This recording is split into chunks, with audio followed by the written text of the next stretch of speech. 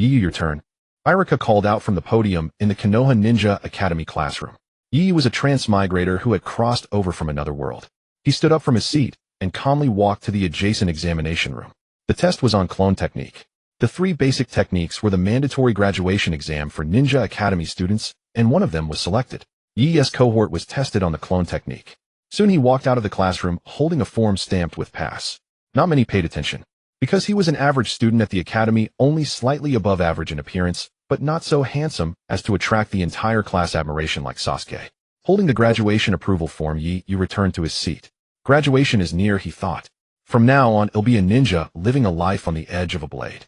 He lay his head on the desk, feeling no joy of graduation. His talent was mediocre. Even with earnest study, his grades remained ordinary. I really don't have the talent to be a ninja, no to be a top-tier ninja. Compared to those monsters who graduated from the academy at 5 or 6, I'm utterly mediocre. His highest possible rank in this life was probably just a chunin. At that moment, you could see the end of his life. But it's not so bad. I've lived an extra 12 years, which is a gain. Transmigration meant he had already died once. Now at 12 he had indeed lived 12 extra years. As he lay on the desk, nearly asleep, a flash of light suddenly crossed his mind. Boy, are you just resigning yourself like this? Your talent is indeed poor, but it doesn't matter. I'll bestow everything I have upon you. Don't disgrace my power. Yi's consciousness completely sank into the mental space, unable to awaken. In the space, a figure stood before him draped in a Marine Admiral's cloak. On the back were the 2 characters, Justice. When the figure turned around, Yi's eyes widened in shock, aka Akainu. The man before him was indeed Akainu. Akainu looked down at Yi with a serious expression. Inherit everything I have, and strive hard. Let me see if you can elevate my power to a higher level. Yi thought he was dreaming. Did I fall asleep that fast? Akainu said nothing more. He extended his large hands and placed them on Yi's shoulders. A pounding heartbeat sound echoed. Yi felt an overwhelming power surge within him. Meanwhile, Akainu's figure grew increasingly blurry until after a few minutes he completely vanished. Yi clenched his fists. Such immense power. So this is the strength of a Marine Admiral. The physical strength has also been fully inherited. This body, which has hardly been tempered, now possesses the might of a Marine Admiral. The vitality brimming throughout his body. No wonder he was called one of the 2 monster trainees of that batch. Akainu and Kizaru were known as the most fearsome monsters in their class. Not just the devil fruit abilities, but their taijutsu, haki, and combat skills were all monster level. Yi had not only inherited his devil fruit ability, combat experience, and haki, but also his body that had been tempered through countless battles. Having obtained all of Akainu's power, Yi instantly felt his chakra reserves swell dramatically. Chakra surged wildly through his meridians. The amount grew larger and larger. Chakra volume is strongly linked to a ninja's spirit and body. Having acquired all of Akainu's abilities, physical strength, and mental power, he sensed his chakra was now tens of thousands of times greater than before. It's still growing. My body is under tremendous pressure. His body was evolving, continuously breaking and rebuilding over and over to adapt to Akainu's terrifying power. His physical fitness skyrocketed, and his chakra expanded drastically. Taijutsu masters generally have vast chakra reserves like Might Guy. Although he is not good at ninjutsu, and only knows basic ones, his chakra is immense. Yi's body was even more formidable than Might Guy's with superior physical strength. His mental power was also immense due to mastering top-tier armament haki. The combination caused Yi's chakra to swell dramatically, far exceeding Might Guy's. Unless Guy opened the 8th gate of the 8 gates, his chakra could not compare. However, the constant reshaping of his body caused excruciating pain. Yet lying on the desk, he remained motionless, his face betraying no expression. There was no sweat on his forehead. His mental energy was absurdly strong. After a long while, when everyone's exams were over, Yi finally woke from his dream. Seeing many classmates leaving, he stood up and followed the crowd as if nothing had happened. He felt the surging chakra within and was shocked. It wasn't a dream. I really have Akainu's power. My current chakra is definitely the most in Konoha village. Even Naruto doesn't have as much chakra as I do. If including the Ninetales chakra, then Naruto's total exceeds Yi's. But the Ninetales within Naruto is tightly sealed by Minato's 8 trigram seal. Although Minato allows a portion of the Ninetales chakra to leak and convert into Naruto's. Naruto's current chakra is only comparable to Kakashi's. Adding the Ninetales chakra, it becomes 100 times Kakashi's. Kakashi's chakra is not small, but his Sharingan consumes a lot. When not burdened by the Sharingan, he can casually release a 100-meter earthen wall spanning hundreds of meters, showing his reserves. Naruto's chakra is immense for his age. But compared to Yi, the gap is enormous. Yi's chakra is about 30 times Naruto's. In other words, Ie's chakra is 30 times Kakashi's. This is an incredibly vast amount of chakra, almost equivalent to a tailed beast excluding the 9 tails. Having obtained such terrifying power, Ie's mindset on the contrary was no longer as troubled. Previously, he had constantly wondered whether he, with his mediocre strength, could survive until the end of the Fourth Great Ninja War. Now he was no longer worried. Even if not invincible, he could easily protect himself. Even if the 9 tails inside Naruto went berserk, Yu could fight back. After the survival crisis was gone, his mindset became much more peaceful. Although his personality didn't change, he was no longer constantly tense as before. He no longer feared being accidentally caught in ninja battles. After leaving the classroom, they arrived at the training ground. The third Hokage stood on the platform, giving a speech to the graduates. Yu stood among the crowd, appearing inconspicuous. Yu had completely suppressed his aura, making even the third Hokage unable to perceive him. While the crowd gathered below the stage listening to the third speech, Naruto, who had failed the graduation exam, sat dejectedly on a swing. Yu had already sensed Naruto's presence, the immense 9 tails chakra within him even sealed by the 8 trigram seal. Yu could still perceive it clearly because his observation haki was top tier. He could even pinpoint Naruto's exact location without turning around. At that moment, Mizuki walked over to Naruto and told him about the sealed scroll. Mizuki told him that as long as he learned the ninjutsu from the sealed scroll, Iruka Sensei would let him graduate. Naruto, completely unsuspecting of Mizuki, believed him entirely. As for stealing the sealed scroll, Naruto didn't think it was difficult. After all, it was kept in the third Hokage's residence. Yu could even hear their conversation clearly. I wonder if the third Hokage knows about Mizuki's manipulation of Naruto. He probably does. It feels like it was all orchestrated. The whole process is too strange. It must have been the third Hokage's design to let Naruto learn the shadow clone technique. Recalling the theft of the sealed scroll, Yu found it hard not to believe that the third Hokage had deliberately allowed it. But it's none of my business. I never had any connection with Naruto anyway. Scenes from his memory played before his eyes. Yu only felt a sense of novelty. He had no intention of getting involved. After the third Hokage's speech ended, Naruto had already left. The students who passed the graduation exam all went home. They had graduated from the Ninja Academy, a truly celebratory event for them. Many parents left with them. Like Naruto, Yu's parents had passed away early. In this world, his parents were ordinary people, not even ninja. Walking along the bustling street, the ninja world was largely at peace. Thus, there was no shadow of war on people's faces. Everyone was joyful. Yu walked silently through the noisy street, the bustle having nothing to do with him. After walking for a long time, he left the bustling area and arrived at the edge of Konoha village. In the middle of a forest stood a wooden cabin. This was Yu's home, left to him by his parents in this world. Since venturing deep into the forest was dangerous, the cabin was only a few dozen meters inside.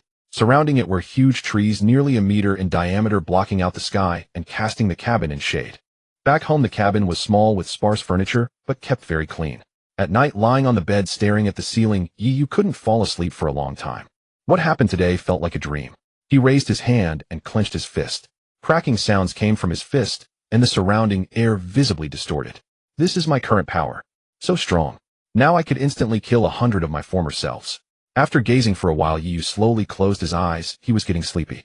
In the dead of night, while Yu was deep asleep, he suddenly opened his eyes, instantly extending his observation haki. After sensing what was happening outside, he frowned. What a nuisance. Why here? At that moment, outside the cabin, Naruto was carrying a huge scroll and landed near the cabin. He sat on the ground, opened the scroll. The first jutsu was the multiple shadow clone technique. Yu did not want to go out. Hope it doesn't affect me. The upcoming fight is just between 2 Chunin and 1 Jinin. It shouldn't reach my house. With that thought, Yu closed his eyes again, ignoring the commotion outside. After a while, Naruto sat cross-legged in front of the scroll, panting. Finally learned it. So hard. Just then, Iruka, who had been chasing Naruto, found this place. Looking at Naruto, he said, "Naruto, hand over the sealed scroll immediately. This is a very important." But Naruto wasn't afraid. Instead, he said excitedly, "Iruka Sensei, I've learned the clone technique. Let me graduate." Iruka looked at Naruto's disheveled state and the ground around him and thought, could it be that he really just wanted to learn the clone technique to graduate? Iruka had chased him here because Mizuki told him that Naruto had stolen the sealed scroll. Worried that Naruto would cause big trouble, Iruka came after him. He didn't expect Naruto just wanted to learn the clone technique and graduate. It seems he tried very hard. Iruka walked up to Naruto, looking at his upturned, smiling face and dusty clothes. With mixed feelings, he reached out to pat his head. Suddenly, dozens of shuriken and kunai shot out from the forest. Whoosh! Iruka instantly pushed Naruto aside. "Naruto, watch out." Dozens of shuriken and kunai pinned the cutoff guard Iruka to the wall of the cabin. Inside the cabin, Yu heard the commotion and twitched his lips. If I ignore this, will they tear down my house? Probably not. It's just two chunin. How big can the battle be? Ignore it. Yu went back to Yu completely ignored the sounds of battle outside. Irika was pinned to the cabin wall by kunai and shuriken, with several wounds bleeding profusely. Naruto stared in shock. Iruka sensei. Mizuki appeared on a tree trunk looking down at Irika and Naruto. When Irika saw Mizuki, he instantly understood what was happening. Naruto saw Mizuki appear, and then Irika's blood-soaked clothes. He shouted at Mizuki, "Mizuki-sensei, didn't you say that if I learned the jutsu from the sealed scroll Iruka-sensei would let me graduate? Why are you attacking Iruka-sensei?" Standing on the tree trunk, moonlight shining on him, Mizuki sneered at Naruto. "Naruto, give me the sealed scroll." Irika shouted urgently. "Naruto, don't give it to him. This scroll seals very dangerous jutsu." Naruto looked at Irika, seeing his bleeding wounds. He chose to side with Irika and shouted at Mizuki on the tree. "Mizuki-sensei, why did you attack Iruka-sensei? Why?" Seeing that Naruto wouldn't hand over the scroll, Mizuki's expression turned cold. He muttered, "That damn demon fox really asking for death." Hearing Mizuki call him a demon fox repeatedly, Naruto frowned. "Mizuki-sensei, why do you keep calling me a demon fox? Is it because of this that the villagers are unwilling to approach me?" Mizuki jeered at Naruto, laughing scornfully. "Ha, you demon fox, you don't know yet, do you? The reason you..." "Stop it, Mizuki. Don't say another word." Seeing that Mizuki was about to reveal the truth that Naruto was the demon fox, Irika quickly intervened. This matter was strictly forbidden to be discussed in Konoha. Thus all along Naruto only knew that the villagers despised him, but he had no idea why. Mizuki of course would not listen to Irika. He said with a smirk, "Naruto, the truth is you are the demon fox, the nine-tailed demon fox that nearly destroyed Konoha. That is why the villagers hate you, why they detest you. It was you who killed their loved ones. Because of you, years ago their families and friends died." Mizuki deliberately provoked Naruto, hoping to drive him to lose his sanity.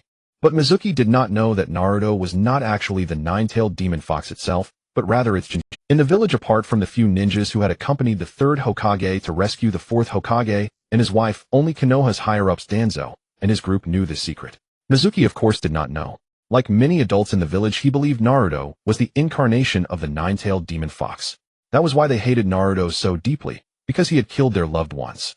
During the Nine-Tails rampage, though it did not last long, it inflicted heavy casualties on Konoha. Many villagers and ninjas were killed or injured. Because of this, in the aftermath, Konoha could not afford to stand firm against the pressures from the Cloud Village.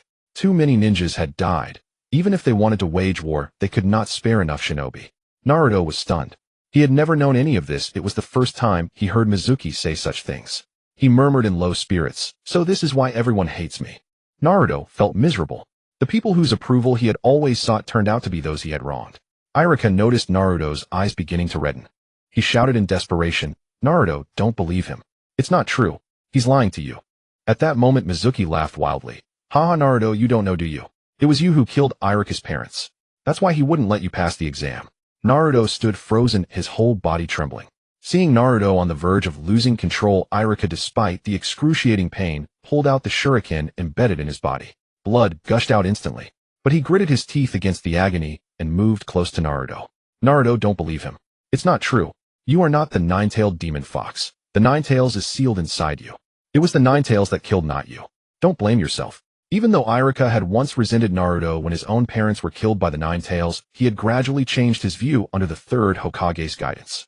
In school, no matter how mischievous Naruto was, or how often he scored 0 on exams, Irika never gave up on. Irika was one of the few who knew that Naruto was the Jinchuriki, not the Nine-Tails itself. Naruto, whose body had begun to emanate the crimson chakra of the Nine-Tails, was taken aback when he heard Irika's words. He looked at Irika. "Iruka-sensei, is that true?" The thought that he himself was the Nine-Tails was something Naruto could not bear. The villagers he had always wanted to be accepted by, he had killed their loved ones.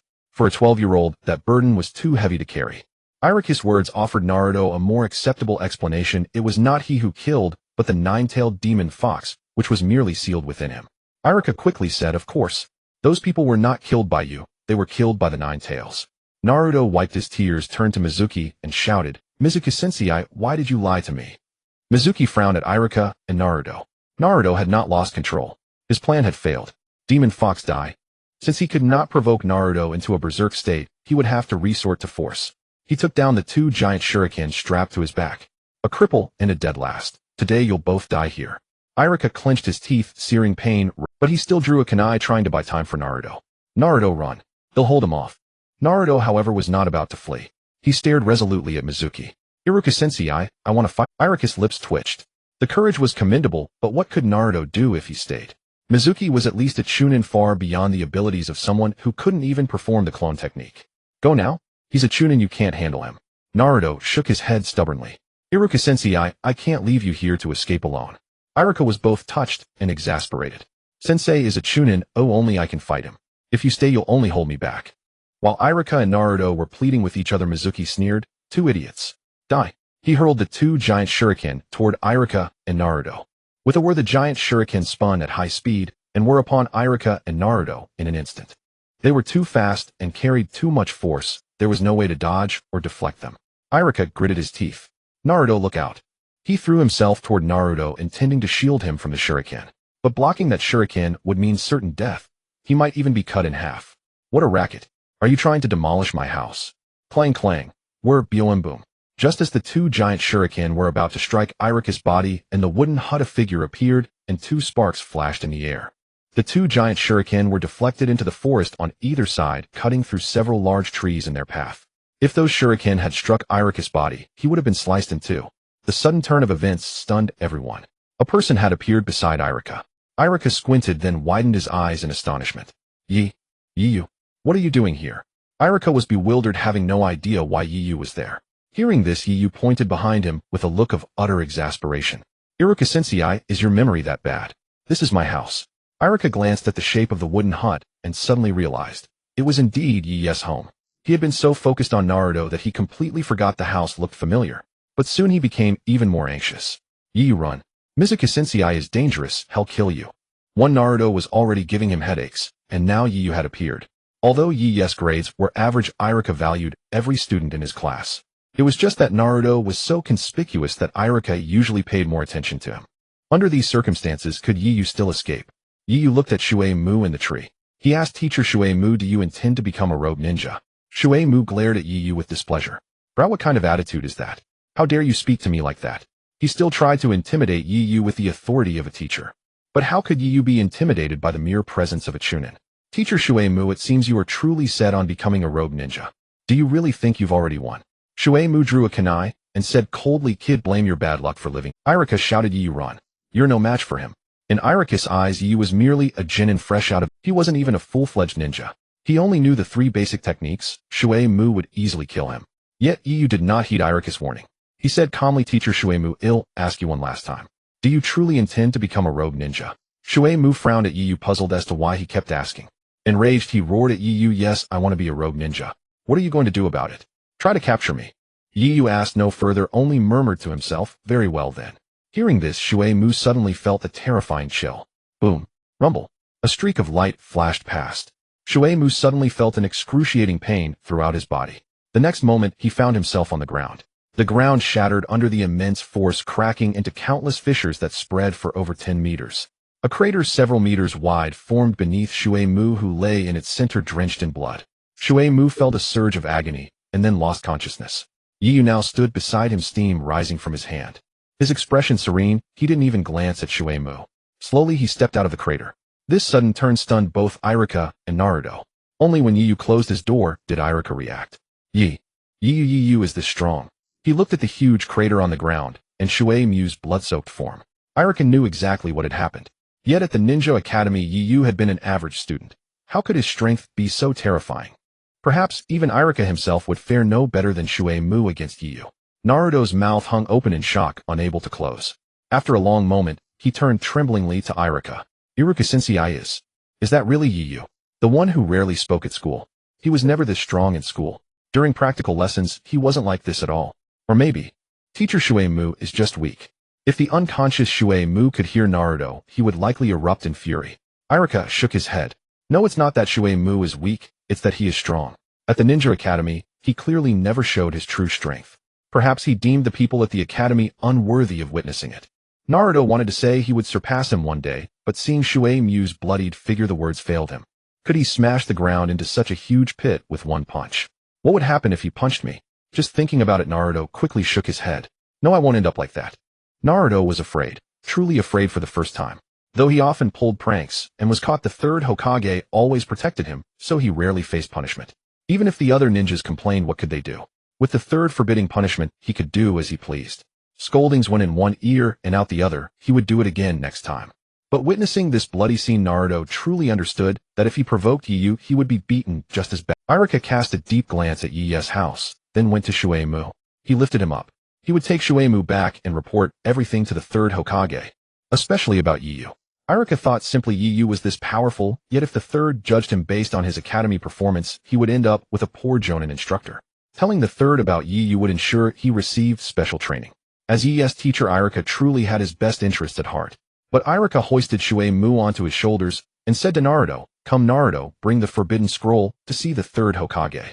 Naruto looked at Yu's house, still shaken by what he had witnessed. It was too shocking, too bloody. It was the most horrifying scene Naruto had ever seen. It terrified him. For the first time, he truly felt he could die. He dared not stay any longer. Naruto quickly followed Iruka, carrying the forbidden scroll. At the Hokage's office, the third looked at Shueimu covered in blood. Seeing Iruka also bloodied, the third assumed Iruka had defeated Shueimu. He first addressed Naruto sternly. "Naruto, do you know how dangerous the forbidden scroll is? It contains many dangerous forbidden techniques sealed by the first Hokage. It cannot be lost or taken outside the village." Naruto, still reeling, wasn't paying attention. The third frowned, unsure what was wrong. "Naruto, are you listening?" Naruto snapped back, "Huh? Third Hokage, what did you say?" Iruka quickly explained, "Lord Hokage, Naruto is just frightened by what happened." The third looked at the blood-soaked Shueimu on the floor and assumed Iruka meant Naruto was scared by the fight between him and Shueimu.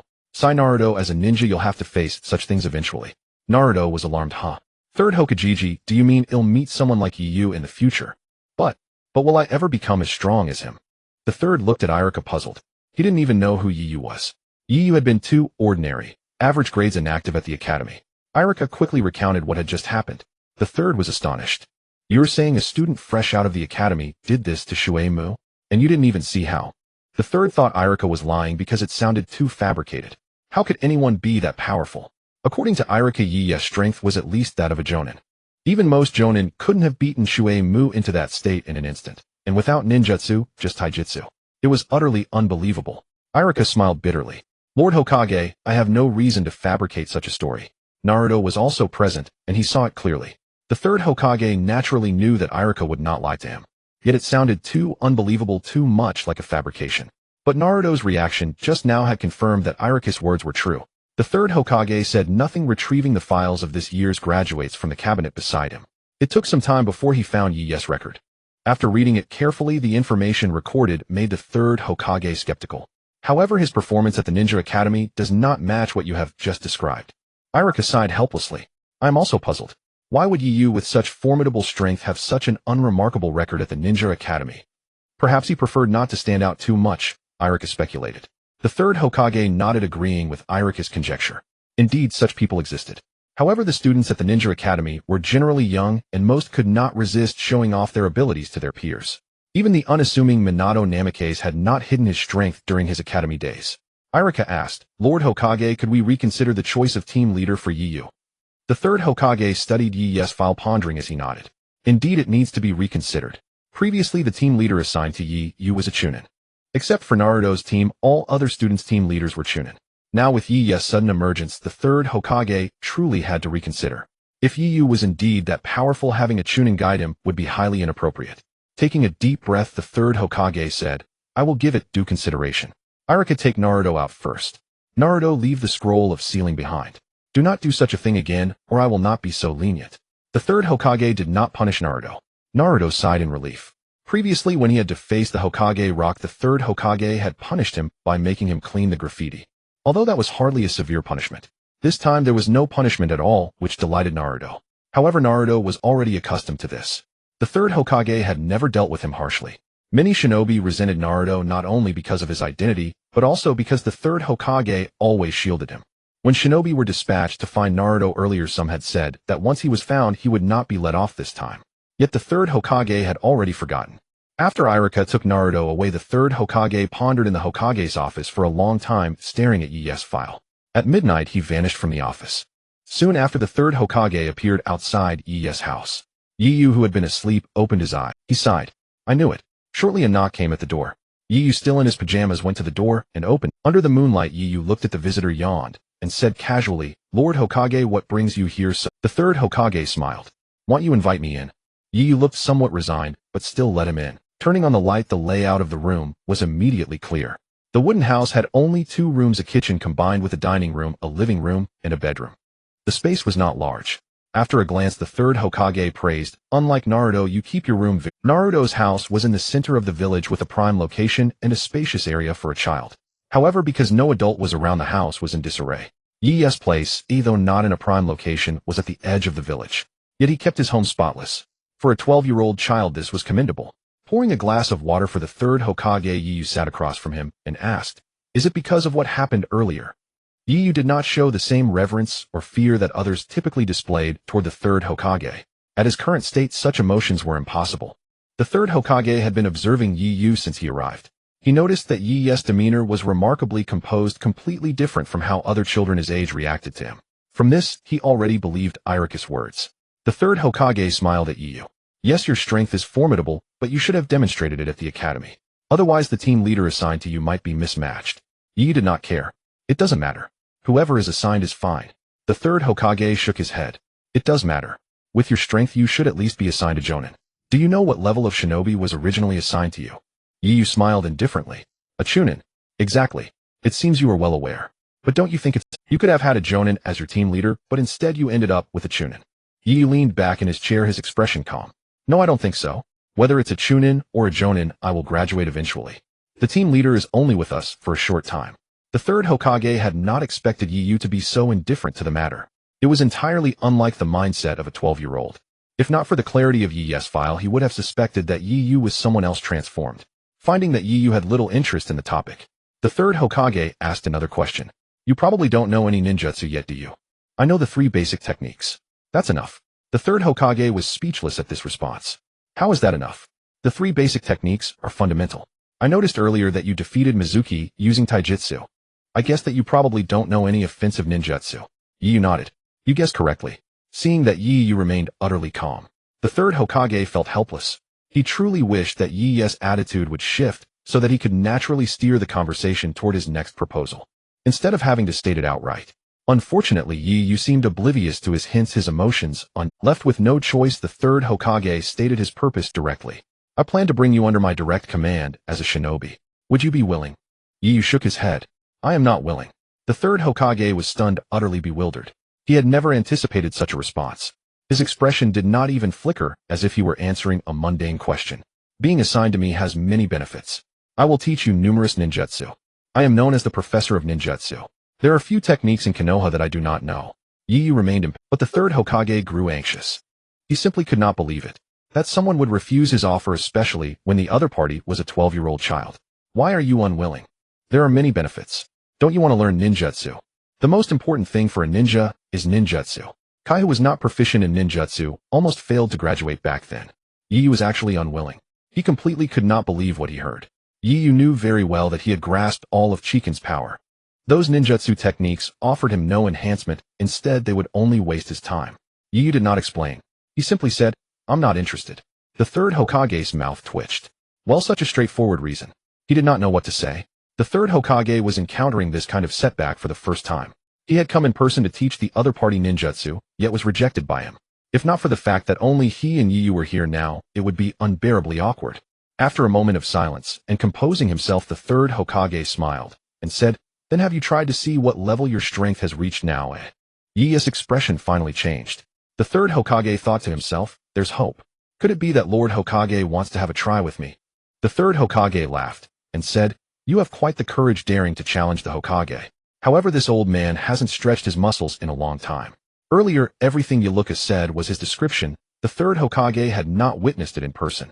Even if he did not doubt Yaluka's words, he still needed to verify just how strong Yi's strength truly was.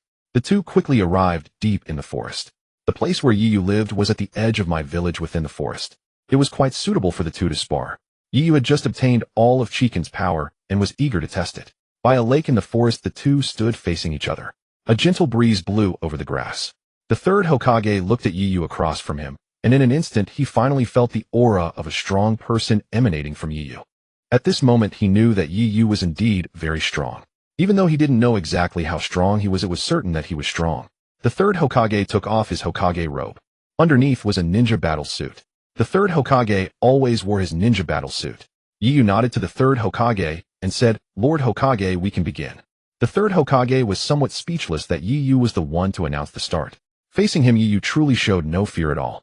He did not know if this was a good thing. "Yu, be careful. This old man will not hold back." Boom. The moment the third Hokage finished speaking, Yu disappeared from his spot, and almost at the same instant he appeared before the third Hokage. The third Hokage was shocked. So fast. It was truly fast, so fast that the third Hokage did not react. So fast that the air created a sonic boom. Although Chiken's physical technique might not be as good as Kapu, who specialized in physical techniques, his physical technique was at the level of a Navy admiral. The Navy's physical training in the early stages was extremely harsh. Chiquan and Huang Yuan were known as the monsters of that class. Moreover, devil fruit abilities are sustained by physical stamina. How could his physical technique be poor? It was just that he often used physical techniques combined with devil fruit abilities, causing people to overlook his physical technique and focus only on the astonishing destructive power of his devil fruit ability. The instant Yu appeared before the third Hokage could not even react. However, Yu did not strike. "Lord Hokage, concentrate. Do not be careless just because I am young." The third Hokage immediately used the body flicker technique to create distance from Yu. At this moment, the third Hokage's heart was full of shock. His speed is so fast. How could pure physical strength reach such a level? He had clearly heard the sonic boom just now. Yi's speed was far beyond the speed of sound. The most terrifying thing was that at such a high speed his body could withstand it. It seemed completely intact, and he did not use chakra to protect himself. Too incredible. This child's physical strength is even more terrifying than the third Raikage's, isn't it? The third Hokage had no choice. In pure physical technique, he was absolutely no match for Yu. Just from that moment earlier, he immediately understood the gap between their physical techniques. The third Hokage bit his finger and began to form hand seals. Summoning jutsu. Boom. A white smoke appeared. From within the smoke stepped an ape wearing armor. "Third Hokage, why did you call me out?" This was the third Hokage's summoning beast Yuan Imo. The third Hokage said seriously, "I want to spar with that child over there. His physical technique is very strong." Yuan Imo looked over at Yu standing opposite, as well as the terrifying footprints on the ground in the distance which Yu had made when he instantly moved. Around the footprints there were even dozens of cracks extending for over 10 meters. Yuan Mo's gaze sharpened and his expression turned serious. "This child's physical technique is very strong. If he weren't strong, why would I have called you?" Yuan Imo said nothing more and immediately transformed into a staff. The third Hokage held the adamantine staff. "You probably don't know ninjutsu, so this old man will compete with you in physical technique." Yu was somewhat speechless. "Lord Hokage, are you sure?" The third Hokage nodded. "Of course. This old man's physical technique is also very strong, not much inferior to ninjutsu." The third Hokage was indeed a master of physical technique, but his style was different from Kai's. As could be seen from his summoning beast during the Ninetales rampage, it could even push the Ninetales' massive body out of my village. The third Hokage's strength and Yuan Mo's physical toughness were both formidable. Since the third Hokage had decided to compete with Yu in physical technique, Yu himself was just as eager to test his current physical technique level. Yu clenched his fist. Armament Haki instantly covered his fist. Boom. Yu turned into a blur of motion again. Although not the first time he saw it, the third Hokage was still shocked by Yi's speed. Too fast, can't even see it with the eyes. Clang. Yu punched the staff in the third Hokage's hand. Boom. The ground beneath the third Hokage shattered, countless splatters of mud flew, and the earth within dozens of meters around completely broke apart. The terrifying force nearly made the third Hokage spit blood. Even more terrifying, Yuan Imo seemed barely able to hold on, and was about to revert. The power of this punch was too fearsome. This was no longer physical technique, it was the oppressive feeling of pure strength. The third Hokage finally couldn't hold on, and spat out a mouthful of blood. This power, how can it be even more terrifying than Gang's house? Gang's house strength was currently the strongest in Mai. Moreover, Gang's Ho had built her reputation as one of the 3 ninjas solely on pure strength. But Yi's power was even far greater than hers. Gang's Ho was the third Hokage's disciple he knew very well. Even Yuan Imo could barely endure. That punch had nearly broken his body. Moreover, Yi's fist striking the staff actually produced sparks like sparks from 2 pieces of metal colliding. Yi's fist was covered with armament Haki. And this was without Yu using the advanced armament Haki technique of emission. If he had, he could have even sent the armament Haki into the third Hokage's body. At that point, without armament, Haki to defend the third Hokage's entire body would be instantly turned into a bloody mist. Choosing to compete with Yu in physical technique was really not a good idea. What the third Hokage did not know was that Yu had not exerted his full strength. He was uncertain of the third's combat capabilities and feared that excessive force might prove fatal. Even without his full power, that single punch had already drawn blood from the third. Yu did not follow up with a second blow. Instead, he leaped backward and landed on the water's surface. This fundamental chakra manipulation technique, walking on water, had become instinctual the moment he acquired Akainu's power. A genius like Akainu would never fall short in such control. Yu had inherited not only Akainu's strength, but also his learning aptitude.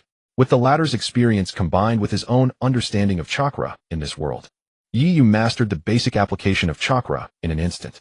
He stood in the middle of the lake, his countenance serene, watching the third Hokage, who was gasping for breath and struggling to climb out of the dozen soft-meters wide crater. Bloodstains still lingered at the corners of the third's mouth. Inwardly, the third was utterly astonished. This child's strength is terrifying, several times greater than Tsunade's. And his speed is remarkable. I wonder if he could outpace the fourth Raikage. The fourth Raikage had achieved peak velocity purely through physical prowess and lightning release, second only to the fourth Hokage with his flying thunder god technique. After Minato Namikaze's death, the fourth Raikage became the fastest ninja alive. Yet Yu gave the third the impression of being even swifter than the Raikage. Lord Hokage, there's no need to compete in taijutsu with me. Use ninjutsu. Yu standing in the middle of the lake reminded him. In hand-to-hand combat, the third was no match for him. Not even with Enma's assistance. The third was fully aware of this. He emerged from the crater and stood on the grass gazing at Yu. I had intended to test his strength, but now it seems I'm the one being tested, the third mused. He held back, just now didn't he? With a single punch, he made me spit blood. And his speed. He's compensated for Tsunade's only weakness. Apart from his lack of ninjutsu, he is undoubtedly stronger than Tsunade. Tsunade's strength exceeded even that of the fourth Raikage with his monstrous physique. Yet Yi's power was many times greater still. With such speed, Yi's overall combat prowess definitely surpassed Tsunade's. If he had followed up with another punch, I would surely have died. When Yi's fist came crashing down, the third experienced a flash of his life before his eyes. At that moment, Yu could have killed him. He was absolutely capable. Enma could not help but remark, "Third, if he landed another punch, I wouldn't be able to withstand it either. That guy's fist carries tremendous force." The third was astonished. "Even your body can't endure it. You're as hard as diamond, stronger than steel." Enma's body could even withstand the thrust of the kuzu. Such was its hardness. Enma still felt shaken. That punch felt less like being struck by a fist, and more like being crushed by a mountain. His fist is harder than steel, perhaps even harder than my own body. The third was stunned. "What? Harder than your body? Are you joking?" The third could not believe anyone could possess greater physical toughness than Enma. Yet Enma had just endured Yi's punch, and its perception was the most accurate. No wonder his speed doesn't affect his body at all. His physical resilience must have reached the level of the Raikage. The Raikage of Kimogakure was universally acknowledged as the pinnacle of body refinement in the ninja world. The third Raikage could even wrestle the Eight Tails into exhaustion. Their physical might was the zenith of the except for Tsunade, who inherited the first Hokage's lineage. No one could match their physique. Yet Yi's bodily strength had evidently reached the Raikage standard. This child's potential, no, his actual power already exceeds that of a Jonin. With his speed and strength alone, he rivals Tsunade and even the third Raikage. I fought the third Raikage many times in the past, and even he never reduced me to such a miserable state. Enma corrected him. No, his fists are much harder than the third Raikage's, and his strength vastly greater. The third Raikage's punches couldn't shake my body.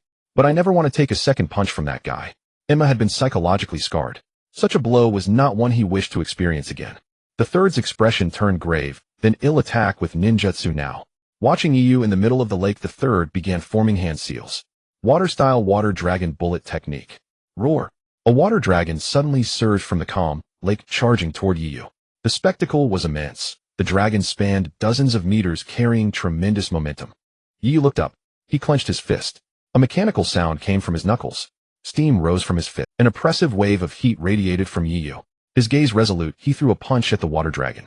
The terrifying air pressure instantly vaporized the dozen soft-meters-long dragon into steam. The shockwave obliterated all the forest trees for hundreds of meters in front of Yu, gouging out a fan-shaped crater hundreds of meters long. The gale ruffled the third's beard. His gaze was vacant. Behind him lay that vast fan-shaped crater stretching hundreds of meters. After delivering that strike, Yu retracted his fist. It seems the enhancement from magma abilities is quite significant. He had not turned his fist into magma, but had merely channeled the heat within it. That was why steam had billowed from his knuckles at the start. Amplified by the Magu no Mi's power, that punch could have pierced a great mountain. But since they were within the village, Yu had held back considerably. Even so, he had created a fan-shaped crater hundreds of meters long. The third felt despair. He remained motionless for a long time. In that instant, he had glimpsed the summons of death. So, strong. The third was too stunned to form coherent words. Enma still in the third's hand had unknowingly cancelled the summoning and returned. Yu walked up to the third and said calmly, "Lord Hokage, it doesn't matter who becomes my instructor." With that, Yu departed. The third stood rooted to the spot for a long time. Only after Yu had vanished did he snap back to reality. He turned his body stiffly.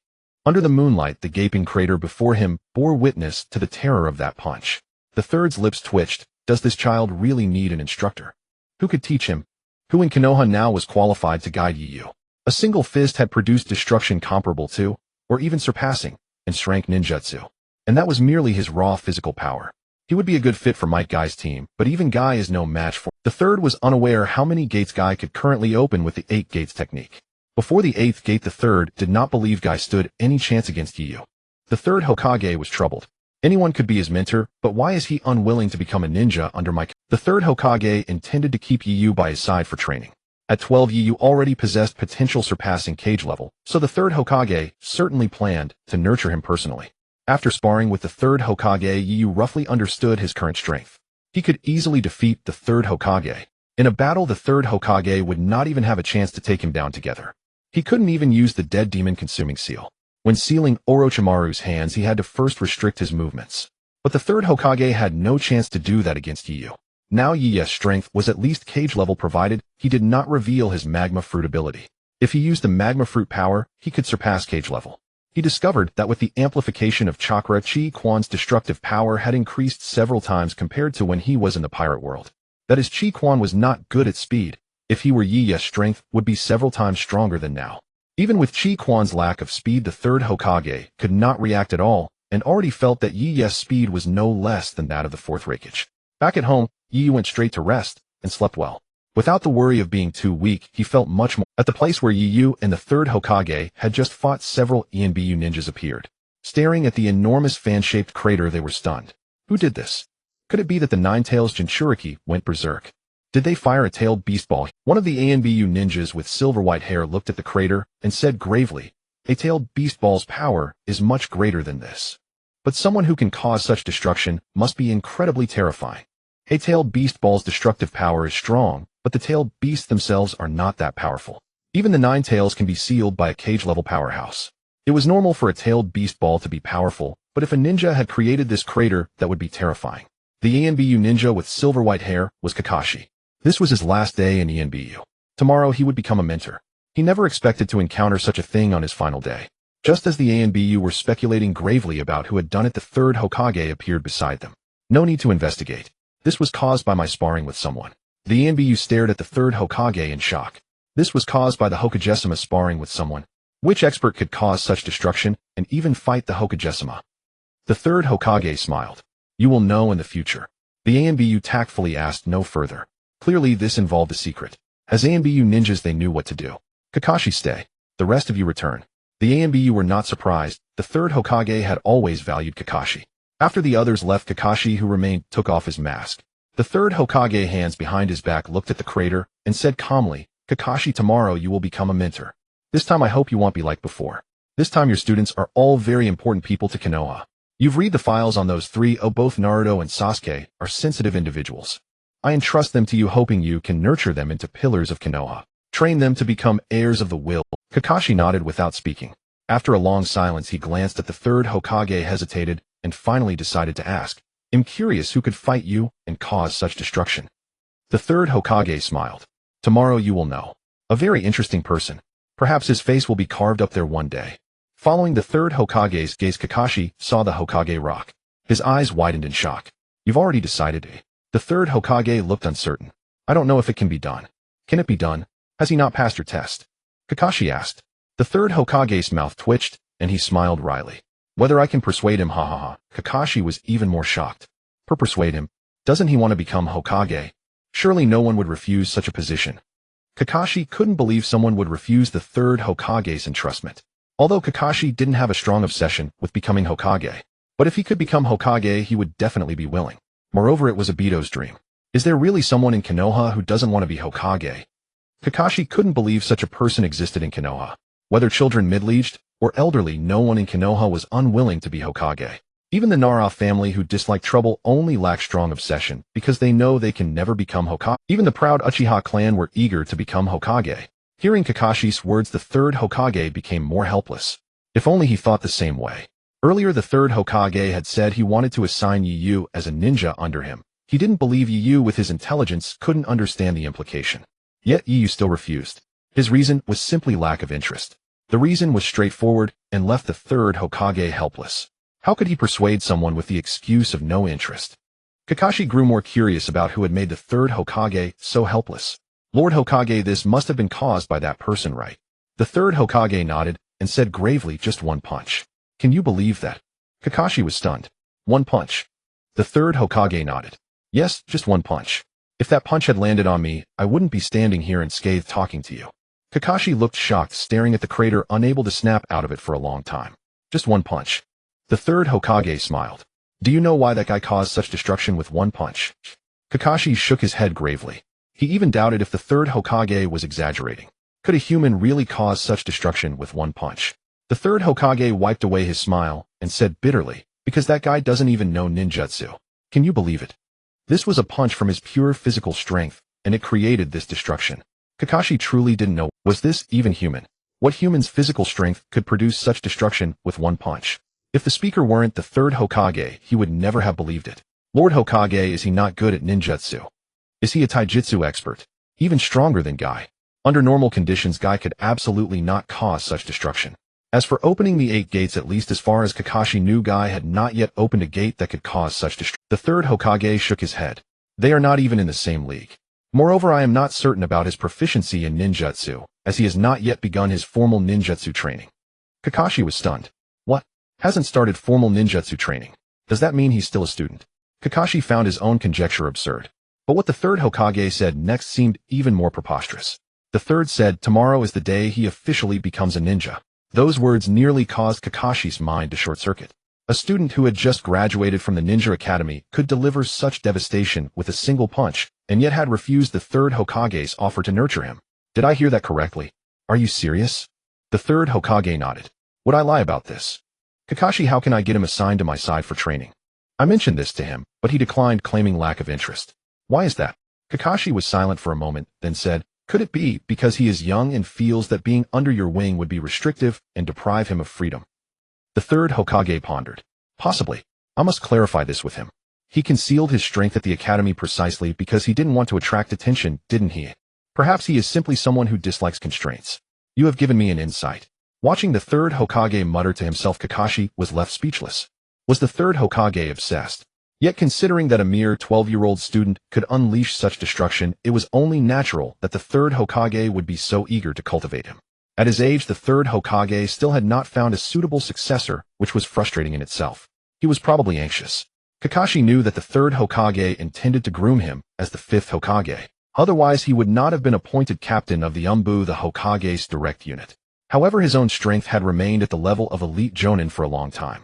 Without a breakthrough, even if the third Hokage wanted to train him as the fifth Hokage, his strength was insufficient. As for the third son, Asuma's ideals conflicted with the third's, but that was a minor issue. The real problem was that Asuma's strength was inferior even to Kakashi's. He had no qualification to become Hokage. Jiraiya and Tsunade. One was obsessed with finding the child of prophecy wandering the shinobi world, the other suffered from hemophobia, rendering her a medical ninja, essentially incapacitated. Moreover, the third Hokage never truly believed that Jiraiya or Tsunade were suitable to be Hokage. They had no desire for the role, and he had never intended to force them. As for Orochimaru, he was his favorite student, but that was all. The third did not think Orochimaru fit to be Hokage. He would rather train Kakashi than let any of the Sannin take the position.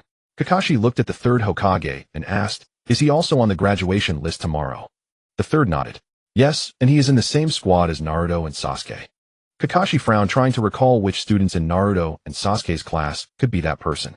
But after racking his brains, he had no idea, because he only paid attention to students from prominent clans or those with outstanding grades. Yu, an unremarkable student, had never crossed Kakashi's mind. No matter how hard he thought, he could not figure out who it was. Seeing Kakashi lost and thought the third Hokage waved his hand.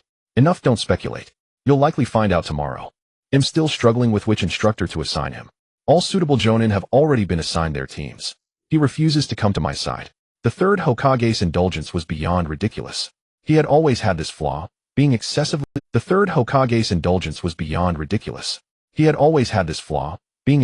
lenient toward those he cared for. When he favored Orochimaru, he even tolerated his crimes, unable to bring himself to strike him down, even when he had the chance. When he promised the fourth Hokage to take care of Naruto, he allowed the boy to run rampant with pranks in the village. This made the villagers resent Naruto greatly, and each time the third Hokage merely offered a few light reprimands before letting it go. The third's indulgence was undoubtedly a significant factor in the villagers' animosity toward Naruto. If Naruto's pranks had been promptly stopped and punished, he would not have continued, and the villagers would not have grown to despise him so much. No one likes a person who acts recklessly without facing consequences, especially given his sensitive background. Now the third Hokage was treating Yu the same way, even consulting Yu about the assignment of his instructor, a privilege not even the third's own son had enjoyed. However, the third saw no issue with it. After all, Yu's strength and potential were worthy of such indulgence. That night, only Yu slept soundly. Despite being disturbed a few times with no worries on his mind, he slept deeply. The next day, he arrived at the ninja academy. He tied the forehead protector around his arm and wore plain clothes to the classroom. When Yu entered, no one paid him any attention. He had always been a transparent figure in the class, not even having a single friend to talk to.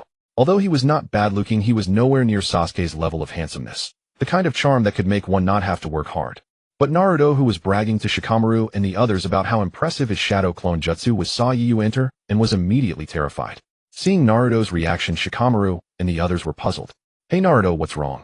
Why did you suddenly stop talking?" Yu paid no attention. He went to his seat and lay down to sleep. Naruto's expression was stiff and his voice was unclear. Nothing. Ever since he had witnessed Yu beating Mizuki so badly the day before, he had been terrified of Yu. He was even grateful that he had never played pranks on him before, because Yu had been a transparent, unremarkable student in the class.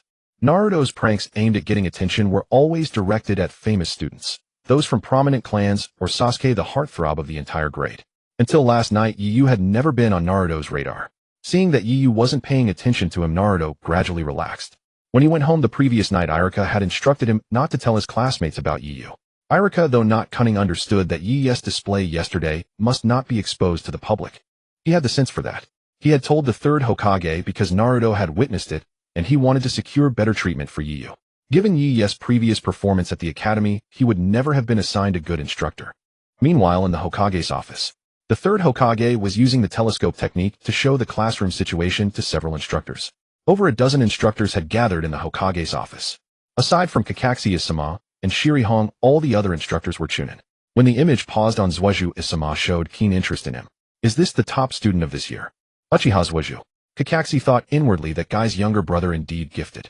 Once Uchiha, you had been Kakashi's subordinate in the Umbu. The image shifted to Mingren, who was currently being besieged by a group of female classmates because he kept provoking Zhuozhu.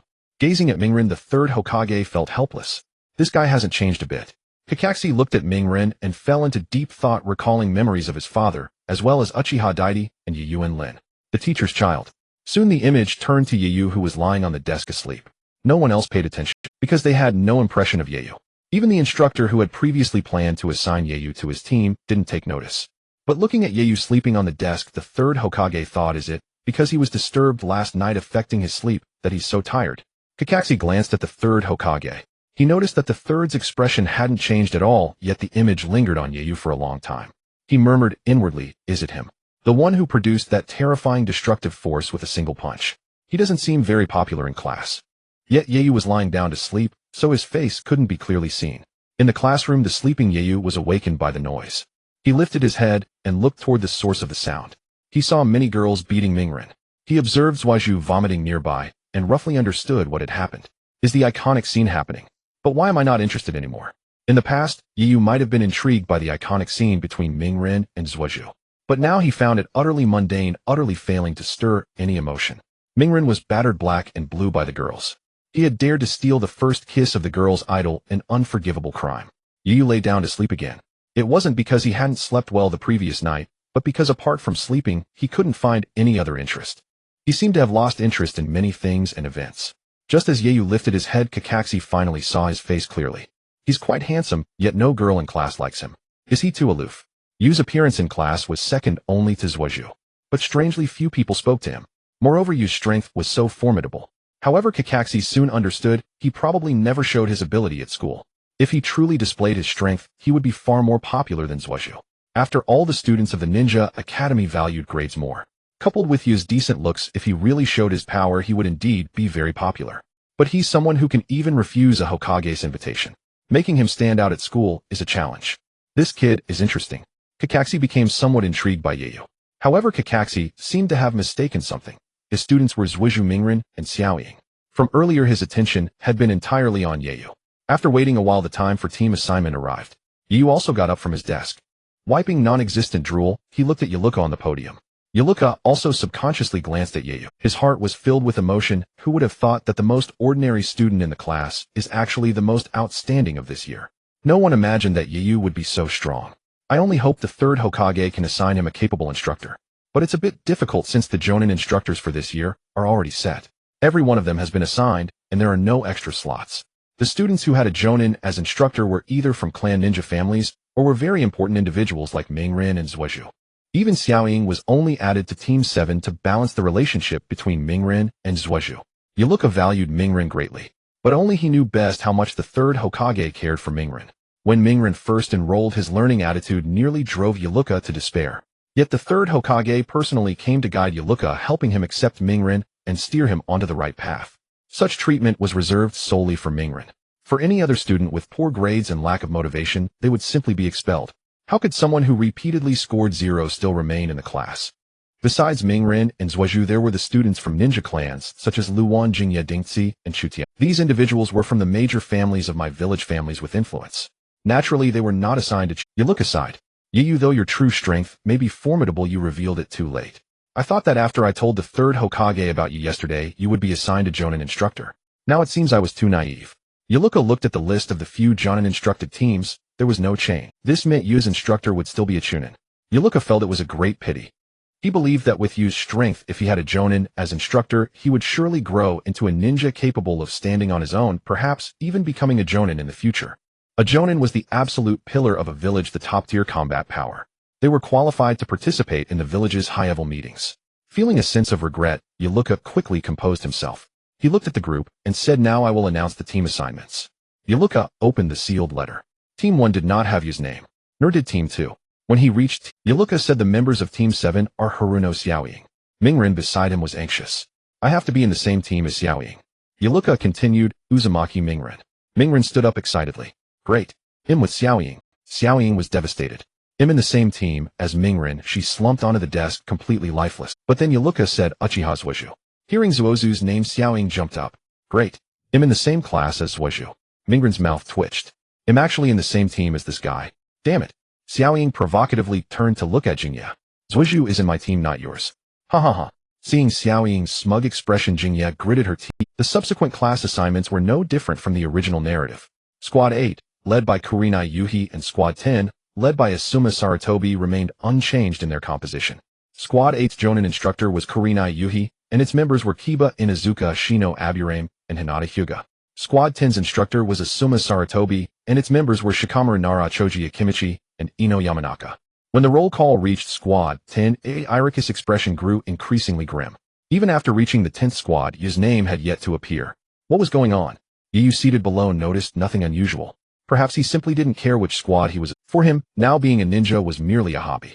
But Irika was tense, his gaze fixed on the very last line. Looking at the list, his eyes narrowed. Irika's unusual behavior stirred confusion among the other students in the classroom. What's wrong with Iruka Sensei? Why did he stop reading?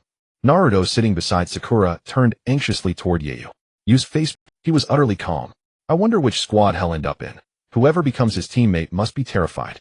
The previous night, Yeyu had punched Mizuki into a bloody, unconscious mess with a single blow, startling Naruto. Naruto now had psychological trauma from Yeyu.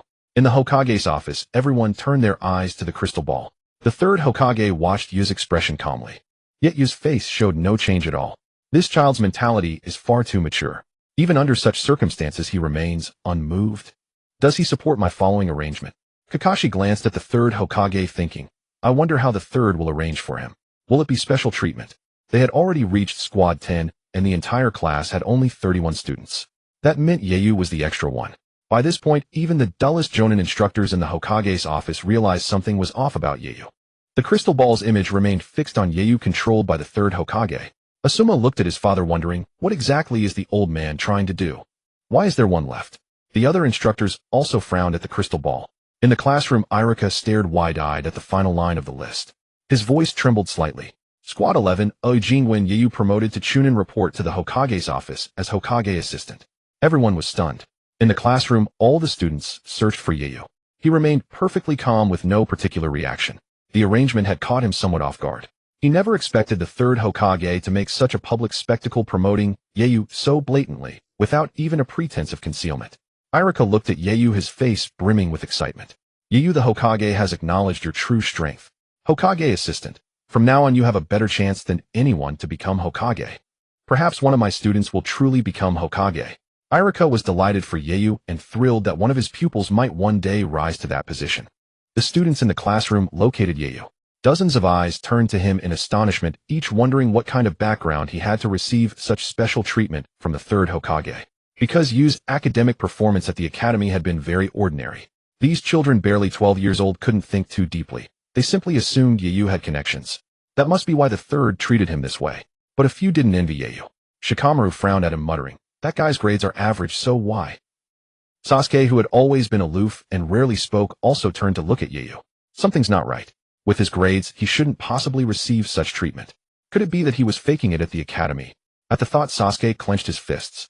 I have to find out why that guy gets to become a Chunin directly. Sasuke was extremely proud.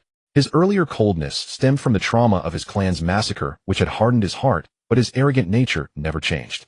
Previously, no one in the class was worthy of his attention, so he rarely spoke to anyone.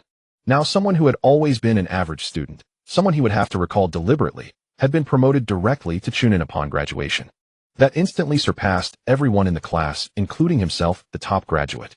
He refused to accept it. Not only the students, but also the instructors in the Hokage's office were bewildered. Lord Hokage, what's the story with this Yeyu? Why is he promoted directly to Chunin and appointed as Hokage assistant? He's only 12, and his grades at the academy were mediocre. Can he truly serve as your assistant? Does he have some kind of background? Everyone could only think of that possibility. But Kakashi understood. If Yeyu was indeed the one who had punched a fan-shaped crater hundreds of meters wide last night, then Chunin was an insult to him. He already possessed Hokage-level power at the mere age of 12. The thought was terrifying. What would Yu's future hold? Would he surpass his mentor, the fourth Hokage, Minato Namikaze? At 12, Minato had become a Jonin. Minato Namikaze, at the same age, had roughly Jonin-level strength. Yet Yeyu already wielded Hokage-level. What did Chunin mean to him? Asuma, standing nearby, knew his father's nature well. He would never act without. Frowning, he asked the third Hokage, "Third, is his ability so formidable that it requires this kind of treatment?" Asuma did not suspect his father of abusing authority. There had to be a reason. The third Hokage offered no explanation. He simply said calmly, "He has the capability. You will understand in time. But about him, I cannot say anything yet." The others saw the third's grave expression, and those still doubtful refrained from further questions. Nevertheless, word about Yeyu would inevitably spread. But the third didn't mind, and neither did Yeyu. Had Yeyu not refused to become the third's disciple the previous night, he wouldn't have needed to come to the classroom for squad assignments at all. He might have become the first person to go directly from graduation to Jonin. Excellence always receives favor. This holds true in any world. In the classroom, after announcing the squad assignments, Irika glanced at Yeyu and left. But by then few cared who their own Jonin instructor was.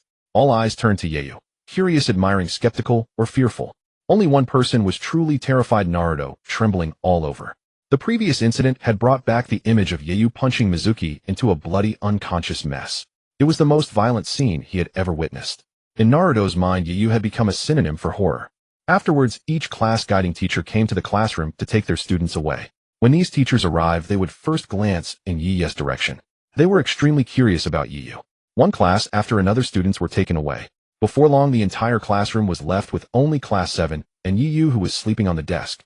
The classroom became exceedingly empty. Naruto occasionally stole glances at Yeyu, noticing that he was still asleep on the desk, which oddly relieved him. Sasuke stared at Yeyu for a long time, lost in thought, before standing up. Sakura, who had been paying attention to Sasuke, also stood up and asked Sasuke, "Where are you going?" Naruto, who had been feeling increasingly anxious, heard Sakura's words and looked at Sasuke. Sasuke ignored the two and walked towards Yu. Naruto, frightened, called out to Sasuke, "Sasuke, what are you doing? Don't go over there." Sasuke cast a glance at Naruto, lost in thought. However, he did not heed Naruto's warning, casually walking up to Yu. "Yu, it seems you are hiding something." Sasuke sat down on the desk next to Yu. Yu did not lift his head, nor did he wake up. Currently, he had little interest in the characters from the original story. Seeing that Yu ignored him, Sasuke's gaze grew increasingly dangerous. Naruto stood behind, wanting to say something, but recalling Yu's terrifying appearance from last night, he found himself unable to move. Sakura walked over to Sasuke's side, looking at Yu. She was also somewhat curious. "Yu-kun, how did you directly become a Chunin? And your class has only you, how strange." Yu seemed to wake from his dream, wiping away the non-existent drool. With some impatience, he said, "I don't know, it was decided by the Hokage, not by me." Sasuke felt a bit displeased. Why did Yu wake up when Sakura asked him a question, but not when he spoke? And why did he only answer Sakura's question? "You don't know?"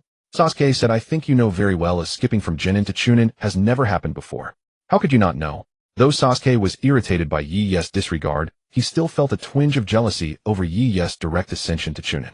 After all, he was only 12 years old himself. Yu glanced at Sasuke and said, "Indeed, I have no idea. However, this has nothing to do with you, does it?" Sasuke and Sakura were momentarily speechless. It was true. Even if Yu became a Chunin directly, what did it have to do with them? After a moment of silence, Sasuke said, "You must have hidden your strength while you were in school, right? Why? Do you think I lack the qualifications to make you show your strength?" Yu looked at Sasuke calmly. Perhaps previously Yu was no match for Sasuke, but now the gap in their strengths was like heaven and earth. Unless Sasuke attained the power of the Sage of Six Paths, only then could Yu be unable to defeat him. Before gaining the power of the Sage of Six Paths, Sasuke was definitely no match for Yu. Yu was very clear about this. Sasuke was taken aback. He never expected Yu to acknowledge it so bluntly, without any hint of euphemism. "Is that so? How would you know if you haven't tried?" Sasuke clenched his fist, looking at Yu provocatively. He would not allow anyone to surpass him, especially a classmate. Yu did not respond to his challenge. Instead, he remained calm, seemingly unaware that Sasuke was challenging him. With an indifferent expression, he said to Sasuke, "You seem quite concerned." Sasuke was taken aback. Yu's words hit the nail on the head regarding his thoughts. "There's no need. If you want to grow stronger, your only opponent is yourself. Even if you surpass others, does that mean you can surpass the person you always wanted to surpass?" Yu's seemingly nonsensical words jolted Sasuke. He stared in shock at Yu. How does he know? Sasuke had always wanted to kill Uchiha Itachi, his brother, the one who annihilated the entire Uchiha clan. Sakura, overhearing their conversation, was completely confused. "What are you two talking about?" Yu looked at Sasuke, his expression calm. But Sasuke was in shock. Yu's words awakened him instantly. What had he been doing before? Encountering someone who might be stronger than him, he tried every means to defeat him. What was the point in that? Could these people really compare to Uchiha Itachi? Even if he defeated those people, could he then defeat Uchiha? That was simply impossible. What mattered most was whether he was continuously improving himself. Sasuke looked at Yu. "How do you know?" He still asked the question. Yu replied calmly, "You can tell with a little understanding. After all, that is the Uchiha clan." Sasuke murmured, "The Uchiha clan." How long had it been since he heard that term? Because of the Uchiha clan's destruction, many people wouldn't even mention the Uchiha clan in front of Sasuke. He had not heard that term in a long time. Sasuke clenched his fists and looked up at Yu. "I want to challenge you. Do you really have the strength to be a Chunin? How far am I from being a Chunin now? That man is a Jonin. If I can't even defeat a Chunin, there's no way I could ever defeat him. Yu, please help me verify this." Sasuke initiated the challenge. However, Sasuke's words terrified Naruto, who dared not approach. "Sasuke, are you crazy? Do you know how strong that guy is? Mizuki." Naruto, about to mention Mizuki, quickly covered his mouth. Iruka had told him last night not to disclose anything about Yu from last night. Just not saying it made him feel uncomfortable. Sasuke turned to Naruto. "You seem to have seen his strength." Yu cast a glance at Naruto, who trembled in fear at Yu's gaze. Naruto quickly waved his hands to deny it too. "Haven't seen anything. Don't say that." He was afraid Yu would treat him like Mizuki and beat him to a pulp. Is Naruto really that timid? Yu was somewhat puzzled. Indeed, Naruto was quite timid during the Land of Waves mission. He had been paralyzed with fear by two Chunin. Let alone the fact that Yu had smashed Mizuki into a bloody mess with a single punch, leaving a massive crater in the ground. The impact of that scene was too great for Naruto to forget. Yu looked at Sasuke and said calmly, "You are still far from it." Sasuke gritted his teeth. "How do you know? When have you seen my true strength?" Sasuke was unconvinced, feeling Yu was just putting on a show. Maybe his strength was not as great as his own. Thus Sasuke provocatively said, "Aren't you afraid?" Suddenly he felt a terrifying, murderous intent. This mental shock nearly caused him to faint. This terrifying pressure made Sasuke feel as if he were in hell. His spirit could not bear it at all. Even his Sharingan activated automatically. Sasuke's body swayed, almost toppling over. Sakura, witnessing this scene, was stunned. Seeing Sasuke about to fall, she quickly supported him. After steadying Sasuke, Sakura remained oblivious to what Yu had done to him. The oppressive aura moments ago had been exclusively directed at Sasuke. Sakura had not the slightest perception. "Yu, what did you do to Sasuke?" Leaning back in his chair, arms crossed, Yu replied calmly. "Nothing, just let him experience what true power is." Sasuke's originally cold and aloof expression turned utterly terror-stricken. His eyes could barely stay open. He had just felt himself die several times, enduring cruel tortures in hell. That feeling was worse than death. With one hand gripping Sakura's arm and the other braced on the table, Sasuke's forehead was drenched in cold sweat. His eyes locked onto Yu. "What was that power just now? Is this the confidence you have as a Chunin? Since when are Chunins so formidable?" Sasuke was not a man without experience. His clan had many Chunin when he was a child, but none of them had ever given him such a terrifying sensation. What kind of power was this of Yi's? Looking at Sasuke, Yu was utterly calm, showing no threat at all. It was merely a faint release of aura. If you find it terrifying, it only proves you are far from sufficient. I think the one you've always cared about is definitely someone you cannot defeat at your current level. Even the version of him from years ago is beyond your reach now.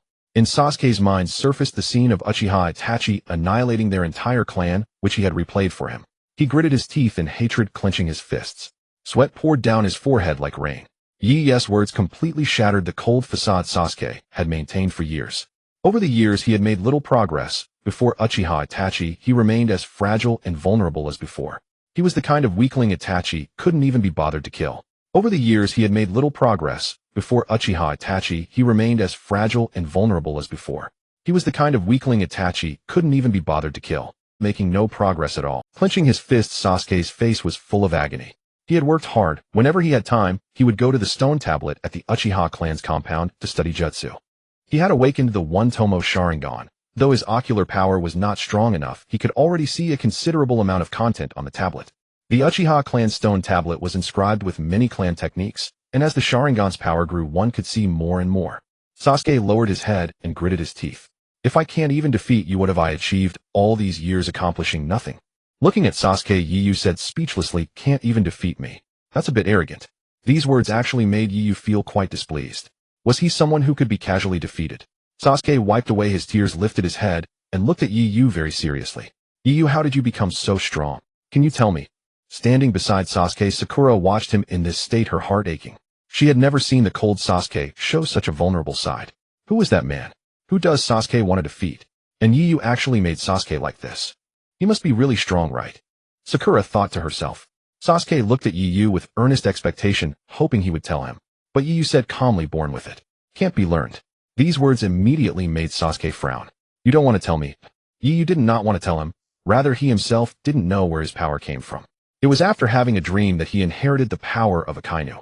Was he supposed to tell Sasuke that he obtained this power from a dream? Yu said indifferently, "Think whatever you want." Sasuke snorted coldly, turned his head, and said with a proud expression, "If you don't want to say fine. I will definitely become stronger enough to defeat you and that man." Yu simply smiled, showing respect. Just then the classroom door opened. A ninja with silver-white hair walked. Hatake Kakashi, the instructor of Team 7. Approaching the podium, Kakashi glanced in Yi's direction. This was their first meeting. However, he was not Yi's instructor. "Team 7, follow me out. Gather on the school rooftop." After saying this, Kakashi gave Yu a brief look and then vanished from the classroom. Sasuke, Sakura, and Naruto were taken aback. Yu reminded them, "Hurry up and go, your instructor is here." Sasuke frowned. He felt this instructor seemed a bit unreliable. Nevertheless, he needed to go assemble quickly. As he left, he looked at Yu and said solemnly, "Yu, soon I will surpass you. You will be the first opponent I defeat." Before leaving, Sasuke threw out a tough remark. Yu ignored him and continued to sleep on his desk. Meanwhile, Naruto, who was supposed to be the protagonist, had barely spoken a few words throughout the entire process. He had been hiding nearby, shivering. Especially after seeing that Yu seemed to do nothing, yet nearly made Sasuke faint and sweat profusely, Naruto became even more terrified. Even Sasuke, Naruto, and Sakura had left, leaving only Yu alone in the entire classroom. The empty classroom was very quiet, and Yu truly fell asleep. Soon after, the third Hokage appeared in the classroom. He came to Yu's side. "Come, I'll take you to the Hokage's office to familiarize yourself with the environment." The third Hokage knew that Yu must have sensed his arrival. Sure enough, Yu stood up and stretched his limbs. Lord Hokage, what you did earlier was a bit conspicuous and has created many troubles for me. The third Hokage chuckled completely unconcerned. I suppose you wouldn't care about these things. Originally, I wanted to promote you directly to Jonin, but after thinking it over that was too dramatic, so I'll promote you to Chunin instead. Yi was a bit speechless. Chunin is also quite exaggerated. Graduating from the Ninja Academy, without even starting as a ninja, being directly promoted to Chunin, skipping the Jinin stage entirely. This was unprecedented in Konoha's history. Quite exceptional. Of course it would stir up much controversy. But neither Yi nor the third Hokage cared about such disputes. Because Yi was strong enough. The third Hokage had sufficient reasons to explain, and Yi had adequate power to ignore doubts. The third Hokage laughed. Haha, do you want to start as a Jinin? Yi shook his head. Skipping Jinin and not having to do those boring missions is certainly good. But becoming your assistant, I have no experience. Don't worry, just stay by my side and learn gradually. Also, you won't need to go out on missions, you can study some Your taijutsu is formidable, but since you are a ninja you should learn some ninjutsu. You can access all the jutsu archives in the Hokage's office for study. Yi had mastered the power of Akainu. His strongest abilities were Haki combined with the Magu no Mi. However, he would not use them unless necessary. If he unleashed his full power combining this world's chakra with Akaina's strength, Yi estimated that he could possess strength surpassing the Kage level. Besides Akaina's power, Yi also possesses 30 times the chakra reserves of Kakashi. With such immense chakra combined with Akaina's learning talent and physical strength, he was curious about which ninjutsu he could learn. Following the third Hokage to the Hokage's office, the third Hokage pointed to a workspace beside his desk and said, "That will be your seat from now on. In a few years when I can no longer carry on, you can take this seat." The third Hokage patted his own chair. Yi leaned against the window and said calmly, "You'd better keep working hard. I have no interest in this." The third Hokage chuckled. "Interest can be cultivated. The reason I want to train you to become Hokage is not only your strength, but also your mindset. I'm a good judge of character. Though you seem indifferent to everything, once you are forced to shoulder responsibilities, you will, even if you might not like it." Yi glanced at the third Hokage, but said nothing. The third Hokage patted Yi's shoulder. "Don't worry, you're still young. You won't need to bear this heavy responsibility anytime soon. Alright, let me test your chakra nature." The third Hokage took out a piece of chakra test paper. This chakra test paper can determine your chakra nature. There are 5 basic chakra natures in a person. Training ninjutsu that matches your own chakra nature will be much easier. Come infuse your chakra into it. Don't overdo it, just a little. The third Hokage handed the chakra test paper to Yi. Yi also wanted to know what his current chakra natures were. So he infused his chakra into the paper. In an instant the paper changed. Moreover, 5 different areas showed changes. One area became wet, another was scorched, one section crumbled into dust, another wrinkled severely, and one was cut into several pieces. Yi was stunned. Are these all 5 chakra natures? Although he had obtained Akaina's power, he was surprised to have all 5 chakra natures. The third Hokage's mouth twitched. How enviable, having all 5 chakra natures. Although the third Hokage also possessed all 5, Yi was a taijutsu specialist. Could his talent in ninjutsu be as great as his talent in taijutsu? If so, that was truly enviable. Yi asked, "You should also have all 5 elemental chakra natures, right?" The third Hokage nodded. "That's right. Having all 5 elemental chakra natures is very rare." The second Hokage also possessed all 5. Apart from him and myself, you are the only one in Konoha with all 5. Yi was not surprised at all. Having so many chakra natures, one usually specializes in just 1 or 2. The third Hokage was somewhat surprised. "I didn't expect you to think that way. You're right. Even with all 5, one tends to focus on 1 or 2. For example, I also know ninjutsu of other natures, but I mainly excel in fire release." The second Hokage specialized in water release. Yi didn't know much about the second Hokage.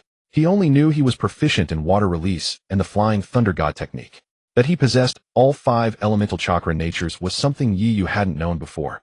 The third Hokage asked, "Which chakra nature do you plan to focus on?" Yi thought for a moment and said fire and earth. The third Hokage was slightly surprised. "You've made the same choice as I did." Yi chose fire and earth because he possessed the power of the Magu no Mi. In this world, the ability most similar to the Magu no Mi was lava release. Lava release is a Kekkei Jinkai created by combining fire and earth. In the future, when Yi uses the Magu no Mi's power, he won't need to find any excuses. However, the power of lava release in this world was on a completely different level from the power of Yi's Magu no Mi. But that didn't matter at all. Yamato's would release and the first Hokage's would release were also not on the same level. The third Hokage happened to be proficient in both earth and fire release. Earth release for support, fire release for firepower. Besides the 5 elemental ninjutsu, it's best to master 1 or 2 forbidden level techniques to use as trump cards. The third Hokage led Yu to the Hokage's archives. This place stored all kinds of data from Konoha over the decades, including ninjutsu records. Yu scanned the room and selected a few techniques. He didn't plan to pick too many. The third Hokage nodded, satisfied with Yu's choice. 5 layers Rashomon Myojin Gate and the Flying Thunder God technique. Just these 3. Yu held 3 scrolls and said, "That's enough. Besides, these 3 techniques are all extremely difficult to learn. I might not even master any of them." All 3 techniques were shrank in difficulty. Yu wanted to test Akainu's learning ability. The third Hokage smiled. "It's fine if you can't learn them. These 3 techniques were never mastered by many. 5 layers Rashomon was only mastered by the first Hokage, Myojin Gate only by the first Hokage as well, while the Flying Thunder God technique was used by the second and fourth Hokage. Moreover, both the second and fourth Hokage earned their fame through the Flying Thunder God technique. The second Hokage was known as the fastest shinobi of his time, and the fourth Hokage was called the Yellow Flash. All thanks to the Flying Thunder God technique. If you learn it combined with your power, you might even unleash greater might than the fourth Hokage in his prime. Minato Namikaze was faster than the second Hokage, but his ninjutsu attack power was not high. It was fine against ordinary ninja, but troublesome against those with stronger defenses. But are you sure you don't want to pick a few more? You might not be able to learn any of these 3. The third Hokage still hoped Yu would choose some techniques he could actually learn. For example, some 5-element ninjutsu. But Yu was not interested in elemental ninjutsu. The power of the Magu Magu no Mi already surpassed any elemental ninjutsu. He couldn't waste time on redundant things. Yu put away the 3 scrolls and said, "Just these 3. Other elemental ninjutsu won't provide much boost to me." The third Hokage originally wanted to say more, but recalling the destruction Yu caused with a single punch last night, he realized elemental ninjutsu indeed offered little enhancement for him. "Alright, since you've made up your mind, I support you. Now that you're a Chunin and the Hokage's assistant, you should move out of your... I found a house for you next to the Hokage building. From now on you'll live there, so you can get here quickly whenever something happens." Yu did not decline the third Hokage's proposal. "Since it is the Hokage's kind offer, I shall not refuse. I will diligently study these 3 techniques. All 3 of these techniques are forbidden arts." Yu had chosen these 3, leaving the third Hokage somewhat resigned. He did not interfere with Yu's selection. He wished to observe Yu's aptitude for ninjutsu. If his talent proved ordinary, the third Hokage would later select a few elemental techniques for him. For Yu, ninjutsu was merely an embellishment. His taijutsu under normal circumstances already rivaled at the level of a Hokage. Moreover, last night he had failed to probe the true extent of Yu's power. Even so, he had already displayed strength comparable to a Hokage. Yu was merely 12 years old. It was unfathomable to imagine what heights he would achieve in the future. The third Hokage naturally wished for Yu to develop comprehensively, but that was indeed a challenge. After guiding Yu through all the formalities, Yu proceeded to move houses. Yu possessed few belongings. He packed a single bundle and arrived at his new home. The residence was situated at the very heart of my village, a location whose land value Yu could never earn in a lifetime as a ninja. The room was not large, a 3-story apartment with Yu on the top floor, 2 bedrooms, and a living room approximately 70 square meters. To reside in a 70 square meter apartment at this geographical location was not something an ordinary person could achieve. Kakashi also lived nearby, but his apartment was only about 30 square meters. Mingren lived in the vicinity as well, his apartment even smaller, roughly 20 square meters. Yu knew that he could never afford this house in a lifetime as a ninja. A ninja's income was substantial, but many expenses had to be borne personally. Supplies and tools required for missions had to be purchased and prepared by oneself. Ninja tools were exceedingly expensive. Only shuriken and kunai were relatively affordable, which explained why ninjas were so fond of using them. Everyone adored using explosive tags, but the cost of a single tag equaled the proceeds from a crank mission. To use an explosive tag on a mission below crank would render the entire task futile.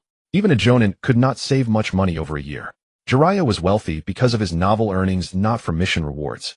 Even a diligent worker like Kakashi could only afford a 30 square meter apartment nearby. As the third Hokage's biological son Asuma still resided in a dormitory without his own dwelling. Yet without his own home, Yuhi Kurenai was still willing to be with him, truly a testament to genuine love. In the evening, Yu thoroughly cleaned the house from top to bottom, and after tidying up, he sat down and unrolled the 3 scrolls of techniques.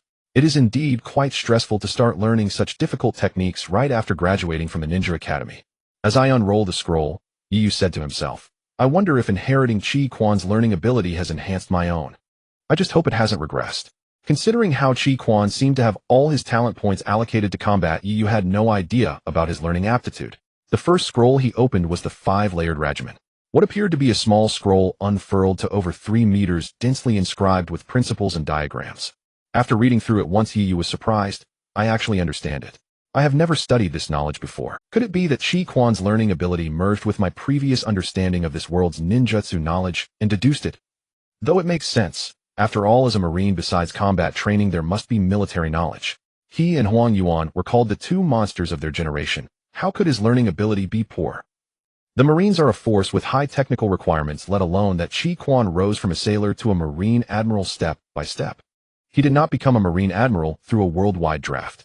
After reading it once, Yu truly understood and even had some leads.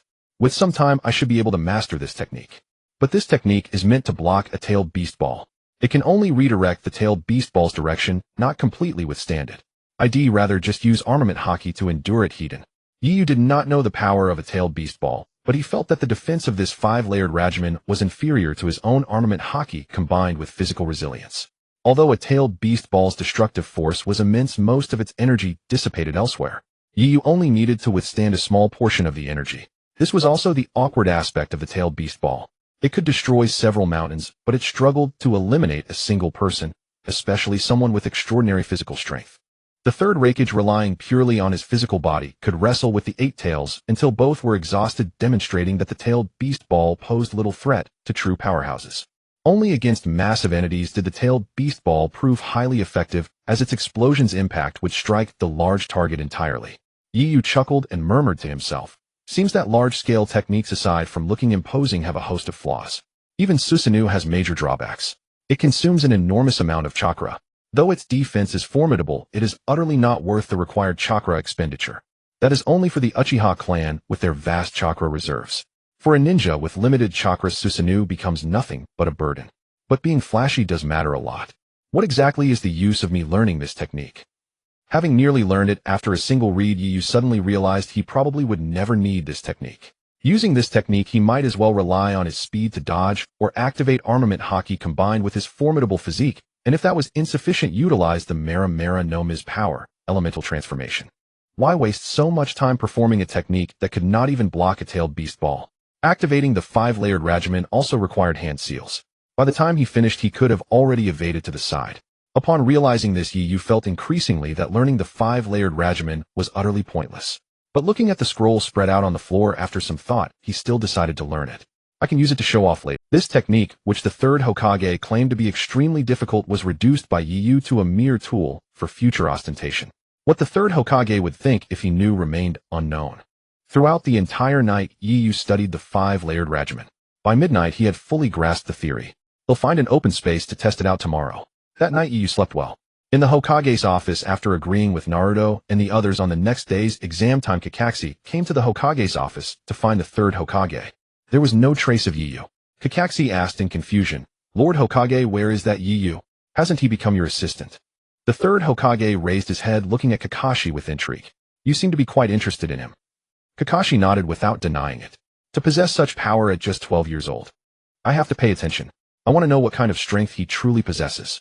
Because Kakashi was the third Hokage's trusted subordinate, he dared to inquire about Yu's situation in front of the third. The third Hokage did not suspect Kakashi. He even told Kakashi everything about Yu's situation from earlier that day. Kakashi was surprised. He actually possesses all 5 elemental chakra natures. This world is truly unfair. His taijutsu is already so formidable, and his ninjutsu talent seems equally impressive. Kakashi was genuinely envious. Although Kakashi was known as the copy ninja capable of using all 5 elemental ninjutsu, he did not actually possess all 5 chakra natures. At Yu's home, after studying the scroll until midnight, Yu finally finished reading the 5-layered Rashomon. Lying in bed, he murmured to himself, "Actually, this is just a ninjutsu similar to the summoning technique." However, mastering this technique requires an enormous amount of chakra, which is why it's classified as strength. The learning difficulty isn't that great. It's probably only slightly harder than the summoning technique. Because the 5-layered Rashomon was essentially a summoning technique, the scroll also contained an introduction to the summoning technique. By learning the 5-layered Rashomon, Yu also mastered the summoning technique. Just then a knock sounded at the door. Yu activated his observation Haki. So I actually encountered it. Yu went to the door and opened it. Standing outside was a ninja wearing a beast mask. "You come with me. Lord Danzo wants to see you." Yu said, nothing, simply looking at the ninja. He thought Yu didn't know who he was, or who Danzo was. "I'm from the Umbu. Lord Danzo is the Hokage's advisor. He wants to see you." Yu asked calmly, "Why are you wearing a mask?" The ninja was taken aback. "I'm an Umbu ninja," he explained again. Unexpectedly, Yu said, "Take off your mask. I suspect you're not a ninja of Konoha." "What?" The ninja became angry. "Are you messing with me?" Yu remained calm. "Just confirming your identity. Who knows if you're a spy from another village? You're asking for death." The ninja believed Yu was deliberately toying with him. He immediately threw a punch aimed at Yu's stomach. Boom. Ugh. Just as he was about to strike, a terrifying mental shockwave assaulted his psyche. The ninja rolled his eyes back, his body went limp, and he collapsed at Yu's doorstep. Yu paid him no attention. Somewhat surprised, he thought, could this be Conqueror's Haki? Akainu doesn't have Conqueror's Haki, yet I possess it. Thanks to his experience from Akainu, Yu was able to control his newly awakened Conqueror's Haki with great precision, reaching the level of Conqueror's Haki infusion. Now I have all three types of Haki. My obsessive-compulsive disorder is finally cured. Breathing a sigh of relief, Yu smiled. Glancing at the ninja lying at the door, he casually tossed him outside. As for whether the ninja would die from the fall or freeze to death at night, Yu didn't care. That guy's strength wasn't so pathetic. By dealing with him, he would certainly offend Danzo. But Yu didn't mind. He was no longer someone anyone could provoke. He didn't want trouble, but he would never compromise himself. At the root headquarters, Danzo had waited a long time. The ninja he sent to summon Yu had not returned. With a grim expression, he dispatched 2 more ninjas to bring Yu back. Both ninjas were Tokubetsu Jonin. They arrived at Yu's home and saw their comrade lying on the ground. Bear is unconscious. Was he hit by a mental technique? Bear, knocked unconscious by Yu's Conqueror's Haki, was now rolling his eyes, foaming at the mouth, and completely unconscious. He looked terrible. The two were utterly shocked. Bear was a Tokubetsu Jonin, like them, part of the upper echelon of root. Someone had actually reduced him to such a state. They looked up toward the 3rd floor. That was the residence they had investigated as Yu's. Could it be him? But he just graduated from the Ninja Academy. Does he really have this kind of strength? The two were conflicted. Regardless, let's take Bear back first. We'll come back to capture that kid later. The next moment, they disappeared with Bear. At root headquarters, Danzo looked at Bear, who lay on the ground, unable to wake up, his face dark. Yamanaka Fu, wake him up. Yamanaka Fu was a member of the Yamanaka clan whose ninjas excelled in mental. Yamanaka Fu was also one of Danzo's trusted subordinates, the other being Aburame Torian. Yamanaka Fu approached Bear and began to probe his brain and psyche. Such terrifying mental power. He nearly destroyed Bear's nerves. How did he do it? Many of Bear's nerves had been damaged. Pure mental techniques alone could hardly achieve such an effect. Just as with Genjutsu, ordinary illusions and Tsukuyami were completely different concepts. After trying for a while, Yamanaka Fu shook his head helplessly. Lord Danzo, I have no way to wake him. We can only wait for him to regain consciousness on his own. His nerves have been significantly damaged. The attacker seems to have deliberately controlled the damage, otherwise Bear would already be dead. But I can't think of anyone in Konoha who possesses such precise control. It's too intricate. Danzo's expression grew darker. Bear went to find that brat named Yu. Could it be him?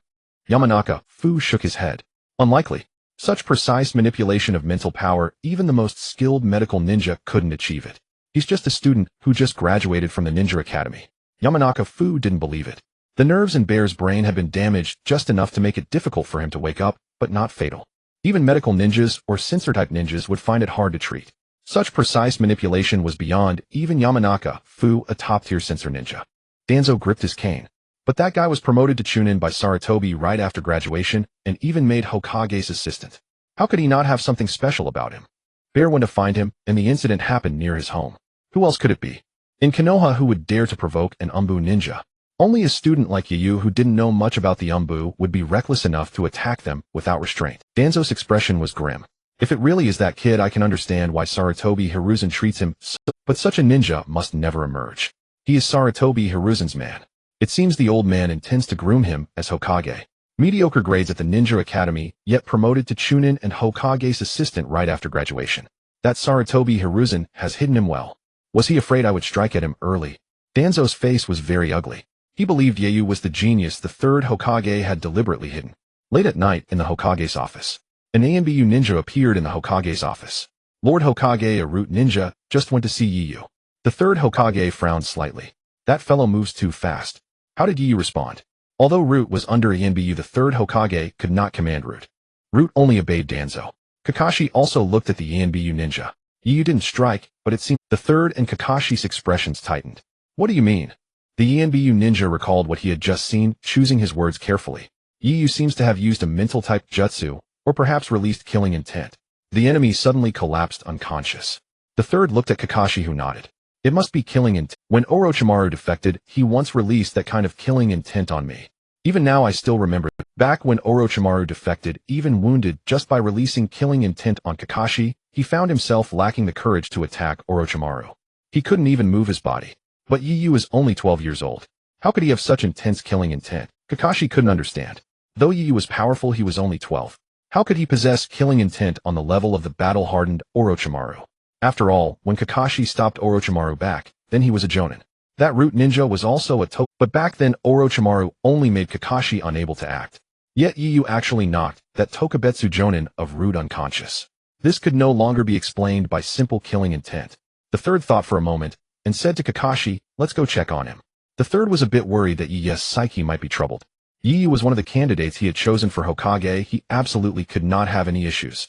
At the moment the third only had 2 Hokage candidates. One was Kakashi, the other was Yu. Yu's priority even far exceeded Kakashi's. Though there were 2 candidates, in reality there was only one. Yu. He did not want Yu to have any problems at such a critical time. Kakashi also realized the gravity of the situation. Together with the third Hokage they vanished from the office. The 2 arrived at Yu's door. After a moment's hesitation the third knocked. Yu opened his eyes. He released his observation haki. After sensing who had come, Yu felt somewhat helpless. Why do people keep coming one after another? He was getting annoyed. He opened the door. Looking at the 2 outside, Lord Hokage Kakashi Sensei. Yu was in the same class as Sasuke and Naruto, so naturally, he called Kakashi Sensei.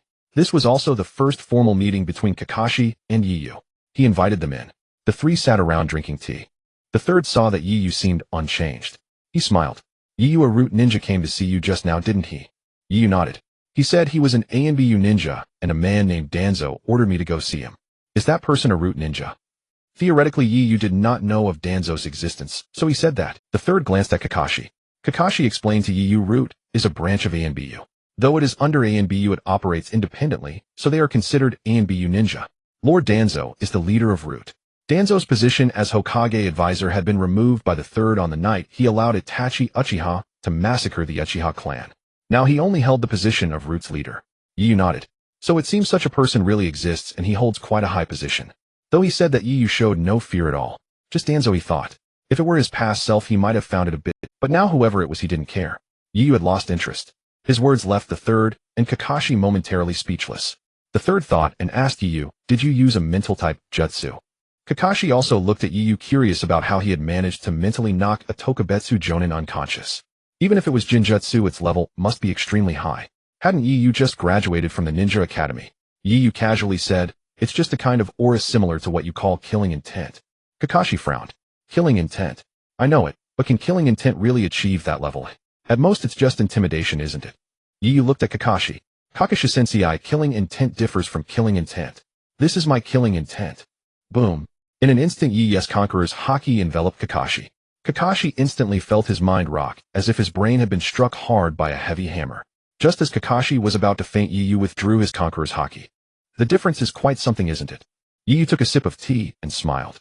Kakashi's nose was bleeding, tears streaming from his eyes, and he had nearly lost consciousness. In truth, even Yu was a bit shocked. His Conqueror's Haki was terrifyingly strong.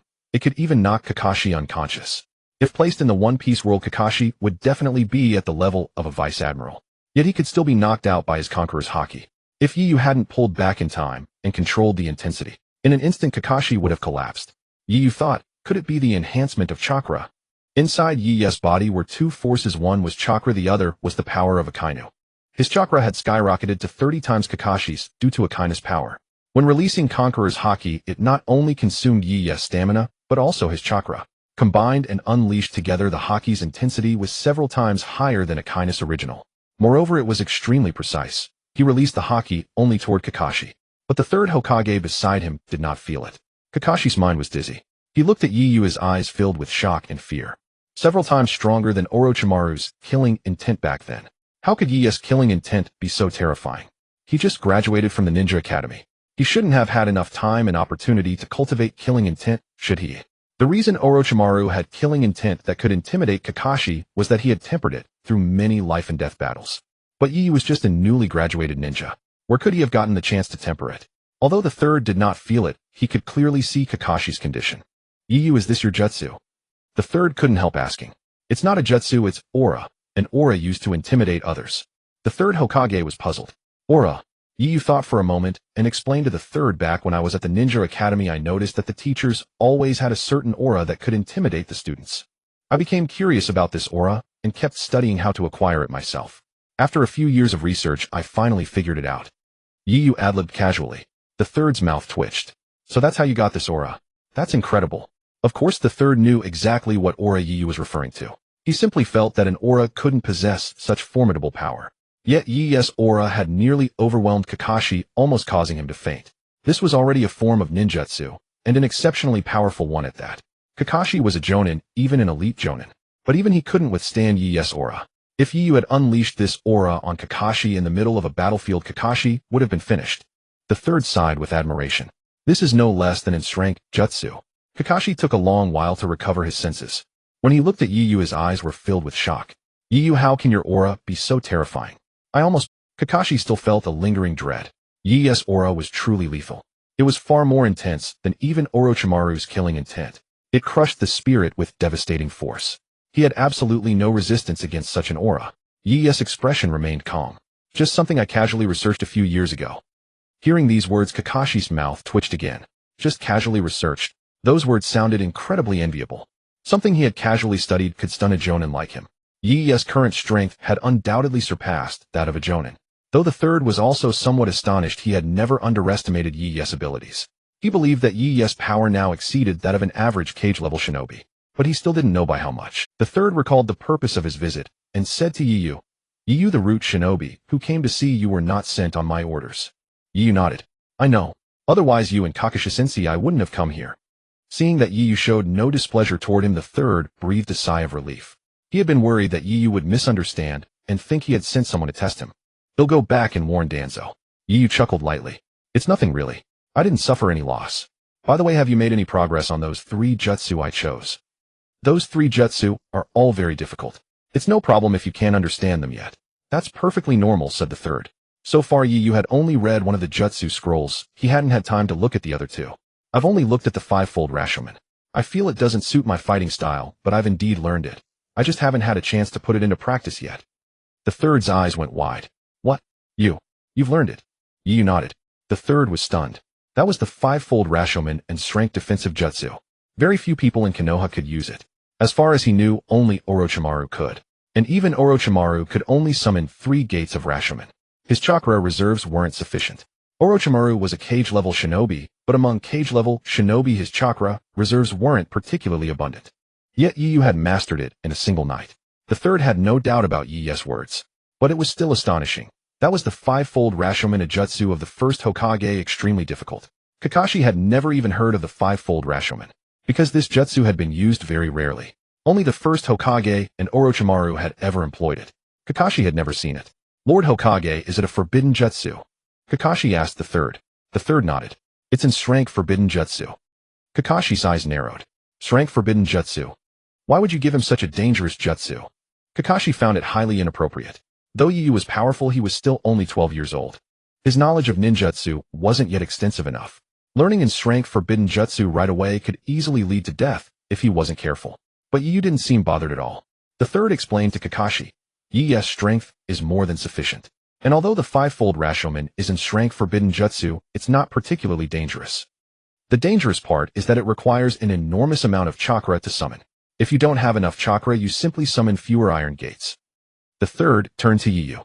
"Yu, how many gates of Rashomon do you think you can summon?" Yu shook his head. "I'm not sure. I think it should be more than 3. The third nodded. "I think so too, around 3 gates. Your chakra reserve should be about the same as Orochimaru's." He mentioned Orochimaru because he knew Orochimaru could also use Rashomon summoning 3 gates. The third believed Yu's chakra reserves were comparable to Orochimaru's. After all, Yu was only 12 years old.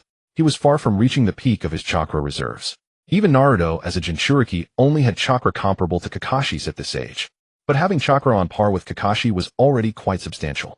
if not for Kakashi's perpetually open and incompatible Sharingan constantly draining his chakra. His own chakra reserves would be at Kaguya level. This was evident from the large-scale jutsu he had used before acquiring the Sharingan. What the third didn't know was that Yi's chakra reserves were 30 times greater than Kakashi's. Though not on par with the first Hokage, they were already in the realm of a human-tailed beast. And he was only 12 years old now. As he grew older, his chakra reserves would only continue to increase. The third asked Yu, "What do you mean when you say the five-fold Rashomon doesn't suit you?" Kakashi was also curious why Yu would say such a thing. "It's a defensive ninjutsu, but it doesn't fit my combat style. I mainly fight with taijutsu. By the time I used the five-fold Rashomon, I could have already dodged." The third and Kakashi were taken aback. Kakashi didn't understand, but the third recalled their battle the previous night, and Yi's uncanny speed. He nodded in agreement. "That's true. But you've already learned it. You can't just give up on it, can you?" The third thought Yu might abandon it, and felt it would be a pity.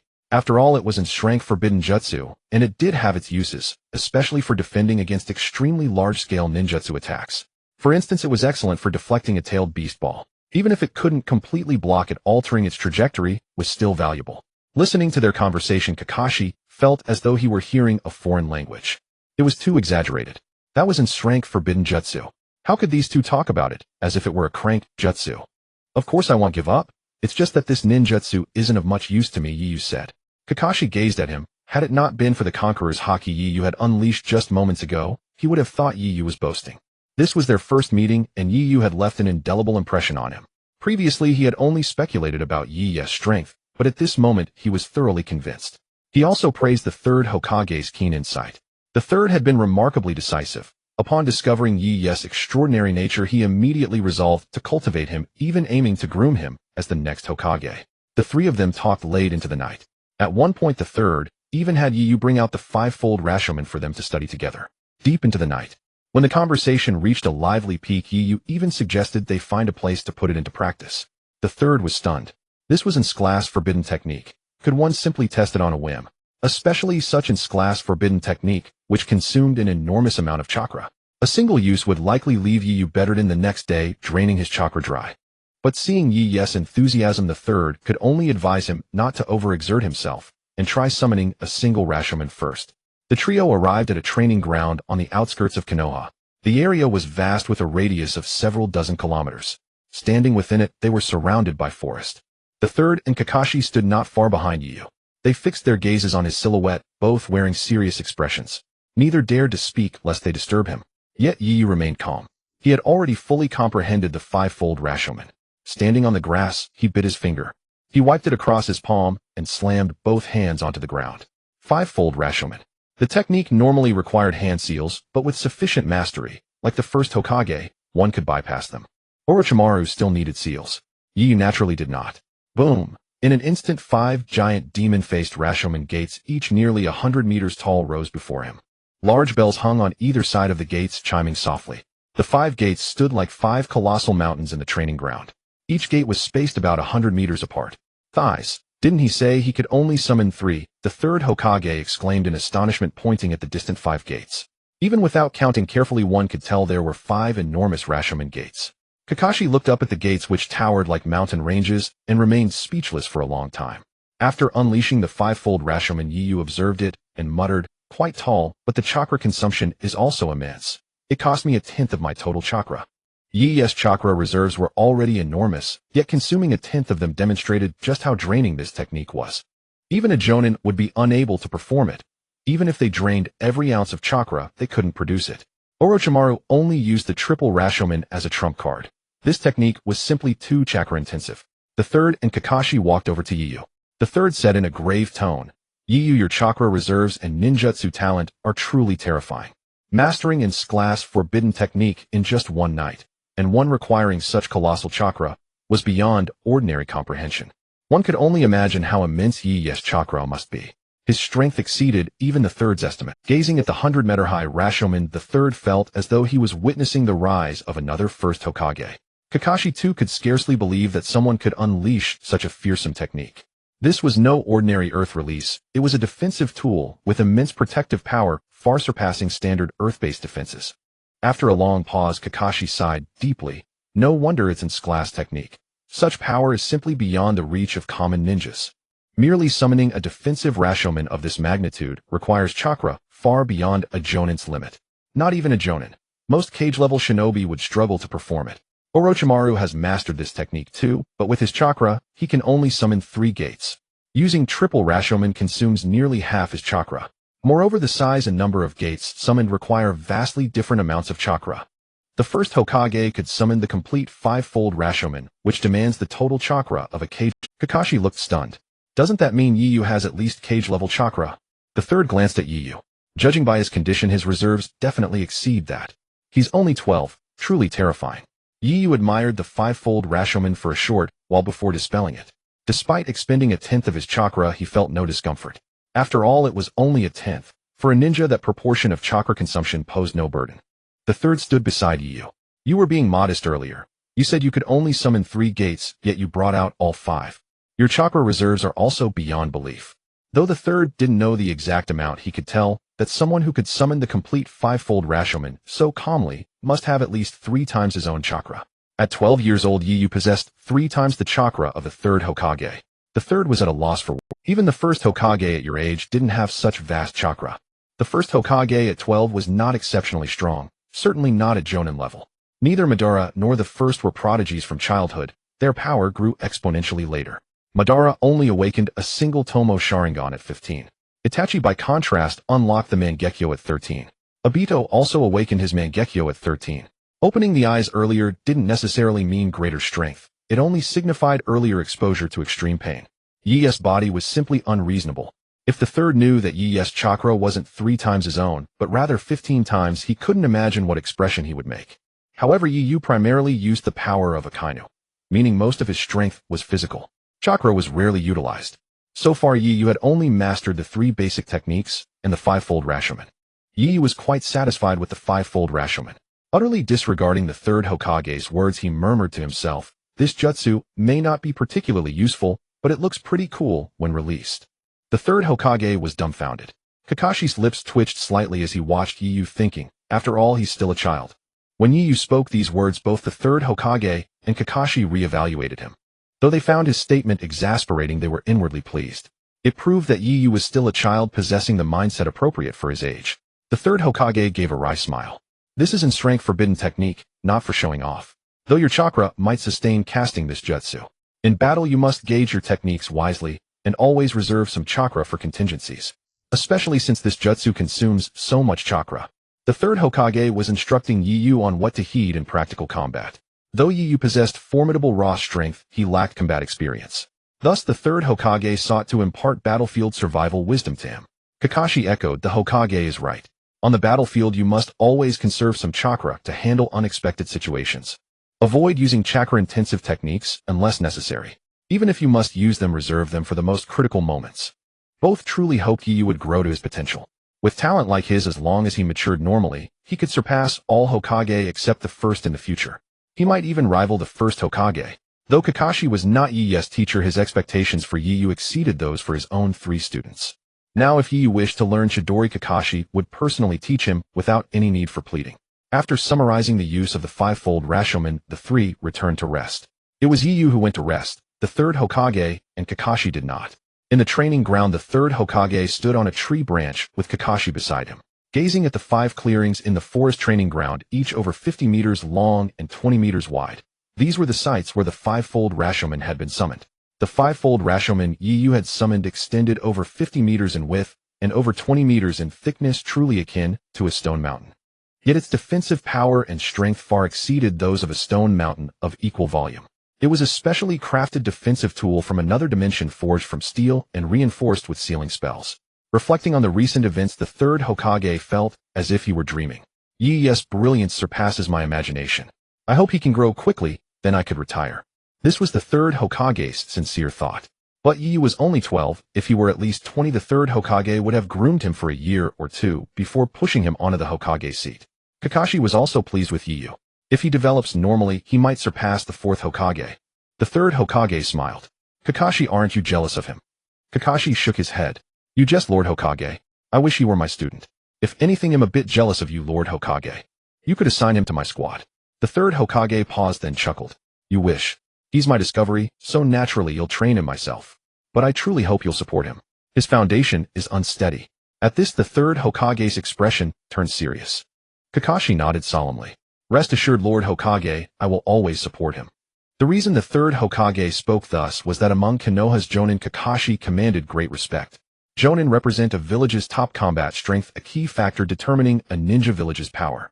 Kakashi held high prestige among his peers, and even his generation. He was the representative of his. With his support for Yu, it would be much easier for the third Hokage to later promote Yu as Hokage. Though Yu was only 12, the third Hokage was already preparing for his succession. Yu differed from Minato Namikaze. Minato had turned the tide in the Third Great Ninja War, single-handedly winning several battles for Konoha as a hero. Though the third Hokage believed that in similar circumstances Yu would not be inferior to Minato, the current era of peace meant Yu could not rise through military exploits. Thus he had to secure as much support from the village as possible. His strength was already sufficient to become Hokage even now. But he was too young and lacked military renown. A few in the village even knew him. If Kakashi backed him, it meant those behind Kakashi would also support him. Combined with his own support, and the two Hokage advisors who were on his side, there would be little hindrance to Yu becoming Hokage by age 20. The third Hokage pondered many things. He even considered arranging a marriage for Yu with a ninja clan. Of course, he could not reveal such plans now. Yu was only 12. When the third Hokage and Kakashi returned, they deliberately went to the root headquarters to warn Danzo. The third Hokage's attitude was unusually firm, infuriating Danzo. He had never spoken so harshly to Danzo, which only deepened Danzo's hatred for Yu, though he had never even met Yu. The next day, Yu arrived at the Hokage's office. The third Hokage had considerable administrative work to handle, keeping him quite busy. Yu, as the Hokage's assistant, did not have to work much, but the third Hokage discussed important matters with him, essentially teaching him how to manage them. At noon, Kakashi arrived at the Hokage's office carrying a lunchbox. I'm going to assess Naruto and the others. Would you like to come along? Yu, who was handling the tasks assigned by the third Hokage, looked up to see Kakashi leaning against his desk with a black lacquered lunchbox beside him. Yu glanced at the third Hokage. The third Hokage smiled. Kakashi, why didn't you bring me a portion too? Spotting the lunchbox, he teased. Yu recalled that today was indeed the day Kakashi would test Team 7, instructing them not to eat and to arrive early. Yet, he was only going at noon. Looking at the lunchbox on the desk, is this for me? Kakashi nodded. Kakashi-sensei, I heard you're quite stingy. Are you really bringing me a meal? How rare. Kakashi's smile froze. Who spread that rumor? It's defamation of my reputation. Kakashi was furious as he wanted to maintain a good image before Yu. Where had Yu heard such a thing? Yu smiled and took the bento box that Kakashi handed to him. I've never seen how a ninja squad is evaluated. The third Hokage nodded. Since Kakashi invited you, go ahead and take a look. But don't act recklessly. Sasuke and Naruto can't withstand your aura. The third Hokage worried that Yu might casually release his pressure on Naruto and Sasuke. Even Kakashi nearly fainted from it. How could Naruto and Sasuke at their age endure? Yes, Bwang. With the third Hokage's permission, Yu nodded. I want. But I became a chunin right after graduation. Wouldn't it be too arrogant to go watch their test? The third Hokage paused, then laughed as he looked at Kakashi. Haha, that is true. But I hope they can turn that feeling into motivation to grow stronger. Turning Yu into the goal they strive to surpass. That wouldn't be bad either. The third Hokage looked at Yu seriously. As he watched Yu, he thought, once Naruto and Sasuke mature, they can become your right-hand men. Yu, you'll understand in a few years. In truth, Sasuke faced far fewer restrictions in Konoha than Naruto. Although Sasuke was a member of the Uchiha clan and might awaken the Mangekyo Sharingan no ninja, in Konoha considered him a threat. Even the third Hokage thought the same. Go out of his way to be wary of an orphan from a slaughtered clan. What kind of person did they take him for? The third Hokage had to protect Sasuke, watching that Danzo didn't gouge out his eyes. The third Hokage genuinely intended to train Sasuke. Moreover, many ninjas in the village, including several jonin, held high hopes for him. They even wished he would marry their daughters. Hence, Sasuke enjoyed immense popularity at the Ninja Academy, and no one curbed it. But regarding Naruto, the village's ninjas had serious objections. Those who knew he was the Nine-Tails Jinchuriki did not want him to learn ninjutsu. They feared that if he became a ninja, he might go berserk. He had already done so as a child. If not for the third Hokage's authority allowing Naruto to live like a normal child and become a ninja, the village's ninjas would never have permitted him to enter the Ninja Academy. Back when Uzumaki Kushina became the Nine-Tails Jinchuriki, she was confined within a barrier for a long time, only released after she fully controlled the Nine-Tails. The village's ninjas originally wanted the third Hokage to treat Naruto the same way, but he refused. Now he hoped to groom Naruto and Sasuke into Ieyasu future right-hand men. They were classmates after all. The third Hokage very much wished for Yu to become friends with Sasuke and Naruto. Yu finished the bento Kakashi had brought before leaving the Hokage's office. Surprisingly, the bento had been made by Kakashi himself. On the way, Yu asked, curiously, the bento tasted great. Why do you cook your own meals? Kakashi replied flatly, to save money. Hearing this, the corner of Yu's mouth twitched. Alright, that's a very reasonable reason. Seems like what people say is true. Kakashi was indeed stingy, but his cooking skills were excellent. With simple ingredients, he made dishes that tasted delicious. Seeing a book inside Kakashi's ninja pouch, Yu was speechless. You still read that kind of book? Kakashi glanced at the pouch and pulled it out without hesitation. Have you read it? I flipped through a few pages when I passed a bookstore. Yu had indeed browsed a few pages at the bookstore. Back then had wondered how good the novel Kakashi was so obsessed with could be. Had snuck a few pages when the owner wasn't looking. In his judgment, it was just average. Kakashi, learning that Yu had seen the novel, spoke to him seriously. You're still too young to read this. Saying so, he tapped Yu's shoulder with the book. Yu said nothing new at his age, he indeed shouldn't be reading that. The two strolled leisurely through the streets and arrived at the training ground close to afternoon. There they saw the team lying exhausted on the ground. Even Sasuke, who usually cared most about his image. Yu chuckled. Kakashi-sensei, you're in trouble. Kakashi didn't mind. Just watch from the side. Your strength is formidable, but you lack teamwork experience. Observe how they handle this. Instead of greeting Naruto and Sasuke, Yu jumped into a nearby tree and sat watching. When Kakashi approached, he was indeed bombarded with complaints from Naruto and Sasuke. Because of Yu, Kakashi arrived several hours later than in the original story. Everyone was famished. The test for the team remained unchanged. 3 people trying to grab 2 bells. The outcome was also identical to the original.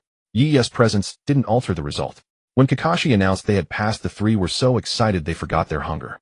Watching the whole process from the tree, Yu found it quite amusing. Naruto and the others hadn't even noticed his presence during the entire test. At one point, Yu was just a dozen meters away from Sasuke, yet Sasuke didn't detect him. When the test ended, Kakashi called in Yu's direction. Yu, come over. Yu, who was about to head back to the Hokage's office, was speechless. Why is Kakashi calling me over? To stir up hostility. Sure enough, hearing Yu's name, Naruto and Sasuke both turned to look. Yu reluctantly stepped out from the woods. Seeing him, Sasuke's expression hardened. Yu, just how strong are you? I need to know today. Naruto's body trembled instinctively at the sight of Yu. But soon he felt humiliated. Damn it, why am I so scared of him? I'm going to become Hokage. If I can't even surpass Yu, how can I ever become Hokage? Naruto clenched his fists. He wanted to defeat Yu and erase the fear inside him. Sakura looked at Yu, puzzled as to why he was there. Yu walked over with a helpless expression. Kakashi-sensei, there's no need to call me over. This is Team 7's test. Kakashi smiled at Yu. Since Team 11 has no test of its own, it's good for you to learn some experience here. Yu gave a wry smile. But Team 11 only has me as a member. The Hokage didn't set any test for me either. With his strength, naturally no one tested him. Besides, the third Hokage had already evaluated him the day before. Yu's abilities were more than sufficient for the roles of Chunin and Hokage assistant. But hearing Yu say this only irritated Naruto and Sasuke more. They had struggled hard to pass Kakashi. Yu achieved Chunin without doing anything and became Hokage assistant at 12 with no test from the third. They were all fresh graduates. How could the gap be so vast? Yu, do you truly deserve to become a Chunin? Sasuke said coldly to Yu. Everyone fell silent. Kakashi made no move to intervene. He stood aside as if he hadn't heard a thing. Naruto, however, felt a surge of panic in his heart. Damn it, Sasuke, this guy is the one who knocked Mizuki-sensei unconscious with a single punch. Do you even know what you're doing? Naruto quietly took a few steps back, lest he be caught in the crossfire, when Yu struck at Sasuke. Sasuke showed no fear, his gaze fixed directly on Yu. Yu chuckled looking at Sasuke, and said calmly, you don't agree. Sasuke clenched his fists. If you can't even defeat me, what qualifies you to become a Chunin directly? Have you forgotten that embarrassing scene in the classroom at the Ninja Academy? Sasuke frowned. That was just your sorcery. If you have the skill, use ninjutsu. Yu looked at Sasuke and murmured to himself, ninjutsu. I'm afraid you can't withstand it. However, Yu's repertoire of ninjutsu indeed consisted only of the 3 basic jutsu and the 5 layers of Rashomon, neither of which were offensive techniques. Anyone can talk big, Sasuke said with a grave expression. In truth, he held no grudge against Yu. He was only saying this to provoke Yu into making a move. He wanted to know what exactly qualified Yu to be promoted directly to Chunin. Where was he superior to himself? Yu glanced at Kakashi. Kakashi-sensei, aren't you going to intervene? Kakashi was somewhat troubled. This is between you two. How can I interfere? Yu nodded. Very well. Although I have no obligation to prove anything to you, I do feel like stretching my limbs a bit. Seeing Yi's demeanor, Kakashi couldn't help but warn him, after all your classmates. Go easy on him. Kakashi was well aware of Yi's strength. Naruto also wanted to try, but the images from that night kept flashing in his mind. His feet refused. After a moment, Sasuke and Yiyu stood facing each other. Kakashi positioned himself between them. Yiyu, take it easy, he advised, once more, still uneasy. Yiyu nodded. Sasuke assumed an offensive stance. Yiyu, however, remained calmly standing there. After waiting for a while, without Yiyu making the first move, Sasuke frowned. Since you want strike first, I will. Fire release, great fireball technique. Sasuke launched a great fireball as his opening move. Kakashi's eyes narrowed. This kid actually has chakra to spare. He already used a great fireball technique. As expected of the Uchiha clan, his chakra reserves are far greater than an ordinary person's. However, even in terms of chakra alone, that guy is a monster. Kakashi turned his gaze to Yiyu. Recalling how Yiyu had casually summoned the 5 layers of Rashomon, he shook his head. Though Sasuke's chakra was enormous compared to Yiyu, it was like the difference between an ant and an elephant. After completing his hand seal, Sasuke unleashed a fireball 5 to 6 meters in diameter. Kakashi was astonished. Even bigger than the previous fireball. Sasuke, just how much do you want to defeat Yiyu? This fireball should have almost drained your chakra, right? Boom. The 5-meter wide fireball hurtled toward Yiyu, however, showed no intention of dodging. Sasuke, panting and drenched in sweat, stared at Yiyu. This guy, is he planning to do nothing? How arrogant. Kakashi furrowed his brow slightly. What's wrong with Yiyu? Isn't he even using taijutsu? Sakura and Naruto at that moment were both sweating for Yiyu. Although they were not in the same team, they didn't want Yiyu to be injured by the fireball. Yiyu, dodge it. Sakura shouted. Naruto clenched his fists. Yiyu, don't be too cocky. That's a fireball. Kakashi was wondering whether he should step in. However, seeing the calm in Yi's eyes, he suppressed the urge to rescue him. Even Sasuke now felt some regret. Damn it, what is that guy trying to do?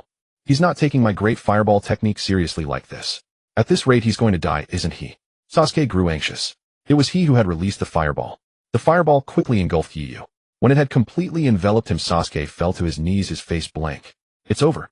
I killed someone. Naruto and Sakura's scalps tingled as well. They both believed Yiyu had been killed by the fireball.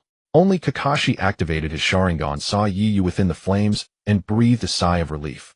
This guy really knows how to scare people. But why is the fire having no effect on him? In Kakashi's Sharingan vision, Yiyu had actually merged with This was too eerie. If he couldn't see that Yi's massive chakra hadn't changed at all, he would have truly believed. Engulfed by flames, Yiyu had now become elementalized. This was his first time elementalizing. This feeling is truly wonderful. I can actually elementalize into fire. Is it because the magma fruit is the superior counterpart to the flame? Yiyu did not elementalize into magma, but into fire. He discovered that he could use the abilities of the flame. In the world of One Piece, the magma fruit was a superior version of the flame fruit. Magma could devour fire. Here in this world, it was still the same. Even more, Yiyu could use the abilities of the inferior flame fruit. Yiyu smiled and instantly drew all the surrounding flames into his body. The flames around him seemed to be sucked into a black hole, instantly merging into Yi's body. In just a moment, Yi's figure appeared before everyone. Sasuke stared at Yiyu, utterly stunned. You? How are you unscathed? Kakashi was immensely shocked, thinking to himself. Not even his clothes were burned, and there isn't a single trace of scorching. Is this also one of Yi's ninjutsu? Sasuke and the others didn't understand, but Kakashi knew just how terrifying Yiyu had been just now. He had actually turned into fire. No wonder he doesn't study the 5 elemental ninjutsu. He's naturally adept at fire release himself. Is that his special fire release technique? Someone who could develop aura should be able to develop his own unique fire release technique, right? Kakashi classified Yi's elementalization just now as a special fire release technique that Yiyu had developed himself. Ever since the night he witnessed the destruction caused by Yi's single punch, Kakashi had ceased to be surprised by anything Yiyu did. The surroundings returned to silence. Aside from a scorched mark on the ground, there was not a trace of flame. Yiyu appeared before everyone completely unharmed, without even the slightest trace of scorching. Yiyu stood with a calm expression, gazing at Sasuke, who was kneeling on the ground with a look of astonishment. What did you think? You killed me? Sasuke snapped back to reality at Yi's words. He quickly stood up. You? How are you unharmed? Yiyu offered no explanation, instead saying, all right, besides that jutsu, do you have any other techniques? If not, I would be rather disappointed. Sasuke's chakra reserves were nearly depleted. Yet seeing Yi's unruffled demeanor, he refused to admit that this was his limit, that this was all he could muster. Sasuke, enough. It's over. You need to rest now. Kakashi intervened to stop the fight. If it continued, Sasuke's chakra would be completely drained and he would die. But Sasuke paid no heed, drawing out kunai and shuriken. It's not over yet. He hurled kunai and shuriken toward Yiyu. Each weapon was tied with an explosive tag. Seeing the explosive tags trailing behind the projectiles flying toward him, Yu remarked, as expected of the Uchiha clan, truly wealthy. A single explosive tag cost several thousand ryo, enough for 100 bowls of Ichiraku ramen. Sasuke had flung out several at once. Even after the Uchiha clan's extermination, the village had never mistreated the orphan Sasuke. Among the 3 members of Team 7, Sasuke's house was the most luxurious, a villa. Kakashi wanted to intervene, but seeing Yi's composed expression, he thought better of it. He knew full well that Sasuke was incapable of putting Yu in danger. Sasuke, after this battle you will understand the gap between you and Yu, and you will strive to catch up to him, Kakashi mused. This was Kakashi's goal. Among Team 7 he felt closest to Naruto, but he held the highest hopes for Sasuke. Kakashi wanted Sasuke to grow into Yi's capable assistant. The kunai and shuriken flew before Yu. Just as they were about to strike him, Yi's body suddenly transformed into a blaze of golden flame. The weapons passed through empty air, and the flame ignited the explosive tags. Boom, boom, boom. The violent detonation of the tags sent dust and smoke billowing across a dozen meters. But Sasuke felt no joy, for he had seen Yu turn into a flame. Alright, it's over. Suddenly Sasuke felt a tap on his shoulder, followed by Yi's voice behind him. Sasuke's eyes widened, his body stiffening. Even Kakashi, who had kept his Sharingan active, was stunned. Well, what kind of jutsu is this? How did he appear behind Sasuke? Why didn't I see it even with my Sharingan active? Kakashi realized that despite having his 3-tomo Sharingan activated, he could not perceive how Yu had moved behind Sasuke. A space-time ninjutsu. But he only obtained the Flying Thunder God technique yesterday. He couldn't possibly have mastered it yet, and he didn't place any marker. Kakashi was utterly baffled as to what teleportation technique Yu had used. This was one of the abilities of elemental transformation. At close range he could instantly move by turning into an elemental form almost indistinguishable from teleportation. Sasuke was completely paralyzed. The gap between him and Yu was terrifyingly vast. Naruto and Sakura were utterly lost. But Sakura could tell that Yu had moved with incredible speed, seemingly using some sort of teleportation jutsu that even Sasuke couldn't react to. Naruto found it terrifying, immense power combined with uncanny techniques. He thought to himself, I must never provoke Yu in the future, or he'll end up like Mizuki Sensei. Naruto still could not forget that night when Mizuki was beaten bloody and knocked unconscious by a single punch from Yu. Yu turned to Kakashi and said, Kakashi Sensei, I've finished observing your assessment. He'll take my leave now. With that he transformed into a flame and vanished before their eyes. Kakashi stared at the spot where Yu had disappeared, then remarked, that kid. So that night wasn't his true power after all. From the strength Yu had just displayed, Kakashi realized that Yu was far more than just an extraordinary taijutsu user. His ninjutsu was likely terrifying as well, especially since he had developed it himself, specializing in fire release. That's the same as the 3rd Hokage. No wonder the 3rd insisted on having you study under him. Though the 3rd Hokage possessed all 5 chakra natures and formidable jutsu, in each his mastery was strongest in fire release with earth release as a supplement. Yi's fire release was also exceptionally powerful. Just that ability to turn into flames must be an extremely high-level technique. With his powerful taijutsu, intimidating aura, and unpredictable fire release, Yu now possesses all the qualifications to become a Hokage. He's only lacking age and seniority, Kakashi thought with a smile. 4th Hokage, perhaps soon Konoha will see a ninja who surpasses you. You would be pleased, wouldn't you? Kakashi felt that the 4th Hokage, if he could see Yu, would be deeply gratified. The village had produced such a formidable warrior, ensuring Konoha's prosperity for decades to come. Looking at Sasuke, who was still standing there in shock, Kakashi walked over and patted his shoulder. Now do you see the gap between him and you? The 3rd Hokage never misjudges people. Yi's strength is far beyond the Chunin level, it's just that he recently graduated from the academy, so they could only promote him to Chunin for now. He'll become a Jonin before long. Sasuke was silent for a long time. Clenching his fists, he said in a low voice, I will defeat him. Kakashi nodded approvingly. Good. You are of the Uchiha clan. You possess a far superior Kekkei Genkai to his. Once you awaken those eyes, you'll have a chance to beat him. Kakashi said this to encourage Sasuke. In truth, he didn't believe that Sasuke could defeat Yu even after awakening the Sharingan. Yi's current prowess was already beyond his reach. He wondered whether Uchiha Itachi, were he here, could truly overcome Yu. Even if Yu lost, it would only be due to a lack of combat experience. But I don't think Yu would lose. Having worked with Itachi, Kakashi felt that Itachi was inferior to Yu. Apart from his mysterious Mangekyo Sharingan, there was no way Itachi could defeat Yu. Even with the Mangekyo, Kakashi doubted that Itachi had any chance of beating Yu. Sasuke's talent was considerable, but he still lagged far behind his brother, let alone Yu. Yet Kakashi could not speak the truth aloud. If he did, not only Sasuke, but also Naruto would lose their confidence. Yu returned to the Hokage's office. The third Hokage smiled and said, "How about it? What do you think of Kakaxi's assessment method?" Yu sat back in his seat and replied, "You've already seen it, haven't you?" The third Hokage was not surprised. "Is that a jutsu you created yourself?" Yu glanced at the document in his hand and nodded absent-mindedly. "It's indeed a powerful jutsu. That's why you didn't choose any of the 5-element jutsu," the third Hokage remarked. "So you've already developed them yourself." The third Hokage was not surprised. With Yu's talent, it was not strange for him to create a few fire-release jutsu. After becoming the Hokage's assistant, Yu did not need to go out on missions like his classmates. Every time they came to the Hokage's office to receive missions, they would see Yu. However, even back in the Ninja Academy, Yu was not close to them. They had barely exchanged a few words. After a period of calm, the third Hokage asked Yu, "How many of those 3 jutsu have you mastered?" More than a month had passed. Yu was organizing files when he was momentarily startled. During this time, the third Hokage had not asked him about his progress in learning those jutsu. He had thought the third Hokage was not concerned about it. "I've mastered all of them," he said calmly. This time it was the third Hokage's turn to be stunned. "All of them?" Yu nodded. After confirming several times, the third Hokage was astounded. "You mean you've also learned the Bright God Gate and the Flying Thunder God technique?" Yu nodded. The next moment, Yu appeared behind the third Hokage. The third Hokage's eyes widened. "Really? Did you mark the technique formula nearby?" Yu teleported back to his seat. "No, I modified the Flying Thunder God technique. For short range use, I can determine coordinates with sensory perception." Actually, he was using observation Haki. Yu's observation Haki was at the highest level with wide range and high precision. It was extremely accurate for determining coordinates for the Flying Thunder God technique. As long as Yu's observation Haki could cover an area, he could use the Flying Thunder God technique. The third Hokage was silent for a long time. "Your talent is truly monstrous. Even a genius like Boschwischerman had needed several years to master the Flying Thunder God technique.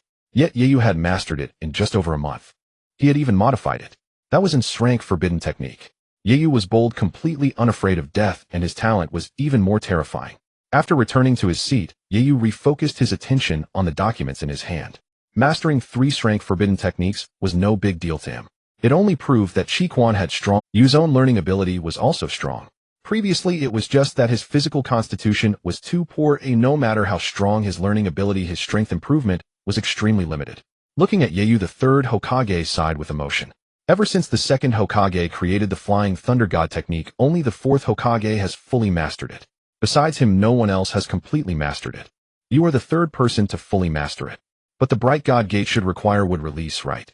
How did you? Yu looked up and explained, the Bright God Gate actually uses yin-yang release. The reason the first Hokage's Bright God Gate contained wood release is that he integrated wood release into it. But originally the Bright God Gate should only have yin-yang release. The third Hokage did not understand. You can deduce it from the principle of this jutsu. The third Hokage had studied the Bright God Gate. After thinking, he realized Yu's guess was indeed correct. But that also meant Yu's yin-yang release was extremely powerful. In the past, he had tried to learn this jutsu, but failed every time. It was because his yin-yang release was not strong enough. Although this was a matter worthy of joy. However, the third Hokage no longer felt as excited as before.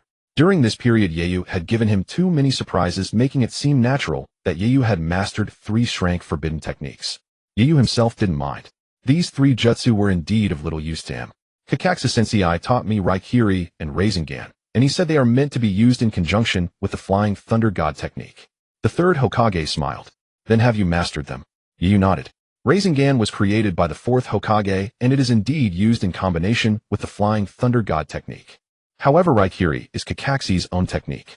He's a bit selfish, the 3rd Hokage teased Kakashi. Yu didn't see it that way.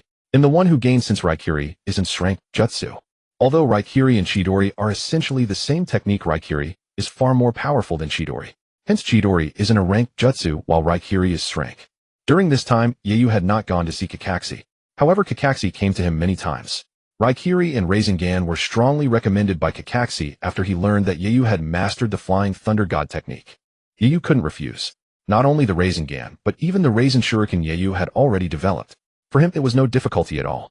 His chakra reserves were so immense that he could throw the Rasen Shuriken like an ordinary shuriken. Among the jutsu that Yu currently mastered, aside from the 3 basic techniques, there were 5 strength jutsu, 2 rank jutsu, and 1 brank jutsu. The brank jutsu was the shadow clone technique, and the other rank jutsu was the multiple shadow clone technique. Both were taught by Kakashi.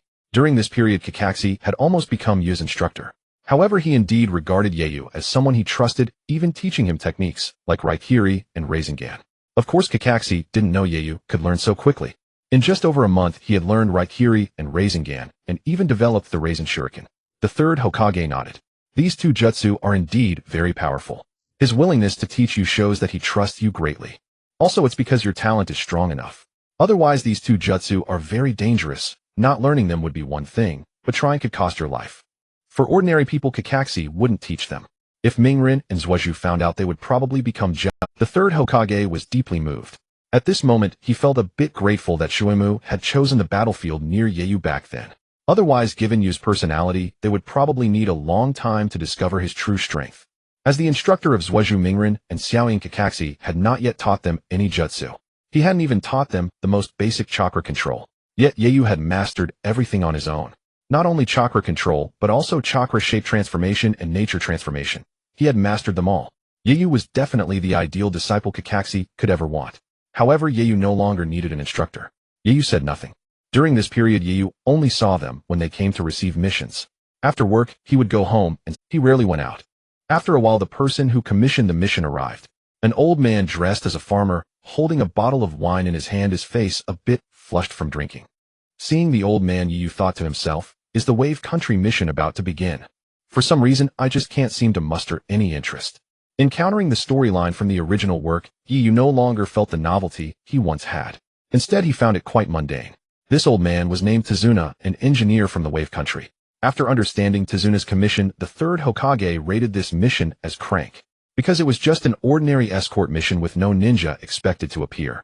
Although Yoru knew that ninja would definitely appear in this mission, he didn't say anything. Tazuna saw Yoru sitting in the Hokage's office and asked with some doubt, "Are the ninja of your Konoha village so young?"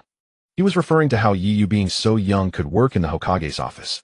The third Hokage explained to Tazuna, "In Konoha, we value ability, not age." Tazuna glanced at Yoru. Ability? He was somewhat skeptical. But neither the third Hokage nor Yoru bothered to explain further. Yoru didn't take it to heart. After some thought, the third Hokage decided to assign this mission to Team 7. After summoning Team 7, Naruto burst in and shouted, "Grandpa Hokage, what's the mission this time? It has to be something challenging. I'm tired of catching cats and dogs all day." As he spoke, Naruto looked at Yoru. His eyes held both fear and envy. Fear of Yoru's strength, and envy that Yoru had been promoted directly to Chunin right after graduation. He didn't need to do those low-level tasks with them. The third Hokage said sternly, "Naruto, you are still trainee genin. The highest you can do is rank missions. Stop complaining." Hearing this, Naruto threw a childish tantrum. "Grandpa Hokage, can you assign us some harder missions? Otherwise he'll just stay here and not leave." Seeing Naruto's behavior, the third Hokage sighed. Kakashi also looked helpless. Yoru, however, paid no attention. His focus was on the mountain of documents piled on the table. Yoru's salary was quite high, and with the allowances, it was almost comparable to the Hokage's. However, the workload was terrifyingly heavy. Moreover, many of them were classified documents. As if the third Hokage had no knowledge of confidentiality regulations, he handed all the files to Yoru to organize. Yoru's position at this moment was more like a secretary than an assistant. The third Hokage did this to cultivate Yoru's ability to handle village affairs. It was preparation for him to become Hokage in the future. Of course, it was also quite tedious. Sasuke, standing beside Naruto, looked at Yoru and saw him diligently organizing and reading documents. Frowning slightly, he spends all his time on such trivial matters. Isn't he worried about hindering his training? Sasuke couldn't understand why Yoru with such great talent didn't work hard at training. Ever since he was defeated by Yoru, he had regarded Yoru as the target he needed to surpass. However, he had never seen Yoru train, spending all day handling official duties. Even if his talent was strong, his strength would regress if he didn't train hard. The third Hokage looked at Naruto lying on the ground throwing a tantrum and sighed. "Alright, I'll assign you a crank mission. It's an escort mission." Naruto, who had been lying on the ground, crying, immediately jumped up. What mission? Is it protecting the daimyo? Or the princess? The third Hokage looked speechless. The daimyo and the princess are not something genin can guard. Although the daimyo could not interfere in village affairs within the land of fire, the daimyo was still the highest authority. The daimyo's guards had to be at least jonin. Previously, the daimyo's guards were the 12 guardian ninja. All 12 of them were jonin. Naruto curled his lip. Who is that? It must be a very important person, right? Kakashi frowned. Quiet down, Naruto. Let the third Hokage speak. When it came to serious matters, Kakashi stopped Naruto's mischief. Sasuke and Sakura also looked at the third Hokage, wanting to know what the mission was. Both of them had been quite impatient lately, always doing some extremely boring tasks. At this moment Sasuke thought of Yu, who was reading documents nearby, and mused, the gap between us is really huge. This guy became a Chunin right after graduation, and even became the Hokage's assistant. While I can only accompany that idiot Naruto on some low-level missions. Sasuke clenched his fist. I have to get promoted to Chunin quickly. I will surpass that guy. Yu had no idea what Sasuke was thinking at that moment. Even if he knew, he wouldn't care. Right now he was just a 9-to-5 employee living a routine life day by day. Such a life was quite nice actually. The third Hokage looked at the four and said, you are to escort this man. Your mission is to escort him back to the Wave Country and protect him until he completes the construction of the Great Wave Bridge. At that moment Tazuna, who had been standing aside drinking, walked over drunkenly. Lord Hokage, does Konoha have no ninja left? How can you send a few kids to protect me? Especially that short and stupid one. Naruto stood with his hands on his hips laughing loudly. Ha ha ha, short and stupid, who is that? After laughing, Naruto gradually realized something was wrong. He looked at the heights of Sasuke and Sakura and found that among the three, he was the shortest. He immediately flew into a rage. Bastard, I'll kill you. Naruto was furious. How dare he call him short and stupid, especially in front of his beloved Sakura and his most hated Sasuke. Kakashi quickly stopped Naruto. Idiot, are you planning to kill our escort target? Kakashi was very troubled. Naruto's personality was too erratic. At this moment, he looked at Yu. But Yu was still looking down at the documents. They're the same age, how can the gap be so big? But wasn't my own team back then just like this, eh? Kakashi thought of the time when Minato Namikaze led him Obito and Rin. His personality was similar to Sasuke's, Naruto's was similar to Obito's, and Sakura was somewhat different from Rin. But they all liked people with aloof personalities. Back then Rin liked Kakashi, and now Sakura liked Sasuke. Tazuna, watching Naruto's behavior, began to doubt the strength of Konoha village. A child could work in the Hokage's office, and the ninja sent to protect him were also 3 children. The third Hokage watched this scene and sighed. Alright Naruto, complete this mission well. Don't mess it up. Naruto immediately said seriously, don't worry Grandpa Hokage, I will definitely complete this mission. Soon he'll become a Chunin, and then you will hand over the Hokage position to me. Looking at Naruto, the third Hokage's mouth twitched. But he could only say, just do your best. As for the Hokage position, the third Hokage had already decided who to give it to. Although Tazuna was somewhat dissatisfied, the mission he commissioned was a crank mission, and it was already generous of Konoha to send Kakashi a Jonin to lead the team. Although Naruto and the others were somewhat unreliable with Kakashi around, it was still relatively safe. After Kakashi and the others left, the third Hokage looked troubled and complained, to teach Naruto, well, Kakashi will have to put in a lot of effort. Do you want to go out and perform missions as well? The third asked Yu. Yu looked up, thought for a moment, and said that would be fine. Well, wait for an opportunity. There haven't been any particularly difficult missions recently, said the third. Yu smiled and asked, why must we look for missions of high difficulty? The third explained, you need to accumulate some mission experience. Missions of higher difficulty will be beneficial to you. The third intended for Yu to accumulate more high difficulty missions, preferably rank ones. In that way, even if Yu's total number of missions was relatively small, it would still be convincing enough for others. The third truly wanted Yu to assume the position of Hokage before the age of 20. He couldn't wait for slow accumulation of missions.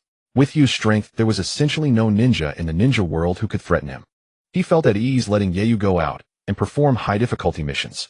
Yu didn't say anything more and nodded. But rank missions weren't that plentiful, especially during this peaceful era. Even rank missions were scarce and rank missions were even rarer. Naturally, the third wouldn't let Yu undertake missions below rank. That would be a complete waste of time. It had been over a month since Yu graduated from the Ninja Academy, and he hadn't performed a single mission yet. During this time, his work had been helping the third organize documents, making him more like a clerical staff than a ninja. However, most of the documents Yu organized involved Konoha's secrets. But in Yu's mind, they were essentially no different from ordinary documents. About a week passed. Still, there were no missions of a rank or higher. Yu also didn't go out to perform, but today a rank mission appeared. It was a bodyguard mission. Moreover, the person who came to Konoha to commission the mission was someone Yu knew. He didn't recognize him at first, but after he said his name, Yu remembered. His name was Qianjian Santehu. The moment he mentioned his name, Yu realized this was a mission from the Land of Snow. But wasn't the Land of Snow mission supposed to be undertaken by Team 7? Yet Team 7 hadn't returned. Qianjian Santehu earnestly said to the third in the Hokage's office, "Third Hokage Miss Fuji is going to the Land of Snow this time to film a movie. Her safety is extremely important. I beg your village to send several jonin to accompany and protect her. We will not withhold a single cent of the reward." The third looked at Qianjian Santehu somewhat troubled. Several jonin. Mr. Qianjian, I'm sorry, but the number of jonin in our Konoha village is limited.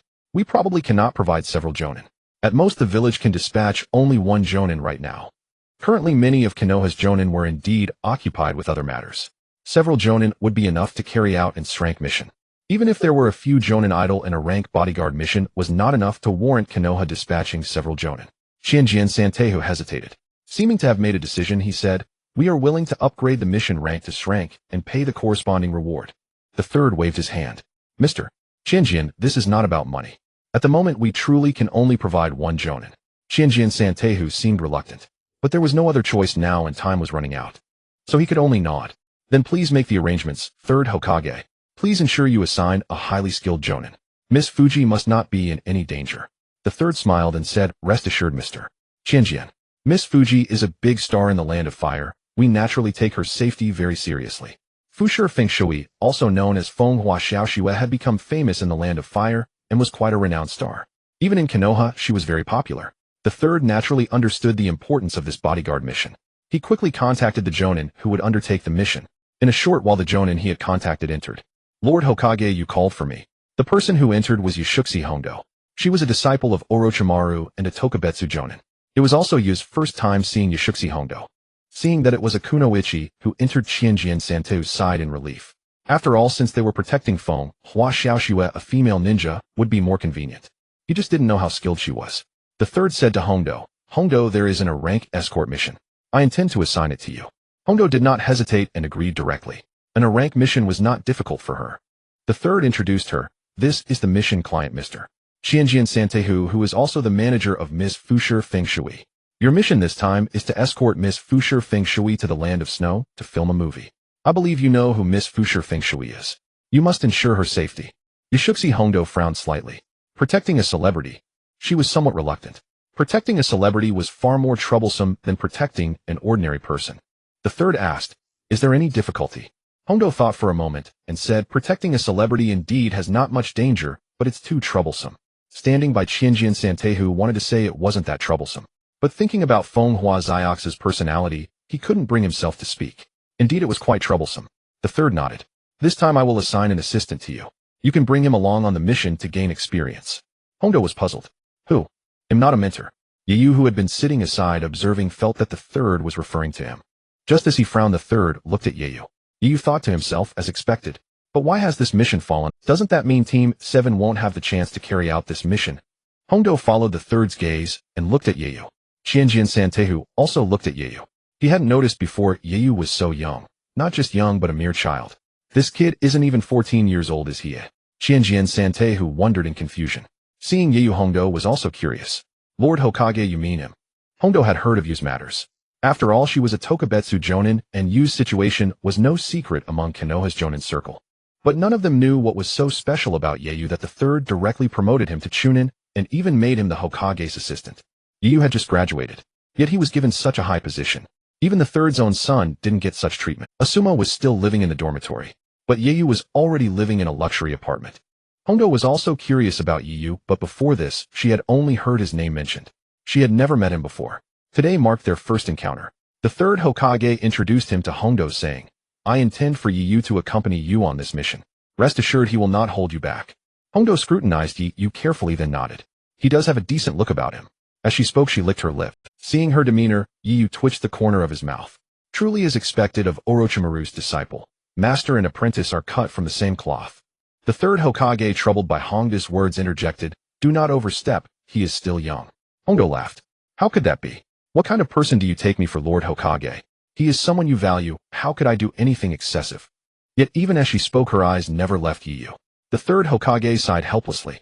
Fortunately, Yu is strong enough. Even if Hondo intended something, she would have no chance. Of course, the third Hokage dismissed it as a joke. After all, she was 24, and Yu was only 12, a 12-year gap between them. Asama Sandeu, who had initially thought Hondo reliable, now grew worried. Is she really suitable? Won't she do something disrespectful to Princess Setsuna? Ninjas came in all temperaments. Asama Sandeu knew this well. Still, since she was a woman, although anxious, he believed she would not go too far. The third Hokage called Yu over. "Yu, this is your first mission. Give it your best effort." Yu approached. His height was nearly equal to Mitarashi Honda's. Mitarashi Hondo stood 167 meters tall, while Yu was 165 meters, 2 centimeters shorter. Hondo kept a smile fixed on her face as she looked at Yu standing beside her, but her gaze unnerved him, like a serpent eyeing its prey. The third Hokage felt a pang of helplessness foreseeing that the mission would not go smoothly. Nonetheless, Yi's strength ensured that whatever problems arose he could handle them. The third Hokage was reassured. Alright, go prepare. This is your first mission. You may ask Hondo. Yu nodded. Hondo, wearing a slightly unnerving smile, chimed in. Yes, little brother Yu. If there's anything you don't understand, feel free to ask me. Her voice even carried a sinister undertone. Yu found it ridiculous. I will. The three left the Hokage's office. The third Hokage sighed. I hope they get along. Hondo is still too deeply influenced by Orochimaru. After stepping out of the Hokage building, Hondo casually slung her arm over Yi's shoulder. Since they were the same height, it presented no difficulty. You must be pretty strong, right? Hondo was curious. If Yu lacked strength, the third Hokage would not have promoted him directly to Chunin, nor made him his assistant amid controversy. That position carried considerable weight, even wielding certain authority. It was even more significant than being the Hokage's guard.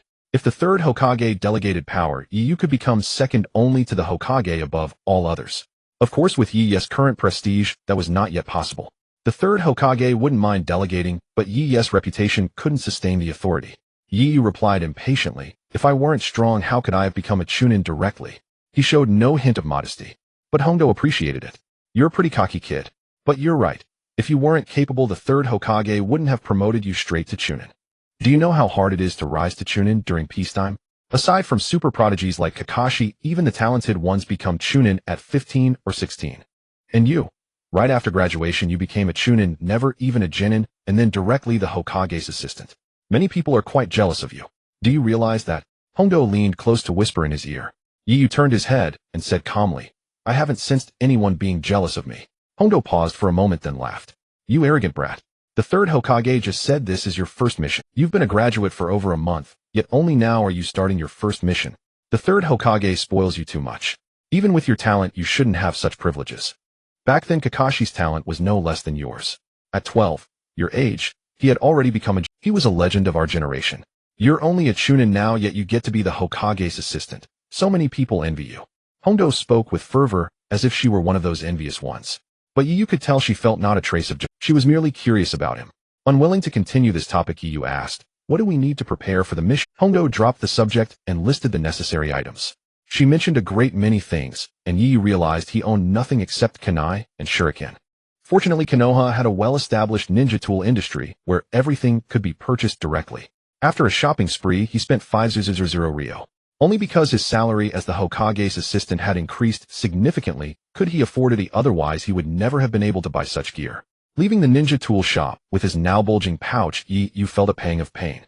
Being a ninja really isn't a path to wealth. Though you earn a lot, you spend even more.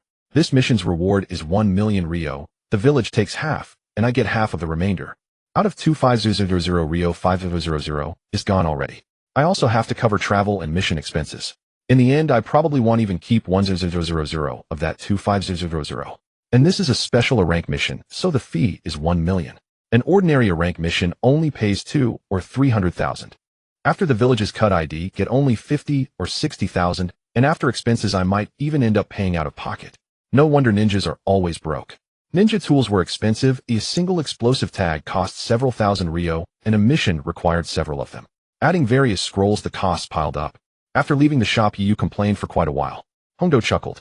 Be grateful. Your very first mission is a rank with such a high reward. Few people can actually make money on their first mission. Besides, you never bought any decent ninja tools before, so you had a lot to catch up on. That's why it's so expensive. Now Yu understood Asuma. He could empathize with why Asuma, after treating his 3 students to a barbecue, had emptied his wallet and had to kneel and beg to pay on credit. Ninjas needed money too. Fortunately, even without missions, Yi's monthly salary plus various allowances amounted to around 3,000 ryo. His income was known only to the third Hokage and the 2 Hokage advisors. Because his earnings were extremely high, not far from the third Hokage's own monthly income of about 6,000 ryo. If others found out, it would certainly spark a lot of criticism. But Yu didn't have much savings either, as he had only been working for a little over a month. Qianjian Santayu had been following the 2 of them, but he remained silent. After procuring the necessary ninja tools, the trio set off. Oziguo. On the nearly completed bridge, Zaibujan, accompanied by Bai and a band of renegade ninjas from Waiankun, encircled Team 7. To save Mingren, Zhuozhu was gravely wounded by Bai. Gazing at Zhuozhu, who stood before him, body pierced with steel needles, Mingren's eyes were vacant. Zhuozhu. Mingren's voice trembled with shock. He could not believe that Zhuozhu, who had been mocking him the entire journey, had stepped in to protect him. This top student, whom he had once utterly despised, this arrogant figure far more popular among the girls than himself, had actually shielded him. Mingren clenched his fists. An overwhelming fury surged within him. You killed Zhuozhu. I will make you pay. Mingren still believed Zhuozhu was dead. Roar. In an instant, a torrent of malevolent chakra erupted from Mingren. A blood-red tail slowly coalesced behind him. A blood-red-tailed beast coat enveloped Mingren's body. His teeth elongated into fangs, and his fingernails grew long like fox claws. His pupils turned a fiery crimson. Mingren had lost control. All the surrounding mirrors shattered from the chakra radiating from his body. A terrifying force swept across the entire bridge. Kakashi engaged in combat with Zaibujan, sensed the dreadful chakra. When he saw Mingren wrapped in the tailed beast coat, his eyes widened. Mingren, has he gone berserk? What happened? Kakashi was unaware of what had just transpired. Zhuozhu shielding Mingren. But Mingren's rampage spelled grave trouble. Damn it. With Mingren berserk now, there's no way I can suppress him. Once Mingren lost control, either he had to overcome it himself, or a sealing ninja would have to reseal the rampaging Ninetales. Zaibujan also looked at Mingren, muttering to himself, that's the chakra of a tailed beast. So he's the Ninetales Jinchuriki of Muyin. Quite bold, letting a Jinchuriki out on a mission. Most Jinchuriki were confined within their villages, forbidden to leave unless they could control the tailed beast within. Clearly Mingren was not one who could master the beast. Zaibujan sneered at Kakashi. Kakashi, what will you do now? This is no longer a simple mission. Perhaps the tailed beast of your village will run amok here, and you may even lose it. They were currently in Boziguo. If Mingren's rampage caused the Ninetales to break free of its seal, almost no one could contain it. And once the Ninetales escaped, could Muyin really capture it again? During the Ninetales rampage, it was the 4th Hokage Bluffing Shumin along with the Uzumaki clan's sealing techniques of Schwanwa Jixina that sealed it. Now is there anyone in Muyin capable of resealing the Ninetales into a Jinchuriki? The 3rd Hokage was aged, and this place was far from the village. If the Ninetales completely broke free, Kakashi's strength was utterly insufficient to seal it. Watching Mingren roar in fury, Kakashi's expression turned grim. Mingren, you must hold on. The only one who could restrain the Ninetales was Mingren himself. If his consciousness gave way, the beast would break free. 3rd Hokage, it seems we let Mingren out too soon. The 3rd Hokage was the one who insisted Mingren be allowed freedom. If Mingren truly lost control here, and the Ninetales broke its seal, Kakashi would be the first held responsible. But the one bearing the greatest blame would be the 3rd Hokage. Many opposing factions would seize this chance to oust him. Danzo would never miss such an opportunity. Kakashi frowned. At this moment the mission no longer mattered, nor did Zaibujan. The priority was to keep Mingren from succumbing and prevent the Ninetales from breaking free. Zaibujan raised his massive cleaver, his expression icy. Kakashi, that brat can never control a tailed beast. Letting him out of your village was your greatest mistake. But can you still complete your mission now?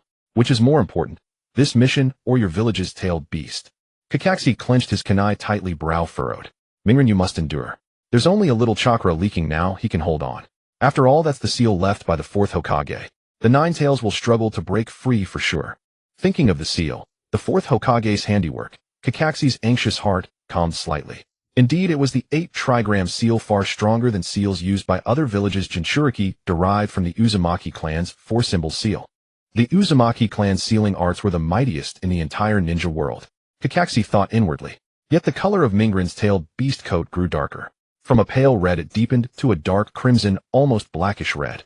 They were over 100 meters away from Mingren, but Kakashi could feel the Ninetales chakra growing denser. The Ninetales chakra was unique, laden with extreme malevolence. Even a non-sensor ninja could clearly sense it.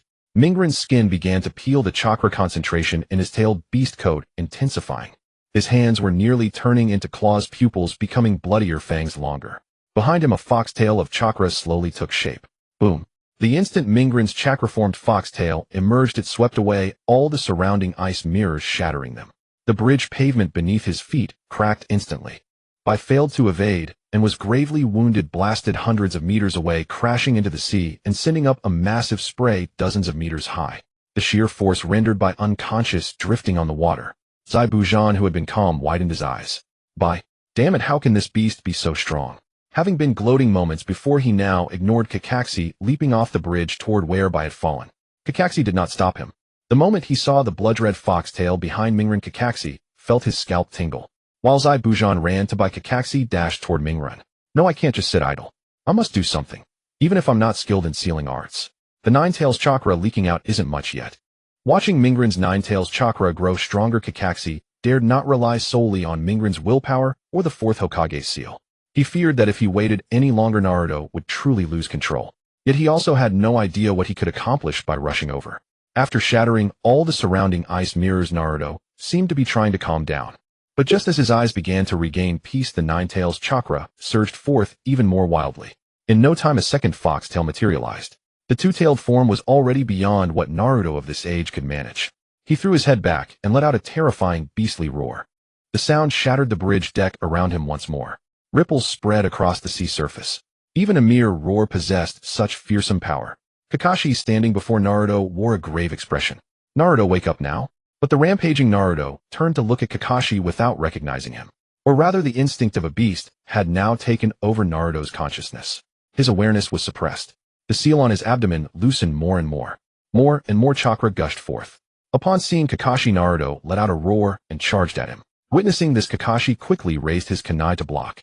A terrifying force slammed into Kakashi. The moment they clashed, Kakashi was blasted hundreds of meters away, landing beneath the bridge and skidding across the sea surface for hundreds of meters, kicking up waterspouts tens of meters high. When he finally stopped, the clothes on his chest were completely scorched away. The skin on his chest was also burned with black smoke rising. The intense pain nearly made Kakashi unable to breathe. Such tremendous power. Even pure physical strength. Is this terrifying? Is this the power of the Nine-Tails? And this is only the two-tailed state. Hard to imagine the full Nine-Tails the fourth Hokage faced back then. After just one exchange, Kakashi felt the gap between them. Even purely physical strength rendered him completely. Even if I wanted to apply a sealing technique on Naruto, I can't even get close to him. Besides, using my sealing arts to seal a tailed beast is utterly ridiculous. Kakashi coughed up blood. His hands trembled from the excruciating pain. He had expended much chakra in the earlier battle with Zabuza. Damn it. I can probably only use Lightning Cutter one more time at most. But can it stop Naruto? Another way to deal with a rampaging tailed beast is to defeat it, beat it soundly, and force it back into the Jinchuriki's body. The third Raikage had done this before, exhausting the rampaging Eight Tails' power until it was sealed back into the Jinchuriki. Or like the Sand Village did with the One Tail, Shikaku used overwhelming force to beat it until it shrinks back into the Jinchuriki. But could Kakashi really achieve that? He watched as a third tail began to take form behind Naruto. Kakashi gritted his teeth. No, I absolutely cannot let him form another tail. The two-tailed state is already this powerful. If he reaches three tails, Naruto will never have a chance to control the nine tails again. Even in the two-tailed state, Naruto was already disoriented. If he entered the three-tailed state, Kakashi dared not think whether Naruto could retain any consciousness. The only remaining sliver of hope was if Naruto could activate the seal by his own will and reseal the nine tails within his body. Kakashi began forming hand seals. I must stop him. Lightning Cutter. He unleashed the technique. If this blow can shatter that third tail, there's still a chance. Kakashi's chakra exploded beneath his feet. He vanished into a blur across the sea surface. In an instant, he appeared behind Naruto. Naruto's eyes darted to the side. The moment Kakashi appeared behind Naruto, his face lit up with hope. Success. But just as he thought he would make it, one of the tails beside him suddenly swelled, growing to over 10 meters long and 2 to 3 meters thick. That tail swept Kakashi away with even greater force than the previous blow. Kakashi flew hundreds of meters, kicking up a water spout over 100 meters high on the sea surface. The lightning cutter in his hand dissipated residual lightning arcs still crackling across his palm. Kakashi nearly lost consciousness. Several of his bones were broken. Kakashi vomited blood profusely, struggling to stand, but the searing pain immobilized him. Such sharp instincts. The Nine Tails chakra was filled with extreme malice, yet it was also highly sensitive to malicious chakra. Kakashi's speed was utterly outmatched by the Nine Tails' perception. A single tail blow had already rendered Kakashi combat ineffective. Without successfully stopping Naruto, the third tail behind him smoothly took shape. Another roar erupted. This time within 100 meters around Naruto, the bridge deck completely shattered, and waves several meters high rolled across the sea. Another roar erupted. This time within 100 meters around Naruto, the bridge deck completely shattered, that chakra imbued with ultimate malice. Even non-sensory ninjas could feel it terror slaughter every extreme evil palpable in that moment. Zabuza, who had rescued Haku and was hiding nearby waiting to finish off Kakashi after the Nine Tails injured him, was also caught in the blast. Although Naruto wasn't attacking him, he was only about 200 meters away, far too close. The extreme malice chakra emanating from the Nine Tails instantly assaulted his mind. It even made him feel as if he was under a jinjutsu. Memories of his massacre of comrades in the Mist Village surged uncontrollably into his thoughts. He couldn't suppress them no matter how hard he tried. This sensation was deeply unsettling to Zabuza. While carrying the unconscious Haku on one side and gripping the decapitating blade with the other, he could feel his hairs standing on end. Though he had never fought the Nine Tails, the mere chakra it emitted filled Zabuza with overwhelming terror. The Nine Tails chakra is so much more powerful than the Three Tails. Even the Three Tails in its full form couldn't release this level of dreadful chakra. He had once attempted to assassinate the fourth Mizukage, and though he failed, he had witnessed the strength of the Mizukage's Three Tails chakra. But it was nowhere near as terrifying as the Nine Tails. This chakra nearly suffocated him, making it hard to breathe. I want no part in this kind of scene anymore. Anyway, once the Nine Tails Jinchuriki goes berserk, this bridge will be destroyed, and even Kakashi will die here. That counts as completing the mission. Zabuza glanced once more and prepared to leave with Haku. Just then Naruto, standing on a bridge pillar, turned his gaze toward them. The bridge deck had been shattered by his roar. After rescuing Sasuke, Sakura intended to save Kakashi.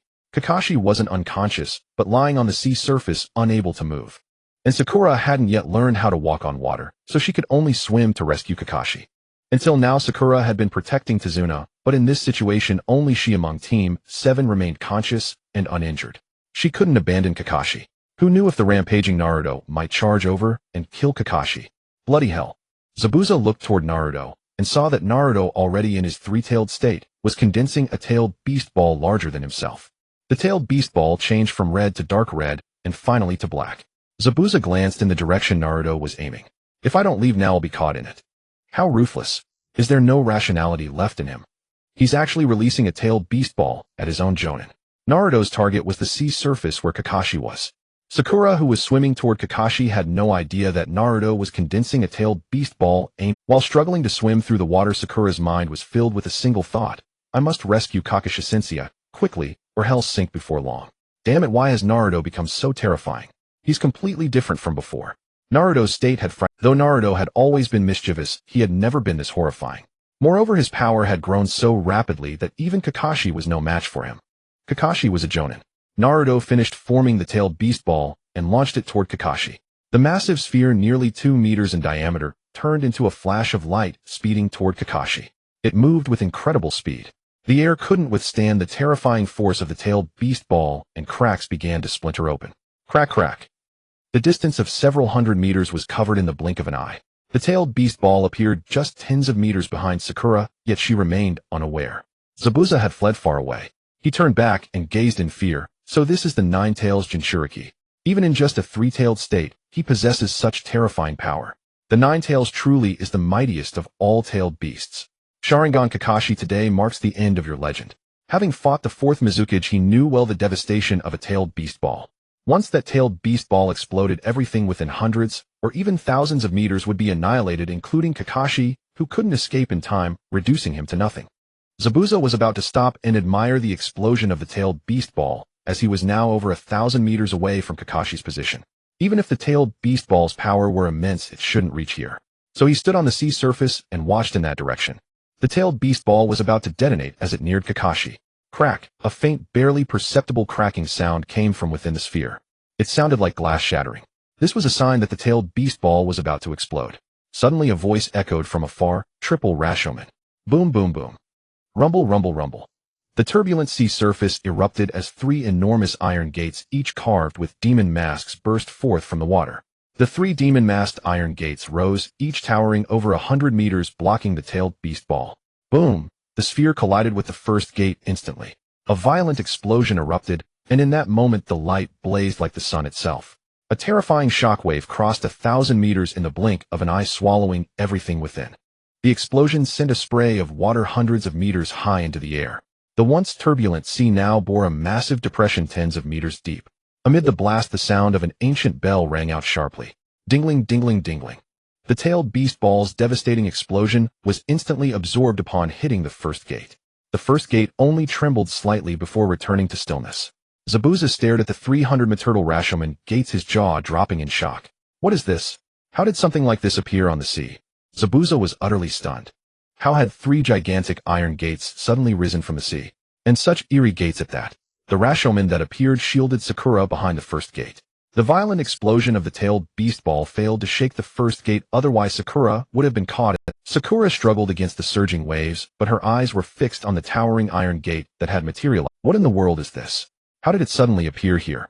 Sakura was utterly shocked by the massive gate. Could it be a sea monster? Since the Rashomon had slowly risen from the seabed, Sakura speculated that the three gates were created by some sea creature. At this moment, on the other end of the bridge, Yoru stood calmly. Beside him stood a stunned Mitarashi Anko and Asama Sandai. The two stared at Yoru as if he were a monster. Anko looked at Yu's calm expression and spoke with a trembling voice. Yoru, how do you know this jutsu? And you're so young, how can you release it? Triple Rashomon. She knew Orochimaru had used it, but she couldn't learn it. It required too much chakra, and it also demanded aptitude which she lacked. But she had studied it. Naturally, she understood how difficult it was to cast this technique successfully. Moreover, if not mastered properly, it could be very dangerous. That's why it was in strength forbidden jutsu.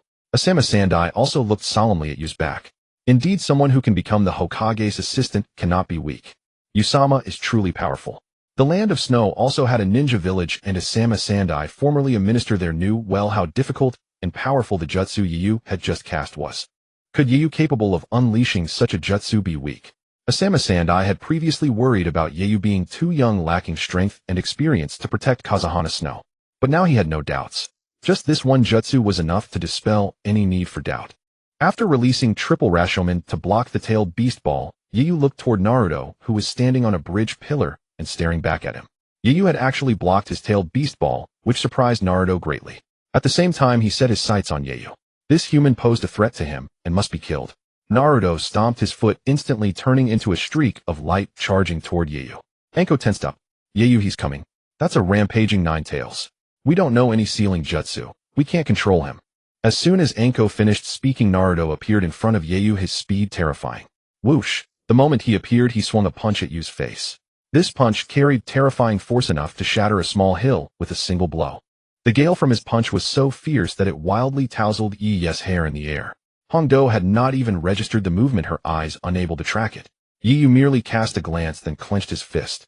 Armament Haki. An invisible armor shrouded Yu's fist.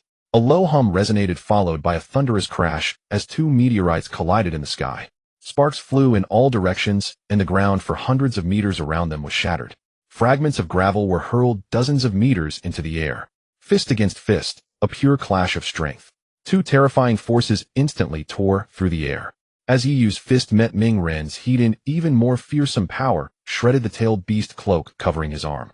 Yoru stood unmoving while Ming Ren was blasted backward, transforming into a streak of red light that crashed into a small island thousands of meters away. The monstrous impact nearly sank the island, which spanned several hundred meters. The sea around it churned violently, with waves rising 5 or 6 meters high. A cloud of dust tens of meters high billowed above the island. Standing behind Yoru, Hongdo and Qianjian Santai Fu finally realized what had happened. Yoru actually knocked the rampaging Ming Ren flying. That guy just sent Kakashi flying with a single tail swipe. Even Kakashi, who couldn't withstand a single strike from the tailed beast, was blown away by Yoru. Hongdo could hardly believe that the assistant third Hokage had assigned her possessed such terrifying strength. As for Qianjian Santai Fu, he became even more convinced that this mission commission was incredibly worthwhile. Yoru was undoubtedly a presence surpassing even a Jonin. To have him as a bodyguard would at least ensure Feng Hua, Xiao Shui's safety wouldn't be an issue. After sending Ming Ren flying with a single punch, Yoru slowly walked toward Ming Ren's direction. Sister Hongdo, Mr. Qianjian, I'll deal with this problem ahead. Please wait a moment. With that, he leaped off the bridge. The bridge had been shattered over a span of hundreds of meters by the earlier attack. Yoru stood at the bridgehead. Before him lay an empty gap, and the deck had been completely demolished in their clash. After jumping off the bridge pillar, Yoru sprinted across the sea surface. Hongdo wanted to help. Yoru, be careful. Do you know any sealing techniques? Hongdo shouted from the bridge pillar. Yoru did not reply. Worried, Hongdo was about to jump down to assist him, but Qianjian Santai Fu stopped her. Jonin Hongdo, I believe Mr. Yoru wishes for us not to interfere in this battle. Given the strength he has displayed, your involvement would likely only add to his burden. Hongdo was about to snap back. How could she ever be a burden to Yoru? Yet recalling how effortlessly Yoru had deflected Ming Ren's attack and blasted him thousands of meters away, she realized that going down would indeed only cause trouble for Yoru. She knew no powerful sealing techniques, and her strength was only that of a special Jonin far inferior to Yoru's might. Yes, her presence would merely be a burden, a liability, and weak point. Hongdo gazed at Yu, who had become a streak of light racing across the sea, and her expression turned somber. So I've become someone else's burden again. At that moment, the memory of Orochimaru abandoning her surfaced. She clenched her fists, but she did not let rashness drive her to act. But does Yu really know any sealing techniques? The nine-tailed Jinchuriki has already lost control, and the fourth tail is about to emerge. Qian Jian Tai Fu looked toward the other side of the sea. Jonin Hongdo, I believe the only thing we can do now is to rescue those Konoha shinobi who fell into the sea. Hongdo turned to look in Kakazai's direction, and saw Xiao Ying laboriously dragging Kakazai's body toward the shore. At that moment, Xiao Ying was still hundreds of meters from the shore, hauling a person who had lost all mobility. Even if the 12-year-old Xiao Ying managed it, she would likely sleep for days from exhaustion. Without a second thought, Hongdo used the body flicker technique and appeared beside Xiao Ying and Kakashi. While struggling to drag Kakashi, Xiao Ying was startled to see a woman appear on the water's surface beside her, standing on the sea, just like teacher Kakashi could. Seeing Kakashi barely breathing, Hongdo teased him, "Kakashi, I never thought I'd see you in such a sorry state." Kakazai's vision was blurry, but he would recognize Hongdo's voice even at death's door. "You, why are you here?" And Mingren. Hongdo hoisted Kakashi onto her shoulder and also pulled Xiao Ying up, tucking her under her other arm. She then walked slowly across the sea surface toward the shore. "That kid is your student, yet you let him run rampant like that. Not very responsible as a supervising teacher, are you? Once we're back, you're definitely getting an earful from the third." Kakashi didn't care about that. He said anxiously, "Hurry and send a distress signal to the village. Request sealing ninjas to come for support." Hongdo shook her head. "I think it won't be necessary. Right now that Hokage assistant is suppressing your student." Upon hearing the term Hokage assistant, Kakazai's eyes narrowed, and a name he knew all too well flashed in his mind. "Is it Yu?" Pinned under his other arm, Xiao Ying turned her head. She too had heard Yu's name.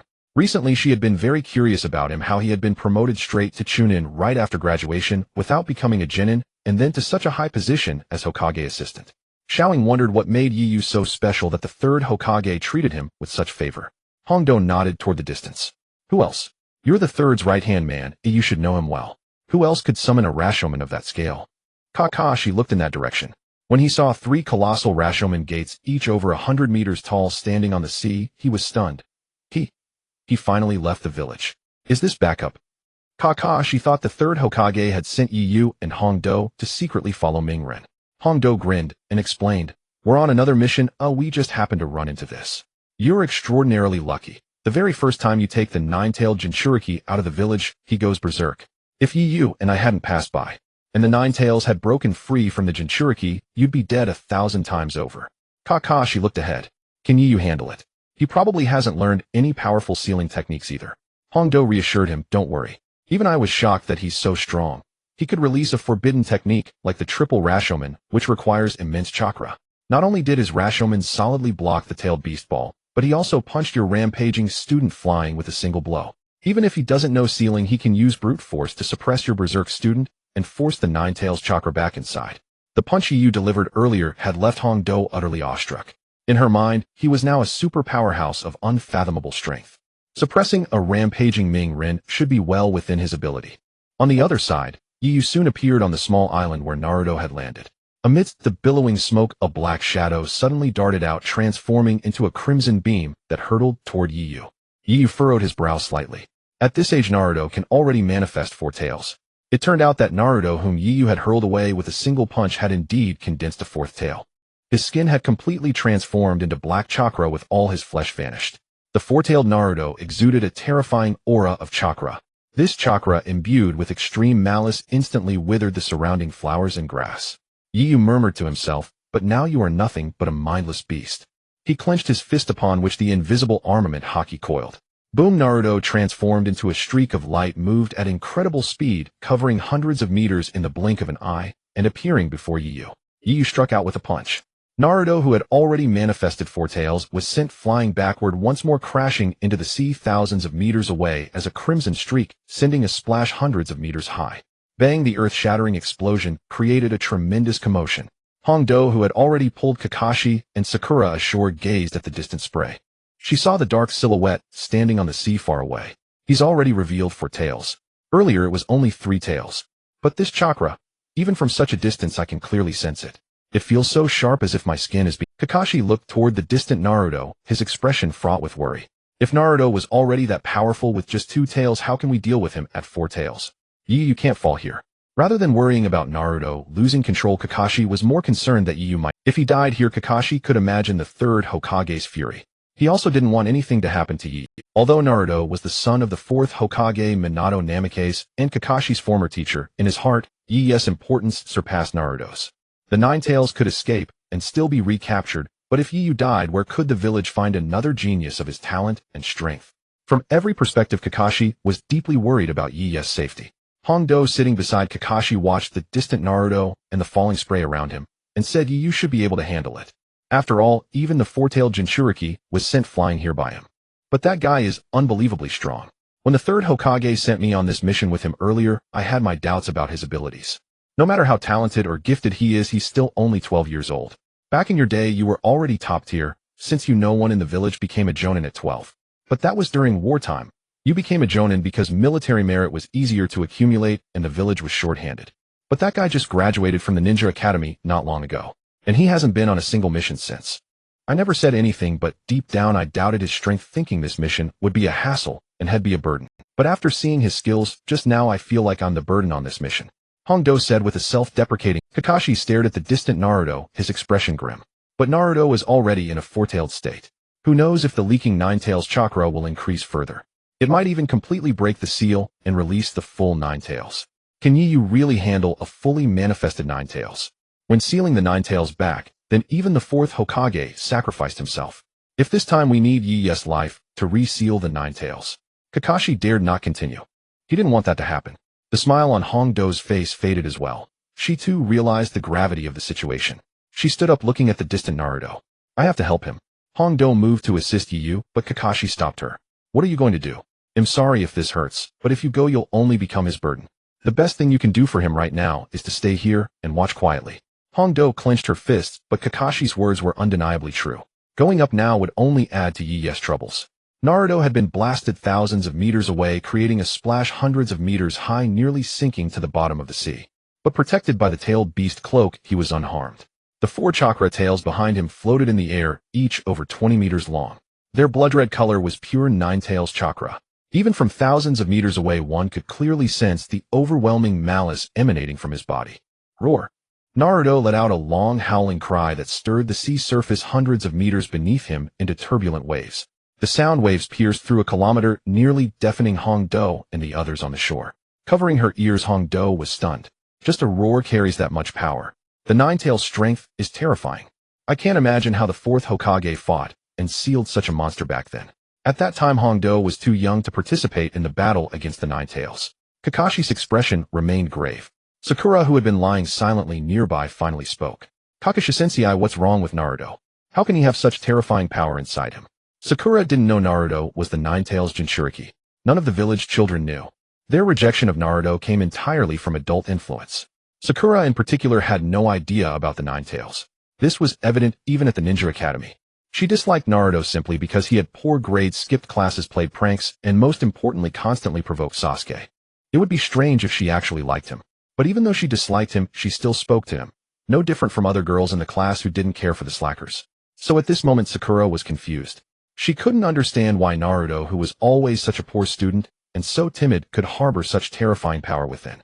Kakashi remained silent for a long time. Hongdo answered for him. You're his teammate, right? Inside him is sealed the village's tailed beast. He's what we call a Jinchuriki. Now the sealed beast is trying to break free and wreak havoc. It's very dangerous. Hongdo, don't say that.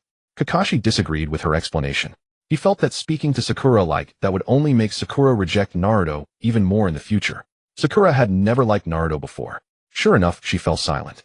Gazing at Naruto in the distance, she clenched her fists tightly. Sister, is this the reason why adults dislike Naruto? Previously, Sakura had thought that the villagers' rejection of Naruto was only because he was always causing trouble and had the worst grades in class.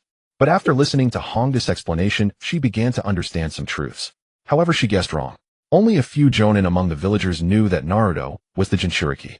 Hongdo had learned that Naruto was the 9 tails Jinchuriki from the 3rd Hokage. Although she was only a special jonin, she was special. She was Orochimaru's disciple. Strictly speaking, she was the 3rd Hokage's grand disciple. Judging from Orochimaru's later attack on the village and their conversation, the third Hokage indeed treated Hondo as a confidant and discussed many confidential matters with her. Secrets that ordinary ninja could hardly know. Others only speculated that Naruto was the incarnation of the Nine Tails. Even Naruto's other teacher Mizuki believed so. Iruka knew the truth because the third Hokage hoped that Iruka would accept Naruto and teach him well, so he revealed it to him. Hondo glanced at Sakura. She noticed that Sakura neither loathed nor feared Naruto after learning his true. Instead, she seemed worried. Dislike is one thing, concern is another. They were not enemies. Given Sakura's personality, she naturally would not feel aversion or fear. Rather, she was worried because he was her comrade. Hondo looked at Sakura, then turned to Kakashi and said, "Your disciple seems quite good." Kakashi was also a bit surprised. He knew how much Sakura disliked Naruto. He did not expect that after learning his identity, she would neither fear nor despise him. But considering their interactions over the past month or so, it seemed not so strange. During the bell test, all three of them passed. He should have known that all three were his worthy disciples. Kakashi smiled. After all, they are students who passed. Hondo thought of Orochimaru. Am I the student who didn't pass his test? Though she hated him, she could never sever her feelings for him. She had always yearned for her teacher's approval. Unfortunately, until the day Orochimaru left, she never. This had always been Honda's regret. I wonder how Yeyu is doing now, Kakashi said, somewhat worried. Hondo looked in the other direction. Probably nothing serious. Hondo felt that Yeyu should be fine. From the moment he struck, she could tell his strength far surpassed hers. After Naruto roared to the sky, he looked toward Yeyu's direction. His fist had not injured him, but it had. Extending his perception, he located Yeyu. He opened his mouth and rapidly condensed a nearly 1-meter tailed beast ball in front of him. Though it was smaller than the previous tailed beast ball, because he was in his four tails form now, the chakra inside was also compressed, making its power several times greater than before. Countless cracks appeared in the air around it, as if the atmosphere could barely contain its energy. Hondo grew anxious. Another tailed beast ball. I don't think this place is safe either. Kakashi activated his Sharingan and was stunned by the amount of chakra inside the sphere. Such immense chakra. This tailed beast ball could obliterate everything around. Hondo prepared to carry Kakashi and Sakura away again. But before she could move, Yeyu appeared atop her. Standing on the pillar, Yeyu looked at Naruto in the distance. Another tailed beast ball. This one is quite powerful. The tailed beast ball was undoubtedly the strongest attack of a tailed beast. Yeyu frowned slightly. I wonder what would happen if I transferred this tailed beast ball into Naruto's body. Never mind. If it killed him, it would be disastrous. With his ability, Yeyu could certainly use the Flying Thunder God technique to redirect the tailed beast ball into Naruto's body. But then Naruto would most likely die instantly. Although Yeyu was not close to Naruto, he could not bring himself to kill him directly. Naruto had already roar. After a furious howl, Naruto seemed to recognize Yeyu's strength from their earlier clash. Fearing that Yeyu would escape if he delayed, he immediately spat out the tailed beast ball brimming with terrifying chakra. Boom. The tailed beast ball turned into a crimson streak, quickly crossing nearly a kilometer of. The storm stirred up by the sphere carved a trench a kilometer long and over 10 meters deep into the sea. Giant waves rose all around, as if the ocean had been struck by a massive rod. Waves tens of meters high loomed like an apocalypse. Hondo carried Kakashi and Sakura onto one of the bridge pillars. But even the waves caused by the tailed beast ball were enough to submerge the shore they had just been on. This spoke volumes about the sphere's power. Now the tailed beast ball was flying straight toward Yeyu. Hondo frowned. Is he planning to take it heaten? She was extremely worried. Kakashi clenched his teeth, his gaze fixed on Yeyu. Sakura, though not close to Yeyu, was also deeply concerned. Standing on the pillar, Yeyu's shirt flapped violently in the shockwave. In the blink of an eye, the tailed beast ball appeared in front of him. Yeyu's eyes narrowed slightly. Armament Haki envelopment. In an instant, powerful armament Haki gathered on his fist, and it was flowing. It completely covered his fist. At that moment, the flowing Haki began to emit smoke like lava. Indeed, lava was contained within. Great eruption. Yeyu's fist became scorching hot, brimming with incredible force. Boom. Yeyu unleashed a devastating punch. The immense force collided with the tailed beast ball. Crash. A violent explosion erupted. The sea within several kilometers around Yeyu instantly sank. The ocean floor dropped dozens of meters deep, forming a crater several kilometers wide. The bridge pillar beneath Yeyu shattered into dust upon impact. The tailed beast ball turned into a beam of light soaring tens of thousands of meters into the sky. Rumble. It burst in the sky like a firework, blazing as bright as the sun for an instant. The shockwave soon descended upon the sea. Rumble. The seawater, which had not yet flowed back from the earlier collision, was pushed to the edges again by this new shockwave. Thousands of meters of forest along the coast were instantly shattered.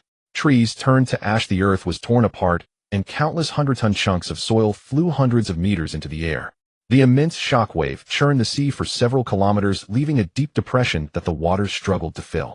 However, since the explosion occurred tens of thousands of meters in the air, the tailed beast ball did not cause significant damage to the surroundings, nor did it reach the direction of the bridge pier where Hondo and the others were located. Yet the pier beneath Yu's feet had already crumbled into dust. The adjacent piers also shattered. Yu stood on the sea surface. Amidst the turbulent waves, he remained steady, unaffected by the surging water. Observing that the great bridge had been largely destroyed, Yu smiled wryly and thought, well, that's it.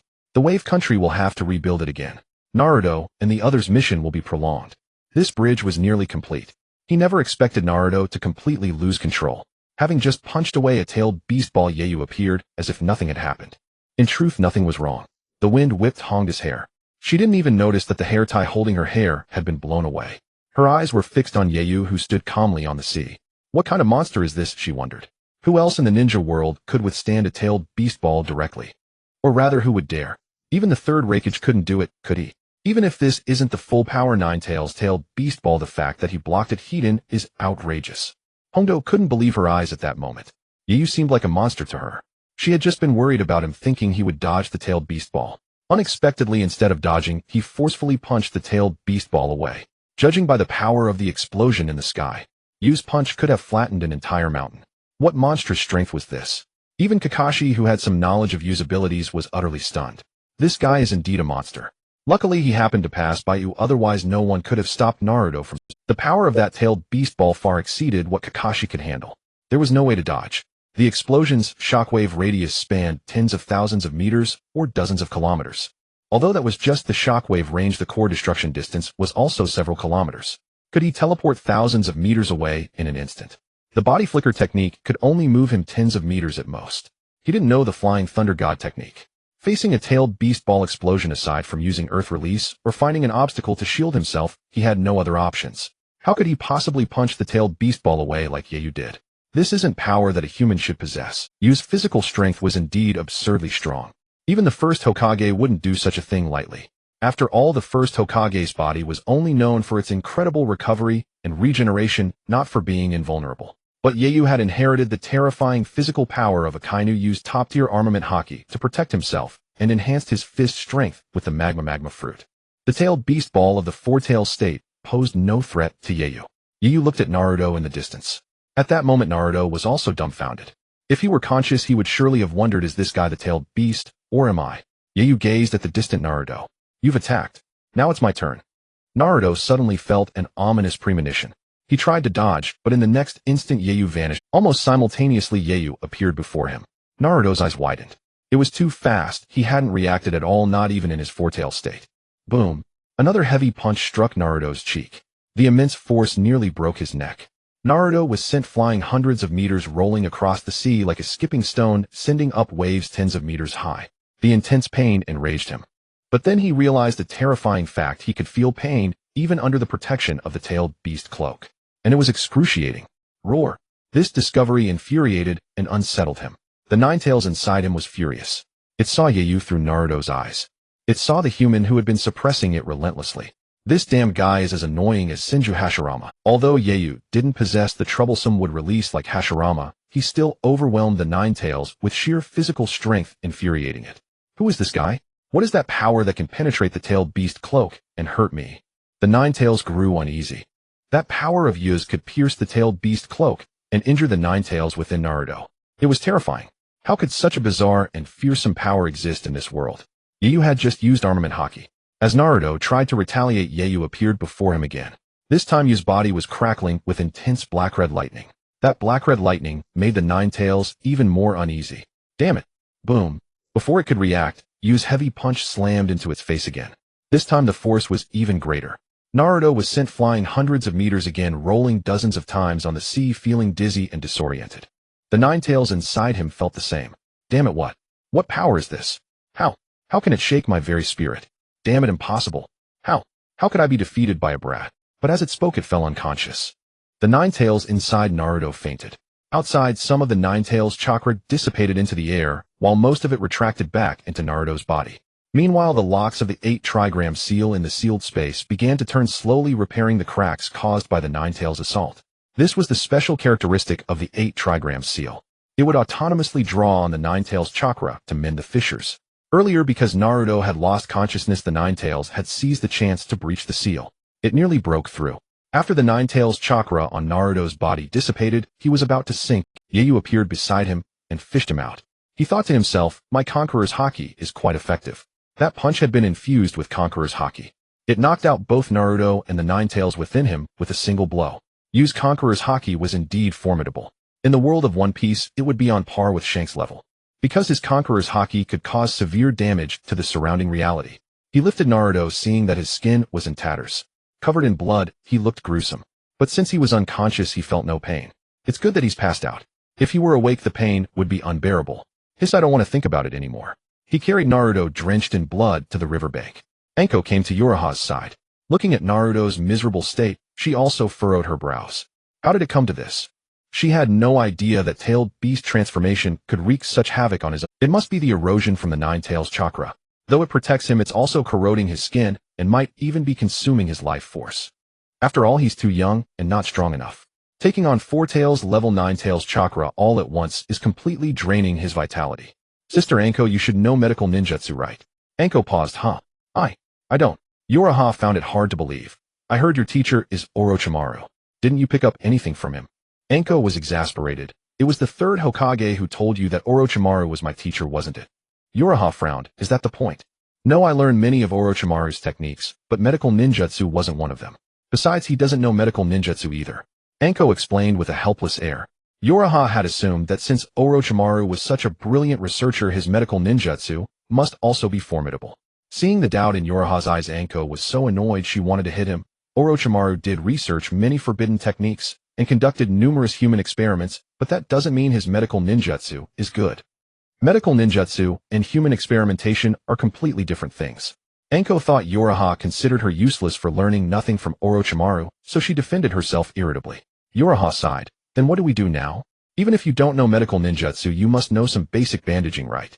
Anko looked at him. And you? Can't you do it? Sister Anko, while my combat skills are decent, I just graduated from the Ninja Academy. How much medical ninjutsu do you expect me to know? Combat ability and medical ninjutsu are 2 entirely different realms. Yoruha didn't know any medical ninjutsu at all and was barely proficient at bandaging. Anko nodded. Fine, I'll bandage him. She had thought Yoruha was testing her earlier, which irked her. She was a special jonin, after all, not to be examined by a 12-year-old chunin. But judging by Yoruha's demeanor, he genuinely didn't know how. So she crouched down to tend to Naruto. Fortunately, she had brought plenty of bandages. Yoruha stood beside her, gazing at the shattered surroundings, and remarked, It'll probably take years for this place to recover. Several kilometers around must be devastated. And this bridge, it was nearly finished, now only a fragment remains. Such a shame. Anko shot him a glare. And whose fault is that? Yoruha looked a little awkward. But you stopped that kid's rampage. No matter how you look at it, you've done a great service. Back in the village, you're sure to get. This achievement is too significant, and it's genuine. Given how much the 3rd Hokage favors you, I reckon you'll be promoted to jonin as soon as we return. Anko said. Yoruha wanted to correct her choice of words. What did she mean by favors? But thinking about the special treatment had received from the 3rd Hokage lately, he felt too embarrassed to say it. So had become one of those with connections. Yet Yoruha felt no shame.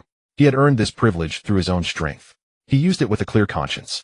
Does that mean I might outrank you when we get back? Yoruha teased Anko. She rolled her eyes.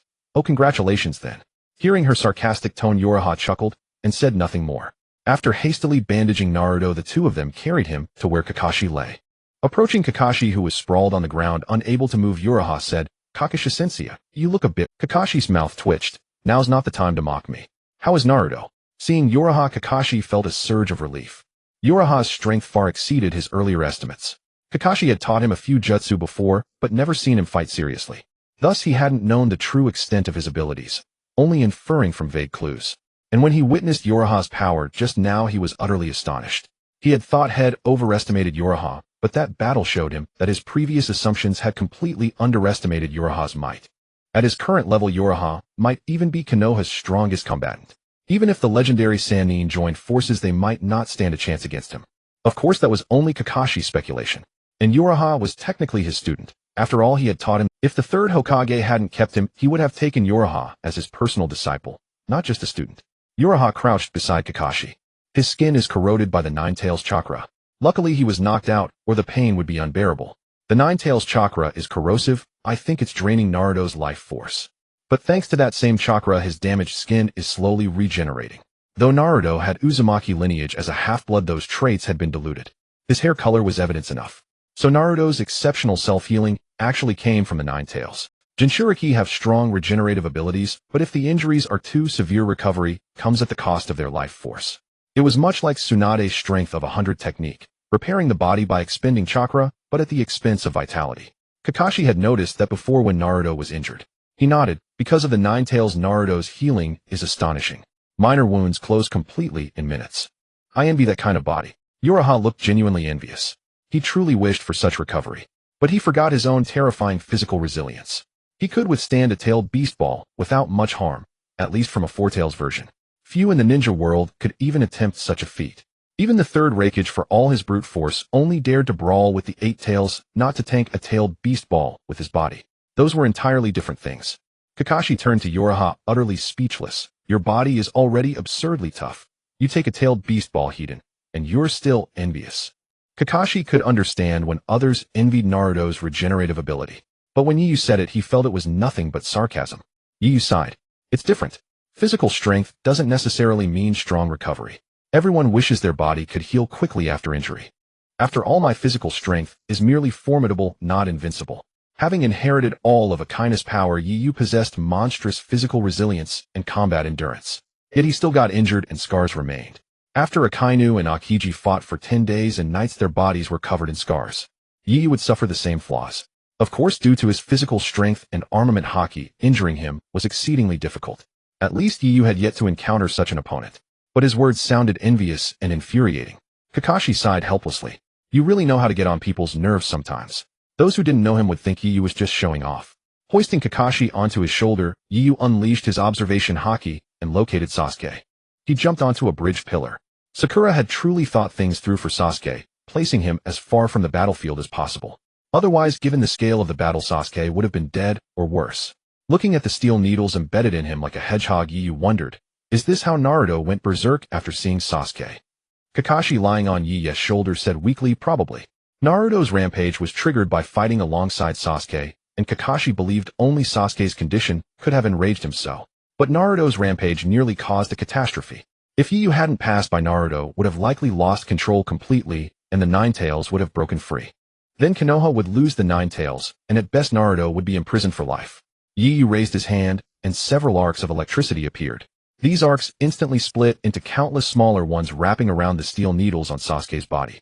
In an instant, like slithering serpents, the arcs pulled the needles out. Dozens of needles were extracted at once, and even in his coma, Sasuke trembled in pain. Kakashi's mouth twitched. Go easy, you'll kill Sasuke. Yu smiled and said nothing. After Hondo gave Sasuke simple bandaging, Yu and Hondo brought everyone back to Tezuna's village. After they left, Gato, who had been hiding on a distant mountain, emerged sweating profusely, followed by dozens of They had arrived during the fight between Yu and Naruto. Originally, they intended to intimidate Kakashi and the others into stopping their protection of Tezuna's bridge construction. But witnessing the battle between Yu and the rampaging Naruto, a fight that seemed to annihilate the world, crushed any resistance within him. Staring at the ground, now a heap of rubble like shattered tofu, and the turbulent sea, he remained stunned for a long time. He swallowed hard. Forget it. How many lives do I have to threaten, that lord? The samurai he had hired to protect him, who had been arrogant even in front of Zabuza, now fell silent. They dared not say a word. That monstrous power came from two children of Konoha. They were roving samurai, not fools. No matter how much Gato paid, they wouldn't dare provoke Yu, let alone Naruto. Naruto, after all, was a Jinchuriki.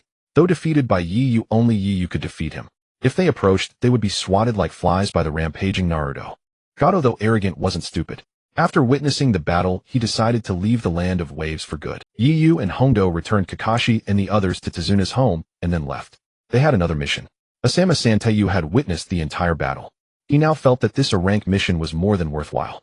With Yu around, Fonghua Xiaoxue would be in no danger. Which ninja from the land of snow could rival Yu?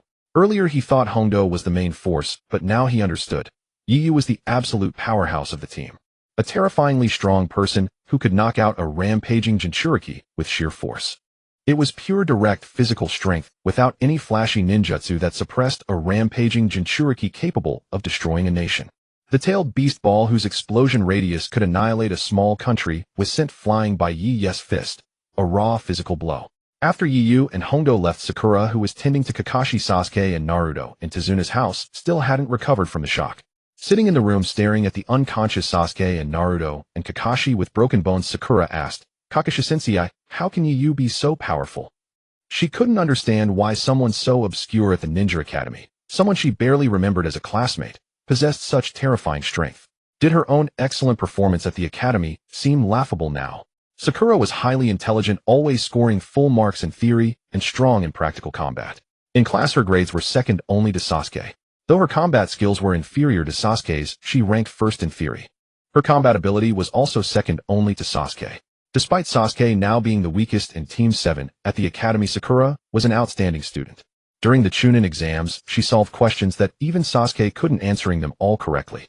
But now, recalling how she had prided herself on her grades while a powerhouse like Yu was by her side, she felt it was as ridiculous as a student who just learned to throw shuriken showing off in front of a powerful ninja. Kakashi was silent for a long time. He too had only learned of Yu's strength after graduation. "Sakura, everyone is different. Yu just matured a bit earlier. If you work hard." Kakashi couldn't finish. Lying required a strong conscience. After years in the ENBU, he couldn't bring himself to fabricate such a line. Seeing Kakashi's silence, Sakura smiled bitterly. "Kakashi-sensei, even you find that ridiculous, don't you?" After a long silence, Kakashi said softly, "There's no need to take Yu as your goal. He is different from everyone else." Sakura nodded. "Yeah, I know. His power is so inhuman that it's hard for me to even consider him a goal." Kakashi smiled wryly. "Actually, his power today shocked me too. This is the first time I've learned he possesses such immense strength. He has never shown that he is that strong. In this regard, I am the same as you. I only learned his true power." Sakura chuckled. No wonder he was promoted to Chunin right after graduation and also became the Hokage's assistant. "I couldn't understand it before, but now I fully realize that Yu's status as a Chunin is only temporary. Before long, he will be promoted to Jonin." Kakashi looked at the ceiling and sighed. "I reckon after he completes this mission, he can be promoted to Jonin upon return. There has never been someone promoted to Jonin after just one mission. Perhaps Yu will be that person. He is always so different, always doing things beyond expectations." Sakura glanced at Sasuke, who was still unconscious beside her, and said with concern, "Kakashi-sensei, Sasuke has set Yu as his goal. Can he ever catch up to him?" Sasuke had fainted before Yu appeared. He did not know Yu's strength. He didn't realize he was chasing a goal he could never reach. How despairing. Kakashi fell silent again. Previously, he thought it impossible for Sasuke to catch up to Yu, but if he worked hard enough with his Uchiha lineage and talent, he might still get close to Yu. Just as the third Hokage planned, Sasuke and Naruto would become Yu's right-hand men in the future. But now it seems that Sasuke's chances of catching up to Yu are very slim. Even getting close to him is difficult. At just 12 years old, Yu is already this powerful, monstrously so. It's unimaginable how terrifying he will be at his peak age. 12 years old is definitely not a ninja's strongest stage. The prime age for a ninja is between... Kakashi didn't say it, but he thought, "I'm afraid that even if Sasuke awakens those legendary eyes, it will still be difficult for him to catch up to Yu. With just his physical strength, he can blast away a tailed beast ball. Even Susanoo, he could probably shatter with his own raw power." Kakashi had actually awakened the Mangekyo Sharingan, but with his current strength, he couldn't use it yet. However, he knew that the Sharingan could be used to manifest Susanoo. He had learned this when researching the first Hokage's records. Based on Yu's physical display, just now it seemed quite possible for him to shatter Susanoo. Although Kakashi had never seen Susanoo, his estimation was close. Tsunade could break the skeletal form of Susanoo using her monstrous strength. Yu's power far exceeds Tsunade's, so destroying the skeletal Susanoo wouldn't be a problem. However, whether his power could shatter the complete Susanoo was unknown. Yu never had the chance to try. After all, although Yu had integrated all of Akaino's power due to his uniqueness, and being in the Naruto world, his display of power was actually several times stronger than Akaino's original strength. Akaino's physical strength in the One Piece world was not as exaggerated as Yu's. One punch could cause destruction over several thousand meters. Without his devil fruit ability, the area of destruction from one punch was only tens of meters. With his ability, it could reach several kilometers. But Yu, just using his fists and armament Haki, could destroy an area several kilometers wide. The power increased by more than 10 times. Perhaps it was because of the different world, or Yu's special constitution, or a mutation when Akaino's power merged with his own. Yu's power was indeed several times greater than Akaino's. Before inheriting Akaino's power, his talent was very poor. Even with hard work, he could only reach the level of an ordinary ninja. But after obtaining Akaino's power, he could unleash it to a degree far beyond Akainu himself. Sakura looked at Sasuke and said softly, "I wonder if it's good or bad that Sasuke fainted and didn't see the battle between Yu and Naruto. Not just Yu, even Naruto's body harbors such immense power. Although Yu had completely dominated Naruto in their earlier fight. But Naruto's power was also terrifying. Even Kakashi Jonin was no match for him in a single exchange. Could Sasuke ever catch up to that power inside Naruto? With two peers so far ahead of him, what would Sasuke's mental state be? Sakura grew increasingly worried. Kakashi-sensei, can we not tell Sasuke about Naruto? I'm afraid he won't be able to handle it. Kakashi looked at Sakura and sighed. It seems you really like Sasuke to worry about him to this extent. But he will find out sooner or later. When that time comes, he'll be even more devastated, having worked so hard only to be told that Naruto's power far surpasses his. He can't handle that. Sakura fell silent. Kakashi-sensei, doesn't Sasuke have any power within him that can compare to Yu and Naruto? He's from the Uchiha clan, he should have an extraordinary bloodline too, right? Sakura didn't love Sasuke because she wanted him to be strong. She was worried that the huge gap between him and Naruto and Yu would break his spirit. She truly loved Sasuke from the bottom of her heart. She had liked him ever since the first time she saw him. Unlike Ino, who only cared about Sasuke's good looks, Sakura liked Sasuke as a person. Kakashi glanced at Sasuke, unsure whether to share information about him. He looked up and met Sakura's earnest gaze. He sighed. You're right. Sasuke is from the Uchiha clan. The Uchiha clan can awaken a bloodline limit called the Sharingan. Sakura already knew that. The highest level of an ordinary Sharingan is the 3-mo Sharingan. This eye of mine is a 3-mo Sharingan. It was transplanted to me by a friend from the Uchiha clan. And above the 3-mo Sharingan, there is a legendary eye, called the Mangekyo Sharingan. It is a powerful eye that can even control a fearsome beast like the Nine-Tail. However, awakening this eye is extremely difficult even among the Uchiha clan. Moreover, overusing it carries the risk of blindness. Kakashi knew that using the Mangekyo Sharingan too much would degrade eyesight, even lead to blindness. This was evident when he later encountered Itachi Uchiha and asked about his current level of vision loss. Moreover, using the Mangekyo Sharingan's abilities consumes an enormous amount of chakra. If one doesn't have enough chakra and forces its use, the Bodhis chakra will be overdrawn, and in severe cases it can lead to death. Itachi Uchiha suffered from insufficient chakra reserves. Overusing the Mangekyo Sharingan constantly overdrew his Bodhis chakra, and his chakra volume was already low. He was only at the level of an average Jonin. His strength lay in his battle intelligence and Sharingan techniques, not his chakra reserves. Frequent use of the Mangekyo Sharingan caused continuous overconsumption of his body, and eventually, both his eyes and body could no longer endure. Unless like Obito Uchiha, one had transplanted Hashirama Senja cells, which provided vast chakra support, ensuring the Mangekyo Sharingan's eyesight wouldn't degrade and the body wouldn't suffer. When Sakura heard that overusing the Mangekyo Sharingan could lead to blindness, she grew worried. If Sasuke knew this, he would definitely try to awaken it despite the risk of losing his sight. Sakura, who knew Sasuke well, understood his pride. He would never allow himself to be weaker than Naruto. Kakashi knew this as well. Yet the future was beyond their control. It was uncertain whether Sasuke would ever awaken the Mangekyo Sharingan. Discussing it now was still too premature for him. Meanwhile, Yu Hongdo and Asama Santofu finally arrived at the capital of the Fire Country. Fuka Koyuki was a highly popular star in the Fire Country.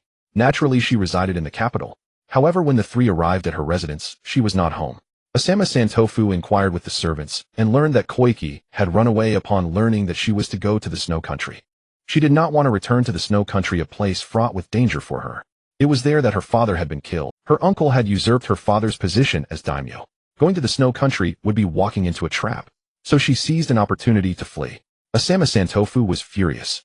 He told the servants, send people out to search for her. We are to depart tomorrow, and now she's gone. This won't do. Yu sat in the room gazing at the scenery outside. Miss Fuji seems reluctant to go to the Snow Country. Is there some hidden secret?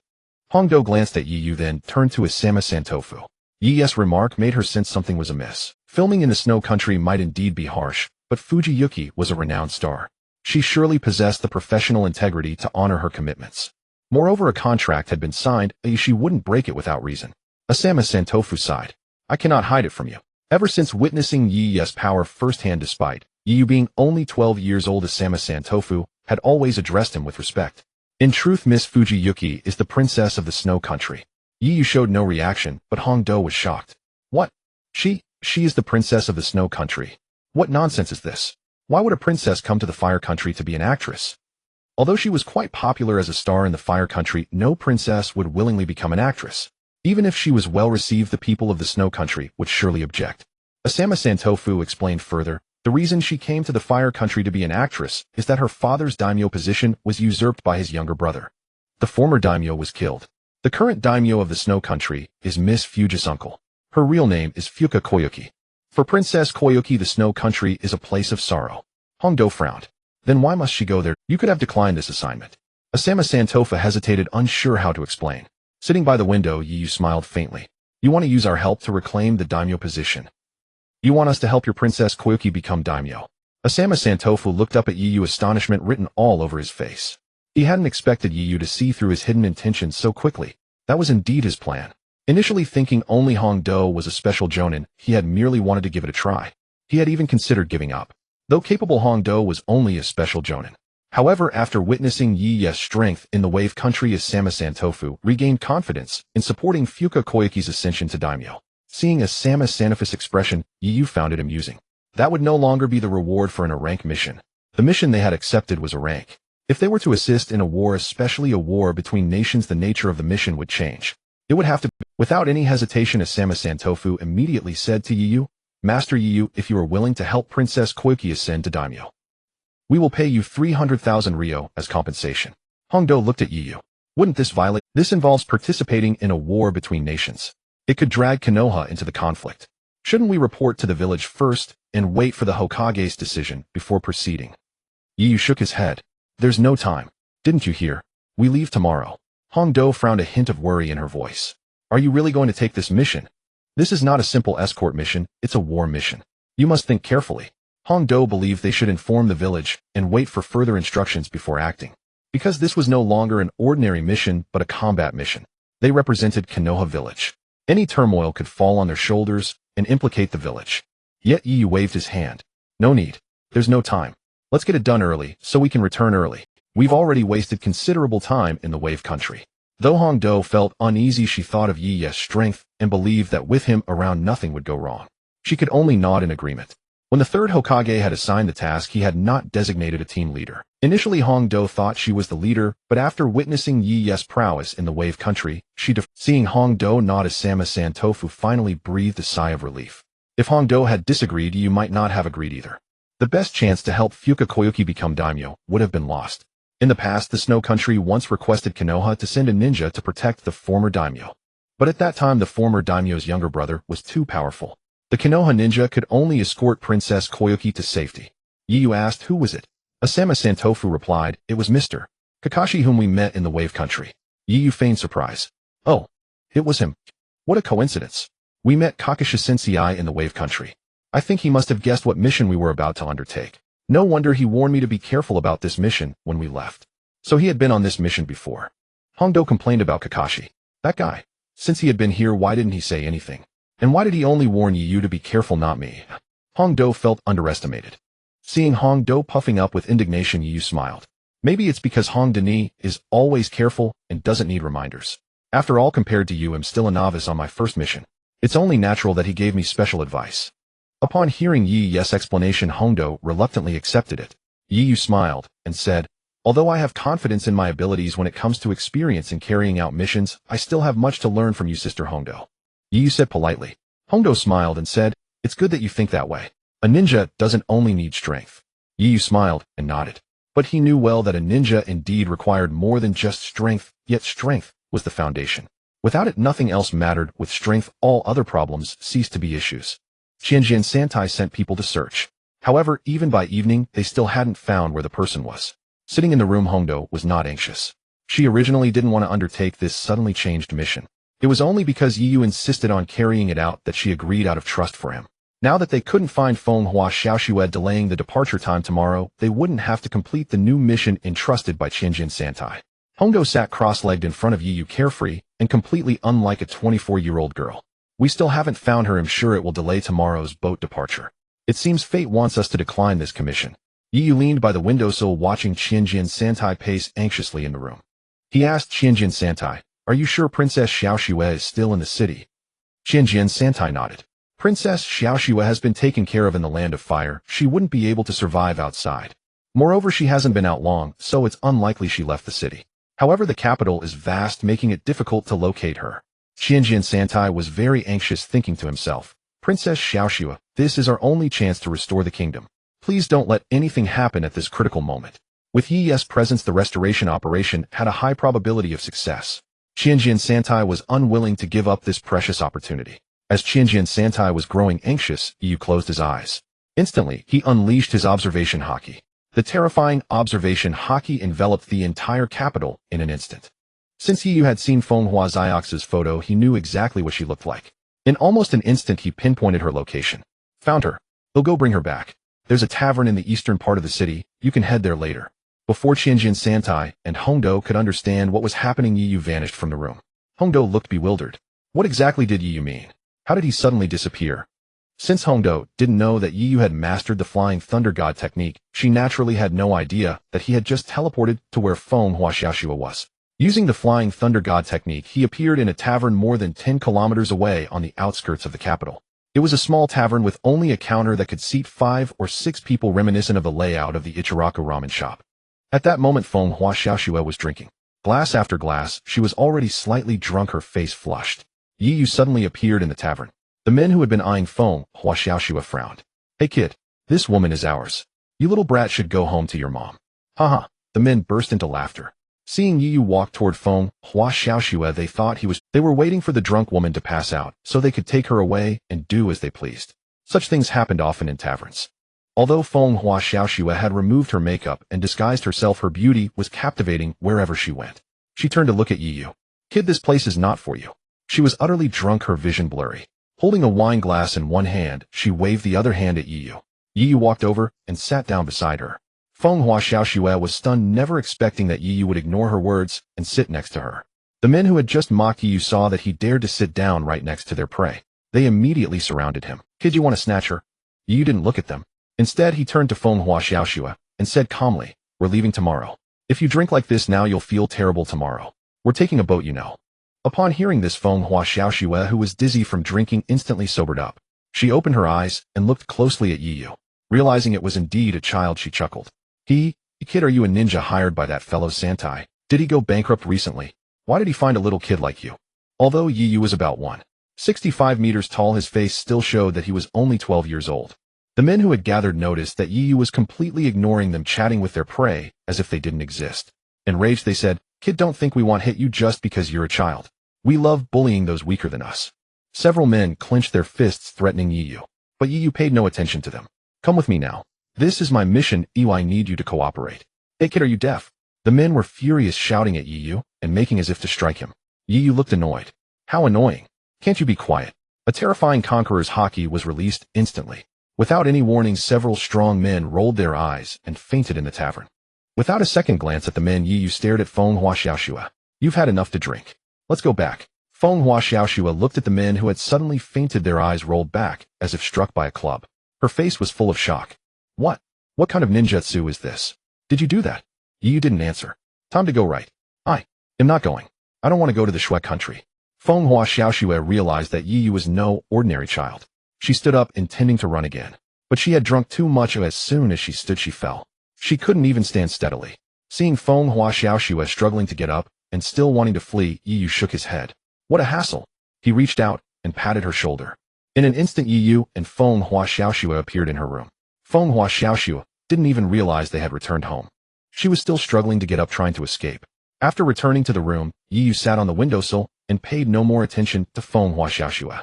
At that moment, Qianjian Santai and Hongdo, who were about to head to the address Yu had left earlier, were dumbfounded. They stared at the two people who had suddenly appeared in the room, especially Fenghua Xiaoxue. Qianjian Santai was shocked. He ran over and helped Fenghua Xiaoxue up. Miss Fushir, how did you get so drunk? Usually Qianjian Santai called her by her stage name. Sensing the strong smell of alcohol on Fenghua Xiaoxue, Asaka Santaifu asked her with concern. Fenghua Xiaoxue felt dizzy, and upon hearing Asaka Santaifu's voice, thought she was hallucinating. Turning her head, she indeed found it was Asaka Santaifu. Santaifu, why are you here too? Asaka Santaifu looked bewildered. Miss Fuji, I have always been here, never left. Hongdo, looking shocked, came to Yi's side and asked, what is going on? Why did you suddenly disappear, then reappear, and even bring Fenghua Xiaoxue back? Hongdo was confused about what Yu had done, but she clearly understood that he must have used some special ninjutsu, perhaps even a forbidden technique. It was terrifying. In less than 3 minutes, Yu brought back Fenghua Xiaoxue, who had been missing all day. Yu glanced at the equally bewildered Asaka-san Taifu and Fenghua Xiaoxue. I used some ninjutsu to bring her back from the tavern. If I hadn't gone, she would probably have been picked up by someone else. Hongdo looked at Yu in confusion. Picked up by Yu explained, a woman like her drinking at a tavern surrounded by a few ill-intentioned men. What do you think would happen next? Hongdo thought for a moment and felt a wave of fear. That would have very serious consequences. I can't even imagine. Hongdo was a ninja, a special jonin, and had seen such things often. After hearing Yi's words, Asaka-san Taifu felt a surge of fear. Fortunately, Mr. Yu acted in time, otherwise Princess Xiaoxue's innocence would have been ruined. But how exactly did Mr. Yu find Princess Xiaoxue and bring her back? And in such a short time, Asaka-san Taifu had many questions in his heart. At this moment, Fenghua Xiaoxue was still in a daze, unaware of how Asaka-san Taifu had found her. She still thought she was in the tavern where she had been drinking. San Taifu, how did you find me? She spoke while still emanating the smell of alcohol. Yu frowned slightly. Hongdo stood beside Yu, showing no signs of surprise. She often drank too, but it was always in the village. Although alcohol was forbidden among ninjas in the village, hardly anyone followed the rule. Since it was in the village, no one would care. Thus, ninjas in the village, whether male or female, mostly drank, many even addicted to it. Asaka-san Taifu knew from Fenghua Xiaoxue's words that she still did not realize where she was. Miss Fuji, this is your residence. Fenghua Xiaoxue squinted and looked around, finding that it indeed resembled her room. Is it an illusion? I remember this place being on the outskirts of the city. How can there be a place that looks exactly like my room? Miss Fuji, this is indeed your room, Mr. Yu brought you back. Asaka-san Taifu said, though he was inwardly astonished. The outskirts? That's at least a distance of over 10 kilometers, Mr. Yu brought Princess Xiaoxue back from the outskirts. Doesn't that mean he crossed dozens of kilometers in just a few minutes and brought Princess Xiaoxue with him? Moreover, it seems Mr. Yu spent some time dealing with those ill-intentioned men around Princess Xiaoxue. This means Mr. Yu may have brought Princess Xiaoxue back in less than a minute. That's a distance of dozens of kilometers. Even for a ninja, that speed is unimaginable, right? Is this the power of Mr. Yu? Not only does he possess incredibly powerful strength, but he also has nearly instantaneous speed. Even the top ninjas don't have such power, right? Mr. Yu is only 12 years old, and I heard he just graduated from ninja school not long ago. I can't imagine how high Mr. Yu will reach in the future. In any case, having a good relationship with Mr. Yu will definitely benefit the Snow Country and greatly benefit Princess Xiaoxue as well. Thinking of this, Asaka-san Taifu helped Fenghua Xiaoxue to her feet. Miss Fuji, it was Mr. Yu who brought you back. Fenghua Xiaoxue turned to look at Yu who was sitting by the window. Upon seeing Yu, she remembered, aren't you the ninja from the tavern? Where have you taken me? Fenghua Xiaoxue thought Yu had kidnapped her. Yu had no intention of acknowledging. He knew how bad the prince's temper was. Asaka-san Taifu quickly explained, Miss Fuji, you are now back at your residence. This is indeed your room. Fenghua Xiaoxue scanned her surroundings again, and after confirming it was truly her room, sat down. How is this possible? I was over 10 kilometers away from here. How could you possibly bring me here in an instant? It's simply impossible. Fenghua Xiaoxue completely disbelieved it. It was far too strange. In an instant, she had returned from the tavern located over 10 kilometers away to her room, without even realizing it. Even ninjas should adhere to some basic logic. The strongest ninja she had ever seen was Kakashi. Even Kakashi did not have such ability. She even suspected that Asaka-san Taifu was colluding with Yu to deceive her. Not believing it, she stood up and rushed outside. Upon entering the courtyard, she found that everything outside looked exactly like her residence. Even the exterior environment was the same. Fenghua Xiaoxue grabbed her hair. Am I under an illusion? She bit her own hand. Hiss, it hasn't disappeared, it's real. I've really returned to my residence. That guy actually has such ability, oh, it's incredible. Fenghua Xiaoxue was witnessing the power of space ninjutsu for the first time. However, there were few space ninjutsu techniques in the ninja world. It was normal that Fenghua Xiaoxue had not seen them. Originally, the Flying Thunder God technique had only been learned by 3 people since its development. Yu was the only one among them still alive. Fenghua Xiaoxue gradually calmed down. Although she was drunk, being drunk only slowed her thinking, not erased her memory. She began to reflect from the moment she met Yu. She organized her thoughts. How can that guy be so young? After reflecting, Fenghua Xiaoxue could confirm that Yu was a super powerhouse. Such a super powerhouse could actually be entrusted with a task by Asaka-san Taifu. How much reward did San Taifu pay to hire such a strong person? The hiring fees for powerful individuals are very high, and you can't just hire someone whenever you want. Everyone wants to hire the Hokage from the 5 great ninja villages, but few can do it. Everyone knows that the Hokage of the 5 great ninja villages is definitely the strongest, even if not the absolute strongest. They rank among the top existences. However, hiring these Hokages is not something that can be done simply by having money. In Fenghua Xiaoxu's view, Yu could instantly bring her back from over 10 kilometers away. This proved that his strength definitely surpassed that of a jonin. Such a powerful ninja, so young, must be an elite of the village. How could he possibly be hired by Asama Santafu? Where would Asama Santafu get that much money to hire such a formidable ninja? The hiring fee for a ninja of this level would be no less than 10 million ryo. It's just an escort mission. How could he possibly afford that much? As a major star, her annual income was around 30 million ryo. After taxes, she might only get 15 million ryo. Asama Santafu, her manager, simply couldn't have the enormous sum of 10 million ryo. Fenghua Xiaoxue didn't want to go to the snow country at all, nor did she want to participate in this film project. Naturally, she wouldn't pay the ninja's compensation. It was all paid by Asama Santafu. Where did he get so much money? Fenghua Xiaoxue turned and returned to her room. After regaining her composure, she looked at Yu, who sat calmly on the windowsill. He's so young. Is he even 12? She furrowed her brows. Asama Santafu approached and quickly reintroduced Fenghua Xiaoxue. Miss Fuji, these are the ninjas I hired to protect you during this shoot. They are from Konoha village. Jonin Mitarashi Anko and Chunin Yu. Fenghua Xiaoxue looked at Yu suspiciously. You're only a Chunin. Is that strange? A Chunin at my age is perfectly normal, isn't it? Yu didn't see anything odd. Fenghua Xiaoxue stared at him, frowning, utterly unable to believe that Yu was merely a Chunin. Is Konoha that strong? A Chunin capable of such a powerful teleportation technique? Remembering Kakashi, who had once rescued her from the snow country, she wondered if he had deceived her. Kakashi didn't feel as strong as Yu. Yet Yu was only a Chunin, while Kakashi was a Jonin. Not only Fenghua Xiaoxue, but Asama Santafu and Anko were equally curious. All three turned their gaze to Yu. Don't look at me like that. It's just one of my techniques. But Yu didn't elaborate on what the technique was. Anko was puzzled, but didn't ask. Ninja techniques were secrets. Even fellow village ninjas were not told everything. Asama Santafu and his group weren't from the village, so it was even less likely. Fenghua Xiaoxue walked up to Yu, standing before him, scrutinizing him. How old are you? She folded her arms and asked seriously. Ordinary people, when faced with such a famous star speaking so closely, would surely be excited or even too nervous to speak. But Yu remained calm, even a bit reluctant to engage. Mr. Yu is 12 years old. I heard he just graduated from the Ninja Academy, and this is his first mission. We are fortunate to be the first to entrust a mission to Mr. Yu. Seeing Yu didn't want to talk to Fenghua Xiaoxue, Asama Santafu quickly interjected on his behalf. He feared conflict between them. Anko leaned against the wall, silent, but with a mysterious smile on her face. Fenghua Xiaoxue frowned. You just graduated from the Ninja Academy. Are you kidding me? A fresh graduate becomes a Chunin. And that's strong. Santafu, have you been scammed? Fenghua Xiaoxue asked Asama Santafu. He felt helpless. He could tell that she was somewhat displeased. Is it because of Mr. Yu's attitude?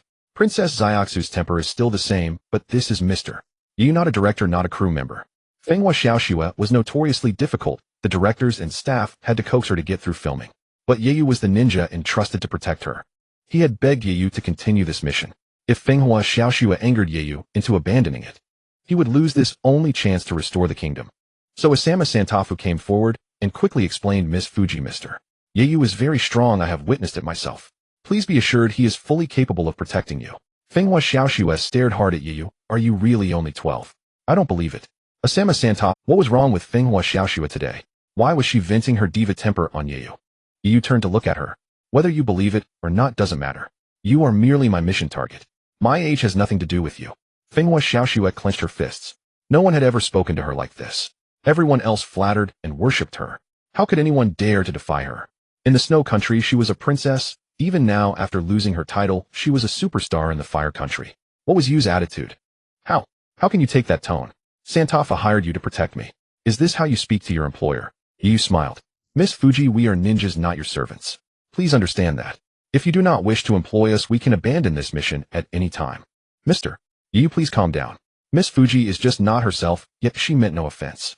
Asama Santafu was deeply worried. Why couldn't this princess gauge the situation and the person before throwing her tantrum? Yu said indifferently, it seems she does not want to commission us. You may terminate this mission at any time. Fenghua Xiaoxue said nothing more. Anko, who hadn't wanted to take this mission in the first place, was even less inclined to mediate now.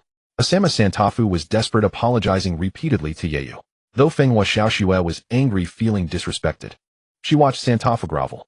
She recalled her country and the past. I'm sorry. While Asama Santafu was pleading with Yu, Fenghua Xiaoxue suddenly apologized. Yu glanced at her. She lowered her head, embarrassed. It was the first time she had ever apologized. Enko looked at Yiyu. This kid. He's quite something, forcing a superstar to apologize. Fenghua Xiaoxue was a hugely popular star in the Fire Country. The third Hokage's emphasis on her was proof. She couldn't believe Yiyu had made her yield and apologize. And it wasn't even a major conflict, just her questioning Yu's age inappropriately. Yiyu hadn't been that bothered, he was merely annoyed by her constant prying about his age. What was there to doubt? Yiyu waved his hand dismissively. Aren't we set out tomorrow? Get a good rest tonight. With that he stood up and returned to his room with Hongdo. After Yiyu and Hongdo left, Asama Santayu wiped the cold sweat from his brow, genuinely concerned that Yiyu might just abandon the mission. That would be a real pity. Fenghua Xiaoxue glanced at the windowsill, where Yiyu had been sitting, then walked over and sat down. What is his deal? Fenghua Xiaoxue looked up at Asama Santai. After a moment's thought he recounted all that he had witnessed. After listening, Fenghua Xiaoxue fell silent. She knew just how rude she had been earlier. Did you really hire him to protect me for only 3 million Ryo? Fenghua Xiaoxue found it hard to believe. For someone as powerful as Yiyu, a mere 3 million Ryo was an absurdly low fee, practically free. A powerhouse like Yiyu is not easily hired with money alone, and even if you could, the cost would be at least 30 million Ryo. Because Santaya's true aim was to help Fenghua Xiaoxue restore her kingdom. This was a war mission between nations. And now she knew Santaya's real identity. So the mission you entrusted to him is the restoration of the kingdom. And he actually agreed. Fenghua Xiaoxue couldn't believe it.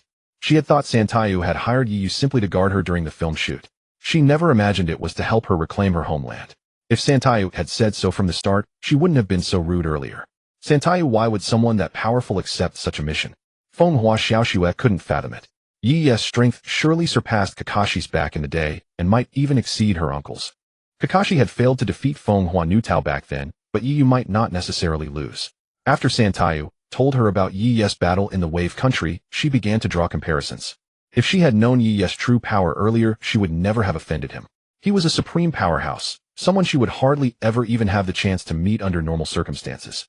Santayu pondered for a moment, and said maybe it's because this is his first mission, so he wants to see it through.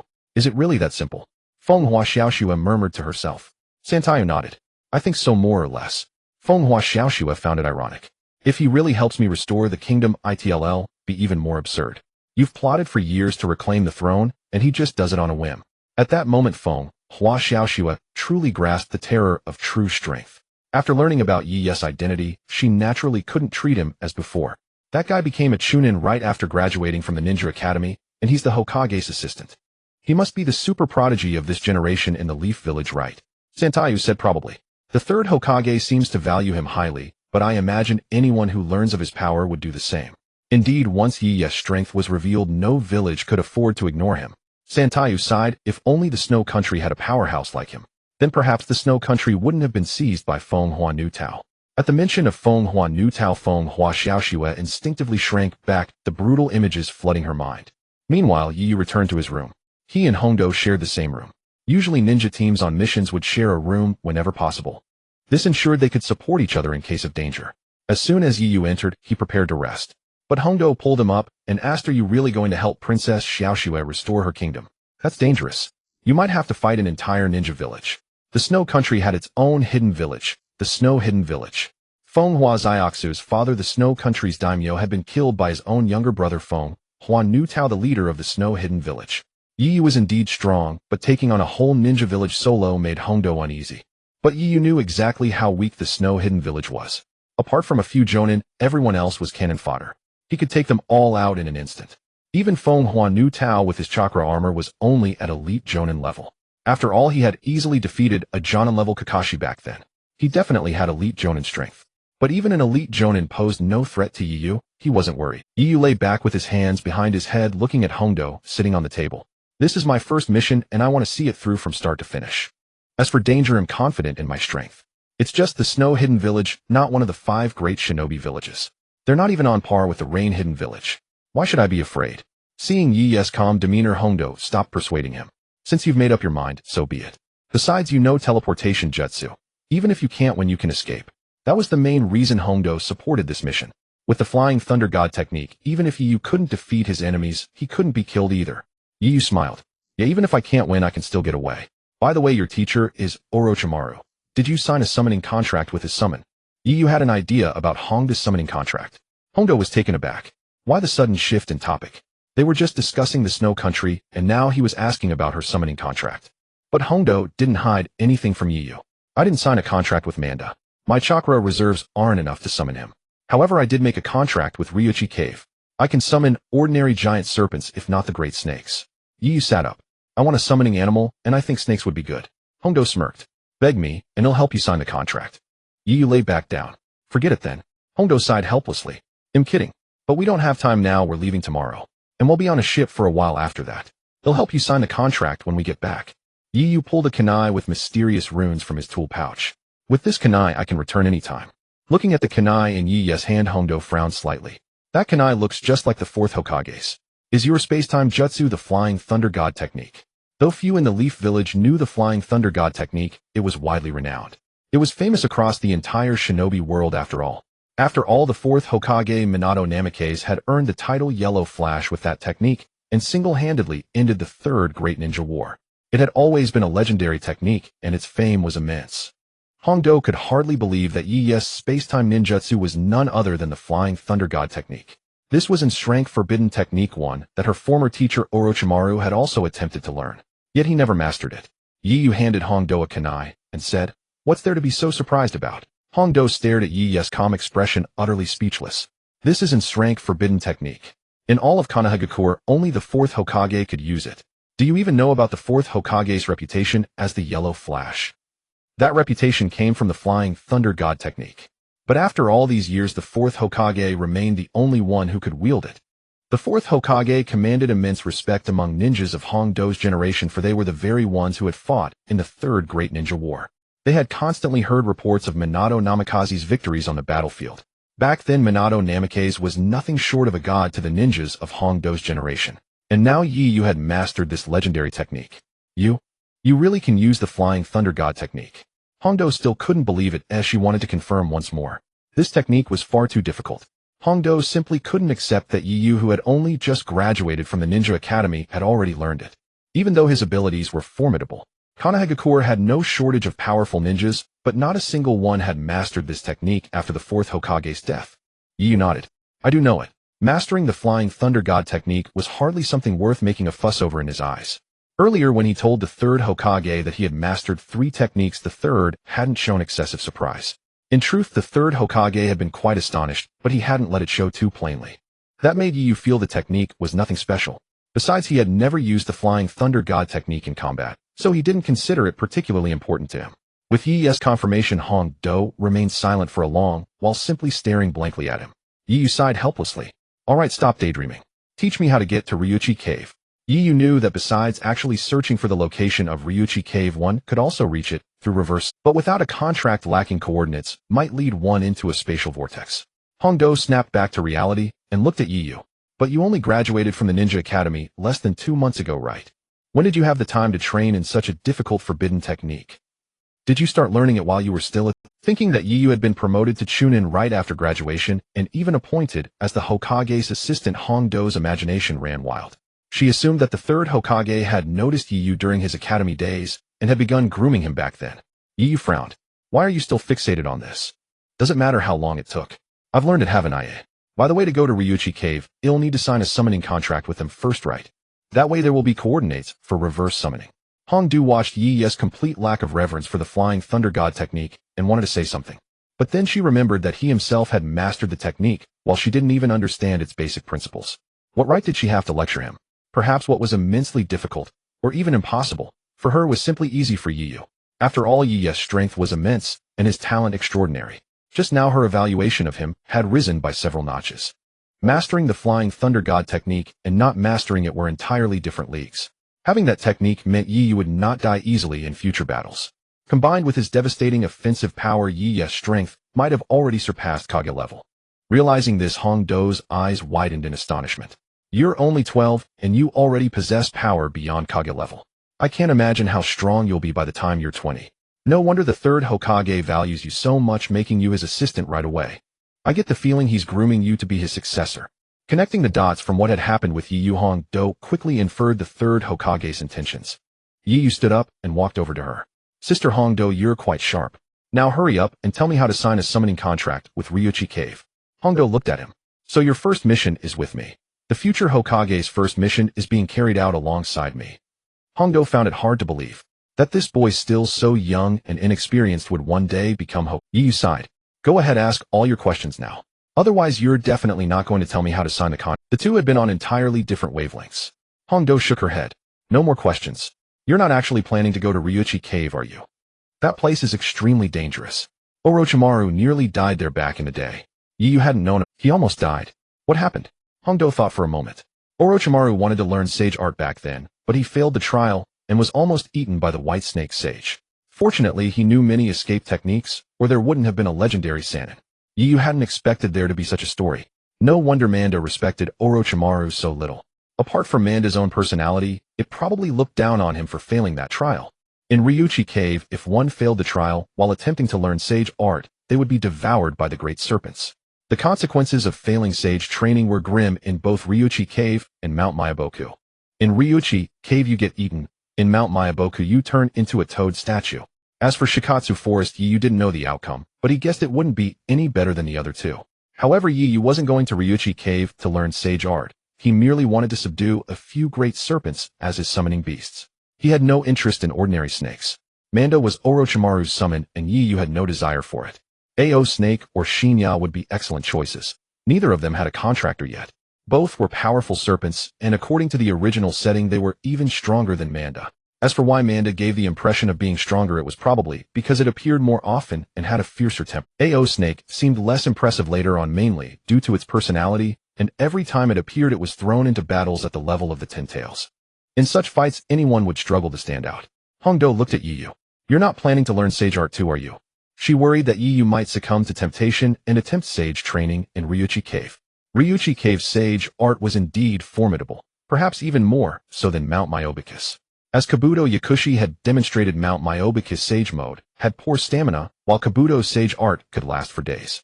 Moreover, Ryuchi Cave's sage art focused on Jinjutsu, which would perfectly fill the gap in Yi's illusionary techniques. This was precisely what worried Hongdo. Ryuchi Cave's sage art and Yi's current abilities were far too complementary. Yu shook his head. No, I just want to find a few giant serpents as my summoning beasts. Seeing that Yu was serious, Hongdo didn't dwell on it further. Alright then. As she spoke, she took out a summoning scroll from her ninja tool pouch. She slowly unrolled it on the ground. The scroll already displayed many names in sequence. Finally, the names of Orochimaru and Hongdo appeared. In fact, there were others who had also signed summoning contracts with the great serpents of the Ryuchi Cave. However, they were not on this particular summoning scroll. Some had directly contracted with a specific great serpent and thus did not appear on the summoning scroll. Hongdo wrote Yi's name in the blank space at the end of the scroll. After finishing, she looked up at Yu and said, "Alright, now drip your blood on it, and then perform the hand seals for the summoning technique to complete the contract." You know the hand seals for the summoning technique, right? Yu nodded. Hongdo chuckled. I almost forgot. You can use the triple Rashomon, so you must already know the summoning technique. Triple Rashomon is essentially a form of summoning technique, but instead of summoning a beast, it summons a ninja tool. The Rashomon is a tool that exists in another dimension. Following Hongda's instructions, Yu began forming hand seals. His speed was extremely fast. He completed the seals in an instant. He pressed his blood-stained finger onto his own name. In that instant, Yi's spirit established a blood connection with a certain place. At that moment, somewhere in the ninja world, the white snake sage who had been sleeping on a stone chair slowly opened its eyes. Oh, someone has signed a summoning contract with the Ryuchi Cave. I wonder who it is. The ninja world was currently in a period of peace, and it had been a long time since anyone had signed such a contract with the Ryuchi Cave. Only when someone signed a formal summoning contract with the Ryuchi Cave would the white snake sage perceive it. That was the official contract. Those who signed a summoning contract directly with a specific great serpent were not considered to have made a formal contract, and the white snake sage could not sense them. Those people also could not summon other great serpents of the Ryuchi Cave. After successfully signing the contract, Yu pressed a flying thunder god kunai into Hongda's hand. I'm going to the Ryuchi Cave. If anything happens, just input your chakra into this kunai. Then he'll sense it and come back from the Ryuchi Cave. Hongdo was stunned. You're going to the Ryuchi Cave right now. Yu nodded. I might want to finish things as early as possible. But what about the mission? We're leaving tomorrow. Are you sure you have to go now? Yu smiled. Don't worry. I'm just going to subdue a few giant serpents. It won't take long. But the Ryuchi Cave is dangerous. You're not familiar with the place. Hongdo worried that something might happen to Yu. That was the Ryuchi Cave, one of the 3 great sacred lands. If Yu provoked the white snake sage inside, who knew what it would do? Yu patted Hongo on the shoulder. Don't worry. Remember, I can use the Flying Thunder God technique. If I truly encounter a danger I can't handle, I'll definitely use it to come back. Hongo looked at the Flying Thunder God kunai in her hand, and could only agree. She couldn't stop him anyway. Ever since she learned of Yi Ye's strength, the leadership of this team had shifted to him. She was also willing to follow Yi Ye's lead. However, going to the Ryuchi cave was too dangerous, and she was still worried. After learning that the third Hokage intended to train Yu to become the Hokage, Yu couldn't afford to have anything happen to him. After saying that, Yu vanished before Hongo's eyes. Hongo looked at the empty room and sighed. This guy really does whatever comes to his mind, without considering the time or place. Still, with Yi Ye's Flying Thunder God technique, at least he's unlikely to encounter life-threatening danger. Even Orochimaru managed to escape the Ryuchi cave back then, so Yu certainly can. Hongo placed the Flying Thunder God kunai back into her ninja tool pouch. Lying on the bed, she recalled everything that had happened along the way. She couldn't shake the feeling that she was dreaming. She was a Tokubetsu Jonin, yet in this mission, she had become a mere support. I wonder if this kid can subdue Manda. I hope he doesn't get tempted to learn Sage Mode. Learning Sage Mode is very dangerous. After Orochimaru's failure, Hongo feared the consequences of learning it at Ryuchi Cave. However, given her strength, she didn't need to learn it anyway. Sage Mode was not something one could simply learn at will. First, one needed to have an enormous amount of chakra within, as well as exceptional talent. Most of those who went to the three great sacred lands to learn Sage Mode failed, and except for Orochimaru, they all died. Hongo thought that Yi Ye's primary goal in going to the Ryuchi cave this time was to get Manda. Just now, Yu had asked many questions about Orochimaru. Given that Orochimaru's summoning beast was Manda, she assumed Yi Ye's target was Manda. Hongo's knowledge of the Ryuchi cave was limited. She didn't even know how many great serpents there were, nor did she know about Aoda or Kozai, nor about the existence of the three divine priestesses. Without learning Sage Mode, one rarely got to see the three divine priestesses. Yu used the reverse summoning technique. The next moment, he appeared inside the Ryuchi cave. In the dim and damp cave, a massive white-scaled serpent lay upon a gigantic stone throne, its colossal body appearing at least 300 meters in length. Yu stood before this great serpent like a speck of dust. This serpent was the white snake Sage, the master of the Ryuchi cave. The moment Yu appeared, it sensed him. Its enormous snake head slowly turned toward Yu. A gigantic smoking pipe dangled from its mouth. It even had hair. It was truly bizarre. A dangerous and terrifying aura emanated from its body. Yet to Yu, these auras held no sense of oppression. In fact, Yu released his own Conqueror's Haki in response. Even the slightest leak of his Conqueror's Haki instantly dispelled the white snake sage's pressure. The white snake sage's eyes flickered in surprise. Then they narrowed slightly. Are you the newly signed contractor? Jingwen Yu. Yu looked up at the white snake sage, whose shadow completely enveloped him. The sense of oppression was immense. Yu replied calmly, it's me. Seeing Yi's composed expression, the white snake sage remained silent for a long time, staring at him intently. After the standoff between the man and the serpent lasted about 10 seconds, the white snake sage spoke first. Then what do you want? Yu had passed its test. Yu had not entered through the entrance of the Ryuchi cave, but had appeared directly at the center in the white snakes. That in itself was quite unusual. The aura Yu had just released also astonished the white snake sage. That aura was Yi's Conqueror's Haki. For the first time, the white snake sage had been overwhelmed by someone's aura. And that someone was just a child. Yet it was not angered, instead it became quite interested in Yu. The reason the three great sacred lands had endured until now was not because they were terrifying. Rather, it was because they constantly sought contractors in the ninja world and cooperated with them to secure and stabilize their status. When they encountered a talented contractor, their thoughts turned to how to collaborate. Of course, talent was a prerequisite.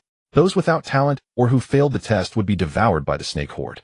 Yu looked at the white snake sage and said, naturally, I seek a summoning beast. The white snake sage smiled faintly. Is it truly that simple? Yu nodded. Gazing at Yu, the smile faded from the white snake sage's face. Do you not realize that entering this place requires passing a trial? Yet you have arrived here abruptly. Boom. In an instant, the white snake sage unleashed a pressure several times more formidable than before. A tempest raged around them and cracks spiderwebbed across the cave walls. Yet Yu stood within the vortex, his countenance serene, completely unperturbed. So I've breached etiquette, he asked. Surely there's no need for such fury, white snake sage. Boom. Crack rumble. In the same instant, Yu erupted with an even more terrifying Conqueror's Haki. The white snake sage's oppressive aura was shattered and scattered. The cave floor beneath his feet crumbled into rubble. The massive serpent's head of the white snake sage recoiled from the shock. Yi's face remained placid without a trace of strain. Yet the white snake sage's expression grew grave. This boy. He's formidable. From that brief exchange of auras alone, the sage knew it had been bested, revealing the terrifying extent of Yi's strength. This boy's power belies his age. I misjudged him. The sage had assumed Yi was merely a youthful prodigy, never imagining he was already a true powerhouse. The sage had intended to humble Yi only to find itself humbled instead. Whitesnake Sage, how many great serpents dwell within Ryukido Cave. I wish to form contracts with them. The Whitesnake Sage steadied its mind regarding Yi with newfound seriousness. You only seek to contract with serpents. Do you not wish to learn sage art? With your talent you are well suited for it. Yi waved a hand dismissively. Never mind. I have no time. The Whitesnake Sage was stunned. What? No time? It had considered countless reasons for Yi's refusal, but never this excuse. Curiosity arose. What keeps you so busy? Are you rushing off to do something urgent? One person and one serpent inexplicably fell into conversation. The Whitesnake Sage listened as Yi spoke of his current mission. It nodded repeatedly. Roughly 10 minutes later, the Whitesnake Sage gazed at Yi with exasperation. Sage art of Ryukido requires no study. You simply attempt to master natural energy. I will infuse you with Sage Chakra. If you can control this power, you will learn sage art. Would you like to try? It's quick. One night is more than enough. The Whitesnake Sage tempted him. It had taken a liking to Yi's talent. Yi had not expected sage art from Ryukido to be cultivated in this manner. He recalled that Orochimaru had failed the trial while Kabuto had succeeded. Indeed, a desire to try stirred within Yi. I can give it a try. The Whitesnake Sage smiled. I should warn you in advance. If you cannot pass the trial, you will become my meal. Yi remained utterly unconcerned. If he failed, he would simply flee. No way he would give the sage a chance to devour him. Seeming to read Yi's thoughts, the Whitesnake Sage sighed ruefully. Troublesome indeed. If you decide to run, capturing you would be quite the ordeal. 3 divine princesses. The Whitesnake Sage sent a signal summoning the 3 divine princesses of Ryukido. It then turned to Yi. You'd best pass the trial, or escaping will come at a heavy price. Yi smiled lightly, unfazed. Whitesnake Sage, I'm curious, if I really did run, what would you do? Seeing Yi's grinning face, the Whitesnake Sage's mouth twitched. Then what could I possibly do? Curse you from within this cave. Having chatted amiably with Yi, the sage had shed its initial aloofness. I've heard that Orochimaru also failed the trial and escaped. Yi addressed the Whitesnake Sage directly. Mention of Orochimaru only irritated the sage further. That man escaped only by using reincarnation jutsu, but he still lost a physical body. Clearly the incident with Orochimaru still rankled the Whitesnake Sage. As they spoke, the 3 divine princesses arrived. All 3 were in human form, floating in midair. As humans they were exceedingly beautiful. Yi studied them and asked, Are these spirits? I have a question I've been curious about. The Whitesnake Sage looked at him quizzically. What question? Yi hesitated for a moment. Is this an illusion, or are you truly constructed like humans? The 3 divine princesses were taken aback, as was the Whitesnake Sage. None had expected such a query. Then comprehension dawned on the princesses. Their faces flushed scarlet. Shameless. All 3 cursed in unison. The Whitesnake Sage gave Yi an exasperated look. Stop fixating on trivialities. Come here, I will infuse you with Sage Chakra. The Whitesnake Sage feared that Yi's remarks might provoke an immediate attack from the princesses. Though it had threatened him earlier inwardly, it held great expectations for him. It truly hoped he would pass the trial. With his extraordinary talent, if he mastered sage art and became a powerhouse of the ninja world, Ryukido would benefit as well. Yi instantly appeared on the enormous stone chair. The Whitesnake Sage was startled. That's not a body flicker jutsu, is it? Yi waved his hand. No, it's the Flying Thunder God jutsu. He revealed it without hesitation. The Whitesnake Sage looked at him, overwhelmed by an urge to swallow him whole. No wonder you're so fearless. You have a safety net. The Whitesnake Sage was well aware of what the Flying Thunder God jutsu was. Precisely because it knew, it felt utterly exasperated.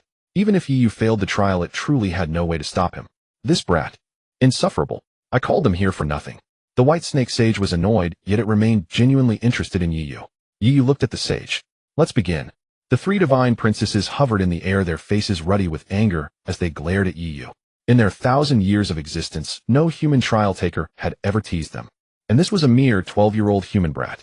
The Whitesnake Sage shook its head, splitting off a small snake from its body. The white serpent slithered onto Yi's shoulder. It bit down on Yi's neck. This, in an instant, a torrent of chakra, utterly different from his own, surged into him. Yi's heart pounded violently. He felt dizzy, as if intoxicated. This power. So violent. The Sage Chakra rampaged through his body. Despite its name, it held no gentleness. Instead, it seared through him like poison, causing excruciating pain. Steam rose from Yi's face, his cheeks flushed red. The hovering three divine princesses fixed their gazes intently on Yu. Once he fails, we must devour him. This shameless wretch. The three divine princesses were indeed versed in sage arts. They could seamlessly shift between their serpentine and human forms. Moreover, in human form, they appeared utterly indistinguishable from ordinary humans. All of this was achievable through the use of sage chakra. Hence, when Yu raised that question, they blushed with indignation. Yet his inquiry was not meant to tease them. He was genuinely curious. Yu had assumed they employed illusion techniques to accomplish this. Witnessing his discomfort, the three divine princesses were elated. However, the white snake sage harbored no such thoughts. He furrowed his brow as he gazed at Yu. Is this one's talent not excessively formidable? To think that even now there is not a trace of serpentization appearing. I wonder what his sage form will look like. The three divine princesses were unaware that Yu had bypassed the most critical metamorphosis stage, entirely leaping directly past the agonizing transition into the fusion phase. Yu's torment was not born of impending failure, rather the chakra within him was rapidly transforming into sage chakra. The white snake sage could sense Yu's body frantically absorbing natural energy from the surroundings. The rate of absorption rivaled his own. After all, as an animal, he was inherently more adept at absorbing natural energy than humans. Moreover, as the white snake sage, his rate of natural energy absorption far surpassed nearly all summoned beasts in the ninja world. The only beings in the ninja world that could match his absorption speed were the toad sage of Mount Miaomu and the slug sage of the wet-bone forest. Yet Yu's absorption rate was comparable to his. Yu indeed felt excruciating pain.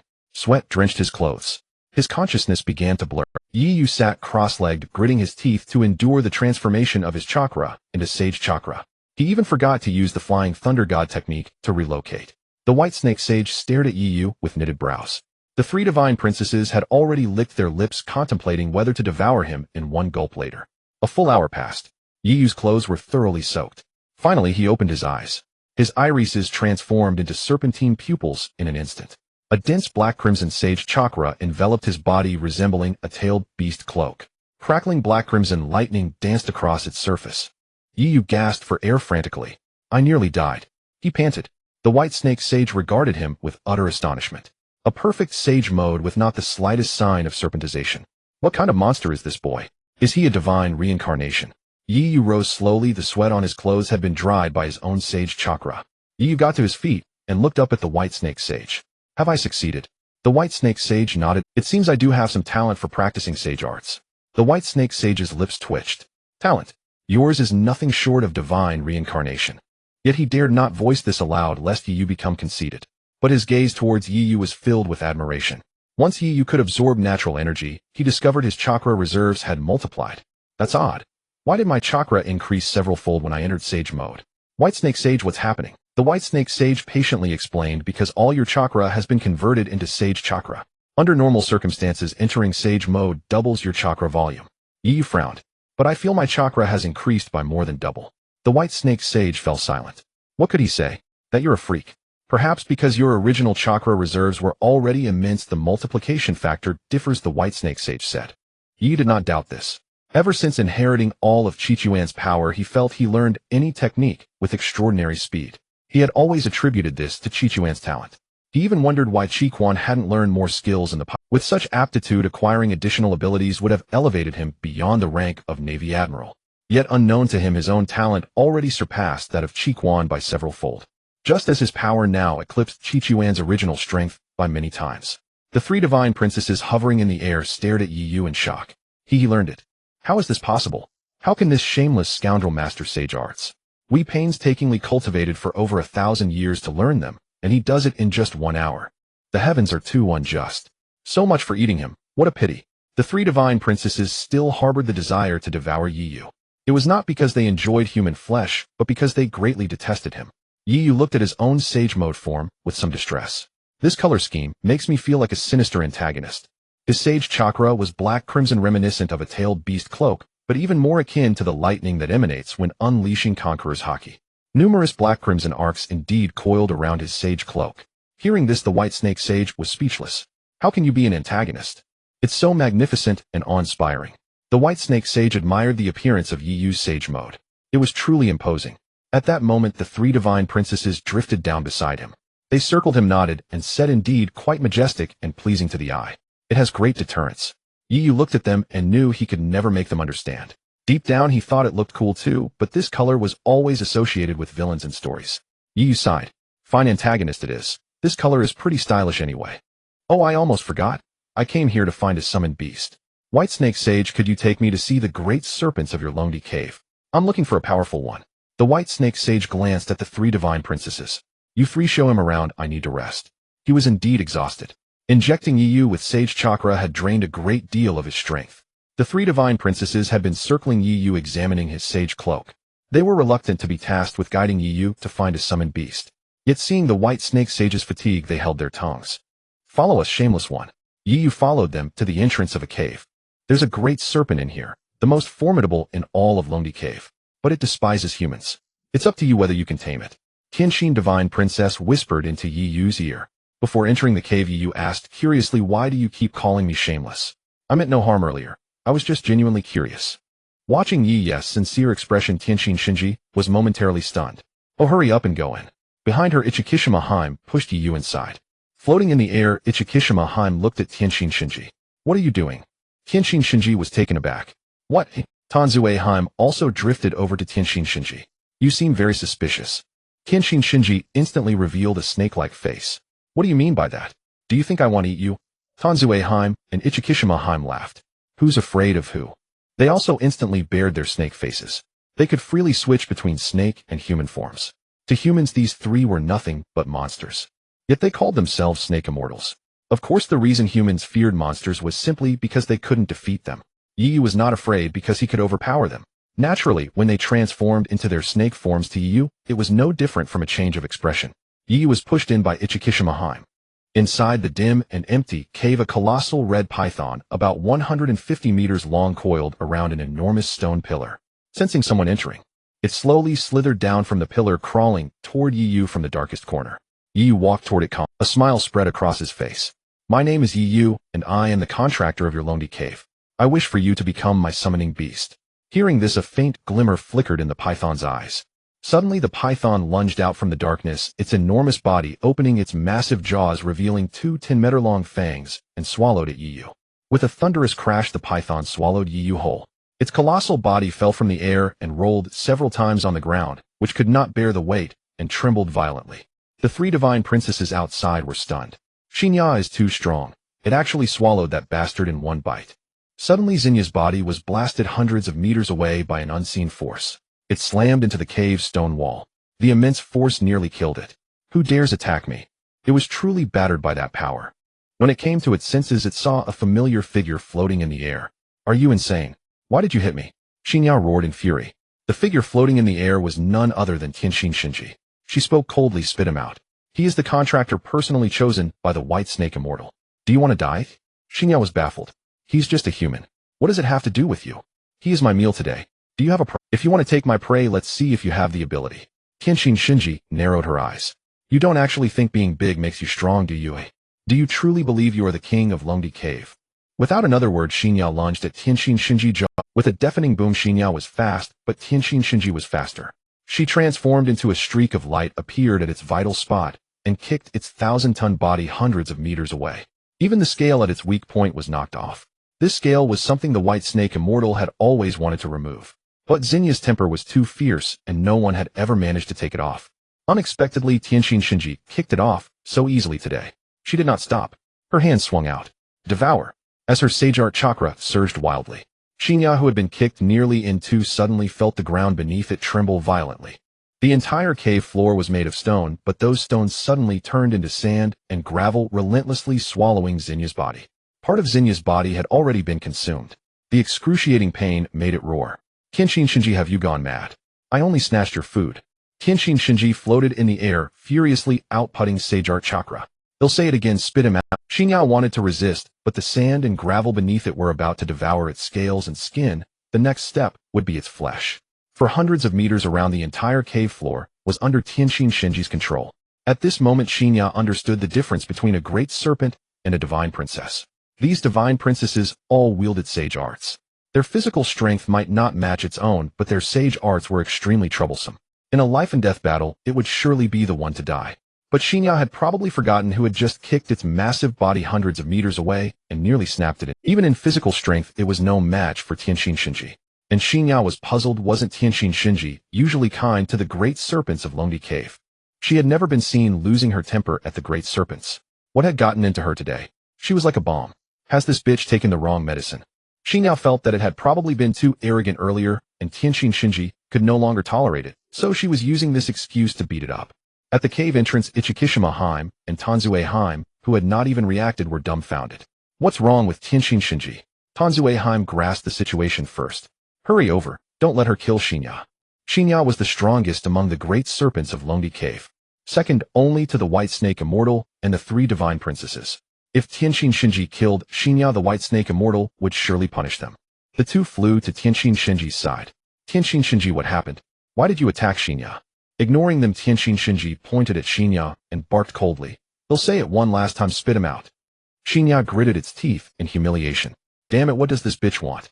Does she have to humiliate me like? Seeing Shinya glowering at her, Tianxin Shinji clenched her fists. Still not convinced? Then let me show you the gap between us. She was about to unleash sage arts when Ichikishima Haim and Tanzue Haim hastily grabbed her arms from both sides. Stop it. Shinya is one of us. Tianxin Shinji gritted her teeth and glared at Shinya. If you don't want to die, spit him out now. Although her arms were held, she could still release sage arts with her hands spread. The sand and gravel on the ground began to surge again, about to swallow Shinya. It felt as though it were trapped in a quagmire. The harder it struggled, the deeper it sank. Moreover, the sand and gravel autonomously tore at Zinya's body. Its scales tough enough to block, swords did not hold for long before they were pierced by the gravel. Shinya roared in agony, the sound echoing through the cave. Hearing the roar from its own cavern, the White Snake Immortal opened its eyes, frowned slightly, sensed the situation, shook its head, and went back to sleep. Shinya howled, Tianxin Shinji, what exactly do you want? If you're trying to get back at me, aren't you afraid of the White Snake Immortal's punishment? Now it remembered the White Snake Immortal despite having always been arrogant toward it. Tianxin Shinji clenched her teeth. Before the punishment, it'll make you die. Why are you turning on your own? As Tianxin Shinji finished speaking, a familiar voice sounded in her ear. As Tian Xian Shinji, furious and frantically channeling her celestial chakra, heard this voice, she paused and turned to see Yu looking at her with a puzzled expression. Tian Xian Shinji couldn't believe it. Weren't you swallowed by Xianya? Yu chuckled, swallowed me. How is that possible? It doesn't have that strength yet. Tian Xian Shinji seized her output of celestial chakra, and the ground alive with swirling sand and stones came to a halt. Xianya also found a moment to catch its breath. However, upon seeing Yu standing in midair, it was astonished. Weren't you swallowed by me? It distinctly remembered devouring Yu. How is he unscathed? Yu looked at Xianya and said, I was quite hopeful about you earlier, but now I'm not so inclined to have you as my familiar. You seem a bit weak. Xianya was bewildered. It was the first time someone had spoken to it so audaciously. You little brat, how dare you say I'm weak? Just because I don't go out often doesn't mean I'm weak. I am the strongest giant serpent of Long D Cave. Yu scratched his head, yet just now it seemed you were quite badly beaten. To be honest, watching from the sidelines made me feel pain too. Look, you're still bleeding. Yu pointed at the serpent body of Xianya, which was indeed bleeding. Its body was so large that it gave the impression of rivers of blood flowing. Xianya gazed at its bleeding form and turned to Tian Xian Shinji with a furious expression. Tian Xian Shinji, this kid is still alive. You should apologize to me. Xianya was enraged. Oh, just moments ago Tian Xian Shinji had almost kicked it to death without asking a single question. It had been battered and bloodied while Yu stood there unharmed. It felt terribly wronged. However, Tian Xian Shinji ignored it. Turning to Yu, she asked, that guy's venom has petrifying properties. I clearly saw it swallow you. Yu explained, don't forget I can use the Flying Thunder God technique. Upon hearing this, Tian Xian Shinji understood. She then turned to Xianya, feeling somewhat embarrassed at its pitiful state. Silence fell over the cavern, making it eerily quiet. Shi Chu Dao Ji and Tuan Jin Ji looked at Tian Xian Shinji with exasperation. Xianya lay on the ground licking its wounds. Blood had stained the ground. Apologize or else I will have to ask by Shi Xianren to seek justice. Xianya yelled at her, hovering in the air, as Tian Xian Shinji hesitated to speak. Tian Xian Shinji contemplated and decided to apologize. However, before she could speak, Yu interjected. You want her to apologize for your own incompetence? I saw you provoking it just now. Xianya glared at Yu, gritting its teeth. You little brat, this mess is all because of you. How can you still talk? If it weren't for you, would I have been beaten like this? Yu smiled, but you're still alive, right? Besides, you are a familiar. What's a bit of injury to you? You'll recover in no time. Yi's words nearly infuriated Xianya. Alright, you two refuse to apologize, right? Then I have no choice but to ask Baishi Xianren to seek justice. Xianya realized it could not defeat Tian Xian Shinji and had to rely on Baishi Xianren to punish her. Previously, they had never fought, and Xianya thought the three Shinji were merely ornamental, failing to recognize their true power. Just living longer than them seemed unimpressive. Only today did it realize that Tian Xian Shinji, one of the three Shinji, nearly killed it with ease. How could the other two possibly be weak? Previously, Baishi Xianren had indulged Xianya. After being betrayed by humans, it had used its strength to oppress other giant serpents in Longdi Cave. Baishi Xianren had only reprimanded it a few times. Xianya did not trust humans and refused to accept contracts, and Baishi Xianren did not force it. Even so, it had no respect for Baishi Xianren. Perhaps the more it was indulged, the more Xianya felt that it could not survive without Longdi Cave. However, now the only one it could rely on was Baishi Xianren. It really could not defeat Tian Xian Shinji. If she continued to attack, it would perish. If it weren't for the other two Shinji intervening, it would have already died. However, Baishi Xianren had also stated that giant serpents in Longdi Cave should not harm each other. Just now, Tian Xian Shinji had nearly killed it. Tian Xian Shinji frowned, knowing that if Baishi Xianren found out, she would definitely be punished, and so would Yiyu. At this moment, Shi Chu Daoji and Tuan Jinji quickly stepped in, saying, Tian Xian Shinji, there's no need to escalate this to Baishi Xianren over an apology. After all, you were the one who made the first move.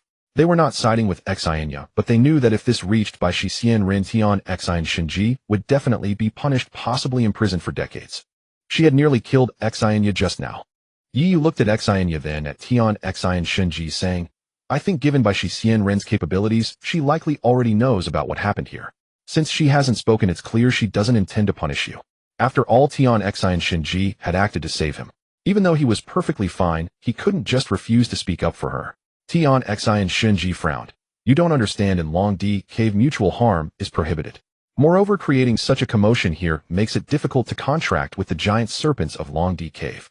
Yiyu unfazed replied, what does it matter? I've already gained power stronger than that of a familiar.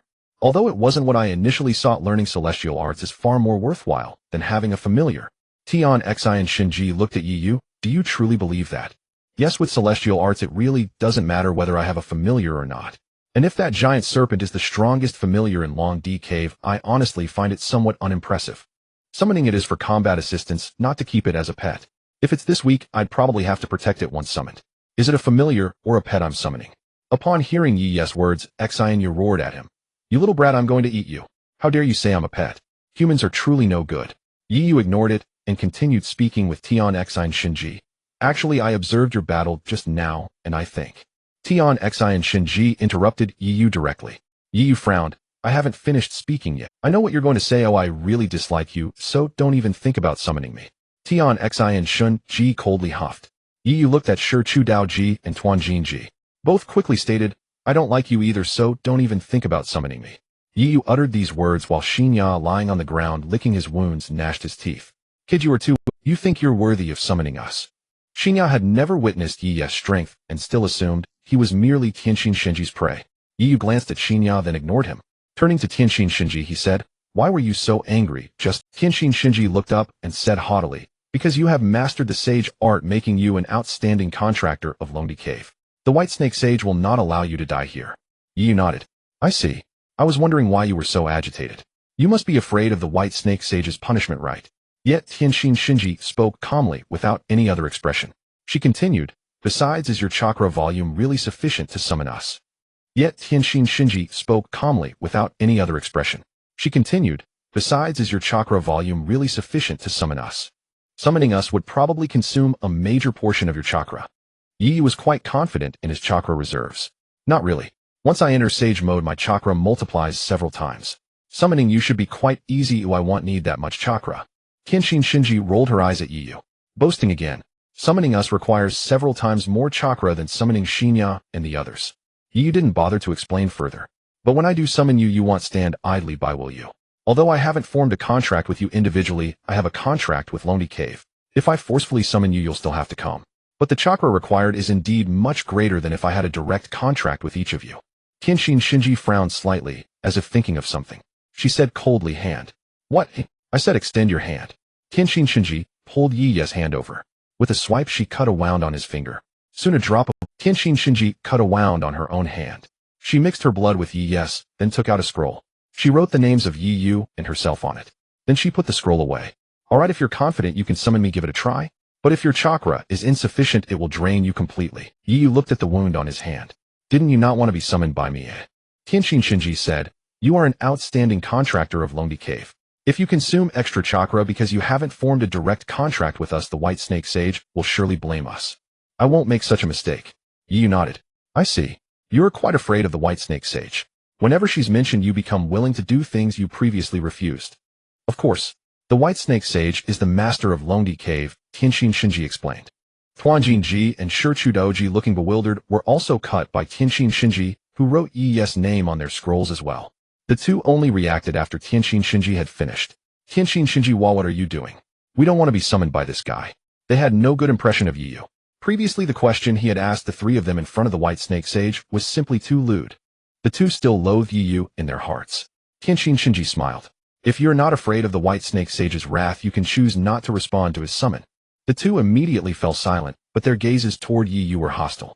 Yu was somewhat surprised. Instead of forming a summoning contract with Shinya, he had ended up signing with the far more powerful three goddesses. At the very least, the strength Tenshin Shinji had displayed was definitely at the Kaguya level. Her taijutsu alone could overwhelm an entire group of taijutsu jonin. Even if Guy didn't open the 8 gates, he wouldn't stand a chance against Tenshin Shinji. And he would need to open at least the 7th gate. The 6th gate wouldn't be enough. Yu had effectively gained 3 cage-level allies as support. This trip had been a huge gain for him. Tenshin Shinji was so powerful, the other 2 goddesses naturally wouldn't be much weaker. In reality, the 3 goddesses were comparable in strength, but with different focuses. Meanwhile, Shinya, lying on the ground wailing, was completely forgotten. Even when he blustered about going to tell the White Snake Sage, Yu and the 3 goddesses ignored him. Since the White Snake Sage had said nothing, that meant she tacitly approved of Tenshin Shinji's actions.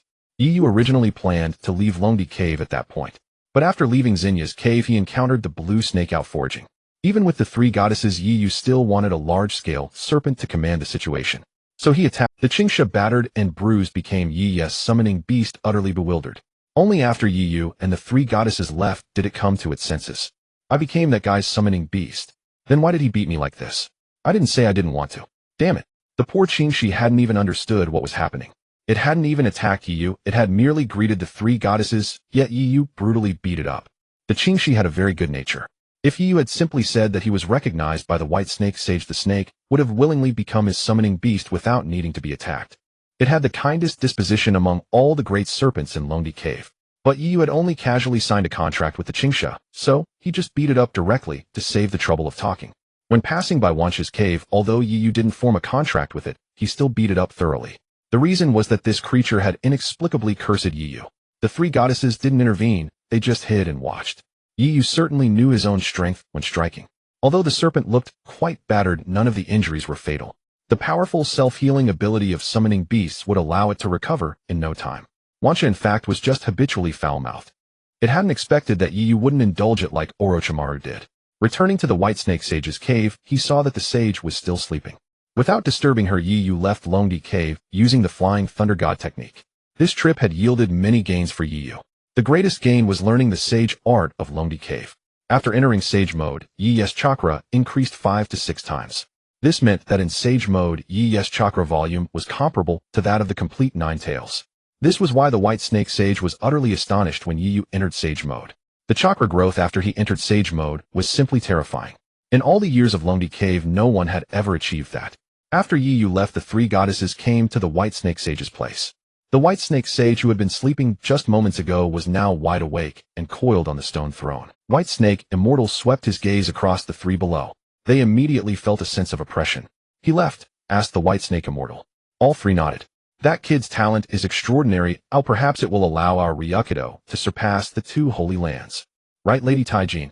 The Lady Taijin, who had been lowering her head, was called out by the White Snake Immortal and looked up flusteredly. Yes, right. She felt guilty. Takitsuheim and Ichikishimaheim also glanced at her. The White Snake Immortal continued. Which great serpents did he contract with? Takitsuheim replied. He contracted with the Green Snake, and also with all 3 of us. As she spoke, Takitsuheim shot a glare at Lady Taijin. Originally, they had been unwilling to contract with Yu. It was entirely because of Lady Taijin. Although Ichikishimaheim also disliked Yu, she wasn't too averse to contracting with him. As Lady Taijin had said, as long as Yu had enough chakra to summon them out, they had no reason not to respond. The white snake immortal fixed his gaze on Lady Taijin for a long while. Kiba missed a good contractor. He was wrong. Having only one eye does affect judgment. But the green snake is sufficient. The green snake's strength among the great serpents of Ryukido was second only to Kiba. However, its temperament was too gentle, completely unlike a snake. After leaving Ryukido, Yi returned to his room. It was already the early hours of the morning, but dawn had not yet broken, and there was still a long time before their departure. The moment Yi appeared in the room, Hondo immediately woke up. "You're back so soon. Did it succeed?" After returning, Yi lay down on the bed to sleep. It succeeded. Yi wanted to sleep, but Hondo was full of energy and leaned close to him. "Which serpent did you contract with?" "Did you contract with Manda?" Hondo thought Manda was the strongest in Ryukido after the white snake immortal. Yi waved his hand. "No, its contractor is Orochimaru." "Of course I didn't contract with it." Hondo was a bit disappointed. Actually, a summoning beast can have multiple contractors. Yi closed his eyes. "Alright, it's settled. Let's sleep. We have to take a ship tomorrow, get some good rest." Hondo pouted, but still went to rest. Even though Yi was only 12 years old, he seemed to be the leader of this team. Hondo had no doubts. When they set off for the snow country the next day, Feng Hua Xiaoxue showed much more respect to Yi. Yi's strength would be respected in any country. He was too strong and had unlimited potential. Who would want to offend such a person? Feng Hua Xiaoxue simply hadn't known Yi's strength before. The ship sailed on the open sea for over a week before reaching the snow country. Before entering the port of the snow country, there was a huge ice island. The director stood on the deck looking at the distant ice island with excitement. "Perfect. This is the backdrop I've been searching for. Let's film on this island." Since the director had spoken, everyone naturally had no objections. Yi and Hondo followed Feng Hua Xiaoxue onto the island. The entire island was made of ice extending for kilometers in every direction, truly beautiful as a backdrop. While the crew was filming, Yi and Hondo stood beside the staff and watched. Watching Feng Hua Xiaoxue's superb acting, Yi smiled and praised, "A big star is indeed a big star. Her acting is truly excellent." Hondo smiled. "She's the hottest star in the land of fire right now. All her movies have had great box office. But if she becomes the daimyo of the snow country, she probably won't be able to be a star anymore. I wonder what she'll choose." Yi didn't care about that question. However, whichever life she chose, Feng Hua Xiaoxue would live well. Just as Yi and Hondo were admiring Feng Hua Xiaoxue's acting, the distant iceberg suddenly cracked. Bang, rumble. Everyone looked toward the iceberg. Is it an avalanche? No, the iceberg is breaking off. People were guessing whether the iceberg had shattered. However, the vigilant Hondo had already appeared beside Feng Hua Xiaoxue. "Miss Fuji, be careful. It should be ninjas sent by the snow country." How could it be such a coincidence that the iceberg cracked just as they went ashore to film? Holding a kunai, Hondo watched their surroundings vigilantly. Yi looked at the distant iceberg. "Finally, can't hold back, huh? I wonder what principle your ice release operates on." There were ice release techniques that utilized the environment as well as pure bloodline limits. Yi thought it should be a bloodline limit. It wasn't strange for the snow country to produce a few ninjas with ice release bloodline limits. When the crew saw the broken ice rocks from the shattered iceberg rolling toward them, they all ran toward the open ground farther away. Feng Hua Xiaoxue saw a familiar scene just as in her memory. Thighs is a technique of Feng Hua Nurio's subordinates. The entire ice island trembled. The iceberg quickly shattered into broken ice rocks. Rumble. Countless pieces of ice in the distance began to gather together. Ice release one-horned white whale. Countless ice blocks converged, forming a 100-meter-long giant ice whale. Roar. The whale charged toward them. The giant whale was entirely condensed ice, extremely hard. Its immense weight crushed the ice layers in its path. Rumble. The ice layer kept cracking, and soon the ice beneath their feet would be crushed. Hondo was anxious. Damn, even fire release can't melt it. Hondo was skilled in fire release techniques, but her fire release's range was insufficient. This giant ice whale was too massive, entirely made of ice. Her fire release was useless. The temperature here is too low. Even if I summon a giant serpent, it will lose combat effectiveness quickly. Snakes were very sensitive to temperature. In such a cold place, any summoned serpent would soon fall into hot. Hondo shielded Feng Hua Xiaoxue behind her and turned to look at Yi. Yi looked up at the giant ice whale charging toward them. He murmured, "So it's really an ice release technique that relies on the environment." Somewhat disappointing. Originally, Yi had thought he would witness the ice release bloodline limit. He could also learn about the ice release bloodline limit. At this moment, Hondo shouted, "Yi, take Miss Fuji away first." Hondo wanted Yi to use the Flying Thunder God technique to teleport Feng Hua Xiaoxue away. Feng Hua Xiaoxue was their mission target, as she couldn't be harmed. Yi did not reply to Hondo. He simply glanced at the one-horned white whale, which was only 200 meters away. Whoosh! Yi's figure vanished. Almost at the same time, Yi appeared before the one-horned white whale. Great Eruption. Boom. Yu threw a punch, and the fist wind carrying terrifying temperature instantly blasted the giant one-horned white whale into nothingness. Before Yu, a vacuum zone appeared, and the distant sea was struck into a trench hundreds of meters wide and several kilometers long. The seawater was still emitting thick steam. This was because most of the punch's force didn't strike the island. The seawater in the distant ocean trenches stretching for kilometers hadn't even had time to fill them in yet. This was because most of the punch's force didn't strike the island. The seawater in the distant ocean trenches stretching for kilometers hadn't even had time to fill them in yet. The clouds in the sky were split in two. Was the power of this punch enough to obliterate several mountains? Was this truly something a human could achieve? At that moment, Langia Shuabing, standing on a fragment of broken ice, gaped with his mouth wide open and eyes bulging. Is that guy even human? Behind him, his two subordinates, Hai Chueshue and Dong Xiongbingyu, had already knelt trembling as they took in the scene before them. The three of them were shaken to the core, sweat pouring down their foreheads, soaking their bodies, even on this frigid ice island. Despite wearing the chakra armor developed by the land of snow, they felt no sense of security. Was the figure slowly descending to the ground truly human? Even Red Bean, who had shielded Fuka Hana behind her at this moment, widened her eyes and clenched her kunai when she saw this. He seems even stronger than he was in the land of waves. It's just one punch. Its power has already surpassed rank ninjutsu. Many among the crew witnessing this earth-shattering scene were so stunned that some even fell to their knees thinking it was a divine punishment. Sanzo Asama rushed over carrying a longsword. Arriving beside Fuka Hana, he looked at the silhouette of Yu in the distance and swallowed hard. Mr. Yu, it seems you didn't go all out back in the land of waves. If Yu had unleashed this punch on the rampaging Naruto in the land of waves, it would likely have suppressed him with a single blow. Sanzo Asama assumed Yu hadn't exerted his full strength in the land of waves. Considering that Naruto was also a ninja of Konoha, it was entirely understandable that Yu held back. Yu landed on the ground and turned to look at the three, Langia Shuabing, Hai Chueshue and Dong Xiongbingyu, hiding deep within the iceberg. The moment Yi's gaze fell upon them, the trio felt their scalps tingling. Their bodies trembled uncontrollably, sweat soaking through their clothes in mere seconds. Even the strongest among them, Langia Shuabing, was frozen stiff, unable to will himself to flee. Sending us to deal with someone like this. How is that different from sending us to our deaths? All three felt that Fukadodo had dispatched them on a suicide mission. How could a powerhouse like Yu be someone they could handle? Just as they wanted to escape, but found their bodies unresponsive, Yu suddenly appeared before them. Ninjas from the land of snow. Yu looked at the three and asked. Langia Zubang's teeth chattered as he stammered. Who are you? The intelligence they had gathered earlier identified Yu and Red Bean as one Chunin and one Jonin. But how could Yu, a Chunin, be so powerful? Was Konoha insane to let someone so strong hold the rank of Chunin? Yi's gaze sharpened, and with a thunderous roar and overwhelming Conqueror's Haki instantly enveloped the three. Under the terrifying assault of the Conqueror's Haki, the ice beneath their feet shattered completely. All three, Langia Shuabing, Hai Chueshue and Dong Xiongbingyu, were forced to their knees uncontrollably. Yu looked down at them from above. I ask you, answer. No unnecessary questions.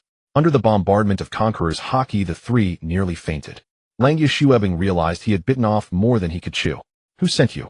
Langia Shuabing didn't want to speak, but behind him, Hai Chueshue and Dong Xiongbingyu confessed without hesitation. It was Fukadodo, the leader of the snow-hidden village, the daimyo of the land of snow. Yu glanced at the armor on the three. What's this? Langia Shuabing gritted his teeth, refusing to answer. With a sizzling sound, a scorching stream of heat as thin as a needle pierced straight through Langia Zubang. Langia Zubang's eyes went blank, and his body slowly collapsed onto the ice, shattering ice fragments upon impact. This was Yi's first kill. He felt no discomfort, perhaps, because it wasn't too brutal. Yu looked at the two behind Langia Shuabing. Don't you want to talk either? Seeing Langia Zubang's fate, the two trembled violently. We'll talk. Please don't kill us. Hai Chueshue and Dong Xiongbingyu explained everything about their chakra armor to Yu. Yu grew curious. With a yank, he tore the chakra armor off Langia Zubang's body, observing the components still functioning. This thing must have its limits, Yu said, channeling his own chakra into the armor. Hai Chueshue and Dong Xiongbingyu were stunned. Is this guy insane? He's actively letting the chakra armor absorb chakra. Both of them thought Yu had lost his mind when they saw him inject chakra into the armor. The chakra armor was a bottomless pit capable of absorbing an immense amount of chakra. However, not long after Yu infused his chakra into the armor, it exploded. Boom. Hai Chueshue and Dong Xiongbingyu were even more shocked. How is this possible? The chakra armor can contain chakra exceeding Kaguya level. Hai's chakra reserves surpass Kaguya level. He actually burst the chakra armor. What kind of monster is this guy? He's so young. Where does he get such massive chakra? This can't be real. Yi's chakra volume far exceeded their wildest imaginations. It also vastly exceeded the maximum capacity of the chakra armor. Looking at the shattered pieces on the ground, Yi remarked calmly, "Not that impressive." The corners of Haichuek's and Dongxiong Binji's mouths twitched as they thought, "You monster. Who else but you could make such a claim so matter-of-factly?" Yi turned to the two. "Take us to your leader." They hesitated. Yi slowly raised his hand. The two quickly responded, "We'll take you to our leader right away." The fate of Langia Shuebing lay before them as a stark warning. They had no desire to become corpses. Yi didn't bind them. He simply turned and walked back toward Red Bean. After a moment's hesitation, the two obediently followed. They were well aware that with Yi they couldn't escape even if they tried. Returning to Red Bean, she looked at him curiously. "Did you learn some new technique at Ryuchi Cave? How come you're so much stronger than in the Land of Waves?" Yi had indeed grown significantly stronger, and Red Bean was certain she wasn't mistaken. Yi chuckled lightly. "I haven't gotten much stronger." Red Bean found it exasperating. That punch just now was almost as powerful as a tailed beast ball, and you say you haven't gotten much stronger. Fine, if you don't want to talk about it, forget it. Seeing Haichueshue and Dongxiong Bingyu approaching nervously, Red Bean looked at Yi in confusion. "What's with them? They are merely guides. Surely you recognize these two, Princess Xiaoxue." Since they had already arrived in the Land of Snow, there was no need to conceal Fenghua Xiaoxue's identity any longer. Yi directly addressed her by her real name. Fenghua Xiaoxue gazed at the two men, her eyes narrowing. How could she not recognize them? Both were trusted subordinates of Fenghua Nuteo. They are Fenghua Nuteo's men, formidable fighters. Haichueshue and Dongxiong Bingyu kept their heads lowered, not daring to meet Fenghua Xiaoxue's eyes. It was they who had slain her father.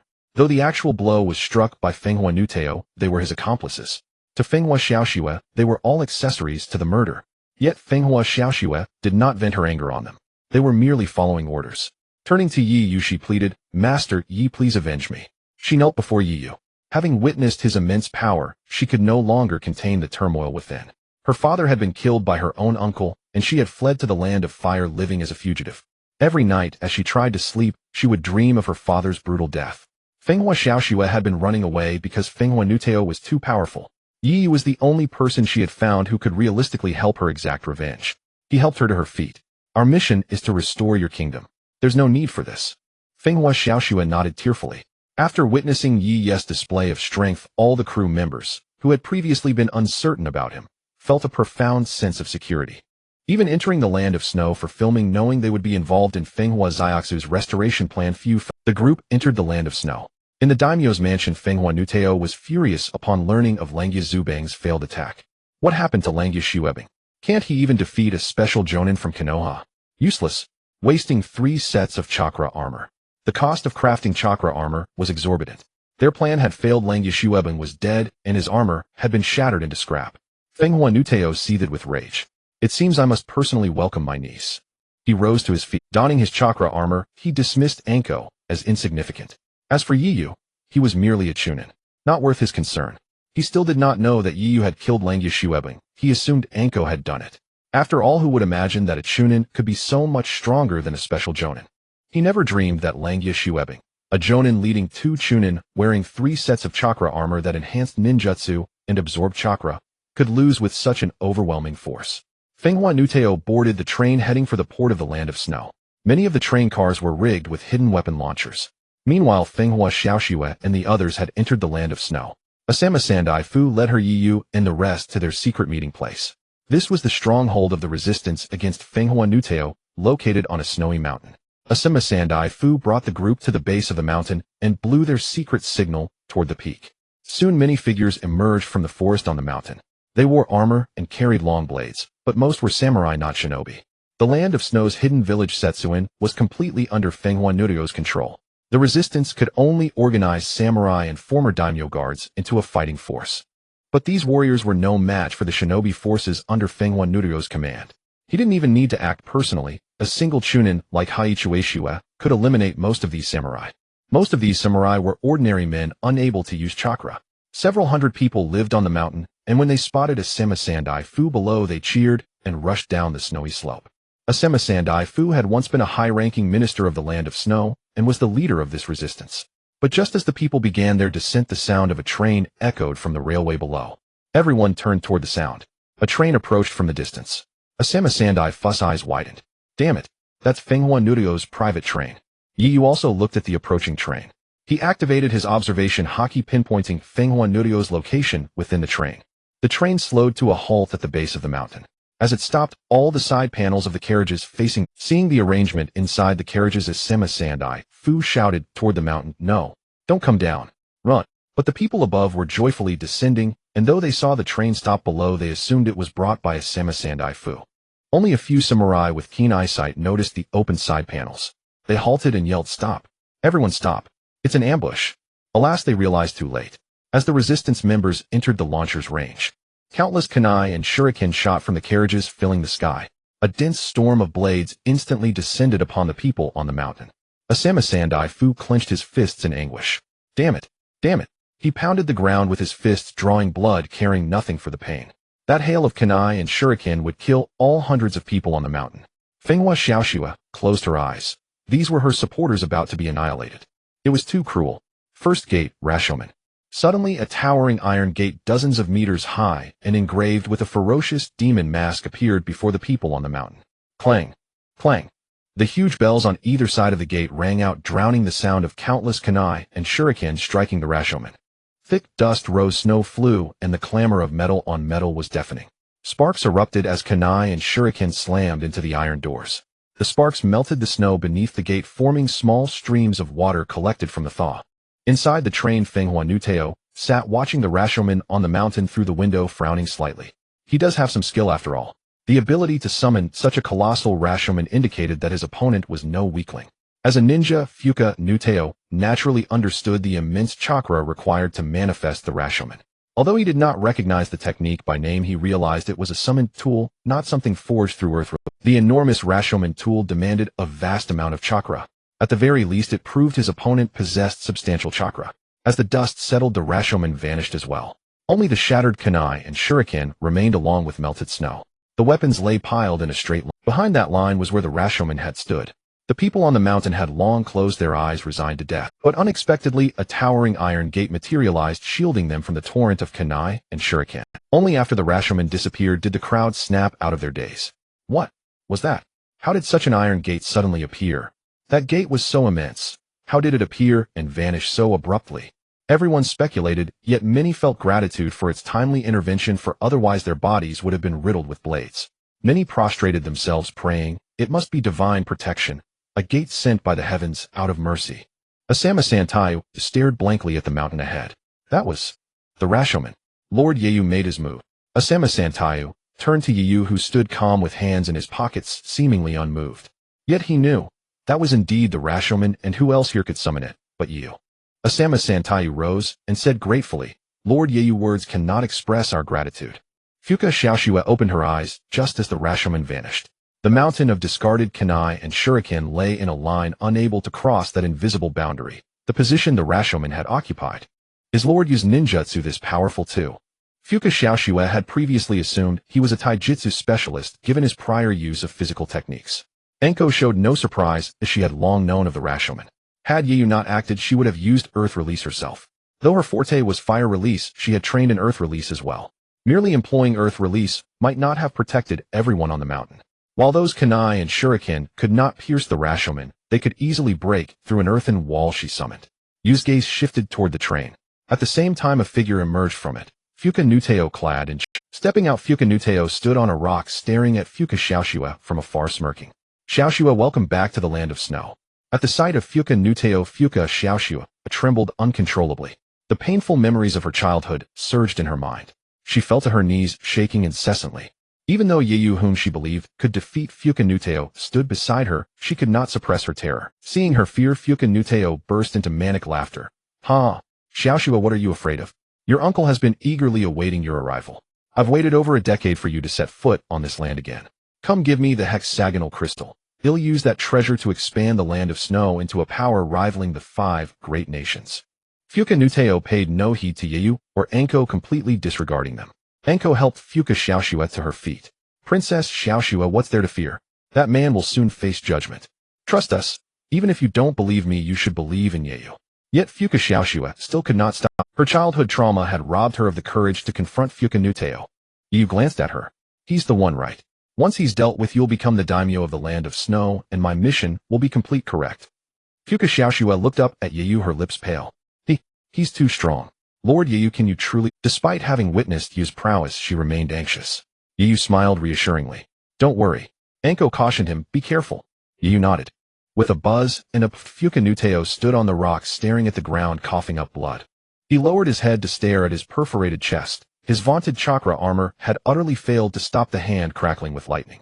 Countless arcs of electricity still danced on Yu's hand. Fuka Nuteo's blood dripped from his fingers. With a single strike, Yeyu had pierced through his chest. With another, Yeyu withdrew his hand. Fuka Nuteo gazed in disbelief at the horrific hole in his chest. His consciousness grew hazy, his life force rapidly ebbing away. How? How is this possible? How could I be so easily killed by you? Who are you? After pulling back his hand, Yeyu looked at the blood-smeared arm with distaste. The Flying Thunder God technique and the Lightning Cutter do pair quite well, but it's too bloody and messy. Next time I'll try the Rasengan. Hearing those words as he died, Fuka Nuteo was filled with regret. He knew of both techniques, the Flying Thunder God technique and the Lightning Cutter. Had he known Yeyu possessed them, he would never have been so careless. But he would never get another chance. Fuka Nuteo collapsed heavily onto the rock, his blood staining the stone. Soon the warm blood turned frigid as the icy wind froze it solid against the rock. Yu's arm was drenched in Fuka Nuteo's blood. The sight disgusted him. Everyone was stunned. Is Fuka Nuteo dead? No way. How could that be? That was Fuka Nuteo, killed just like that. None could believe that the tyrant who had ruled this land for over a decade had been slain so easily. In their minds, the invincible Fuka Nuteo, whom no one could defeat, had been dispatched with such simplicity. They hadn't even reacted, they hadn't seen what happened, and he was dead. Asama Santayu and Fuka Xiaoxue stared blankly at Yeyu walking slowly back toward them. He kept wiping his arm where the blood was beginning to freeze. Anko smirked at his expression. This kid, he looked so serious earlier. I thought he was in for a tough fight. And then he just annihilates Fuka Nuteo in one move. Too bad. I never even got to see what the guy could. Asama Santayu and Fuka Xiaoxue had often spoken of Fuka Nuteo's overwhelming power, how even Kakashi once had to avoid a direct confrontation. Yet when he faced Yeyu, he was struck down before he could even launch an attack. How formidable had Yeyu become? Yeyu walked over, glanced at Hongdo and Fenghua Xiaoxue, and said, all right, the mission is complete. Fenghua Xiaoxue stared at Yeyu with a vacant gaze. Is he really dead? It's highly unlikely he'll revive, Yeyu replied. Fenghua Xiaoxue immediately burst into tears. For so many years, Fenghua Nuteo had been the nightmare haunting her heart. Now that he was finally slain, Fenghua Xiaoxue's mind hadn't yet caught up with reality. She didn't know whether to weep or laugh. Qianjian Santai Fu approached. Mister, Yeyu, is Fenghua Nuteo truly dead? Yeyu said, if he was indeed Fenghua Nuteo, then he is dead. Fenghua Nuteo is dead. Qianjian Santai Fu shouted in excitement. He's dead. Qianjian Santai Fu was overwhelmed with emotion. He had plotted for over a decade, yet in the end Yeyu had killed him so effortlessly. It made his years of scheming seem like a joke. Regardless, Fenghua Nuteo's death was an immensely fortunate event. As Qianjian Santai Fu shouted, the people running down from the mountain all cheered and rejoiced. At the same time, their gazes toward Yeyu were filled with awe. Too formidable. Despite being just a child, he was already that powerful. With Fenghua Nuteo eliminated, the affairs of the Snow Country naturally became easy to handle. All the ninja of Snow Hidden Village who refused to obey Fenghua Xiaoxue were killed. However, Snow Hidden Village originally had very few people. The Snow Country was a small nation, and Snow Hidden Village was naturally a small ninja village. The number of ninja did not exceed 100. After Fenghua Nuteo's death, only a few of his trusted followers were eliminated. The others, without any hesitation, chose to surrender directly. Behind Fenghua Xiaoxue stood Yeyu, who could even kill Fenghua Nuteo. Killing them would be an easy feat. Even among the ninja, few wished to court death. Not to mention that they were originally duty-bound to serve Fenghua Xiaoxue. Once she became the daimyo of the Snow Country, she would be its supreme ruler. As long as Snow Hidden Village did not intend to rebel, they had to obey her. The affairs of the Snow Country were soon concluded. After everything was settled, Yeyu and Hongdo returned to the village. The entire mission cycle took about 2 weeks. When the two returned to Konoha village, the third Hokage finished reading the mission report submitted by Hongdo and was surprised that such events had occurred in the Snow Country. The A-rank mission they commissioned should have been upgraded to an S-rank mission. The third Hokage looked up at Yeyu. You performed this mission excellently, even though it was your first time going out on a mission. But you completed it better than anyone else. Hongdo curled her lips from the side. Anyone with that level of strength would complete a mission well. Yeyu said nothing. The third Hokage merely smiled. He was very satisfied. Regarding the matter in the Land of Waves, I also heard about it from Kakashi. I never expected you could even suppress a rampaging Jinchuriki Yu. He hadn't been fully taken over by the Nine Tails. If the Nine Tails had broken the seal and escaped, I wouldn't have been confident in sealing it back, Yu said calmly. Yet the third Hokage clearly understood that Ming Ren's strength at that time had already reached cage level. Ming Ren in his four-tail state, or even the two-tail state, had rendered Kakashi combat ineffective with a single blow. But Yu had actually suppressed Ming Ren in his four-tail state. When Ming Ren was a child, he had rampaged several times, and even in the one-tail state the third Hokage found it very troublesome. That was precisely why Ming Ren was raised outside the village as a child, not daring to keep him inside. If he had been raised inside the village back, then a rampage would have caused immense destruction. It would have made it even more impossible for the villagers to accept Ming Ren, and the opposition from the village's ninja would have been even more resolute. The third Hokage dared not imagine how terrifying a four-tails Ming Ren would be. Yet this unimaginably powerful Ming Ren was suppressed by Yu, and it was done easily without any sign of strain from Yu. It wasn't accomplished by ninjutsu, but by his type. The third Hokage knew Yu was being modest, but didn't expose it. He set the report aside. Looking at Yu, he said, "Very well, your first mission was outstanding. I now promote you to Jounin, and you will continue to serve as the Hokage's assistant." Hongdo's lips twitched slightly. "Lord Hokage, I participated in this mission too. Could you promote me from Tokubetsu Jounin to Jounin?" Though both Tokubetsu Jounin and Jounin are Jounin, it is true that Tokubetsu Jounin are not full-fledged Jounin, they are only quasi-Jounin. The number of full-fledged Jounin in Konoha was not large, clan heads and leaders of various factions, totaling no more than 20. But there were many Tokubetsu Jounin, close to 100. Becoming a Jounin signified being part of the village's top combat power. It granted qualification to attend the Konoha high-level meetings. They could even voice their opinions. It wasn't merely a ninja rank. The third Hokage looked at Hongdo and said with a smile, "Wait until you become strong enough, then we'll talk." Hongdo felt a bit helpless, yet she bore no jealousy toward Yu. After all, she had witnessed his strength throughout the mission. This time she had barely done anything, not even participated in combat.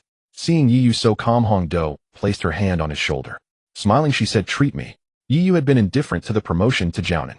In fact, after returning, he had planned to go home and sleep. But seeing Hongdo's earnest expression, he resignedly said, Fine. What do you want to eat?"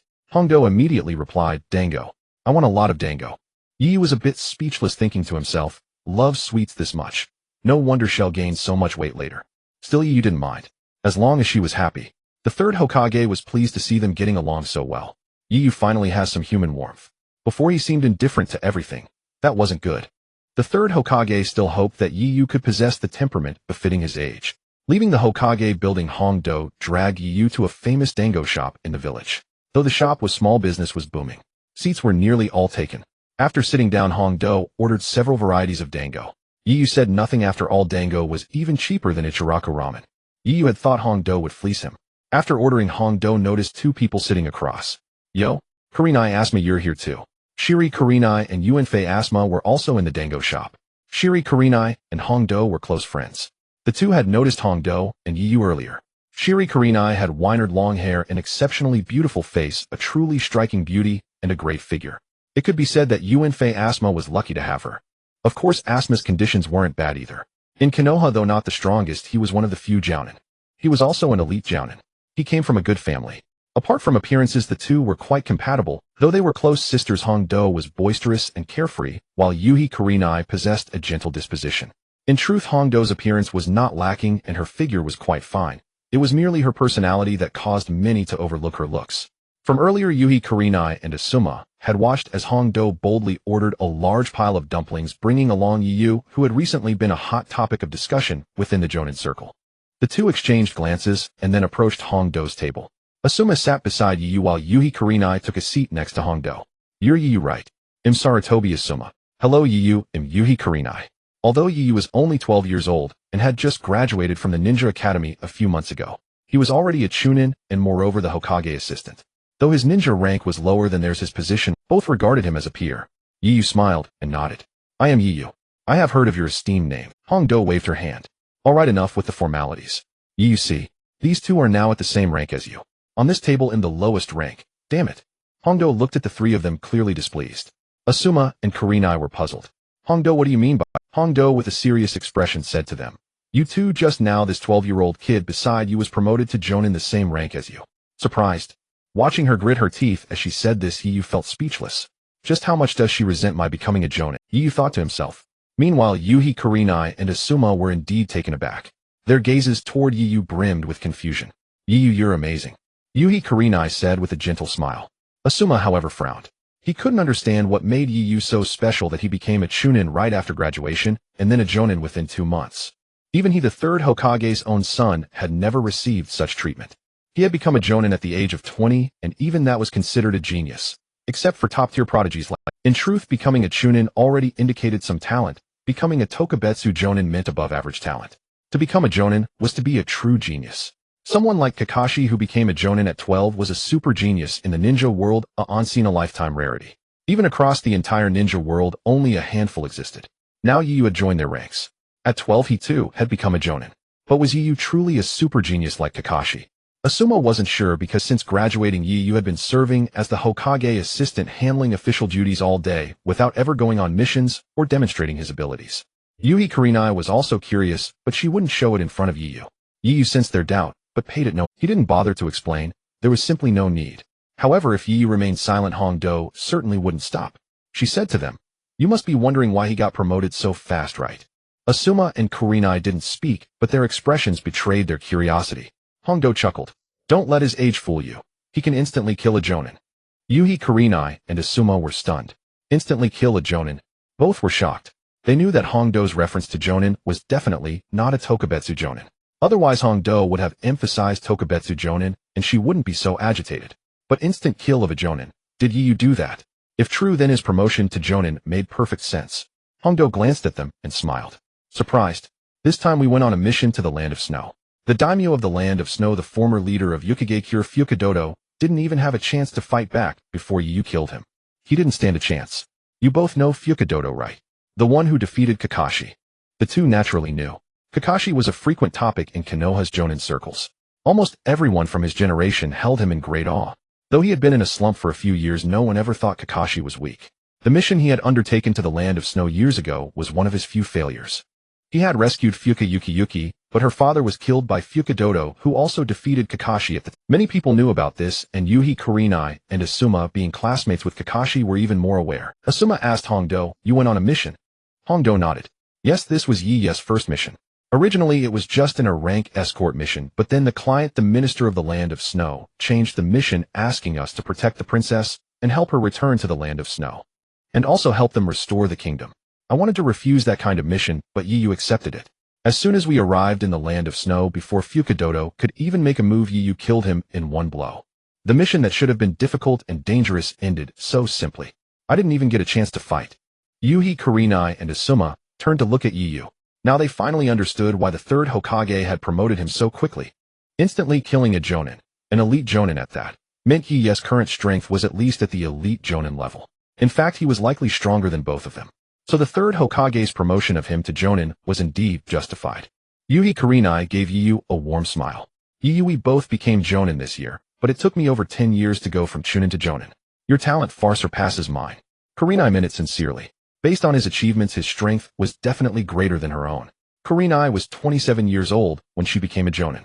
Yet Yu had become a jonin at 12, the same age as Kakashi when he had been promoted. Moreover, he had killed the man who had once defeated Kakashi, and done so in an instant. This proved that Yi's current strength far exceeded that of a younger Kakashi. And when Kakashi had gone to the Land of Snow, he had been 14 or 15. Asuma also nodded. Indeed.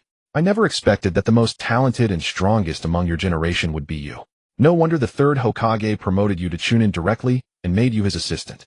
Asuma now understood why his father valued Yu so highly. Could it be that Yi's current strength is already at the Kaguya level? Since Fukadodo could defeat the Kakashi of that time, he was definitely at elite jonin level. Yet Yu killed an elite jonin in an instant. His strength cannot be merely elite jonin. A 12-year-old cage-level powerhouse. Even the fourth Hokage didn't possess such terrifying talent at that age. The fourth Hokage was an idol for the younger generation of Konoha shinobi. He was the youngest Hokage in Konoha's history. Moreover, he single-handedly changed the outcome of the Third Great Ninja War. He helped Konoha win the Third Great Ninja War. The name, Yellow Flash, spread throughout the entire ninja world. If Kakashi hadn't fallen into despair, even if he wouldn't have become as renowned as the fourth Hokage, but his reputation would certainly be much greater than today. Yet Yu was only 12 years old. He already possessed strength far surpassing Kakashi's at that age. Thinking that their own students were in the same year as Yoru Asuma and Kurenai finally understood how their instructor felt when they learned that they were in the same year as Kakashi. Same age, same graduating class. Why could the gap be so huge? After Anko finished speaking, the dumplings arrived. She began eating dumplings while complaining about why the third Hokage hadn't promoted her to Jonin. Yuhi, Kurenai, and Asuma both looked helpless. Wasn't it obvious why Anko wasn't promoted to Jonin? Her strength wasn't enough.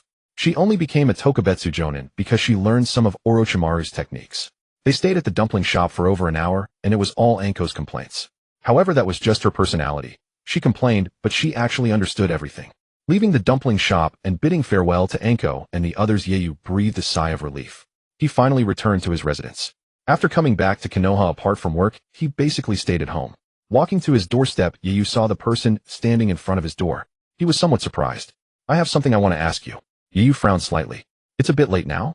Let's talk about it tomorrow. It was getting dark now. The person standing at Yoru's door was Sasuke. However, Yoru had little interaction with him, only having met him twice during the graduation exam. Yoru didn't know how deep an impression he had left on Sasuke during those two encounters.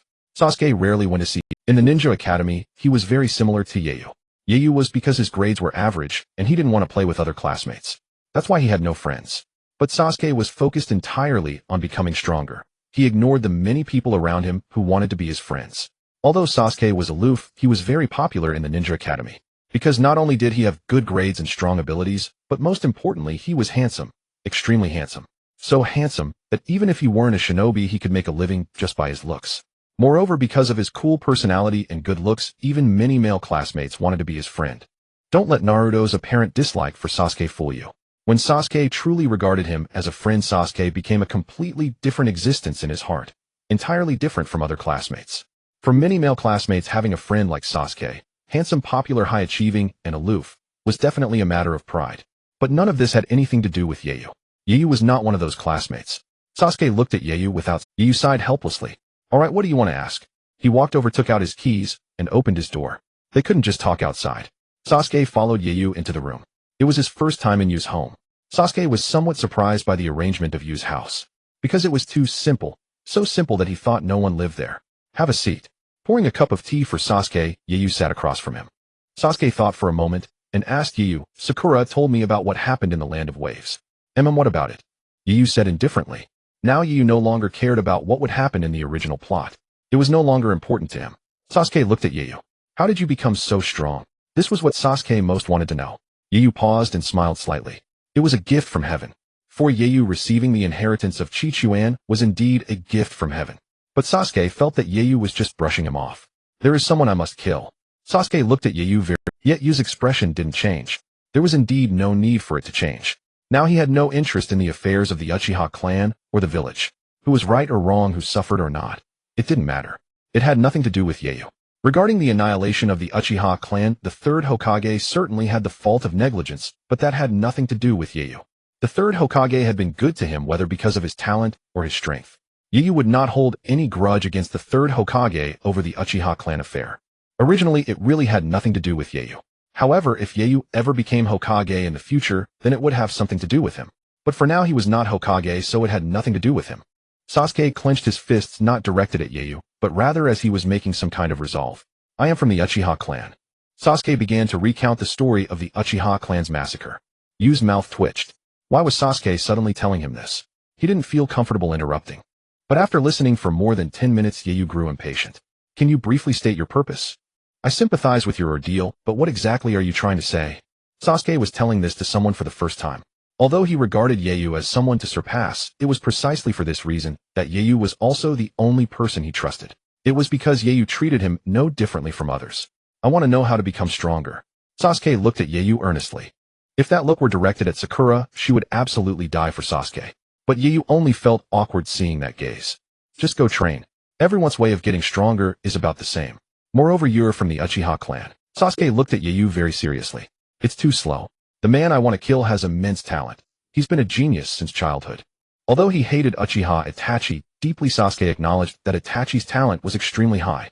After all, his brother was the most talented person of that generation in the Uchiha clan. Can I ask who the man you want to kill is? Just now Sasuke had talked for a long time, but hadn't mentioned Uchiha Itachi's name, which had been driving Yoru crazy. Sasuke was silent for a long time. He is Uchiha Itachi, my brother. Yoru also fell silent. After a while, Yoru asked Sasuke, why come to me? Your clan should have left behind plenty of records. Sasuke nodded. Yes, there are indeed many records left on the stone tablet in the clan's shrine, as well as many methods to become stronger. It was the first time Sasuke had spoken to an outsider about the stone tablet in the shrine. Because that was a secret of the Uchiha clan, Sasuke had never told anyone else. But he trusted Yoru, so he told him about it. Yoru said helplessly, since you have the records left behind by your clan, why not just cultivate according to them? I don't have the bloodline of the Uchiha clan, so what use is there in coming to me? He had no desire to involve himself in Sasuke's affairs. Sasuke looked at Yoru with utmost seriousness and said, because I feel you can make me stronger. I believe in you. Hearing this, the corner of Yoru's mouth twitched slightly. Don't say that. We're really not that familiar. Yoru was even starting to feel a bit frightened. Whenever Sasuke said those words to someone, that person was bound to encounter misfortune afterward. Yoru's words left Sasuke at a loss. He truly believed in Yoru, believing that Yoru could make him stronger, but Yoru seemed rather averse to him. Is it because of my identity? Sasuke thought Yoru was unwilling to engage with him due to the fact that he was an orphan of the Uchiha clan. Seeing the sorrowful expression on Sasuke's face, Yoru didn't know what to say. No, can you not let your imagination run so wild? You are from the Uchiha clan, once a prestigious family in Konoha. Even now, with the records of the Uchiha clan, you should be able to grow strong quickly. Yet you come to me to teach you how to become stronger. Isn't that a joke? If I had your advantages, I wouldn't have time to waste here talking nonsense with myself. Actually, if Sasuke would just cultivate according to the contents of the Uchiha clan stone tablet. At the very least, he could awaken the Mangekyo Sharingan and possess cage-level strength. Cage-level strength would be formidable even during the Fourth Great Ninja War. At the very least, he wouldn't be reduced to a mere supporting role. Not to mention that Sasuke is the reincarnation of Indra. As long as he cultivated normally in the early stages and awakened the Mangekyo Sharingan by the time of the Fourth Great Ninja War. When the Six Path Sage bestowed the power of six paths upon him, his body would be able to withstand it. Sasuke, however, wore a forlorn expression. Because Yoru had suppressed him twice, Yoru was different from others in his heart. He genuinely regarded Yoru as someone trustworthy. Naruto and Kakashi did not hold such weight in his heart. However, Yoru seemed unwilling to engage with him. But that's too slow. I know Uchiha Itachi has been getting stronger all along. My pace of growth can't match. Even the current me is far behind him from back. Then let alone now that he is surely even stronger. Sasuke said solemnly. How do you know he has definitely become stronger? Maybe he's become weaker, or after all, the ninja world is quite dangerous. Maybe he encountered someone stronger and was killed. Yoru's words made Sasuke pause. He hadn't considered that possibility. But quickly he shook his head. Impossible. His strength is immense. I can't imagine anyone in this world capable of killing him. Why is it impossible? You don't understand the ninja world. Sasuke was left speechless. He didn't know how to refute Yoru's words.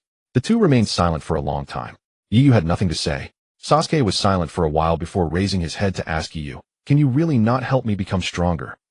Yoru smiled. I'm still trying to figure out how to make myself stronger. How would I have time to help you become stronger? In the land of waves, the strength you displayed was in no way inferior to Uchiha Itachi's. Sasuke said, lowering his head. Although he hadn't witnessed it himself when Sakura described it to him, he could imagine it. Coupled with the two previous sparring sessions with Yoru, he believed that Yoru truly possessed the strength that Sakura had described. Seeing Sasuke's dejected state, Yoru sighed. You should be clear, you are from the Uchiha clan. This bloodline of yours is the very foundation of your strength. Why not focus on developing your own bloodline, developing your Sharingan? As long as you develop your Sharingan to the level of Kakashi Sensei, you won't be weak at all. However, Yoru's words did not convince Sasuke at all. On the contrary, they only made him more determined to learn from Yoru how to become stronger. Kakashi's Sharingan doesn't seem all that powerful. Sasuke had witnessed Kakashi's battle with Zabuza. Although Kakashi won the first round, it was quite a struggle. Zabuza fled, and Kakashi himself was laid up for a long time. Sasuke felt that Kakashi's 3-tomo Sharingan was nothing special. Now Sasuke had awakened a 2-tomo Sharingan in one eye while the other still had a single tomo. They had awakened in the land of waves. But he was clearly dissatisfied with the power of these eyes. Hearing Sasuke's words, Yoru was speechless. You're even disparaging Kakashi Sensei's Sharingan. What stage has your Sharingan reached now? Sasuke did not hide it from Yoru. One eye with 2 tomo, then develop both eyes to 2 tomo first. You haven't even awakened 3 tomo yet, so on what basis do you assume that a 3-tomo Sharingan is only that much? Alright, you should consider one thing. The reason Kakashi Sensei's 3-tomo Sharingan doesn't feel very strong to you is most likely because he is not a member of the Uchiha clan. He doesn't have an Uchiha body, so it doesn't match well with the Sharingan. But you are from the Uchiha clan, and you have awakened the Sharingan. When you awaken the threedomo Sharingan, you will surely be stronger than Kakashi Sensei. Indeed, after awakening the threedomo Sharingan and training for a few years, Sasuke's strength did surpass, but Sasuke lacked confidence. Because in the Land of Waves he saw the combat ability Kakashi displayed using the Sharingan, which left him completely without confidence. Seeing Sasuke fall silent, Yu said with some helplessness, but Uchiha Itachi also uses the Sharingan. How is he so strong? You, a member of the Uchiha clan, have no confidence in your own bloodline. Sasuke nodded. When Yu mentioned Uchiha Itachi, Sasuke, who originally had no faith in the Sharingan, now regained some. But I still feel it's too slow. Back then when Uchiha Itachi was my age, he was already very strong, even far stronger than the current me. It was only with Yu that Sasuke would say such things. These private thoughts he had never mentioned to anyone else. He was even reluctant to talk about clan matters with others. Yu thought for a moment. Indeed, some Uchiha awakened the Mangekyo Sharingan at the age of 13, and at that time, they already possessed cage-level strength. Indeed, much stronger than Sasuke. However, Uchiha Madara didn't awaken his single Tomo Sharingan until he was 15 and awakened the Mangekyo Sharingan at 20. Yet he ended up so powerful.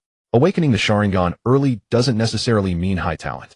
If not for being terrified by Uchiha Itachi back, then Sasuke wouldn't have awakened his Sharingan so early.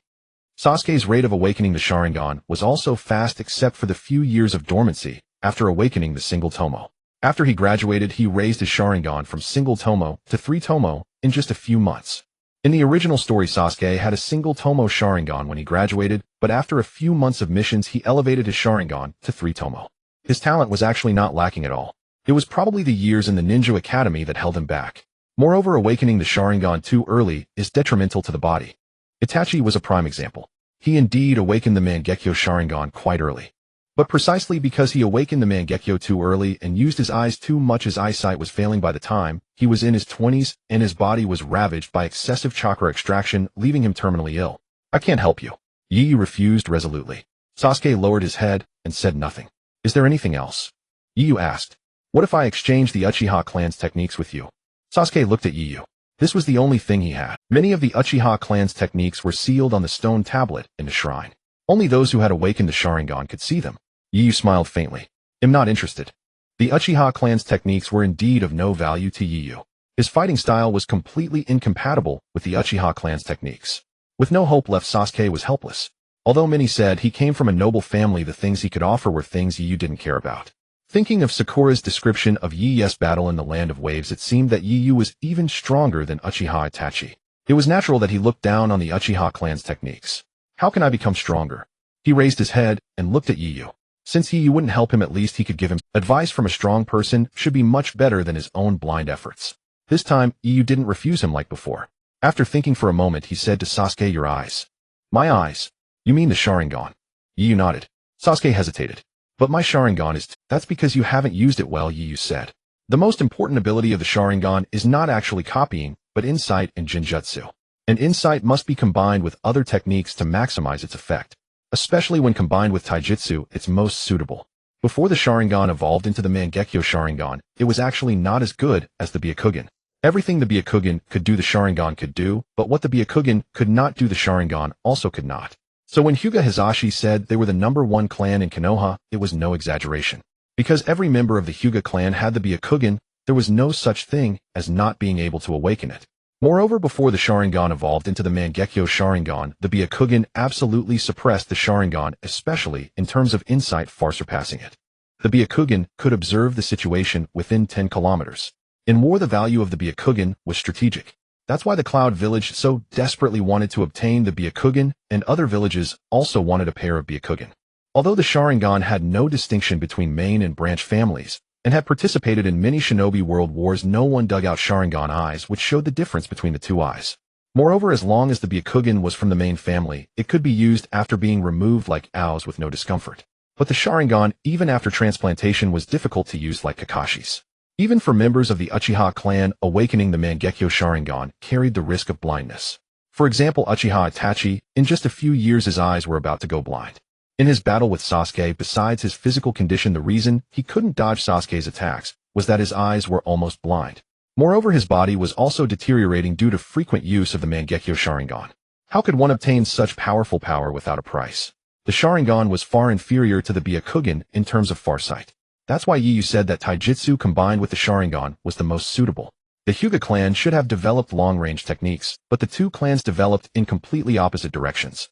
The Hyuga clan developed close-range taijutsu, while the Uchiha clan had a bunch of long-range techniques. Hearing Yi's suggestion to develop taijutsu, Sasuke frowned. Taijutsu. Yu nodded. Yes, taijutsu. Sasuke couldn't understand why Yu wanted him to develop taijutsu. Sasuke's taijutsu talent was actually very strong. During the Chunin exam, he was first defeated by Rock Lee's taijutsu, but after copying it with his Sharingan, just a few months later his taijutsu level reached that of Rock Lee without the 8 gates. This was even acknowledged by Might Guy. It was important to note that the Sharingan could only copy movements, not physical strength.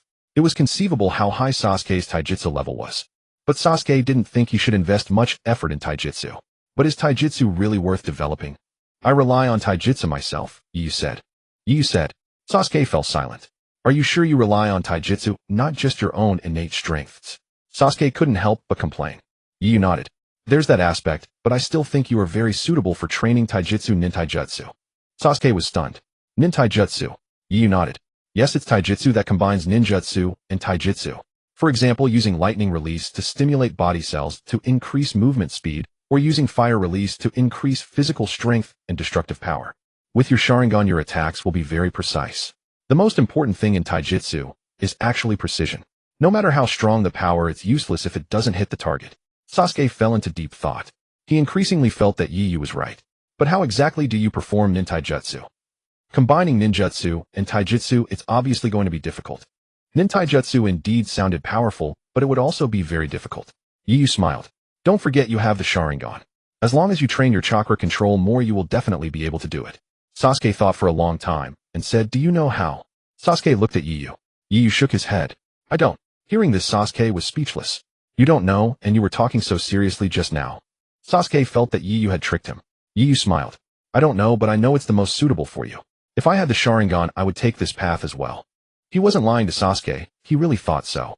Moreover, Yu did know nintaijutsu, he just didn't want to tell Sasuke he knew. Otherwise Sasuke would definitely ask him for help. Sasuke looked at Yu. What exactly is the nintaijutsu you mentioned? I think you probably know roughly what it's like, right? Yu thought for a moment. Words aren't very intuitive. Let me demonstrate it for you. As soon as Yu finished speaking, they instantly teleported from home to a training ground. Konoha had dozens of training grounds, each tens of kilometers in diameter, distributed on the outskirts of the village. Sasuke was stunned, looking around. What? What is this? How did we get from your house to here? Sasuke knew this was a training ground because he had trained here before. But this place was more than 10 kilometers from Yi's house. How did they suddenly appear here? Is this also your jutsu? Yi waved his hand. Don't worry about that. He'll show you what nintaijutsu is. Sasuke's mouth twitched. How can I not worry about something like this? Nevertheless, he gazed intently at Yu.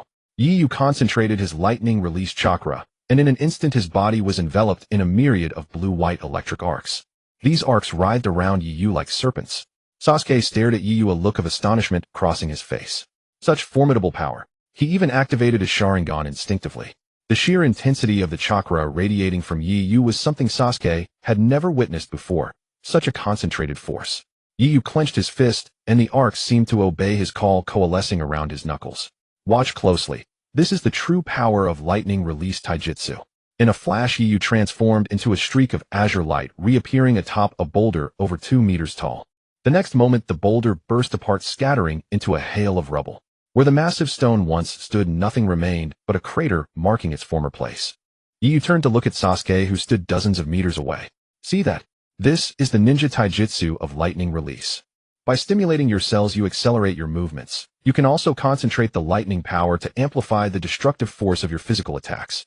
The punch I just threw carries a power comparable to an rank ninjutsu. That single blow far surpassed the Chidori Sasuke had learned during the Chunin exams. Back then, Sasuke's Chidori couldn't even shatter a rock of that size. Do you know what the most important part is, eh? Sasuke walked over to Yu in awe, surveying the scattered debris. What is it? He looked up at Yu. Earlier he had only heard Sakura's description, but witnessing Yi's power firsthand left him both shocked and exhilarated. He had truly found the right person. Yu was incredibly strong. If Yu could teach him, he might stand a real chance of surpassing Itachi Uchiha and killing him. Yu, oblivious to Sasuke's thoughts, explained, the key is that the amount of chakra I consumed wasn't as much as an rank jutsu requires. Indeed, ninja taijutsu emphasizes physical technique, Ninjutsu merely serves as a supplement. Thus, the chakra expenditure is far less than that of a genuine ninjutsu. Sasuke fell into thought. But soon another question surfaced. Wait a moment. Didn't you say earlier that you didn't know any ninja taijutsu? You lied to me. Yi was also taken aback. Huh. Well, you see, I'm just demonstrating. I only know the basics. These are just for show. As for applying them in combat, you'll have to learn and accumulate experience on your own. But you still know it, don't you? Sasuke wasn't fooled. Do you even want to learn how ninja taijutsu works? Or Yi had no intention of explaining further. Sasuke sighed resignedly. Yes, I do. No need to get angry. Usually others fawned over him. Now he had to accommodate someone else. Finally, he understood the feelings of those he had once ignored. Yi wasted no more words. In truth, the idea of ninja taijutsu had only just occurred to him. He had never possessed such a skill before. He brought Sasuke out to demonstrate because he also wanted to test his own hypothesis. If Sasuke knew the real reason, he would probably be furious. So Yi hadn't even been sure about how ninja taijutsu worked. It was a spontaneous idea he had never. Yet the very first time he attempted it, he executed it flawlessly. His talent was truly terrifying, a fact he himself had failed to notice. He had always attributed it to Akainu's monstrous talent. While Akainu's aptitude was indeed remarkable, it wasn't enough to let him use a newly conceived technique with such ease and control. It was as if he had already mastered it entirely. Afterwards, Yi tested the ninja taijutsu for each of the other 4 chakra natures: fire, water, wind, and earth. Among them, lightning and fire exhibited the greatest destructive power. Water and earth proved less suitable for this style. These were the results he had just gathered. After completing the tests, dozens of massive craters dotted the surrounding area within hundreds of meters. Sasuke stood at the edge of one pit tens of meters wide, watching Yi leap up from its center. Is his strength even human? Can all this devastation really be attributed solely to ninja taijutsu? Or is it his raw power that's the real foundation? Though the power of ninja taijutsu was immense, Sasuke remained clear-headed. He believed the overwhelming force stemmed primarily from Yi's own might. Yi walked up beside Sasuke and said, "See, ninja taijutsu consumes very little chakra, yet delivers destructive force comparable to powerful ninjutsu. Imagine combining these techniques with your Sharingans inside. Won't that be formidable, eh?" Sasuke was speechless. It's not that the taijutsu is strong, it's you who's strong. Yi frowned. Is that the only conclusion you've drawn after watching all that? Aren't you supposed to be a genius? That's rather shallow. Sasuke was left speechless by Yi's remark. But combining ninja taijutsu with my Sharingan would indeed enhance my abilities. Although Sasuke felt the techniques were powerful only because of Yi's strength, he still recognized that his Sharingan paired with this style would grant him a significant edge. At the very least, it far surpassed the fire release techniques of the Uchiha clan. While fire release looked spectacular, it was all too easy for opponents to evade. Its speed was simply too slow. Moreover, it required hand seals to execute. Without restricting the enemy's movements beforehand, it rarely succeeded, serving only as a scare tactic. Even Madara Uchiha's formidable fire release gave the allied shinobi forces ample time to counter with water release. However, ninja taijutsu had no such flaw. It was swift, required no hand seals, and boasted far greater destructive power than fire release. Fire release, though flashy, dispersed its energy, so even if it struck, it only caused burns. To a shinobi, burns were not a serious injury. Moreover, hitting the target was another matter. Its accuracy was abysmally low. Yi nodded and patted Sasuke on the shoulder. Right, at least you noticed. At least my demonstration wasn't. As for chakra control training, you can learn that from Kakashi Sensei. It's simple. He'll teach you. Sasuke frowned. Kakashi Sensei. Ever since the battle in the Land of Waves, he harbored deep doubts about Kakashi's strength. Yi read his thoughts. Don't underestimate Kakashi Sensei. That shinobi you faced in the Land of Waves was an elite jonin of the Hidden Mist Village. Do you know how upon graduating from the academy, he slaughtered all his classmates in that year. He also attempted to assassinate the Mizukage and the daimyo of the Land of Water. He was one of the 7 ninja swordsmen of the Mist, the most powerful group in the Hidden Mist. He was formidable from the start. It's no surprise Kakashi Sensei didn't dominate him. Moreover, Kakashi Sensei isn't a member of the Uchiha clan. His use of the Sharingan comes with severe limitations. That's why you thought he seemed weak after just a few exchanges. In reality, his Sharingan couldn't be deactivated, constantly draining his chakra, leaving him exhausted. Remember, Kakashi Sensei became a jonin at the age of 12, our age. Yi's words compelled Sasuke to reassess his impression of Kakashi. If anyone else had said this, Sasuke wouldn't have believed it, had have thought they were making excuses for Kakashi. But Yi wasn't Kakashi's student, and he was far stronger than Kakashi. Sasuke trusted him. Sasuke found it difficult to trust others, but once he did, he placed unconditional faith in them, even if they... After explaining everything to Sasuke, Yi glanced at the sky and said, "It's too late. I should head back to rest." Sasuke looked up and asked, "Why are you so indifferent about becoming stronger?" That was something Sasuke was genuinely curious about. Yu turned to face him, pondered for a moment, and replied, "Perhaps, because I haven't yet encountered someone who compels me to become stronger. Just like you. You have a clan to avenge someone you must kill. That person is stronger than you, far stronger, so you are driven madly to grow stronger. But I don't have that. We're different." Sasuke's mood instantly sank as he murmured, "Yeah, we're different." Yet Yu was the first person in all these years to point this out to him. Though Sasuke felt dejected, those words truly struck a chord within him. Having already trusted Yu, he now believed in him even more. Yu was the only one who never told him not to seek revenge. In fact, he even supported his revenge, the only one in all these years. "After I kill Itachi, will I be able to be like you?" Sasuke silently wondered. While Sasuke was lost in thought, Yu had already vanished. The entire training ground was empty, leaving only Sasuke and the massive craters formed by Yu's taijutsu. One might think a fierce battle had taken place here. As soon as Yu returned home, he found Kakashi sitting in the living room. "You and your disciple are quite something, Kakashi-sensei. You really scared me." Yu sat down across from Kakashi. Kakashi sipped his tea, puzzled. "Master and disciple. Who came to see you earlier? Naruto or Sasuke?" He knew it wouldn't be Sakura, as she had little interaction with Yu. "Sasuke came to ask me how to become stronger." Kakashi nodded, unsurprised. "And you?" "I didn't teach him any ninjutsu," Yu said calmly. Kakashi thought for a moment, and said, "That boy has something he must do, but he's been trapped by that emotion, and can't. He craves strength more than anyone. And since the mission to the Land of Waves, after learning about your fight with Naruto there, he's become even more desperate." Kakashi sighed. Yu was silent for a while, then looked at Kakashi and asked, "Did you try to persuade him, Kakashi-sensei?" Kakashi shook his head. "We haven't known each other long enough. I can't intervene in such matters yet." "Then don't try to persuade him in the future. Let him keep that as his motivation to work hard. Besides, his Sharingan needs that kind of drive to evolve." Yu didn't want to meddle in Sasuke's affairs, but he still had humanity.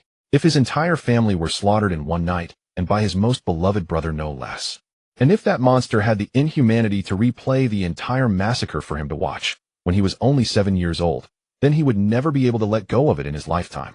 He would never rest until he killed him, no matter what means were necessary. He was right. He was different from everyone else in the village, even from Kakashi. Kakashi's father had committed suicide due to public opinion, and Kakashi had once blamed his father for prioritizing saving his comrades over completing the mission. Sasuke could never accept that. If Itachi were dead, it would be easier. Sasuke could slowly move on because the murderer was gone. But he had always known that the murderer was still alive, incredibly powerful. So powerful that even at the same age, Sasuke couldn't come close to matching his strength. It was utterly hopeless. He had no chance, no way to escape the quagmire of revenge. Putting himself in Sasuke's shoes, Yu knew he couldn't give up revenge, even if the process was painful. He would never abandon it. In fact, revenge had become his sole reason for living. Kakashi, as expected, couldn't understand Yu's thinking. Why? If he keeps sinking into the vortex of revenge, won't he be consumed? Yu said bluntly, "Then let him be consumed. If that's the final outcome, it's what he deserves." As cruel as it sounds, I believe that even if he is ultimately consumed and fails, he will be able to find peace. Not doing it and doing it, but failing are completely different. Kakashi-sensei, no one in Konoha has gone through what Sasuke has. None of us have the right to persuade him. Those who want to help him can help, those who don't can simply leave him alone. But if we keep telling him not to seek revenge, frankly, what right do we have? If you truly consider him a student or a friend and you're unwilling to help him, then at least don't hold him back from trying to avenge. After all, his desire for revenge doesn't hurt anyone, does it? Perhaps revenge is the only reason he has to live. Kakashi found it somewhat hard to understand. After his own father's suicide, his thoughts were different from Sasuke's. But as he mulled over Yu's words, he gradually came to agree. Indeed, Sasuke was different from everyone else in the village. But if he continues like this, he'll go astray, Kakashi said with concern. Yu replied seriously, "If that happens, it's his choice. If he ends up hurting others, someone will intervene. Or I." Yu supported Sasuke's revenge, but he didn't want innocent people to be dragged into it. He didn't want to get involved, but when it came to the Uchiha clan massacre, even putting himself in Sasuke's shoes, he couldn't let it go. So how could he force Sasuke to do otherwise? Kakashi nodded. "Since you've decided, he'll support you too." Originally, Kakashi had planned to gradually guide Sasuke during their time together. But after hearing Yu's words, he decided to give up. "I'm a bit surprised though. You two were at odds before, yet he was willing to confide in you about this." Kakashi looked at Yu in surprise. Their previous interactions had all been conflicts. Yet Sasuke had actually shared his revenge with Yu. Because if Sasuke hadn't spoken, Yu couldn't have known the details. Yu was silent for a moment. "He could only talk to me. After all, not many people in the village are truly willing to listen." Sasuke seemed popular in Konoha, but mostly because of his Uchiha lineage. People saw his excellence in his appearance, but no one cared about his inner world. Even Sakura, who liked him the most, couldn't understand. She had no idea what Sasuke had been through. And Sakura was only 12, raised with love from her parents. How could she imagine that someone could suffer so much? But when Sakura truly understood Sasuke's pain, she was willing to accompany him in his revenge, even willing to become a rogue ninja with him. So Sakura and Sasuke were never just randomly paired together. Through all the trials, Sakura never wavered in her feelings.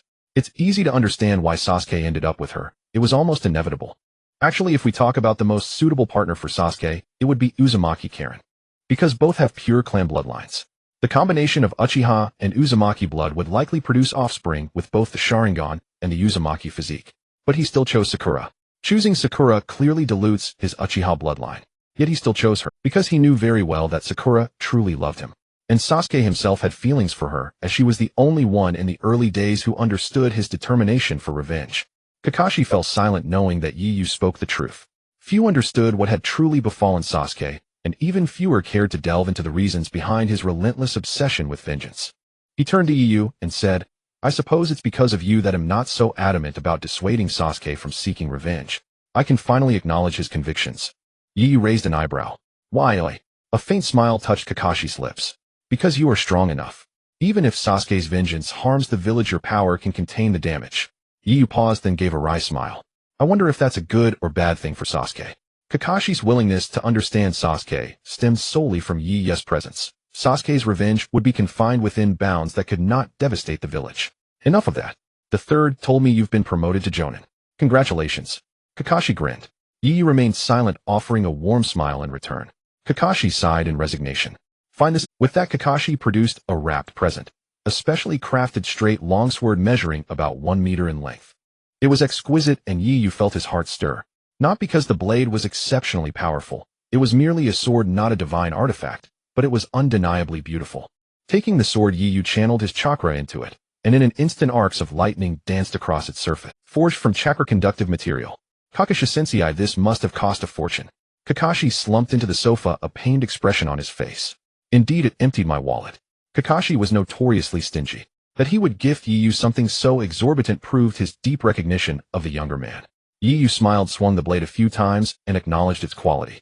He was well-versed in swordsmanship, possessing considerable skill. His mastery stemmed from the power of Akainu he had acquired, which included swordsmanship. Though not at the level of a grandmaster, he was on par with an ordinary sword master. That ordinary sword master level, amplified by Yu's multiplied strength, elevated him to the level of a great sword master. With further training, reaching the pinnacle of sword masters was not impossible. Still, his combat style was not centered on the blade, and it was unlikely he would rely on a sword in battle. In all probability, he would never use weapons at all. Yet having such a fine sword as an ornament was pleasant. Yu chuckled. "Thanks, but I might have caused some trouble." Kakashi, lounging on the sofa, looked puzzled. "Trouble? What trouble have you brought me?" Anything Yu considered troublesome was bound to be significant. Yu thought for a moment. "I didn't teach Sasuke any ninjutsu, but I told him to learn chakra control from you." Sasuke had understood nature transformation since childhood. There was no need for instruction. Kakashi sighed in relief. "I already taught him in the Wave Country." Yu knew they had practiced tree climbing in Wave Country, but that was insufficient. "I mean getting him to learn more precise chakra control from you." Kakashi sighed again. "Well, since you sent him to me, what choice do I have? Besides, I was going to teach him anyway. By the way, what about Naruto? You are the only one in the village who can restrain him. If he goes berserk like he did in Wave Country, even the third Hokage would struggle to stop him." Naruto's four-tailed form was terrifyingly destructive. With a human host, its combat intensity exceeded even a complete tailed beast transformation. When fully transformed, the Nine-Tails' immense size hampered its movements. Yet in partial transformation, it could fight in a humanoid form much more agile. Even relying solely on physical strength, it could overpower ordinary cage-level opponents. The Nine-Tails differed from other tailed beasts. Even partial forms of other beasts paled in comparison. The battle between Pain and the Nine-Tails demonstrated this. Before even fully transforming, Naruto nearly shattered Pain's resolve. Yet from the Wave Country battle, Yu suppressed Naruto with ease. Naruto in his four-tailed state posed no threat to Yu. Kakashi even believed that with Yu's destructive power, he could match the full-tailed beast form. Yu looked at Kakashi with confusion. "Kakashi-sensei, what do you expect me to do? I don't handle Jinchuriki." He found it odd. Naruto's matter was none of his concern. "You could help him control the Nine-Tails," Kakashi suggested. Yu frowned. "How?" "I don't know any sealing." In truth, Yu did know one sealing technique, the Maishinman. But it was a combat seal not intended for permanent. He had no idea how to seal the Nine-Tails. Should he enter Naruto's inner ceiling space and give the fox a thorough beating?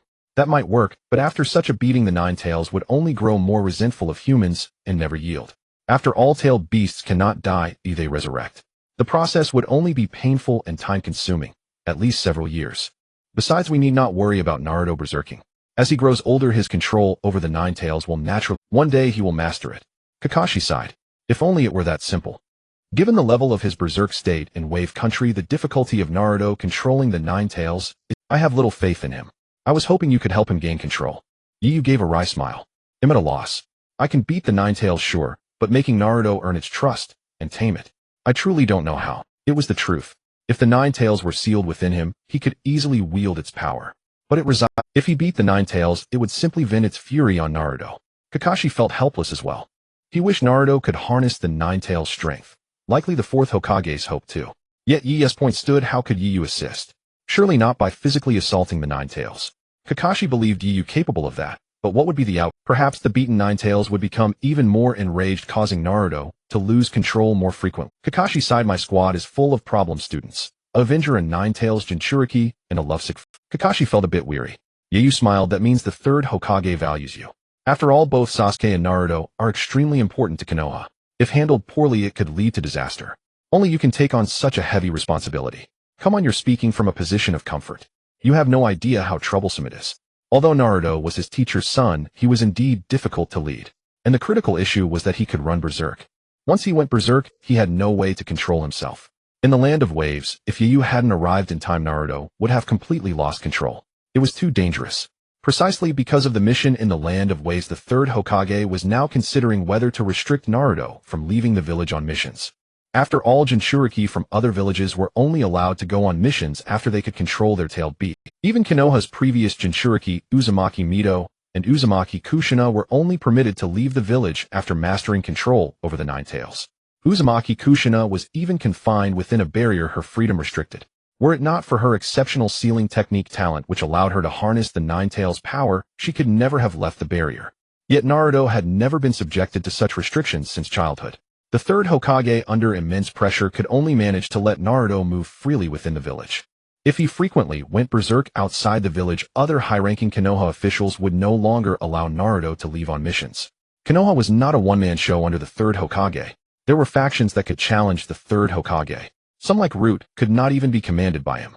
Kakashi was also troubled. He certainly didn't want to restrict Naruto's activities. But Naruto indeed lost control during missions. Last time Yu happened to pass by. What about next time? Would they be equally fortunate? Even if Kakashi wished to oppose restricting Naruto's activities, he lacked the confidence. He sighed. I'm really troubled, unsure how to handle Naruto's rampages. Even in just two-tailed form, Naruto could overwhelm Kakashi, let alone the four-tailed state. Seeing Kakashi's distressed expression, Yu thought for a moment and pulled a kunai from his ninja tool pouch. This is my Flying Thunder God kunai. Kakashi took the kunai, its surface etched with complex runes. He was perplexed, unsure why Yu gave him this. Yu explained, if Naruto goes berserk, you can channel Chakra into this kunai. If I have time, I will arrive. Kakashi was astonished. Even the fourth Hokage's Flying Thunder God technique didn't have such capability. Otherwise, it wouldn't have missed so many rescue opportunities during the Third Great Ninja War.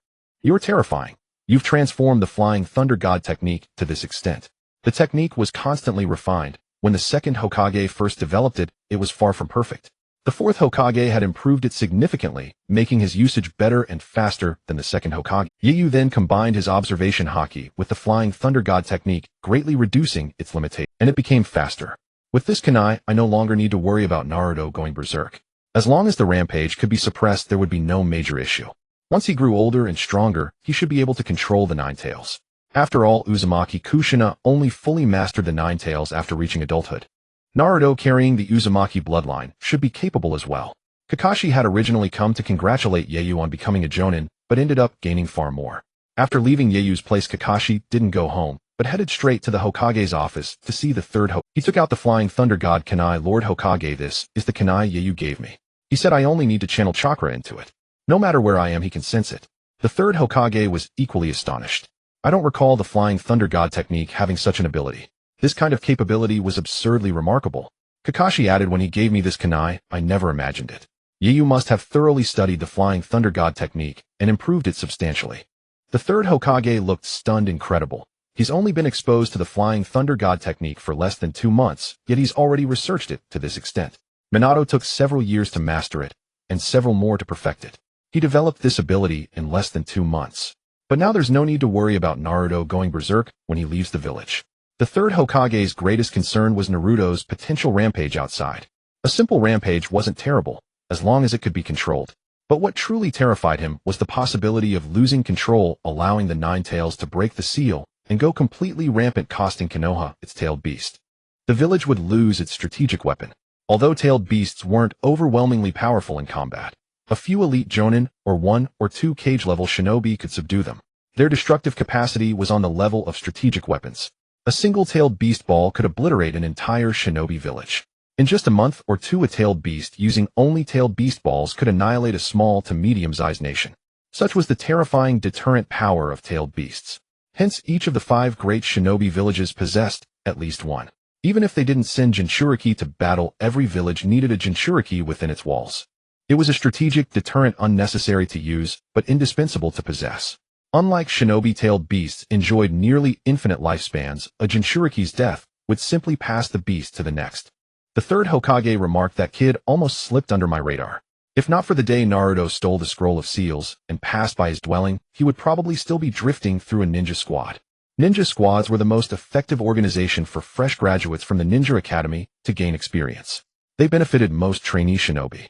But for Yeyu, they were nothing more than a waste of time. He didn't care about wasting time, but the third Hokage didn't want Yeyu to squander his. Kakashi also sighed. He has a rather indifferent personality, doesn't care much about anything. But he's not cold-blooded. At least he's willing to do what he can for the village. The third Hokage nodded. "So I should have made him Hokage sooner, given him some responsibility." He lamented, "It's just a pity he's too young." Kakashi gave a wry smile. He just completed a single rank mission and was promoted directly from Chunin to Jonin. That's already an astonishing advancement. Let's take it slow. He's only 12, letting him enjoy a period of ease will do him good. The third Hokage agreed with Kakashi's view. Because even if the third Hokage wanted to nominate Yeyu as Hokage right now, no one would agree. The villagers would likely think the old man had lost his mind. And Yeyu himself probably wouldn't be willing either. The news of Ye's promotion to Jonin quickly spread among the upper echelons of Konoha, as such an advancement was no trivial matter. Thus, the 2 Fire Nation advisors personally visited the Hokage's office to question the third Hokage. They fixed their gaze on him and said, "Third Hokage, what is the meaning of this? He has merely completed a single rank mission. There was no need to make such a conspicuous display. Even if he is your own son, you should not be so blatant in granting him privileges. It is unsightly." The preferential treatment afforded to Yeyu led many to suspect a relationship between him and the third Hokage. The third Hokage found this rather exasperating. "What exactly is going through your minds? Do you truly believe I am that sort of person? You are well aware of the treatment my own son receives. Have you both grown senile in your old age?" Since the 3 were former teammates, they spoke with considerable informality in private. Mitokado Hamura frowned. "But you are being far too blatant in your partiality. At the very least, you must provide a reason, or the other Jonin will never accept it." Indeed, some Jonin have voiced objections to Ye's promotion. After all, he graduated from the Ninja Academy a mere 2 months ago, with only a single mission to his name. It was not even a high-difficulty rank mission, merely in a rank 1. How could he suddenly be elevated from Chunin to Jonin? Uchiha Koharu also furrowed her brow. "We know you would not abuse your power, but you must at least give a reason, one that can convince the other Jonin." The third Hokage remained calm. In the past, for someone else, he would have explained. Now, looking at them, he simply stated, "Because his strength has already reached the level of a Jonin." The 2 were not about to be swayed by this reasoning. Even if his strength and talent are exceptional, that alone does not justify an immediate promotion to Jonin. No one will accept such a flimsy excuse. The third Hokage smiled. They need not accept it now, or they will understand in time. Mitokado Hamura and Uchiha Koharu had never seen the third Hokage display such assertiveness before. Previously, he always sought the opinions of others, or at least consulted the Konoha High Council. Third Hokage, just how powerful is that child to warrant such treatment? The third Hokage pondered for a moment, then said his strength is sufficient to suppress Naruto in a berserk state. Is that reason enough? Both were stunned. What? This is the report from the Land of Waves mission submitted by Kakashi. You may take a look. The 2 found it odd. Wasn't it about Yeyu suppressing a rampaging Naruto? Why were they being shown this? They opened the report and scrutinized it carefully. After finishing, both were dumbfounded. Is this true? If this is true, then he indeed deserves to be promoted to Jonin. Of course it is true. I personally verified his abilities. Otherwise, why would I have made him a chunin immediately after his graduation from the Ninja Academy? Why would I appoint him as my Hokage assistant? The two trusted Kakashi and the third Hokage implicitly, so they accepted the report. However, Ieya's formidable strength left them both deeply astonished. Appointing him as your Hokage assistant, do you intend for him to become Hokage in the future? They raised their heads, fixing their gaze intently on the third Hokage. Now they realized the third Hokage was likely grooming Ieya to become the fifth Hokage. The third Hokage did not deny it. Naturally, is that not appropriate? His strength is already sufficient, but he is too young. There is no helping that. Both nodded. Indeed, his power is more than adequate, but he is only 12 years old currently. If you truly wish for him to become Hokage, we have no objections. However, you should exercise a bit more discretion. Do not be so overt. Not everyone knows of his prowess. The third Hokage merely smiled and offered no further explanation. Uchiha Koharu and Midokado Hamura did not oppose the third Hokage's decision. After all, they were loyal to the Hokage faction. Regardless of their usual disagreements with the third Hokage when it came to taking sides, they would unhesitatingly stand with him. Both were well aware of what kind of person Danzo was. Although they were classmates, it was precisely because of that shared history that they knew his character. Danzo must never become Hokage.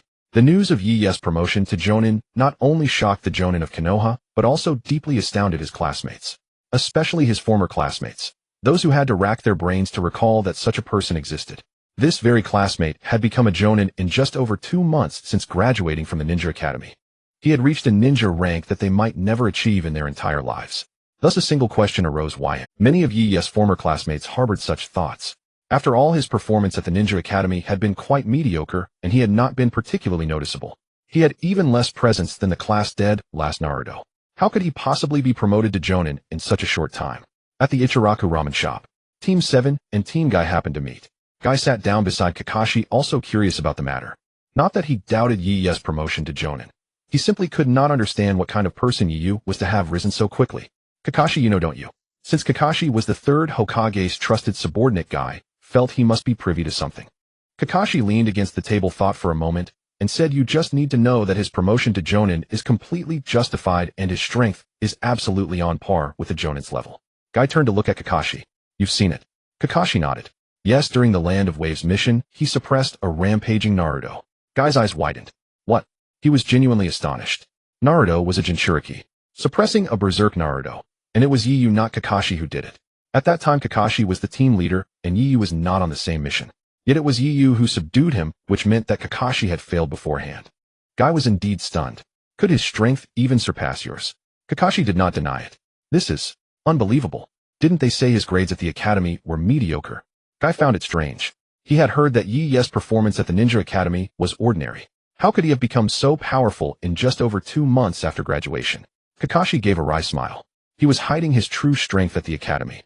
That's just his personality. He seems indifferent to most things, just going with the flow. Guy thought for a moment, and said to Kakashi, like you were a few years ago, so numb. Kakashi was speechless. It wasn't that extreme. Guy nodded. Then I understand why he was promoted to Jonin. To think this generation has such a genius. I wonder if he'd be suited to learning taijutsu. Guy muttered to himself as if considering teaching Ieya's taijutsu. But upon hearing this, the corner of Kakashi's mouth twitched. Although his taijutsu is indeed formidable, it is absolutely not suited for learning your style. He naturally knew that Guy was referring to the 8 gates.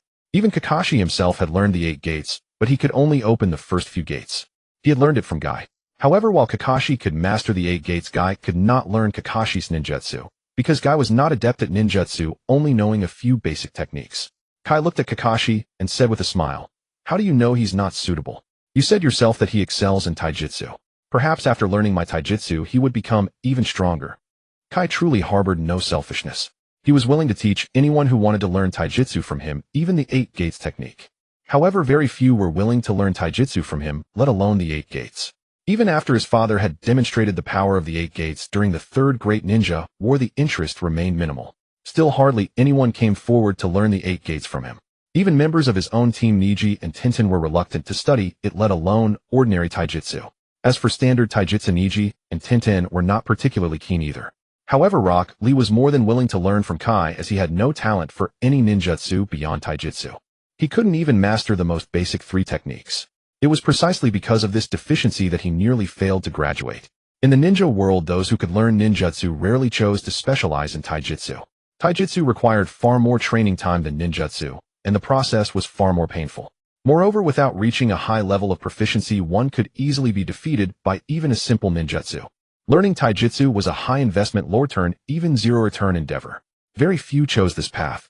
However, Kai, knowing that Yoru was even stronger than Kakashi, conceived the idea of teaching him taijutsu. Kakashi, however, knew that Yoru would never be interested in taijutsu. His so-called taijutsu was not even taijutsu in the traditional sense. It was purely the result of his extraordinary physical strength. Moreover, Yu's talent for ninjutsu was also top tier. To force him into specializing in taijutsu would be the greatest loss. Kakashi shook his head, refuting Kai's words. That's impossible. His ninjutsu talent is exceptional. He will never learn taijutsu from you. Give up on that idea. Kai teased Kakashi. Kakashi, are you worried that after I teach him taijutsu he'll defeat you and embarrass you? Seeing Kai's smug expression, Kakashi was speechless. Even without your taijutsu, he can already defeat me. The smile on Kai's face froze. Are you serious? Kakashi was no ordinary jonin. He was an elite jonin. Among the ninjas of Kakashi's generation, he was undoubtedly the most talented and the strongest jonin. Without opening the 8 gates, Kai was absolutely no match for Kakashi. As for Asuma and Kurenai, they were even less capable of contending with Kakashi.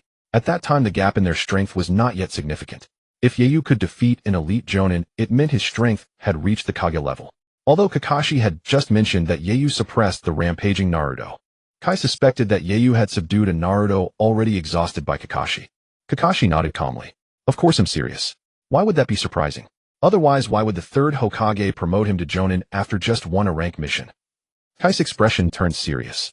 He could tell that Kakashi was not joking. The ability to defeat Kakashi warranted his attention. While Kakashi and Kai conversed, Naruto and the other students were also chatting. Upon learning that Yoru had been promoted to jonin, Naruto felt a bit annoyed, but dared not say much. Since that night, Naruto had harbored an ineradicable fear of Yoru. Knowing that Yoru had suppressed him during his rampage in the Wave Country only deepened that fear. Especially recalling the night when Yoru punched Mizuki until he was covered in blood, Naruto grew even more terrified. Sasuke quietly ate his noodles, seemingly uninterested in the conversation around him. But inside he thought differently. I never expected you to become a jonin before me, but it's only fitting. Though he said nothing, Sasuke was genuinely happy for Yu's promotion. He regarded Yoru as a goal to surpass.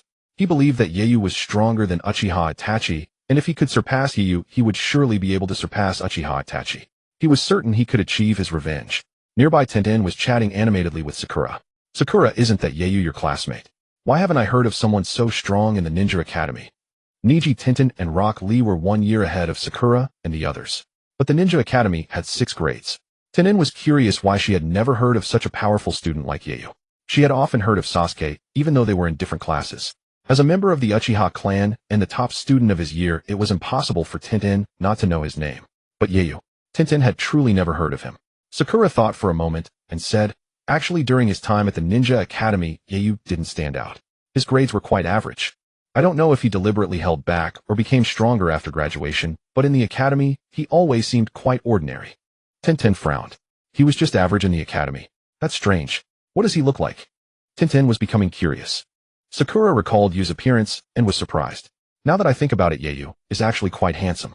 But because his grades were so ordinary, not many people noticed him in class. Hearing Sakura's words, Tenten wanted to meet Yoru even more. Neji and Rock Lee sat quietly, but both were curious about Yoru as well. The main reason was that Yoru had been too obscure in the Ninja Academy. Apart from his own classmates, no one had any impression of him. As for Yu's promotion to jonin, the third Hokage ultimately did not explain the reason to everyone. The matter quietly faded away, and no one questioned it. After all, over the years, the village's ninjas understood that the third Hokage was not one to show favoritism. If he had his own son, would not have lived such a difficult life. Nevertheless, the ninjas in the village were filled with curiosity about Yoru. They all wanted to know what kind of strength he possessed to earn such high regard from the third Hokage. However, after completing a mission to the Snow Country, Yoru spent most of his time as the Hokage's assistant in the Hokage's office. He rarely went out. Even when he went out to purchase ingredients, he hardly spoke to anyone. The only thing that troubled Yoru was that Sasuke often came to his house. One might think he was just coming for free meals. Fortunately, each time Sasuke came, he brought a gift, either cake or beef. Yoru couldn't help but marvel that even after his clan's massacre, Sasuke was still wealthy. Although the Uchiha clan's compound was sealed, the village did not reclaim all of their properties. The remaining assets yielded an annual profit of tens of millions of ryo. Thus, Sasuke never hesitated when buying cakes or top-grade beef. Nighttime. At Ie's home. In the living room, Yu sat cross-legged on a cushion with a hot pot boiling on the table filled with various vegetables and meats. On the table lay an assortment of ingredients. To his left sat Sasuke and Sakura, to his right Choji and Naruto, and directly across from him were Ino and Shikamaru. All 6 of them had seemingly agreed to visit Yu today. They held chopsticks in their hands, quietly watching the ingredients in the hot pot. Yu frowned. He wasn't particularly fond of such gatherings. Before, it had only been Sasuke. Today the Ino Shikacho trio had also come, and Sakura and Naruto had followed along after meeting Sasuke on the way. You can eat now. As soon as Yu finished speaking, several pairs of chopsticks plunged into the hot pot. In an instant, several pieces of beef, cabbage, and tofu appeared in Yu's bowl. Sasuke, having barely managed to grab a piece of beef, saw the several pieces in Yu's bowl, and immediately exclaimed angrily, "You cheated." Yu smiled, and right in front of him put a piece of beef into his mouth. Sakura, thinking Sasuke was upset about losing the beef, placed the piece she had grabbed into his bowl, saying, "Sasuke, you can have mine." Sasuke looked down at Sakura, bewildered. "Why give it to me?" Sakura blushed, holding her chopsticks with both hands, and murmured softly, "Don't you like eating it?" Sasuke was speechless. "I don't." But when he noticed the blush on Sakura's face, he fell silent. He sat down sulkily. If he gave the real reason, Sakura would be embarrassed. So he kept quiet. In truth, he had only wanted to say that Yu had cheated by using the Flying Thunder God technique. He knew Yu. Across from them, Naruto savored the beef, exclaiming, "This beef is amazing. Why does it taste different from usual?" Choji, sitting next to Naruto, devoured the beef, while explaining, "This is premium beef, so it's better grilled. Using it in hot pot is a bit of a waste. But good beef tastes great no matter how you cook it." After a few bites, Yu looked at them with slight exasperation. "Do you really treat this place as your own home? You're not even polite." Even when Sasuke came alone, Yu wasn't thrilled. Now he had brought this whole crowd with him. More importantly, Yu barely knew them. Sasuke, staring at the beef in Yu's bowl, explained, "I didn't invite them. They followed on their own." Sasuke didn't want to bring them either, but they insisted on coming. What could he do? Naruto, eating as he spoke, complained, "Sasuke, you've been hiding this good food from us. That's just not fair." Naruto usually only ate ramen. He couldn't cook, only barbecue occasionally. This hot pot was undoubtedly the best meal he'd had in years. Though he was still a bit afraid of Yu. Having spent more time with him, he was less scared now. Yu wasn't that frightening. Shikamaru smiled and said, "Becoming a Jonin is a big deal. As your classmates, we should come to congratulate you. We just didn't have the chance before." Ino, who had been staring at Yu, chimed in, "After Shikamaru, you were classmates. Why don't you ever contact us? You're so antisocial." Yu frowned slightly. Dealing with this kind of social obligation was his least favorite thing. It's just a minor matter. Becoming a Jonin indeed felt insignificant to Yu now. Sasuke glanced at them and said, "Since it's a congratulatory visit, where are the gifts?" Sasuke actually didn't like them being there either. He wanted to stay close to Yu to learn how to become stronger. But they had all come along. Their presence disrupted his training with Yu. Although he hadn't actually learned any ninjutsu from Yu these past days. Still, staying at Yu's place allowed him to ask questions about anything he didn't understand, and Yu could explain almost everything. That was why he had moved many of the Uchiha clan's documents to Yu's home. Those were confidential Uchiha clan records, but he didn't hide them from Yu. Yet Yu showed no interest in the Uchiha clan's materials. At first, Yu had been annoyed that Sasuke kept coming over and even staying overnight. But when he realized Sasuke could help clean the house and cover food expenses, Yu let him be. Though Sasuke hadn't learned any ninjutsu from Yu, he had helped clarify many things he didn't understand from the clan's records. His strength had increased considerably. Originally, Sasuke had intended to embarrass them, but Shikamaru unexpectedly pulled out a kunai. "Yu, this is a special kunai for you." Shikamaru handed Yu a kunai forged from chakra-infused materials. Yu took it and remarked, "The Nara clan sure is wealthy. Just this one special kunai must have cost at least 1,000 ryo. An ordinary kunai costs around 200 ryo. Though Yu didn't need it, it was indeed a fine item. He immediately smiled at Shikamaru and said, "We're classmates, you're too kind. I'll gladly accept it." Sasuke, seeing the change in Yu's expression, was annoyed. "You were so unhappy just now." Then Ino and Choji also presented their gifts. Ino gave 5 explosive tags, each costing 2,000 ryo, totaling 1,000 ryo, similar to the value of Shikamaru's kunai. Choji's gift was a space scroll for storing ninja tools worth about 1,000 ryo as well. The 3 had clearly prepared in advance. After accepting the gifts, Yu thought, as expected of staunch supporters of the Hokage, they have sharp instincts. The Ino Shikacho clans were firm allies of the Hokage. They were different from other clans. While other families were confused or even resentful about Yu's sudden promotion to Jonin, these 3 clans had already instructed their heirs to build a good relationship with Yu. They knew what the third had done for Yu was similar to what he had done for Minato Namikaze back then. In fact, it was even more obvious and direct. It was almost an open hint that Yu would become Hokage in the future. Even without the third discussing it with them, they knew what to do. However, Ino and Choji were apparently unaware of their parents' true intentions, thinking their fathers had simply sent them to connect with Yiyu. Only Shikamaru understood his father's real meaning. After accepting the 3 gifts, Yiyu said to them, "Alright, let's continue eating. Today's beef feast is sponsored by Uchiha Sasuke-sama," Yiyu said with a smile. Sasuke's face turned red with embarrassment, but he didn't dislike the atmosphere. It was a kind of warmth he had never experienced before. After all, Sasuke came from the Uchiha clan, and even before the clan's downfall there had never been such an ambience. Yiyu didn't ask for gifts from Naruto or Sakura. The Ino Shikacho trio had been sent by their parents to build rapport. Sakura and Naruto had genuinely followed Sasuke on their own. After finishing the hot pot meal, the trio of Ino Shikacho chatted with Yiyu for a while before taking their leave. After all, their purpose was to strengthen their bond with Yiyu. As for Sasuke, he was washing dishes with Sakura. Unable to find anything to do, Naruto sat in front of Yiyu holding a book to read. Only the book was upside down. Yiyu was also reading a novel. It was not, of course, the one written by Jiraiya. Yiyu hardly needed to cultivate in his usual routine. His strength never waned, and in fact grew constantly day by day. He even wondered if he had received Akainu's template or Saitama's instead. For Sakura, this was her first time being so close to Sasuke, and his skilled dishwashing only deepened her infatuation with him. The once aloof heartthrob had transformed into a domestic charmer, creating a striking contrast. Sasuke remained expressionless, meticulously cleaning every bowl. Sakura was washing the plates. Occasionally she would steal glances at Sasuke. He was very focused and very skilled. He had done this task many times before. Blushing, Sakura shyly asked Sasuke, "Have you been living here all this time?"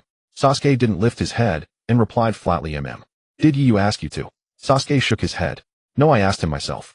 Staying here allows me to learn a lot. No wonder I've noticed you've become much stronger lately." At that point, Sasuke had only just begun developing his Taijutsu ninjutsu hybrid and hadn't mastered it yet. But his control over chakra had already improved significantly. He had also learned a great deal about chakra nature transformation from Yiyu. His fire release had grown far more powerful than before. Originally, his great fireball technique had a diameter of only 2 to 3 meters, but after refinement, it could now reach 5 to 6 meters. Moreover, the temperature had increased considerably, while the chakra consumption barely rose. Sasuke didn't want to answer that question. After cleaning the dishes and tidying up the room, he came before Yiyu. Without a word, he picked up a scroll and began reading. Sakura watched the 3 in the living room and smiled faintly.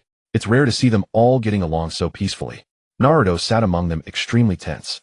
His mind was not on the book at all. He was holding it upside down. He was simply curious about what Sasuke and Yiyu usually did. To his surprise, both were now reading, and he himself felt oppressed by the quiet atmosphere. Sakura she knelt beside Sasuke. This time, unlike before, he did not push her away. He didn't even say anything. She couldn't really understand what was written on the scroll he was reading. But sitting next to him, she felt a sense of calm and reassurance. After a long while, close to midnight, Yiyu put down his book. He looked at Naruto, who had already fallen asleep on the sofa, at Sasuke, who was intently studying the scroll, and at Sakura kneeling beside him, accompanying him as he read. Yiyu glanced at the moonlight outside. "Alright, that's enough for today. You all should go back." Sasuke looked up startled. He said nothing, only nodded. Naruto was snoring on the sofa. Yiyu shook. After being woken up, Naruto followed Sasuke and left. After sending Naruto home, Sasuke then took Sakura back. It was the first time Sasuke had ever walked her home. Standing at Sakura's doorstep, Sasuke turned to leave. Sakura called out to him, "Sasuke, have you been staying at Yiyu's house all this time?" Sasuke looked at her and nodded. Sakura asked cautiously why. Sasuke thought for a moment. "Because I need to learn from him." Sakura let out a sigh of relief, though she wasn't sure why. After she went inside, Sasuke left. He returned. There Sasuke saw Kakashi sitting in the living room drinking tea. Yiyu was discussing something with him. When Sasuke entered, neither Yiyu nor Kakashi paused. Sasuke had grown accustomed to this. Yiyu was the Hokage's assistant, and Kakashi often came to see him. In fact, Sasuke felt that Kakashi spent more time visiting Yiyu than leading them on missions. Yet it was precisely for this reason that Sasuke believed he could grow stronger by following Yiyu. At that moment, Yiyu and Kakashi were discussing the Chunin exam, which would take place in a week. Sasuke didn't continue reading the scroll. Instead, he refilled their teapot and knelt beside them, listening to their conversation. Noticing Sasuke, Yiyu smiled and said the Chunin exam will be held in a week. Sasuke was taken aback and looked at Kakashi. Kakashi nodded. "That's right, the exam is indeed coming up. I'll also help you sign up." Sasuke turned to Yiyu. "I will become a Chunin. Then it depends on whether you have what it takes. This Chunin exam is different from previous ones. It's a joint event hosted by Konoha and Suna, so the requirements are much stricter this time." Sasuke replied with confidence, "No matter how strict, I will be." He wanted to catch up with Yiyu quickly. Yiyu said nothing more. "Then good luck." Kakashi then spoke. "The third Hokage wants you to serve as the chief proctor for this Chunin exam." Kakashi said this looking at Yiyu. Yu was stunned. Me? Kakashi nodded. Yes, it's time for you to show your face more in the village. Many people don't even know what you look like. By appointing him as the chief, Proctor the third Hokage was already building up Yu's prestige. This Chunin exam was jointly organized by two villages, and influential figures from both the Land of Fire and the Land of Wind would come to Konoha to watch. By appearing before them, Yu would ensure that when he eventually became Hokage, they would know who he was. The only issue was his age. He was still very young. However, in the world of Hokage, age wasn't such a big obstacle. Gaara had become Kazekage at 15, though that was because Suna had no one else to choose at the time. Still, it proved that age wasn't a major concern. But the third Hokage's arrangement was almost openly declaring that Yu was his designated fifth Hokage. If Yu lacked strength, he would never pass muster. But Yu was more than capable. He felt no pressure at all. Yu, however, was a bit annoyed. The third Hokage sure knows how to pile on work. Being his assistant already gives me enough to do every day. Now he wants me to be the chief proctor. He's working me like a horse. Kakashi found Yu's complaints almost unbelievable. But knowing Yu's personality, he smiled wryly. Don't be so ungrateful. Being the chief proctor of this Chunin exam. That's a major position. The third Hokage is paving the way for you to become Hokage. And he chose you over many jounin, facing considerable pressure to push you into that role. He's under enormous pressure to put you in the chief proctor's seat. Though Konoha's jounin were not exceedingly numerous, they were still plentiful. Many possessed formidable strength, high prestige, and deep seniority. Yet the third Hokage appointed Yu as the chief examiner for this Chunin exam. A number of jounin opposed this decision, but they were not in the majority. Although Yu might not have cared, he had already garnered a force capable of swaying most matters within Konoha. Foremost among his supporters was the third Hokage, his greatest advocate. With the third overtly backing Yu, the two Hokage advisors, the Ino Shikacho trio, and the Hyuga clan, all chose to support him. Yu had had little contact with the Hyuga clan, yet in the recollection of Konoha's higher-ups, they had unhesitatingly supported his appointment as the Chunin exam chief examiner. The Hyuga clan was the foremost clan of Konoha. With their support, even if a few jounin opposed it could not beyond these major clans due to Kakashi's alignment, Gaiasuma Kurenai, and the jounin and special jounin of Kakashi's generation all chose to back Yu. Though they might have had little interaction with Yu, Kakashi's prestige among his fellow ninjas was indeed immense. Since Kakashi supported Yu, the jounin around his age naturally followed suit without hesitation. However, because Yu was not fond of attending jounin meetings, he did not attend the meeting where he was nominated as the Chunin exam chief examiner. The faction led by Danzo seized this as an excuse to oppose his appointment. But the third Hokage ignored them. Yu's absence from the high-level meeting had been permitted by the third. Although Yu had become a jounin, the third allowed him to skip all but the most essential meetings. He could choose not to attend other high-level meetings. Knowing Yu's temperament, the third spared him many troubles. Yu was well aware of the third's support. Even if Yu had little interaction with other ninja factions in Konoha, the treatment he received from the third had given him great support. Me, the chief examiner. Yu turned to look at Sasuke, a cryptic smile spreading across his face. Sasuke's heart tightened. Don't you dare target me. If Yu deliberately singled him out, there would be little he could do, though he doubted Yu would stoop to such pettiness. Kakashi pinched his brow in exasperation. Yu, you're about to become the chief examiner. Yu shrugged. I'm just messing with him. If Yu truly targeted Sasuke, it would be nearly impossible for him to pass the Chunin exam. Afterwards, Kakashi discussed many details of the exam with Yu, though Kakashi was not an examiner. He would teach Yu what to do, having served as an examiner for previous Chunin exams. Not the chief, but he knew. Thus passed a week. Kakashi submitted the roster for Team 7. Iruka believed that Naruto's practical experience was still insufficient and that they should not participate in the Chunin exam. After all, the Chunin exam carried a risk of death. People could truly die. Moreover, this exam was different from previous ones. It was jointly hosted by two villages, nearly resembling a small-scale war among the great ninja villages. In the Hokage's office, several team leaders submitted their squad's rosters. Many ninjas from other villages had entered Konoha to participate in this Chunin exam. Kakashi instructed Sasuke, Naruto, and Sakura to wait for him at a training ground. He had something to announce. Sasuke knew it was about their participation in the Chunin exam. Sakura and Naruto were in the dark, still guessing what Kakashi would say. Sasuke leaned against the railing of the training ground, hands in his pockets, silent and expressionless. Naruto also leaned on the railing, watching the passers-by on the road, frowning. What's going on? Why are there so many ninjas from other villages in the village? Sakura was also curious. Yeah, what's happening? Just then Konohamaru spotted Naruto and ran toward him. Seeing Konohamaru, Naruto felt a headache. Here he comes again. Konohamaru waved at him. Naruto, his two followers also waved at Naruto. As he ran toward Naruto, he accidentally bumped into Conqueror, who was there for the Chunin exam. Kankuro was the son of the Kazekage of Tsunegakure, no less prestigious than Konohamaru. Before Konohamaru could apologize, Kankuro grabbed him by the neck and lifted him. "You little brat looking for death." Konohamaru was terrified. Feeling the choking sensation around his neck, he struggled desperately. His two friends Moegi and Udon snapped out of their shock and rushed over, pulling at Kankuro's arm. "Let go of Konohamaru, you jerk." But they were only students at the Ninja Academy, not yet knowing any jutsu, no match for Kankuro, who was already at Chunin level. Kankuro's expression hardened, and with a casual slap, he sent Moegi and Udon flying. They crashed into the nearby wall. Boom. The two were nearly knocked unconscious. They tried to stand, but the searing pain immobilized them. Konohamaru. They could only watch as his eyes began to roll back. Temari, who had been watching, worried that Kankuro might kill someone here, quickly stopped him. "Kankuro, don't kill him here. This is Konoha." Though they were all children of the Kazekage, killing someone in another village would make it nearly impossible for them to leave unscathed. Kankuro glared at Konohamaru. "You little brat, bump into me, and don't even apologize." Konohamaru was about to pass out, so he couldn't say he hadn't had the chance to apologize before being choked. "Bastard, let go of Konohamaru." As Kankuro spoke, Naruto charged at him. Though Naruto found Konohamaru annoying, he truly considered him a friend. And Kankuro had gone far too arrogant. This was Konoha after all. Seeing Naruto rush toward him, Kankuro's eyes narrowed. "Let go of Konohamaru." Naruto reached Kankuro and saw him sneering contemptuously. Enraged, Naruto lunged to attack Kankuro. But Kankuro kicked him hard, sending him flying. Boom. The immense force hurled Naruto into the rail. Naruto spat blood. Damn it. Konohamaru, still being choked, was nearly unconscious. Kankuro wore a sinister grin. Watching Konohamaru's fading consciousness was thrilling. Having been constantly suppressed and terrified by Gaara, Kankuro vented all his frustration on Konohamaru. Just as he was about to choke Konohamaru unconscious, a pebble crackling with lightning arcs shot through the air. It struck his arm with a heavy impact. Uff! Kankuro's arm was instantly pierced. The searing pain made him release Konohamaru. "Who dares attack me? Looking for death?" Kinjo-lang clutched his bleeding arm, glancing around. How dare someone attack him? It was utterly unforgivable. When he saw a figure leaning against the railing ahead, his face darkened. "You brat, are you seeking death?"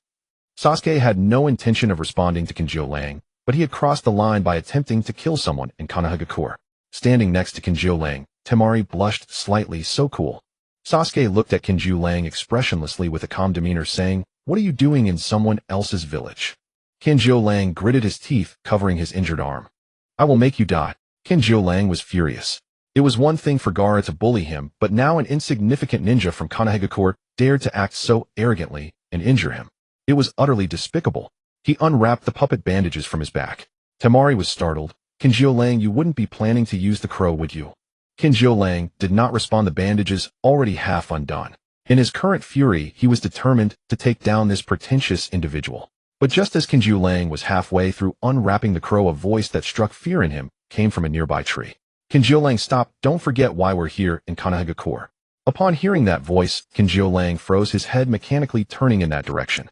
Seeing Gaara standing on the tree, he trembled and fearfully explained, I was just 4, shut up. Be careful, or I will kill you." Kinjo-lang nearly fainted. He felt Gaara's murderous intent. "I'll stop right away." He understood that Gaara was not joking. If he continued, Gaara really would take action against him. He was no match for his monstrous younger brother. Sasuke glanced at Gaara, pondering, how did I not notice this guy? It seems my perception and vigilance are still lacking. Fearing that Gaara might actually kill him, Kinjo-lang put away the crow puppet that he had already unwrapped halfway. Gaara turned to look at Sasuke. "Who are you? What is your name?" Sasuke replied coldly, "Uchiha Sasuke." Gaara also coldly said, "Uchiha Sasuke, huh? My name is Gaara. I look forward to meeting you in the Chunin exam arena. I particularly enjoy killing geniuses like you." Gaara revealed a cruel smile. From the moment he appeared, he had sensed that Sasuke was stronger than the others. The more he realized this, the more excited he became. When his mindset slid completely into darkness, he became exceedingly cruel. He had killed countless people. Gaara was never a merciful person. To be precise, no ninja had not killed. The essence of a ninja is that of a mercenary. Moreover, they are mercenaries employed as military forces of a nation. They were trained to kill. However, after Gaara's mental collapse, he became especially ruthless. Those who died at his hands suffered painfully. Dying from being crushed by sand was more agonizing than being slowly strangled by a python. But currently Gaara could not intimidate Sasuke. Seeing Gaara's cruel smile, Sasuke recalled the calm smile of Yu. "Let's see if you can still be this calm when the time comes." Sasuke's tone was devoid of any emotion. Gaara frowned slightly after hearing this. Sasuke showed no fear, not detecting even a hint of dread in Sasuke's demeanor. This was the first time he had encountered such a situation. He gazed deeply at Sasuke before appearing next to Kinjio and Temari. He said coldly, "Let's go, they are still waiting for us." Temari and Kinjio answered nervously, "Okay." Before leaving, Gaara glanced at Sasuke. "I hope you can remain this composed when the time comes." After saying that, he departed directly. Temari looked at Sasuke and shyly introduced herself. "I'm Temari." But Sasuke paid her no mind. Kinjio watched Gaara's departing figure, feeling quite displeased. "I am clearly the older brother, yet I am being dominated by this monster. I still have to listen to him, how infuriating." Thus a potential battle came to an end. Sasuke had no interest in Gaara. In the original story, he would have taken Gaara very seriously. But now he had no interest in this cruel individual. After Gaara and his companions left, Konoha, who had been saved by Sasuke, looked at Sasuke with a flushed face.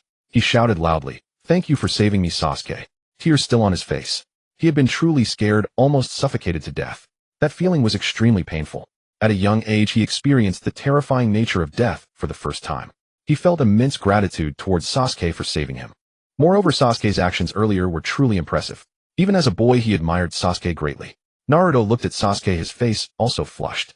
Because when Sasuke was talking to Gaara earlier, he was undeniably cool. He was exactly the person Naruto dreamed of becoming. But he was also quite envious. "Damn Sasuke, why does he always have to steal my thunder?" Meanwhile, Sakura and Mo Huang were already starry. They gazed adoringly at Sasuke, who leaned against the railing of the training ground looking pensive. He was already very handsome, and combined with the earlier act of saving Konoha and his cold demeanor while speaking to Gaara plus his current brooding look, he appeared almost like a deity in the eyes of the two girls. He was already very handsome, and combined with the earlier act of saving Konoha and his cold demeanor while speaking to Gaara plus his current brooding, to him, it was merely a casual act of help. In response to Konohamaru's gratitude, Sasuke only nodded slightly. At this moment he was thinking, "I wonder what experts will appear in this Chunin exam. This time it is jointly hosted by the Land of Wind and the Land of Fire.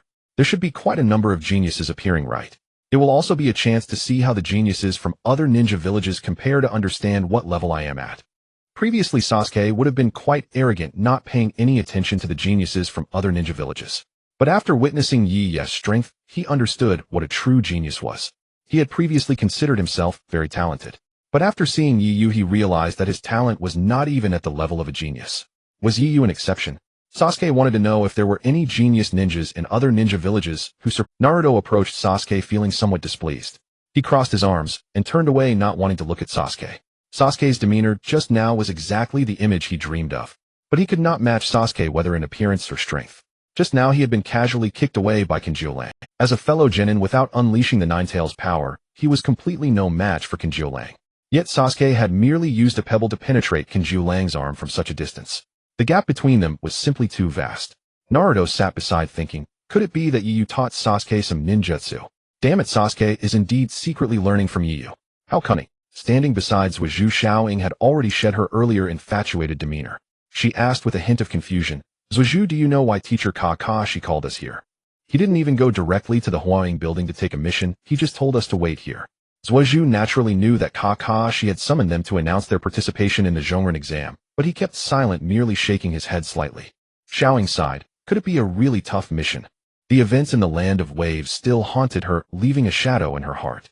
Although Ieya had ultimately resolved the situation, Ming Ren's terrifying power still made Xiaoying fear him even now. She worried that if they took on more dangerous missions, Ming Ren might lose control. Ming Ren remained oblivious to this. After waiting for a while, Kakashi appeared before the three of them. Seeing him, Ming Ren, who had been sitting on the ground, jumped up and exclaimed, "Teacher Kakashi, you're late again, you jerk." Kakashi smiled, offering no excuse this time, and instead handed each of them 3 forms. "These are the application forms for the Zhongren exam. I brought them for you. Fill them out carefully." Looking at the forms handed to them, Xiaoying and Ming Ren were puzzled. Zhongren exam. Zhuozhu had already begun filling his out without asking any questions. He had known since yesterday.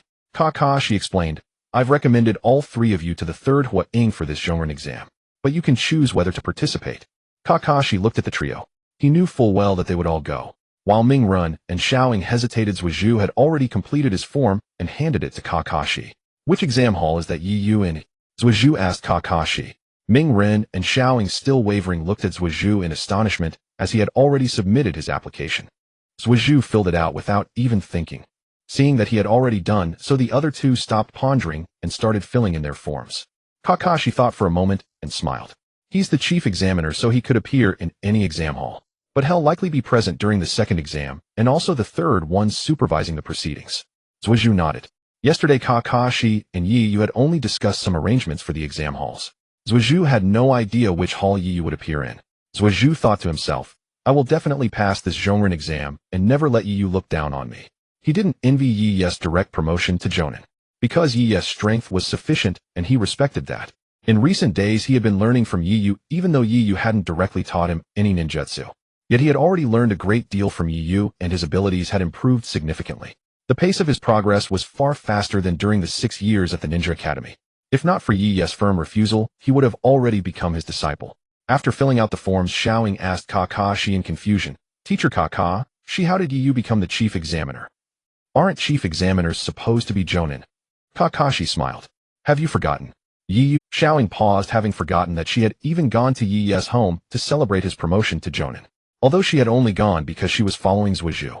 But Yi is so young and he just became a Jonin. How could he become the chief examiner? Won't many people object? Xiaoying analyzed seriously. Kakashi nodded. He is quite young, but he's strong enough.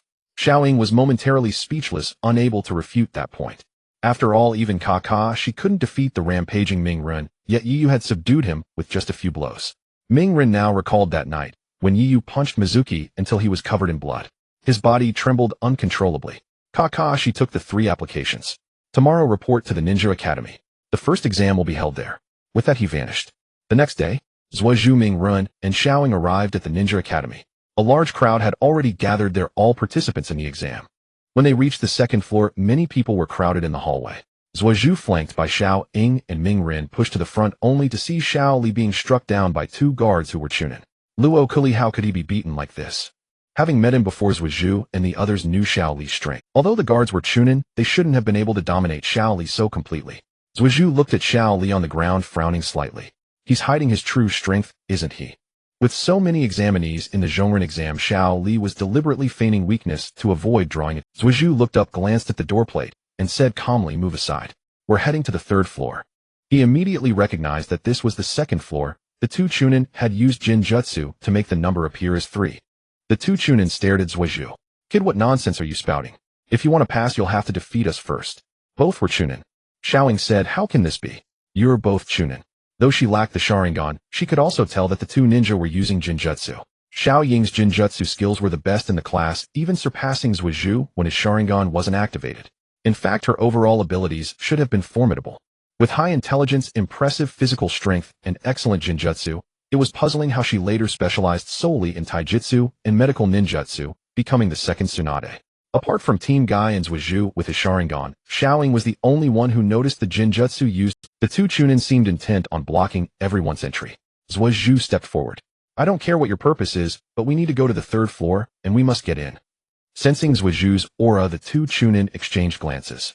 Kid, you're quite arrogant. What makes you think we'll let you in? Do you have the strength? Zhuozhu replied calmly, why not find out? He didn't mind revealing his abilities in front of the other examinees. Just as Zhuozhu was about to engage the 2 Chunin, Xiao Li, who had been lying on the ground, leaped up instantly. He grabbed Zhuozhu's fist and 1 Chunin's foot simultaneously. His immense strength seized Zhuozhu's fist and the Chunin's ankle. Zhuozhu's eyes narrowed. Such power. And his chakra is exceptionally dense around the arms. Has he trained them specially? Despite being unable to use ninjutsu, Xiao Li possessed a considerable amount of chakra, at least as much as Zhuozhu. A taijutsu specialist typically has abundant chakra. Kai's chakra was far greater than Kaka's eyes. The fact that Xiao Li could match an Uchiha like Zhuozhu in chakra volume spoke volumes about his taijutsu mastery and training intensity. At this moment, Zhuozhu's speed and strength were far inferior to Xiao Li's in his normal state. Sasuke slowly released his grip on the Chunin's leg, and Rock Lee did the same. With a gentle smile, Lee said, please let us in. We are all examinees here for the exam. Though Lee spoke with a smile, the Chunin could sense the firm resolve in his tone. Refusing entry would likely cost. With a cold snort, the Chunin and his companion vanished into the corridor. The classroom door number had changed. The examinees who had been blocked earlier suddenly realized they had been caught in a Jinjutsu. Gazing at Sasuke and Lee with astonishment, they murmured, they actually saw through the illusion just now. That bowl-cut kid seemed so weak earlier, but he managed to hold off both the Uchiha prodigy and the Chunin at once. His strength is no joke. Now the examinees understood that Lee had been feigning weakness. These participants were elites selected from among the genin of their respective villages. This exam was unlike any before. A joint examination between two nations attended by high-ranking officials and prominent figures from both countries. Many villages hoped their ninja would shine in this exam, showcasing their village's might. Such a display would attract mission commissions from the wealthy and influential of both nations. The countries of many small ninja villages were not wealthy. They relied on mission rewards from larger nations to sustain their operations. That was why other small villages also participated in this Chunin exam. This was no ordinary Chunin exam. It was a drill, a military exercise. Though these examinees were not as strong as Sasuke and Lee, they all understood they had been ensnared by an illusion. They also recognized the prowess of Sasuke and Lee, mentally marking them. Just then Sakura approached, took Sasuke's arm, and said, "Sasuke, let's go." She led him toward the third floor. Watching Sakura's retreating figure, the once stern-faced Lee blushed. Sakura is so beautiful, so gentle. He harbored deep affection for her. Sakura was popular among her peers both at the Ninja Academy and in the village. Many boys admired her, but she was infatuated solely with Sasuke, showing no interest in other boys. Lee and Naruto had confessed to her multiple times, only to be mercilessly rejected without hesitation. Neji and Tintin walked over to Lee, watching his love-struck expression. They both sighed helplessly. "Sigh, here we go again. She doesn't like you. Why do you persist? And I don't think you stand a chance against Sasuke." Even Tintin's cheeks flushed when she mentioned Sasuke. Sasuke's appearance held a devastating charm for girls his age. Even Tintin, a year ahead, found him attractive, but it was mere fondness. Tintin actually liked Neji. Neji's looks were not far behind Sasuke's. He was also handsome. However, Neji had little interest in such matters, completely immersed in the conflict between the Hyuga main and Brand. He had no spare energy for romantic thoughts. Lee watched Sasuke disappear into the corridor, then suddenly turned serious. "I want to prove something." Neji and Tintin looked at him puzzled. Lee dashed toward the third floor. Tintin called out, "What are you doing?" Neji seemed to realize something and shook his head. The three, Sasuke, Sakura, and Naruto, arrived at the large corridor on the third floor. On the second floor landing, Lee stood above. Looking down at Sasuke's group, Lee's presence caught Sasuke's attention. He looked up, meeting Lee's gaze, sensing the fighting spirit within him. Sasuke frowned slightly. What does this guy want? Lee vaulted down from the second floor landing before the three. He fixed his eyes on Sasuke, raising his hand in a taijutsu stance. "Sasuke, accept my challenge. I want to prove that hard work can overcome genius. You are a genius of the Uchiha clan. I want to defeat you and prove that my belief is right." Sasuke had no intention of accepting. He felt fighting Lee was pointless. "Save your energy for the Chunin exam," Sasuke said earnestly. But Lee persisted, his gaze unwavering. "Sasuke, accept my challenge. I know you are a genius." Sasuke's brow furrowed. Sakura, standing nearby, grew displeased. Sasuke said he won't accept. "Why do you keep pushing him?" Naruto, fuming with anger, yelled, "Always coming for Sasuke. You've been ignoring me since the start. Every single one of you only has eyes for Sasuke, damn it. He'll take your challenge." Naruto stepped forward, but Lee didn't even glance at him, his eyes locked on Sasuke. "Sasuke, are you afraid?" The old Sasuke would have been enraged, but now his mindset was incredibly stable. He replied calmly, "I have no need or obligation to accept such a pointless challenge." He hadn't expected such a response. As Lee hesitated, Naruto clenched his fists and charged at him. "Ignoring me again, you bastard. I'm strong too." Having been overlooked his entire life, Naruto was hypersensitive to disregard and couldn't tolerate Lee's slight. Enraged, he launched his attack at Lee. Bang! Before Naruto could even strike, Lee kicked him, sending him spinning like a top across the floor until he crashed into the corridor wall. The intense abdominal pain nearly drained all his strength. Lee had barely moved, just a single kick. Sasuke assessed Lee's movements. "Fast. Much faster than me. That kick just now, aside from Yoru, no one among our peers could match it. Rock Lee's taijutsu is indeed." Sakura was also startled by the kick. "So strong. Naruto couldn't even last one move." At this stage, without the Nine Tails power, Naruto was merely an average genin. Lee, even in his base state, had already reached Chunin level. Naruto lay on the ground, unable to stand. He gritted his teeth. "Damn it. How can there be such a huge gap? He's the same age as me. Why is he so much stronger?" Naruto muttered resentfully. Lee paid him no attention, his eyes fixed solely on Sasuke. He wanted to challenge a genius, and Naruto was not the kind of genius Lee had in mind. Lee stared at Sasuke. "Sasuke, I am the strongest genin of this year. If you don't believe me, defeat me." He used provocation to force Sasuke's hand. He was determined to make Sasuke fight. After witnessing Rock Lee's speed, Sasuke understood that if he did not accept the challenge, Lee would never let them leave. Lee maintained his combat stance facing Sasuke. Sakura was anxious. Seeing Sasuke about to accept the challenge, she grabbed his hand. "Sasuke, he's a year ahead of us. His strength just now was formidable. Don't let him provoke you. You should conserve your energy for the upcoming Chunin exam." Sakura feared Sasuke might lose, which would affect his morale for the exam. Sasuke removed her hand and said calmly, "It's just a spar. It won't drain that much stamina." Sakura wanted to persuade him further, but seeing the resolute expression on Sasuke's face, she could only fall silent. She watched him with concern. Sasuke turned to face Rock Lee. "Since you're so eager to challenge me, so be it. I also want to see what caliber you possess." After Sasuke accepted, a smile spread across Lee's face. They stood opposite each other for a few seconds, then moved simultaneously. A dull thud echoed as their arms collided. The immense force sent Sasuke staggering back several steps. Rock Lee remained firmly rooted.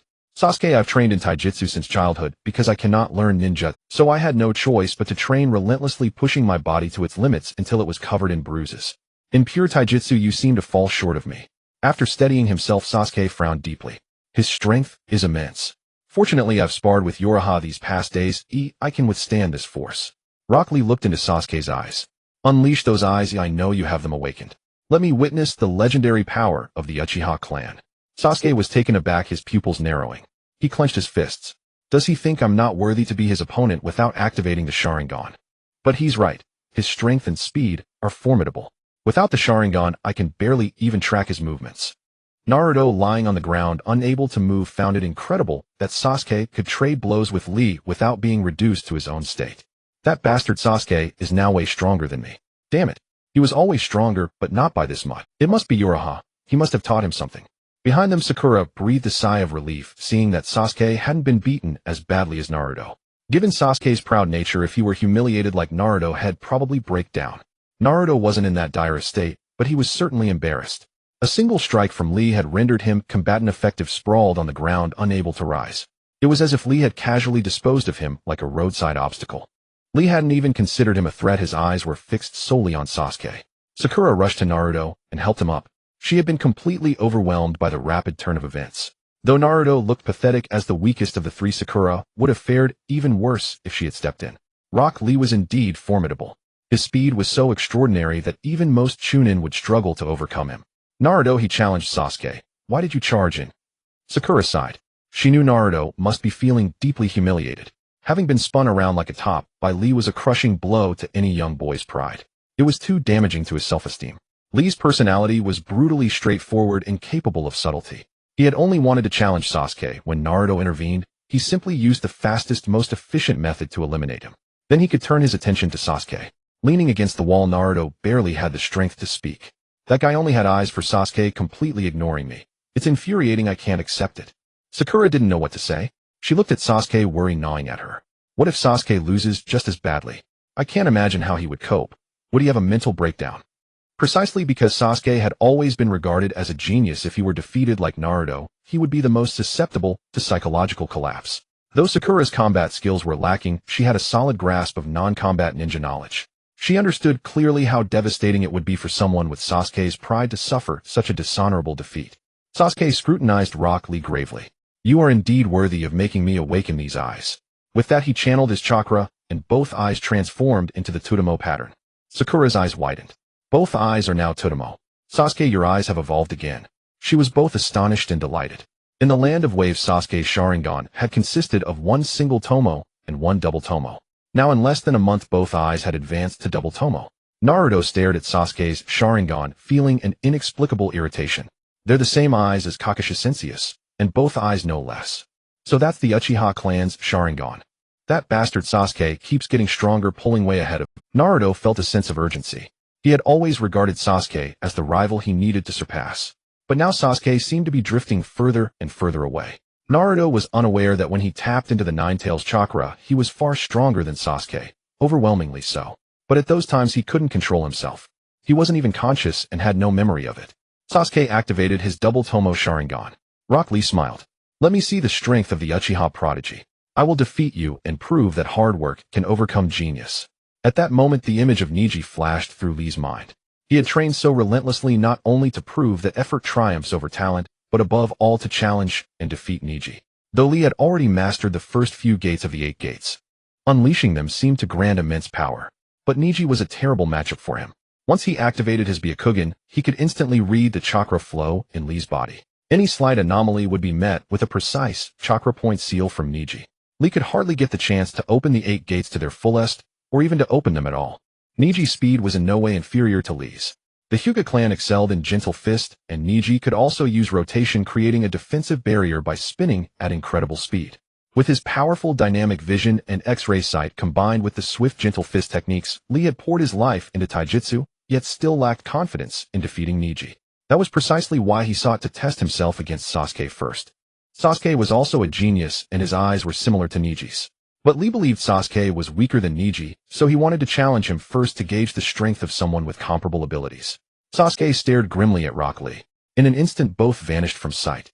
Sasuke's speed had increased considerably. Just moments ago Lee's movements were barely perceptible, but now through the lens of his Twintamo Sharingan, they appeared agonizingly slow. He saw it with perfect clarity. Midair Lee hurled a fist toward Sasuke's face. Sasuke thought a direct strike at my face. Just as Sasuke prepared to evade the punch and counter with a kick, a searing pain erupted in his abdomen. A thunderous crash echoed as Sasuke slammed into the wall a dozen meters away like a human cannonball. The sheer force cracked the wall. Sprawled on the ground, Sasuke coughed up a gush of crimson blood. Sakura, frozen in shock, burst into tears and screamed Sasuke. Since the Land of Waves where Sasuke nearly died shielding Naruto, this was the worst injury he had ever sustained. Sasuke's abdomen throbbed with agony. His face flushed, red fists clenched tight, teeth gritted, sweat pouring down his forehead. Blood dripped steadily from his lips onto the floor. Yet Sasuke said nothing. Gritting his teeth, he endured the pain and struggled to his feet. Rock Lee watched without a trace of sympathy or emotion. Instead, he explained solemnly, after activating the Sharingan, "You can clearly see my movements. The power of the Sharingan is indeed formidable. I've experienced it firsthand. His eyes are similar to yours, as you can imagine. But his taijutsu is far superior. If I were to truly fight him, my chances of victory would be slim. Even with that technique, my strength surpasses his, but with those eyes and his uncanny taijutsu, he would seal me off before I could even use it." Rock Lee's 8 gates were indeed formidable, but only if he could open them. And opening the 8 gates required repeatedly striking his chakra points. It demanded time and a stable stance, impossible in the midst of intense combat. But Niji's gentle fist was so fast that he could land dozens of strikes in a single moment before you even registered it. Rock Lee furrowed his brow, looking at Sasuke with a hint of dejection. "Sasuke, I lied earlier. The strongest genin in this batch is actually my teammate Niji Hyuga of the Hyuga clan. He's a prodigy of the Hyuga clan, the foremost family in Konoha. The gap between you and him is vast. You can't even defeat me. Though you're a year younger, I know that as you are now, you're not ready to challenge him." Lee meant no offense. He was merely stating what he believed to be fact. At present, Sasuke was indeed no match for Niji.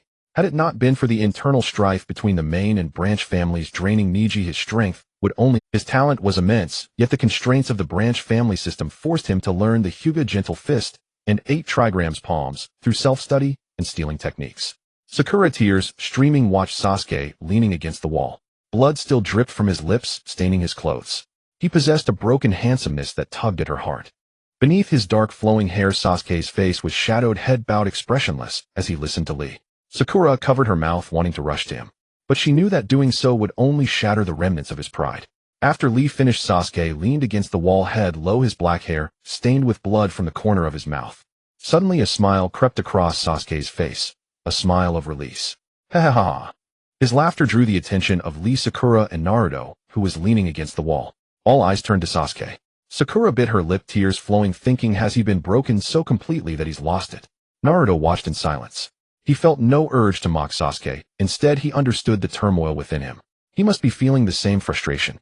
Lee frowned. Has he really lost his composure? But I haven't even used the 8 gates or the reverse lotus yet. Originally, Lee had planned to use the 8 gates and the reverse lotus to utterly defeat Sasuke. But the reverse lotus was a lethal technique that could cause severe injury or even death. Lee hesitated to use it. Seeing Sasuke now, he deemed it unnecessary. Yet none of them realized that what was going through Sasuke's mind was vastly different from their assumptions. Sasuke's laughter was not born of collapse, but of enlightenment. He thought there's no point in stubbornness anymore. Yi was right. Until I awaken the Mangekyo Sharingan, these eyes can only serve as support for ninjutsu and taijutsu. Earlier, Sasuke had trusted Yi's reasoning. But all the Uchiha clan's records focused on utilizing the Sharingan in conjunction with ninjutsu and at most weapon techniques. The core was always the Sharingan. Thus, he had remained torn between the two approaches. After that fight, everything became clear. Once Sasuke fully resolved, he closed his eyes. I still have plenty of chakra, more than enough. He then activated his chakra. The flow through his chakra channels accelerated. His hand, gripping the wall, made a faint crackling sound. Then blue sparks began to dance around Sasuke's body. Lee watched, frowning. What's this? He could sense a powerful aura emanating from Sasuke. His Sharingan is still active. Is he planning to use a jutsu here? Though he wanted to test the gap between him and the genius, Lee had no intention of engaging in a ninjutsu clash here. The commotion would attract other ninjas. He might lose his chance at the Chunin exams. Lee quickly said, Sasuke, there's no need to go this far. It's just a... Sasuke replied expressionlessly, a spar, huh? I want to test the results of my training. That guy never has time to spar. With a sharp crackle, the blue arcs multiplied around Sasuke, writhing like serpents. Yet Sasuke frowned at the sparks. The gap between us is still so huge. Why does his lightning release body art feel so fragile? Sasuke was dissatisfied with his own lightning release taijutsu. Because he realized the gap between his Raiden ninja body art and Yu's was too vast. Both had just mastered it and Yu had even just developed it, yet his Raiden ninja body art could produce the power of an rank ninjutsu. His Raiden ninja body art, however, did not have such power. But at this moment Sasuke wanted to give it a try. He lifted his head looking at Rock Lee. Your speed and strength are both very fast. Under normal conditions I would never be your match. You must have a trump card, but without the Sharingan can you really control such extreme speed? Rock Lee's speed was indeed very fast, but having trained for so long his reflexes surely could not keep up with his speed limit. Therefore no matter how fast he could only master a level that his Bodis reflexes could keep up with. In this regard Sasuke with his Sharingan had a much higher ceiling than Rock Lee. Rock Lee frowned slightly. What you say is indeed true, but do you really have the ability to deal with the speed I can control? Your eyes can see very clearly, but your body simply cannot react in time, unable to make a response. Sasuke clenched his fist, the corners of his mouth lifting. Then let's try again. Rock Lee also sensed Sasuke's fighting spirit and became serious. The moment their eyes met they both vanished from their spots. In an instant, in the middle of the corridor, a dull thud. Boom. A phantom figure slammed into the corridor wall. The wall cracked with dozens of fissures, dust scattering over the floor. Ugh! Rock Lee clutched his stomach and fell to the ground. He spat out a mouthful of fresh blood. Sasuke's figure appeared, his expression calm. The ninja body art is indeed the most suitable match for these eyes of mine. Under normal conditions my body absolutely cannot react in time. At such extreme speed under normal conditions my body is no different from being still. But by using the Raiden ninja body art my Bodis reflexes have increased several times, and my muscle strength has also increased several times. I also used futon to form a layer of gaseous armor. Otherwise striking with such force would shatter my hands and feet from the tremendous recoil. In an instant he used both Raiden and futon simultaneously. Only Sasuke with his Sharingan could use them flexibly. Ordinary ninjas could barely use even one chakra nature's ninjutsu, while let alone two at the same time. At this moment Sasuke firmly believed in Yu's theory. Rock Lee lifted his head, gritting his teeth, blood staining his teeth. He looked at Sasuke in disbelief. How did your speed increase so fast? How could your body possibly react in time? After their previous exchange Rock Lee had originally thought Sasuke was not as strong as him. But now he had been beaten like this. At least without opening the 8 gates he would lose to Sasuke and be crushed. His speed, power, and most importantly his reflexes were all overwhelmed. Moreover his own movements were completely seen through by Sasuke's Sharingan. At this moment he thought of Niji. If I fought him would the outcome be the same? Niji would never allow me to open the 8 gates, right? If we really fought, even if I wanted to open the 8 gates Niji would seal my chakra points with his gentle fist and 8 trigrams palms at the first moment, making it impossible to open. In my normal state I couldn't possibly be a match for Niji either. Damn it Gai Sensei, it seems I still have a long way to go. From now on I'll increase my training to run 500 laps around Konoha. Rock Lee, who had been defeated by Sasuke in one move, did not lose heart. Instead he was moved by Sasuke's determination just now. Sasuke has the Sharingan and still trains so hard, how can I lose to him? He is a genius of bloodline and learning. The only thing I can do is work harder than him 10 times harder. Clenching his fists, Rock Lee struggled to stand up from the ground. Despite the sharp pain in his abdomen and the blood still wet at the corner of his mouth, his green outfit stained red in a spot, he still gave Sasuke a thumbs up. Showing a smile, Sasuke, this fight made me very happy, though I gained a lot. Besides Niji, you will be my... I will work even harder and definitely surpass Niji and surpass you. Although he didn't open the 8 gates, even if he had opened the 8 gates and defeated Sasuke, he already knew clearly from this battle what the result of a fight with Niji would be. He still needed to train, there were still many shortcomings. Sasuke also gave a rare smile to Rock Lee. This battle has also taught me a lot. Let's work hard together. Although you always call me a genius when it comes to effort, I won't lose to you. Rock Lee laughed heartily, even choking on a few mouthfuls of blood. Though his stomach hurt badly, he felt very happy because today he had gained a rival and also made a cool friend. Sasuke, when it comes to effort, you absolutely can't compare to me. At this moment the two gave off a vibe reminiscent of Kakashi and Guy. And at this moment Kakashi and Guy standing in the darkness on the second floor both nodded simultaneously. They had been here early. After all, it was a fight between Rock Lee and Sasuke. As their supervising teachers, they needed to be on site to control the intensity. In case of any accidents, they could handle them in time. Guy glanced at Kakashi and smiled. Kakashi, he's very much like you. Kakashi looked at Sasuke below and said, Rock Lee is very much like you. Who do you think will win in the end? Guy asked. Kakashi did not speak. Just like his various competitions with Kakashi currently, he had temporarily won one round against Kakashi. But those competitions were mostly unrelated to combat. So Kakashi didn't take them to heart. At this moment Kakashi was thinking about something else. It was about Sasuke's ninja body art. Sasuke's taijutsu must have been learned from Yoru. That guy Yoru, his teaching quality is actually so much higher than mine. Before Sasuke kept asking me to teach him precise chakra control, it turns out it was preparation for this ninja body art. It's really strong. The ultimate speed of Raiton plus power and the protection of Futon. Combined with Sasuke's Sharingan, at this moment Sasuke already has strength close to that of a Jonin. Just a slight change in chakra, yet his strength has increased so much. It's truly incredible. The ninja body art requires long and hard training. But Sasuke only spent less than a month, so his ninja body art must be different from that of Kyomogi. He'll ask Yoru when I get back. Kakashi was thinking in his heart what exactly was Sasuke's ninja body art. Down below. After seeing the fight was over, Sakura came to Sasuke's side, supported his arm, and asked nervously, Sasuke, are you okay? Do you need to go to the hospital? Although Sasuke had just won, he had been kicked by Rock Lee and vomited blood. Sasuke still hurt, of course. It was only due to the stimulation of Raiton that he temporarily masked the sharp pain. Now that he had stopped, the sharp pain returned. Sasuke's forehead was covered in sweat, but he gritted his teeth and could still endure it. Rock Lee was the same. His abdomen ached sharply, and he also gritted his teeth. Both had blood at the corners of their mouths.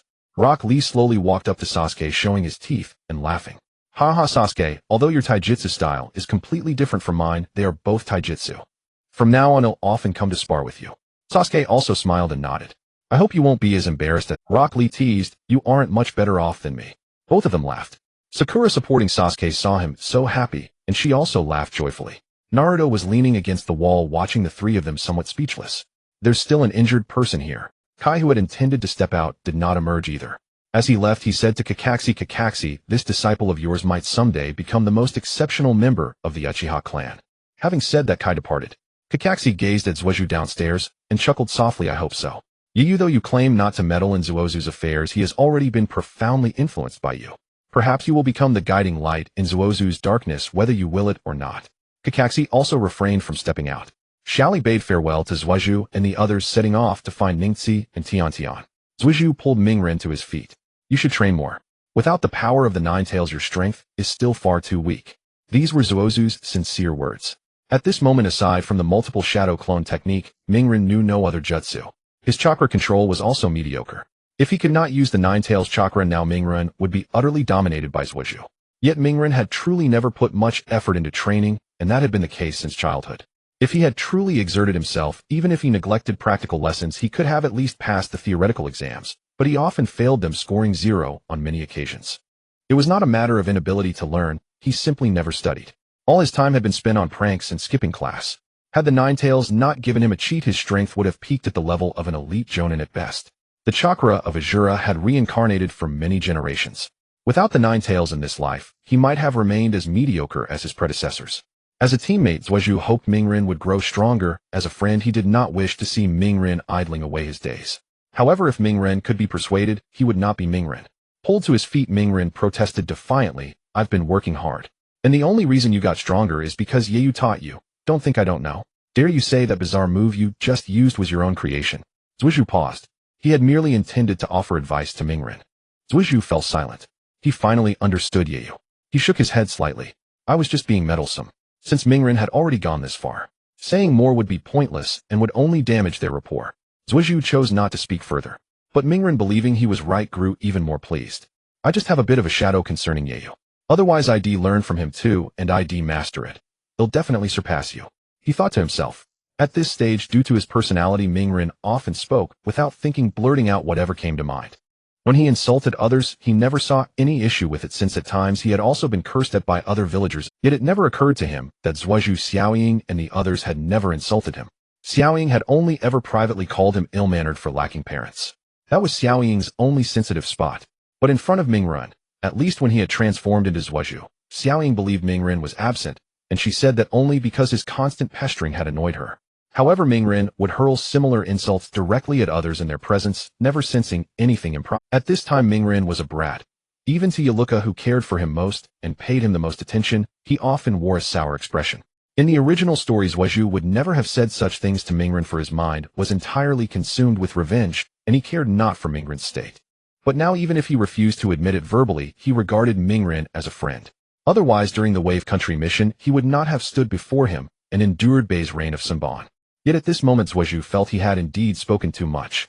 He also understood why Yeyu had been so resistant to him before. Back then, how was he any different from Mingren? Though he did not speak as bluntly as Mingren after trusting Yeyu, he had constantly sought Yu's approval. In a sense, he regarded Yeyu as Uchiha Itachi, as his elder brother. But he never considered that Yeyu might not want to bear that responsibility, nor was he obligated to. Zhuozhu said no more, silently tidying himself. Xiaoli had struck him earlier, making him spit blood. Even his clothes bore stains. Xiaoying noticed Zhuozhu patting his garments and hurriedly helped him brush off the dust. Zhuozhu watched Xiaoying's earnest expression, his thoughts unreadable. It's clean now, except for the bloodstains on your clothes. But since your shirt is dark, they aren't very noticeable. Still, you look very handsome.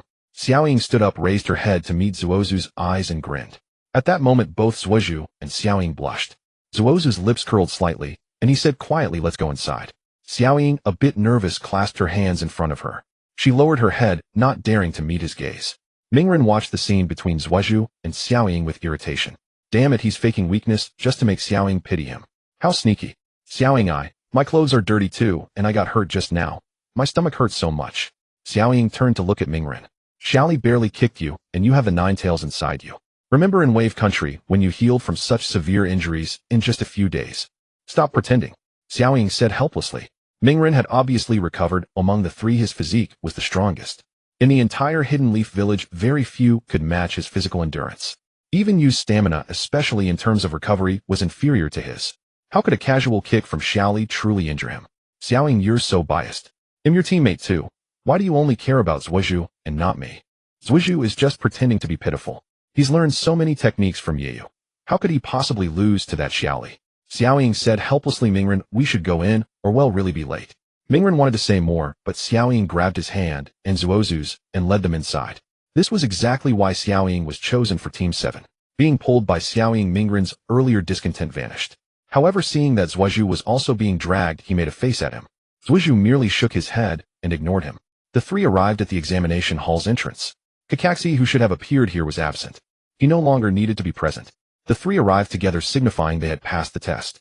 Had even one of them been missing from the Chunin exam, he would never have allowed them to participate. Standing at the entrance, Sasuke raised his hand and looked at Naruto. After noticing Sasuke's gaze, Naruto also raised his hand, and the two nodded before pushing open the door. Upon entering, they were to participate in the Chunin exam, which meant that even in the event of death during the exam, it would be deemed a result of their insufficient strength. People can die in the Chunin exam. In the second and third rounds of the exam, fatalities are likely to occur, especially in the second round. Both of them pushed open the door simultaneously. Instantly, countless gazes were fixed upon them. The classroom was already filled with dozens of people. This was merely one of the exam venues. The ninjas in the venue first swept their eyes over the three of them, and eventually most of their attention focused on Sasuke. His appearance was striking, exuding a melancholic aura complemented by the attire adorned with the Uchiha clan's emblem. Sakura and Naruto were overlooked. In the presence of Sasuke, the two seemed to lack much presence.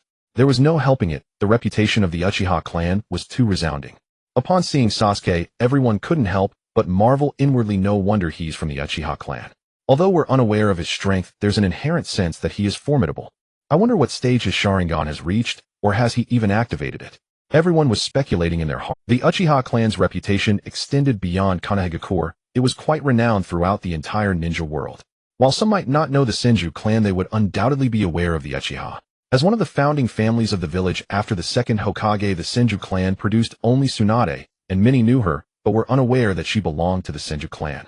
Her fame did not stem from being the granddaughter of the first Hokage, but rather as one of the legendary three, a renowned medical ninja in the ninja world, a title earned during the Second Ninja World War. The Uchiha clan, however, had been active since the establishment of Konoha until the day they were exterminated.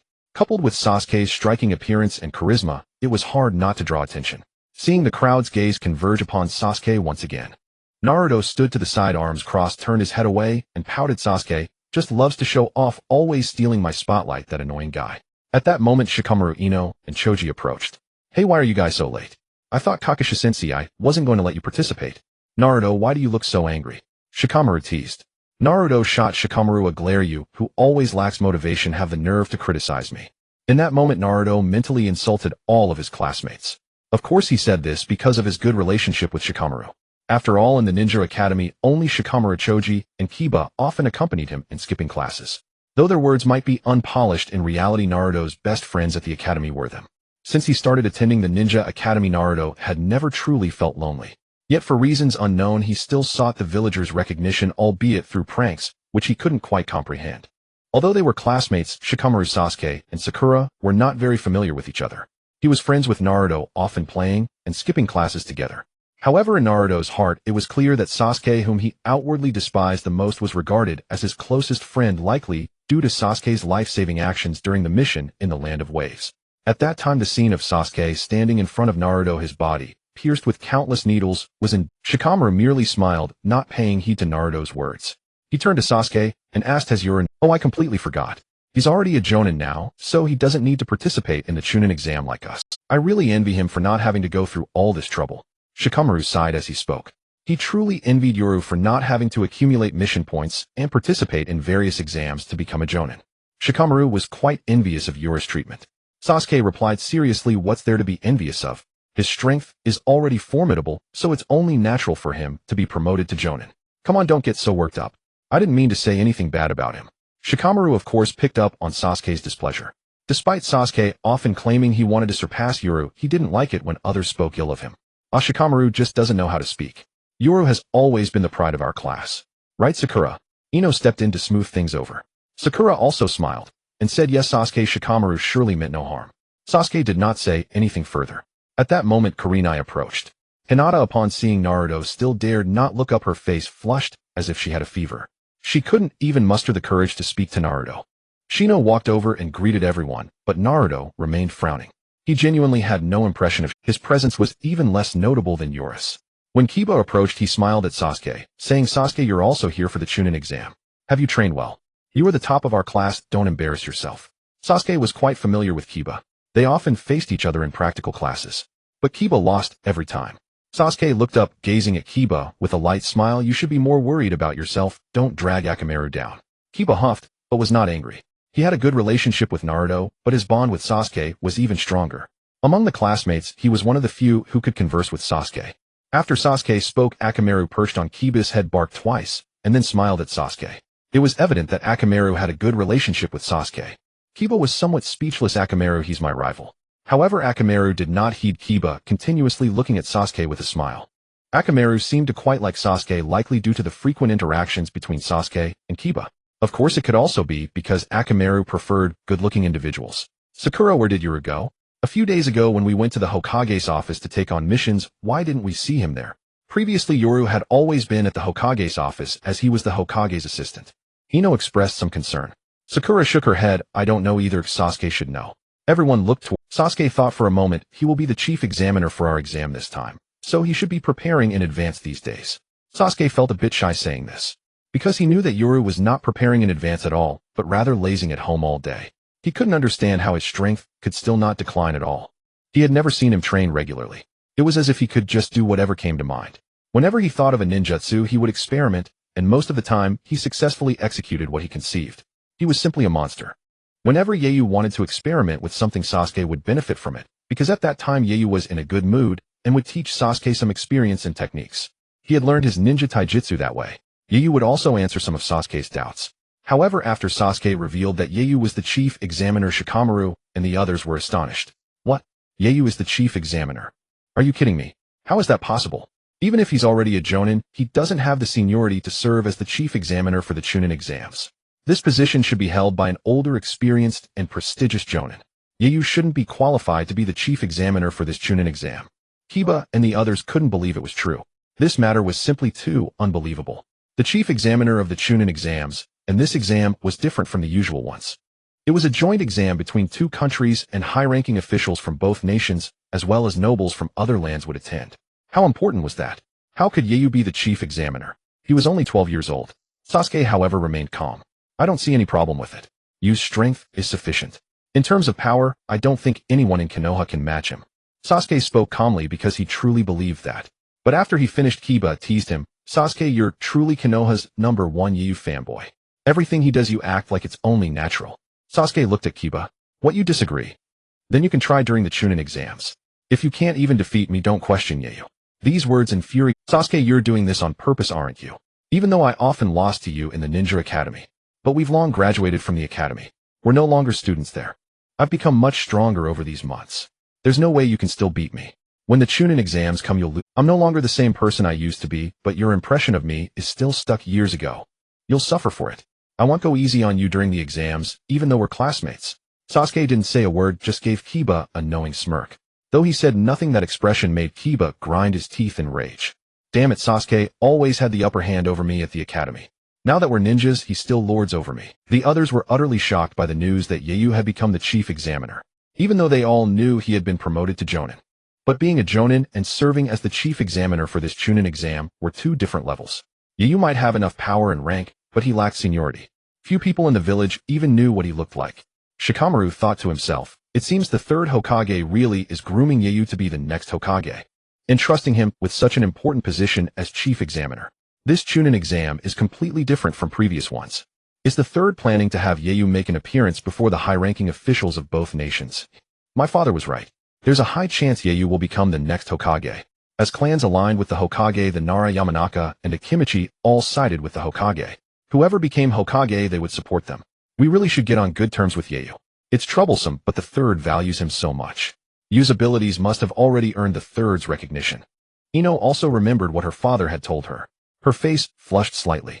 Choji, on the other hand, had no reaction. He always followed Shikamaru's lead. In that regard, he was not as perceptive as his father Choza. Though Choza was also a glutton, his mind was sharp. Shino thought, so it was Yeyu who took down Toryun. Toryun was Shino's close friend from the same clan, as they had similar personalities. Thus they had been friends since childhood. Because of the Aburame clan's techniques, they couldn't interact normally with others. Until they graduated from the academy, they were each other's only friend. Since Toryun had been fostered in Shino's home, since he was young, they were like brothers. Even when Danzo tried to recruit Shino into root, Toryun went in his place. Now Toryun had become Danzo's trusted subordinate, and had been promoted to Tokubetsu Jonin. Shino had heard Toryun mention Yeyu. Toryun had been subdued by Yeyu. It happened the night Danzo sent him to see Yeyu. In class, Shino's presence was even lower than Yu's. Naruto had been graduated for a long time, and still didn't remember him. Everyone was lost in their own thoughts. Naruto and Sakura had no idea Yeyu had become the chief examiner. After Sasuke spoke, Naruto asked in confusion, he became the chief examiner. He won't purposely fail us, will he? Naruto was a little worried. After all, he had always thought Yeyu was not a good person, too brutal. And when they were in the land of waves, Sakura later told him that it was Yeyu who knocked him out when he went berserk. But right after Naruto finished, Sakura laughed. How could that be? Yeyu would never do that. Contrary to Naruto's view, Sakura had always thought Yeyu was a good person. In fact, he was an exceptional person. After all, he was someone Sasuke acknowledged. Just then a ninja wearing glasses walked out from the crowd of examinees. The exam is about to start. You're being too noisy. Seeing this person, everyone frowned. It was Kabuto Yakushi. And who are you? Naruto asked bluntly. Kabuto smiled. You're Naruto Uzumaki, right? I'm Kabuto, a ninja who's taken the Chunin exams 4 times. I'm your senior. Sasuke frowned slightly. Senior? More like a loser who failed the exams 4 times right. He felt an instinctive aversion the moment Kabuto appeared. For some reason, Kabuto gave him a very bad feeling. Kabuto wasn't angry, instead he smiled. You must be Sasuke Uchiha, the sole survivor of the Uchiha clan. Sasuke's expression hardened. That was his taboo. He barely restrained himself from striking out. In the end, he only clenched his fists. He didn't want to cause trouble at that moment. Kabuto was a bit surprised. He had clearly sensed Sasuke's killing intent just now. He knew a lot about Sasuke because he was the person Orochimaru was most interested in. Under normal circumstances, Sasuke would have lost his temper. Unexpectedly, he held back. Just then Naruto jumped out and pointed at Kabuto. Is the Chunin exam that hard? You failed 4 times. It must be because you're too weak. Kabuto smiled. The Chunin exam is not as simple as you think. One small slip-up and you want past. Naruto crossed his arms, utterly unconvinced. After all, there were many Chunin in Konoha, and he saw them often. Irika and the teachers at the Ninja Academy were all Chunin. Naruto didn't think they were particularly strong. Irika and the teachers at the Ninja Academy were all Chunin. Naruto didn't think they were particularly strong. Yakushi Kabuto glanced at the group and chuckled, continuing, "However, I've taken part in the Zhongren exam 4 times, so I'm not entirely without assets. I specialize in intelligence gathering. I have information on all the examinees in this exam. Do you have info on Yiyu?" Naruto asked. Kabuto froze for a moment. He didn't know much about that person. After all, Yiyu rarely appeared in the village. Kabuto smiled awkwardly. "I haven't paid much attention." Naruto curled his lips, dissatisfied. "Then you just claim to be so impressive. You don't even have Yi's intel. You're not good at gathering intelligence at all." Sasuke then asked, "Do you have information on Gaara?" Originally, Sasuke should have asked about Rock Lee as well. But now he was quite familiar with Lee's info, only ignorant of Gaara's. Moreover, Gaara had managed to evade his perception, which troubled Sasuke. Kabuto breathed a sigh of relief inwardly. At least they had stopped dwelling on Yiyu. Who is this Yiyu? I must investigate him thoroughly when I get back.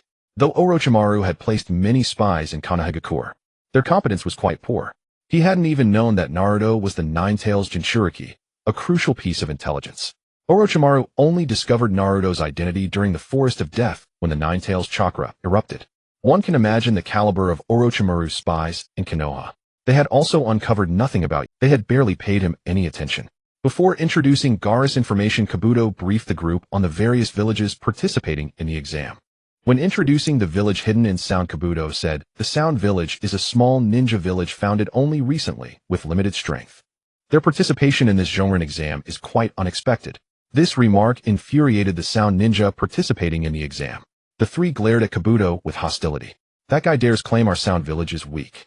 It seems the ninjas from the major villages don't understand how brutal we Sound Ninja can be." The 3 exchanged glances. "Let's teach him a lesson and show him the cruelty of the Sound Village he scorns." All 3 of these ninja were at the Chunin level. Kabuto then introduced Gaara's information to everyone. After he finished, Sakura and Naruto looked grim. "He completed a level mission without a scratch. He's really strong. I thought he was powerful, but he's even stronger than I expected." Naruto's expression turned serious. Sakura clenched her fists. "This Zhongren exam is going to be tough. There are many strong opponents." Shikamaru and the others fell silent. Gaara's profile combined with his age was already at the level of a Chunin, even a Jonin. And how many more like Gaara were there? Everyone here was an elite from their respective villages. Perhaps there were many as strong as Gaara. As they fell silent, several afterimages flashed through the crowd of examinees. Conqueror noticed and prepared to act. Gaara stopped him. "Let's see how they handle this." Gaara's team fought. Conqueror put away his puppet. Neji glanced at Rock Lee. "It seems you didn't teach them enough of a lesson earlier." Lee was slumped over a desk, speaking indifferently. "He's strong, not inferior to me." Neji was somewhat surprised. "Is the Uchiha clan this powerful? That guy is indeed a genius." Neji watched Sasuke closely. Both were Dojutsu clans. Though the Uchiha clan had been wiped out, the rivalry between the Sharingan and the Byakugan had never ceased. 3 Sound Ninja appeared before Kabuto. They moved so fast that Kabuto couldn't react in time. One Sound Ninja swung a fist at Kabuto. Kabuto barely dodged. But the other 2 Sound Ninja leaped into the air and flung dozens of Sunban at Kabuto. They used Sunban instead of Kunai or Shuriken to avoid killing. Dozens of gleaming Sunban surrounded Kabuto. Kabuto's eyes widened. "Damn, this is too much." These Sound Ninja didn't know Kabuto was one of Orochimaru's men. Their rank wasn't high enough to access such secrets. But Kabuto knew them. For now he was playing the role of a genin who had failed the Zhongren exam 4 times. If he were to fight back, he would expose his true strength, and even his identity might be suspected. In that instant, Kabuto thought rapidly. Just as he prepared to endure the Senbon, aiming to avoid vital areas, a bolt of lightning crackled around. Crackle, zap, blue-white lightning instantly arced through the dozens of Senbon. Those incredibly sharp needles all froze in midair. In the next instant, they shattered into metal fragments. Everything happened in a flash, too fast. Only a few in the classroom noticed. Kabuto himself furrowed his brow. This Sasuke Uchiha is different from the intelligence reports. His jutsu is so powerful, and he's mastered the most destructive lightning release. The one who had acted was Sasuke, standing off to the side. Though Sasuke didn't know Kabuto while he was still a Konoha, regardless, Sasuke couldn't stand by and watch someone die. Lowering his hand, Sasuke thought, "My chakra control has improved so much that this kind of precise, short-range attack comes naturally." Yi was right. The lightning jutsu just now wasn't really a ninjutsu, it was a lightning release taijutsu. His mastery of lightning release taijutsu had increased, allowing him to precisely strike close-range targets with generated lightning. This was also the direction Yiyu had suggested. Though training in taijutsu, he shouldn't focus only on power. Sufficient power was enough, as the lightning release amplified it without needing extra training. Yiyu advised Sasuke to focus on precision and speed. Everything that had happened today convinced Sasuke that Yi's advice was absolutely correct. Since I started training according to Yi's method, my strength has improved tremendously. More than 6 years at the Ninja Academy. Soon he'll be able to defeat that man. Yiyu, I won't let you down. The 3 sound ninja didn't even see Sasuke. His speed was too fast. They were all Chunin level, yet they hadn't seen him act. Niji, who was sitting below, had already stood up. Watching Sasuke, his Byakugan activated. He was shocked. What jutsu did that guy use? How can he control lightning so fast? Has his Sharingan evolved to this extent? Swift lightning is difficult to control without the aid of it, let alone attacking such tiny, fast-moving targets as Senbon. What AI Luo, who had been paying close attention to Zhuozhu, also revealed an intriguing expression. Much stronger than I expected. Yuzhibo Zhuozhu interesting. And Shouju and Kinjiulang had not realized at all that it was Zhuozhu who made the move. But with what AI Luo's reminder, they all understood that the swift lightning just now was released by Zhuozhu. Shouju frowned. The lightning released by that guy was so precisely targeted. It was not an area effect attack, but a pinpoint strike against dozens of Senbon needles. The Yuzhibo clan indeed lives up to its reputation. Kinjiulang looked at Zhuozhu with displeasure. That guy does have some skill. No wonder I didn't react when he attacked me earlier. Looking at his arms still wrapped in bandages, Kinjiulang felt very annoyed. He had personal experience of Zhuozhu's strength. But the scene from yesterday had made him lose face completely. If not for his fear of what AI Luo, he would have attacked Zhuozhu long ago. Still, it's good I didn't act impulsively yesterday, or I might not have been able to defeat him. Although he detested Zhuozhu, Kinjiulang was well aware of the gap in strength between them. Just now he hadn't even noticed that Zhuozhu was the one who acted. If it came to a real fight, he had no confidence in defeating Zhuozhu. Just then a puff of smoke appeared. Stop it, you worthless lot.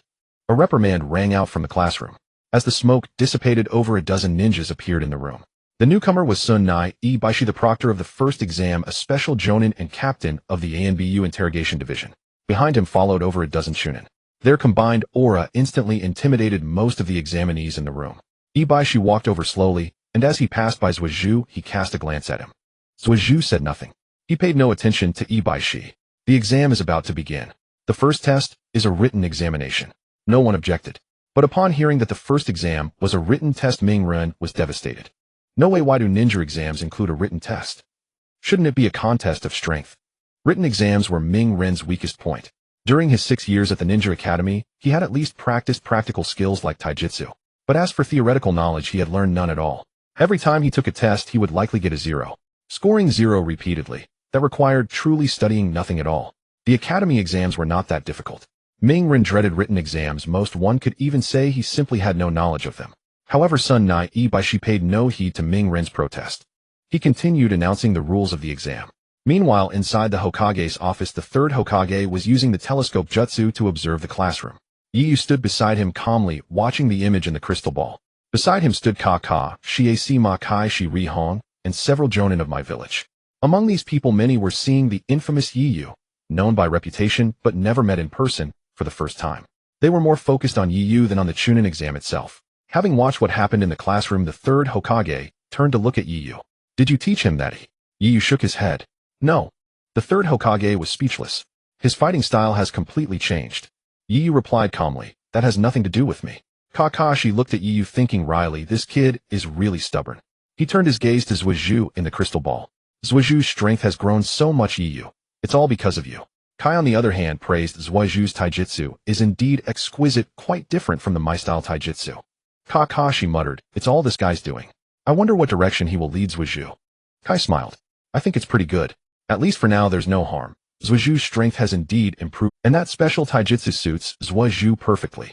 Asima and Shirihong looked at Yiyu's back. They were not actually familiar with Yiyu. But because of Kakashi and the third Hokage, they were naturally aligned with Yiyu's camp. From the conversation between Kakashi Kai and the third, it seems Zhuozhu's strength increase was due to Yiyu. The two were curious about why Yiyu was so strong. As the chief examiner of this exam, Yiyu did not need to appear for these preliminary rounds. He only needed to appear and preside over the second exam and the final tournament. During this period he was, yet even though Yiyu did not appear wherever Zhuozhu went, and whatever he did made the third and the others think of Yiyu. The first exam ended quickly. After all, it was just a written test that examined the examinee's ability to gather intelligence and trust in their teammates. Team Kakashi barely passed. When Ibaishi collected the test papers, he saw Ming Ren's blank sheet. He was somewhat surprised. Uzumaki Ming Ren, an interesting guy. Ming Ren had answered none of the questions and still passed. Clearly he had not passed the previous trials, he had passed only through the last question. but it also proved he had great courage and trust in his teammates. The second exam was held on the same day because the first exam ended in the morning. Yu, who had almost fallen asleep, slowly stood up and stretched his limbs. Finally over. Good thing I don't have to take such boring exams. But as soon as Yu finished speaking, he was stared at by over a dozen pairs of eyes. The ninjas in the Hokage's office were at least special jonins, and all of them had participated in the Chunin exam. Even Kakashi, though he graduated from the Ninja Academy at age 5 and became a Chunin at 6, still took the Chunin exam. He just took it early. But Yu had truly never taken the Chunin exam or the Jonin exam. Right after graduating from the academy, he was promoted directly to Chunin by the third Hokage and even appointed as the Hokage's assistant. After completing an A-rank mission, the third Hokage promoted him directly to Jonin, skipping even the special Jonin stage.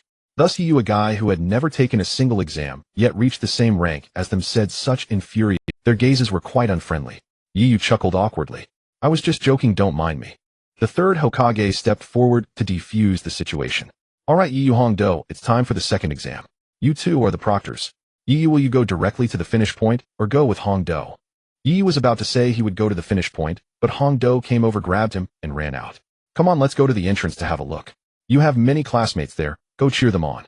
Yu was dragged reluctantly to the entrance of the second exam, feeling speechless. The third Hokage watched Yu being pulled away helplessly and laughed. You, the chief examiner, can't be too relaxed or someone might not be happy. He was referring to Tuanzong. Tuanzong strongly opposed Yi's appointment as the chief examiner for this exam. He naturally understood the third's intention, precisely because he understood he opposed it. In this matter, Yi's advantage was simply too great. His opposition was futile. However, if Yi were to do nothing at all, it would easily provide Danzo with leverage. Dragged by Hongdo, they arrived at the examination site for the second round, the entrance to the Death Forest. Many candidates had already gathered here. The appearance of Hongdo attracted the attention of many candidates. She was too flamboyant, standing atop a rock with a flag waving behind her.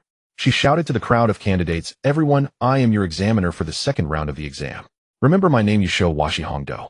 Hongdo pointed at the candidates below as she spoke. Standing beside her, Yu involuntarily twitched his mouth. Could you not do such an embarrassing thing? But Hongdo confidently replied, "Isn't it cool? Are you shy?" Yu fell silent, unsure of what to say. He couldn't accept such an abstract situation. However, Hongdo was completely unconcerned. Her personality was very much like Naruto's, exuberant and lively, completely unaware of what embarrassment meant. Yu wanted to leave right then and there. Yet no matter what, he was still the main examiner. He could only stand beside Hongdo, resembling an emotionless statue. After finishing her introduction, Hongdo waved her hands towards the crowd earnestly, saying, "It doesn't matter if you don't remember me. But this person is the main examiner for this exam, the Jonin Jingwen Yu. He will decide whether you pass this Chunin exam." The crowd was already speechless at Hongdo's abstract entrance and self-introduction. Seeing that Yu was so young, almost their age, yet had become the main examiner, was shocking. This immediately sparked protests among the candidates. Is there no one left in the Leaf Village? They let a kid be the main examiner. He is about the same age as us, or why can he be the main examiner? Is there some dark scheme at play? This Chunin exam is a joint exam. You in the Leaf Village are taking it too lightly. A group of ninjas felt that the Leaf Village was mocking them. Yi's age was simply too young. They couldn't believe or accept that he could be the main examiner for this Chunin exam. Among the ninjas from the Leaf Village, aside from Yi's classmates and Niji's group, there was also skepticism about Yu serving as the main examiner for this Chunin exam. However, since they were from the same village, they did not voice their opinions. But they agreed with the doubts raised by candidates from other ninja villages. Why should someone of similar age be the main examiner? However, upon seeing Yu, Sasuke was quite excited. Yu actually came. Is he supervising the second round of the exam? He should be aware of my progress, right? Sasuke instantaneously regarded this exam as an assessment from Yu. Even though Yu had no idea about his thoughts, Sasuke was fixated on that notion. He had already taken Yu as his master, even though they were of the same age. However, hearing the doubts of many candidates behind him, Hongdo and Yu had yet to speak, and Sasuke was already furious. He turned around to look at the talking candidates, his expression slightly tense. Boom. A massive chakra instantly suppressed several candidates who had just questioned Yu. They looked at Sasuke in terror. What do you want to do? Sweat dripped from their foreheads. Sasuke's face was grim as he spoke coldly. Are you dissatisfied? The candidates looked at Sasuke filled with fear. The pressure was overwhelming. Sasuke's strength far surpassed theirs. In front of him, they couldn't muster any spirit of resistance. Sakura quickly grabbed Sasuke's hand. Sasuke, calm down. Naruto was also frightened by Sasuke's chilling aura, even taking a step back. Looking at Sasuke's icy expression, he thought, when did Sasuke become so terrifying? Could it be that spending too much time with Yu has affected him? Damn it, he doesn't want to kill me, does he? Since the day he graduated from the ninja school, Sasuke had said there was a man he must kill. Naruto had always suspected that the man Sasuke spoke of was himself. Now witnessing Sasuke's aura, he was even more convinced. The man Sasuke referred to could possibly be him. The candidates were intimidated by Sasuke and dared not speak further. Hongdo noticed what was happening with Sasuke and leaned towards Yu, whispering, "Your classmate is quite impressive. He even knows how to defend you." Yu was somewhat surprised that Sasuke would act this way. However, he didn't mind. The doubts others had about him held no significance. In the distance, a ninja who had been watching Sasuke licked his lips. His tongue was long like a snake. This person was none other than Orochimaru, disguised as a ninja from the Sound Village. His target this time was naturally Sasuke. Seeing Sasuke unleash such formidable chakra, he was quite pleased. What a perfect body, it won't be long before this body belongs to me. Hongdo addressed everyone enough with the chatter. Are you all going to participate in the second exam, or give up? You are free to choose, but the authority of the main examiner is not something you can question. Those who choose to forfeit come over here. I can directly declare your withdrawal from this exam. Hongdo used her authority to suppress the candidates. The candidates who had just been loudly demanding an explanation from the Leaf Village fell silent. Yu stood with his hands in his pockets doing nothing. However, many candidates harbored resentment towards Yu. Because of him, they had been subdued by Hongdo. Yet it seemed they had forgotten that Hongdo had stated Yu was a jonin. Seeing that no one had further objections, Hongdo pointed to a pile of documents beside her. The second round of the exam will take place in this death forest where you will see scrolls. Only teams that gather both the Heaven and Earth scrolls can enter the central base of the death forest for the selection of the third round of the exam. Let me remind you that entering it can result in death, and teams can also fight against each other. Therefore, before you participate in this exam, you need to consider whether you have the courage to take part in an exam that may lead to death. Those who choose to participate come over here to sign the consent form. Hongdo's words once again sparked discussions among the candidates. Naruto, who had just been intimidated by Sasuke's aura, widened his eyes. What? Isn't this the Chunin exam? Why would there be deaths? Clearly Naruto still viewed this Chunin exam as an ordinary examination. Ninjas are born from the mountains of corpses and seas of blood. It's rare for someone like Naruto, who hardly kills, to exist. Such occurrences are typically found only in the realm of fantasy. Ninjas are the most crucial military force of the nations in this world. How could they not kill? Sasuke, however, had no particular thoughts on the matter. The day Kakashi went to discuss matters with Yu, he had already learned about the specific process of the Chunin exam. He was well aware that participating in the Chunin exam could indeed lead to death. Seeing Naruto's body trembling, Sasuke teased, "Are you scared?" Naruto lifted his head, meeting Sasuke's mocking smile, and gritted his teeth as he forced out, Who's scared? I'm not scared. Rather, it's you who's trembling with fear." Sasuke glanced up and down at Naruto, yet Naruto could read the meaning in that gaze. Furious, he clenched his fists and shouted at Sasuke, "Sasuke, whoever's scared is a dog." Sasuke merely smiled and said nothing. At that moment, Sakura stepped forward to placate Naruto. "All right, Naruto, this could be fatal. It's normal to be scared. I'm scared too. After all, we're the greenest of rookies, only a few months into being ninjas. Only someone like Yu would truly be fearless." Naruto had initially felt comforted. Sakura was actually consoling him. Did that mean she cared about him, liked him? But after hearing the rest, Naruto's once happy face instantly dropped. Sakura, why bring up? Though he knew Yu was strong, Naruto still disliked him. The psychological shadow Yu had cast over him was just too immense. He couldn't let it go. Sasuke no longer teased Naruto and walked toward the documents. "Come on, let's sign. Or do you want to forfeit?" Sasuke turned back to glance at Naruto. His gaze was earnest. He didn't want Naruto to give up. Yu had already been promoted to Jonin. Even if he couldn't catch up to Yu, he had to at least become a Chunin. Otherwise, the gap between them would only widen. Though Naruto was afraid, Sasuke's words provoked him. Who's scared? I'm definitely not going to die. At this point, Naruto was terrified of death. Not to mention death, even a minor injury terrified him. Sasuke turned back, a slight smile curling at the corner of his mouth. His words were of course intentional, merely a provocation, but it worked quite well on Naruto. And Gaara, who had been standing in the distance watching Yu, had been staring at him ever since Yu appeared. After hearing Anko's introduction of him, Gaara's gaze turned icy, a cruel smile spreading across his face. "Jinwen Yu, huh? Killing you should be quite entertaining." Gaara took great pleasure in killing geniuses. After serving as a Jinchuriki for so long, his psyche had become twisted.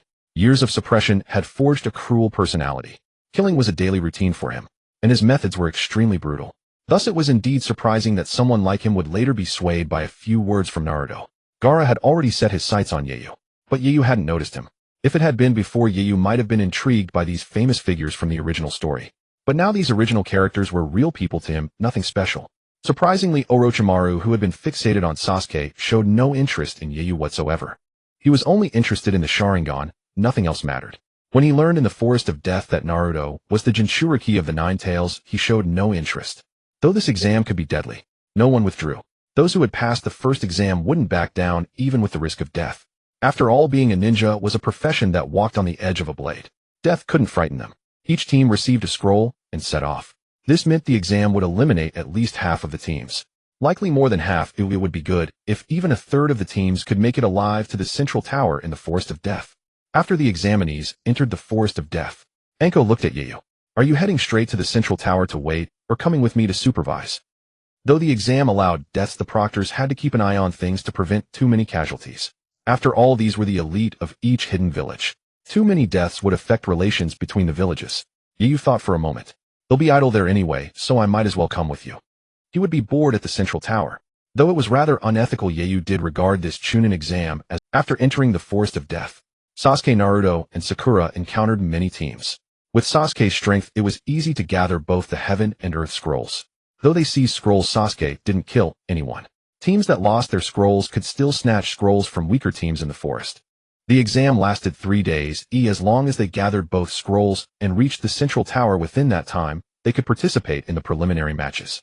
Yayu had originally planned to treat the Forest of Death exam as a spectator sport. But after watching a few battles, he nearly dozed off and headed straight to the central tower. At most, Genin level fights were at the Chunin level, which for him now lacked even the entertainment value of a show. No spectacle at all. Arriving at the central tower, the third Hokage Kakashi and others were already there. Seeing Yayu, Kakashi grinned. Why aren't you supervising? Yayu sighed helplessly. If I kept supervising, I'd fall asleep. Forget it, I'll just wait here for them. Kakashi paused, then gave a wry smile. I suppose that's true. To you, those life or death battles must seem like children's games. Recalling how Yayu had beaten down the rampaging Naruto in the Land of Waves, it was indeed meaningless for him to watch Chunin exam-level fights. The third Hokage stood by the window gazing at the view outside and sighed. I wish time would pass a little faster. Yayu leaned against the table while Kakashi leaned against the wall. Both understood what the third Hokage meant. Both were his chosen successors. Before Yayu appeared, the third had planned to groom Kakashi as the fifth Hokage. After Yayu emerged, it became Yayu.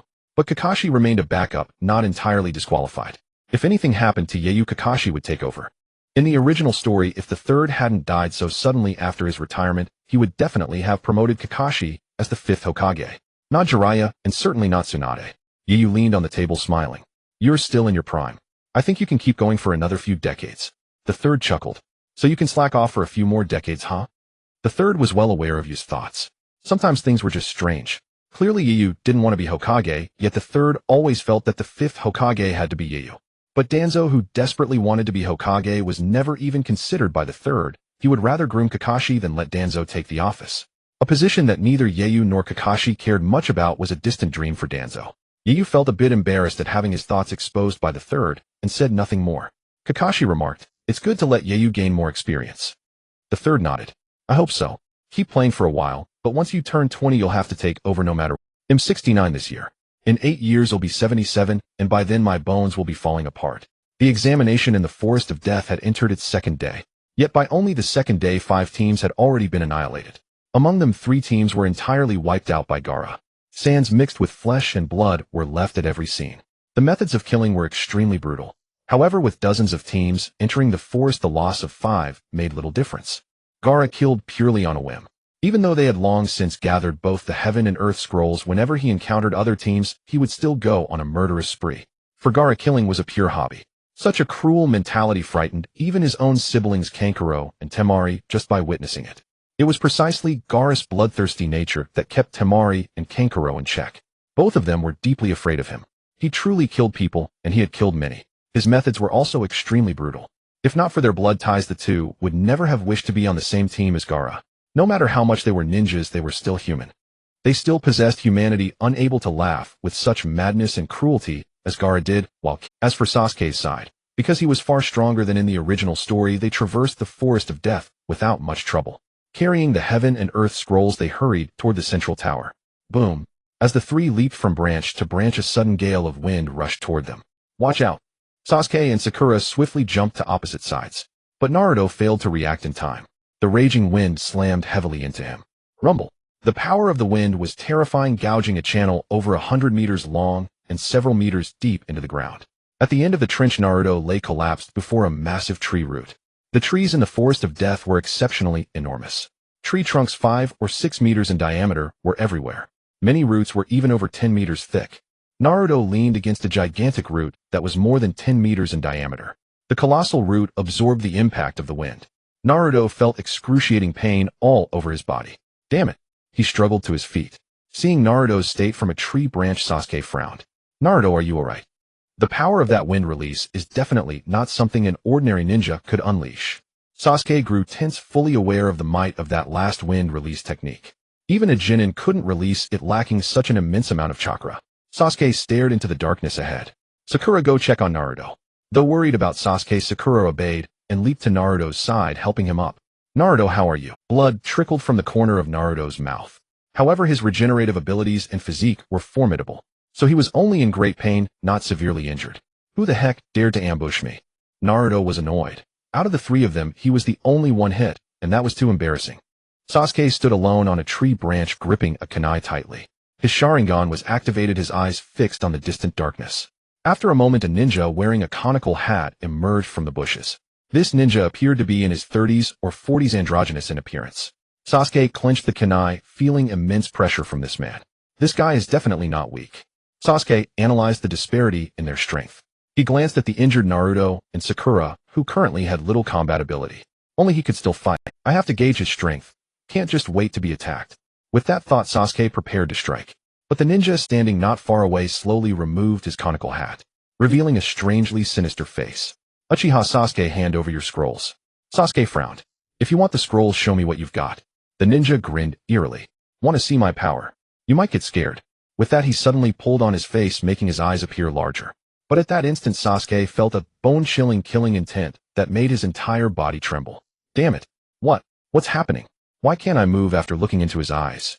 At that moment, an icy, murderous aura enveloped the area. In Sasuke's mind flashed the image of his parents being killed, the unforgettable scene that Uchiha Itachi had shown him before leaving Konoha. This extreme terror froze Sasuke's body, rendering him completely immobile. Who is this guy? What? How can he achieve this? Simply through killing intent, he had immobilized himself. The figure before him was definitely not a genin nor a chunin, most likely a jonin.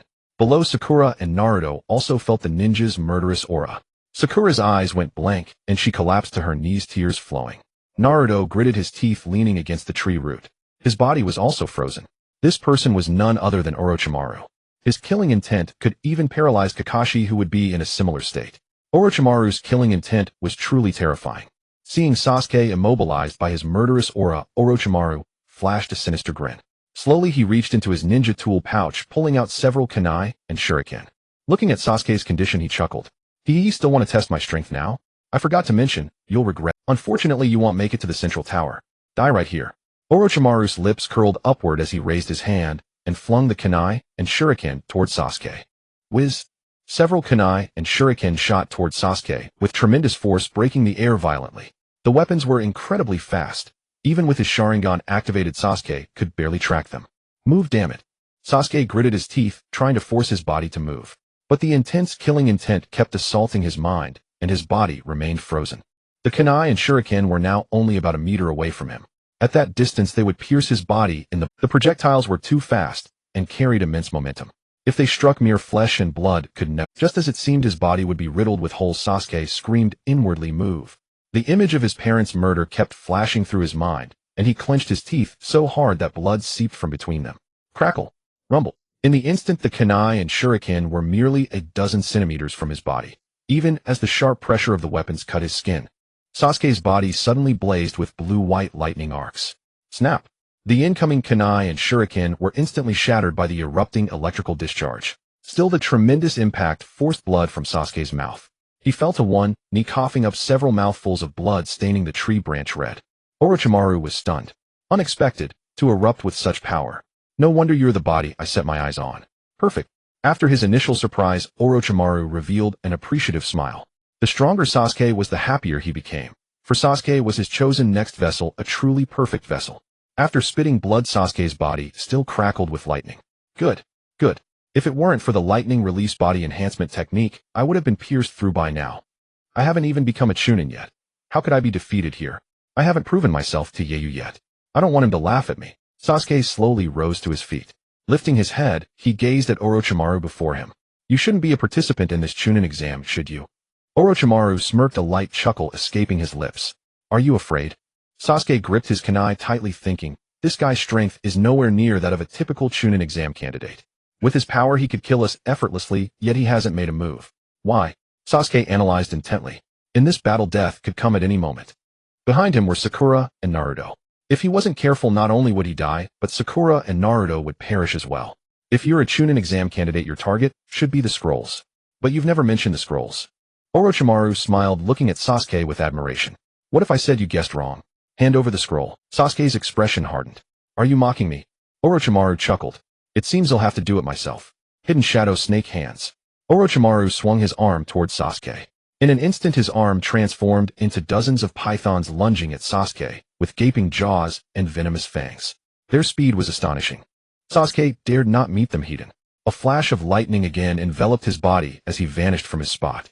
Boom. The moment Sasuke disappeared, the serpents slammed into the ground where he had stood, blasting a several-meter-wide crater into the earth. Orochimaru showed no surprise. Impressive speed, but if you keep fleeing, will your chakra hold out? He turned his gaze toward a large tree nearby. Sasuke stood panting on a branch. Orochimaru's movements were too swift, and that last attack had been devastatingly powerful. The massive crater alone was proof enough. He had expended a great deal of chakra using the lightning release body flicker technique, yet he had only barely evaded it. The gap between them was simply too vast. Sasuke stared at Orochimaru. No good, we're on completely different levels. Orochimaru looked at Sasuke with a mocking expression, like a cat toying with a mouse. Sasuke was now utterly despairing. He had no idea how to resolve this situation. Flee.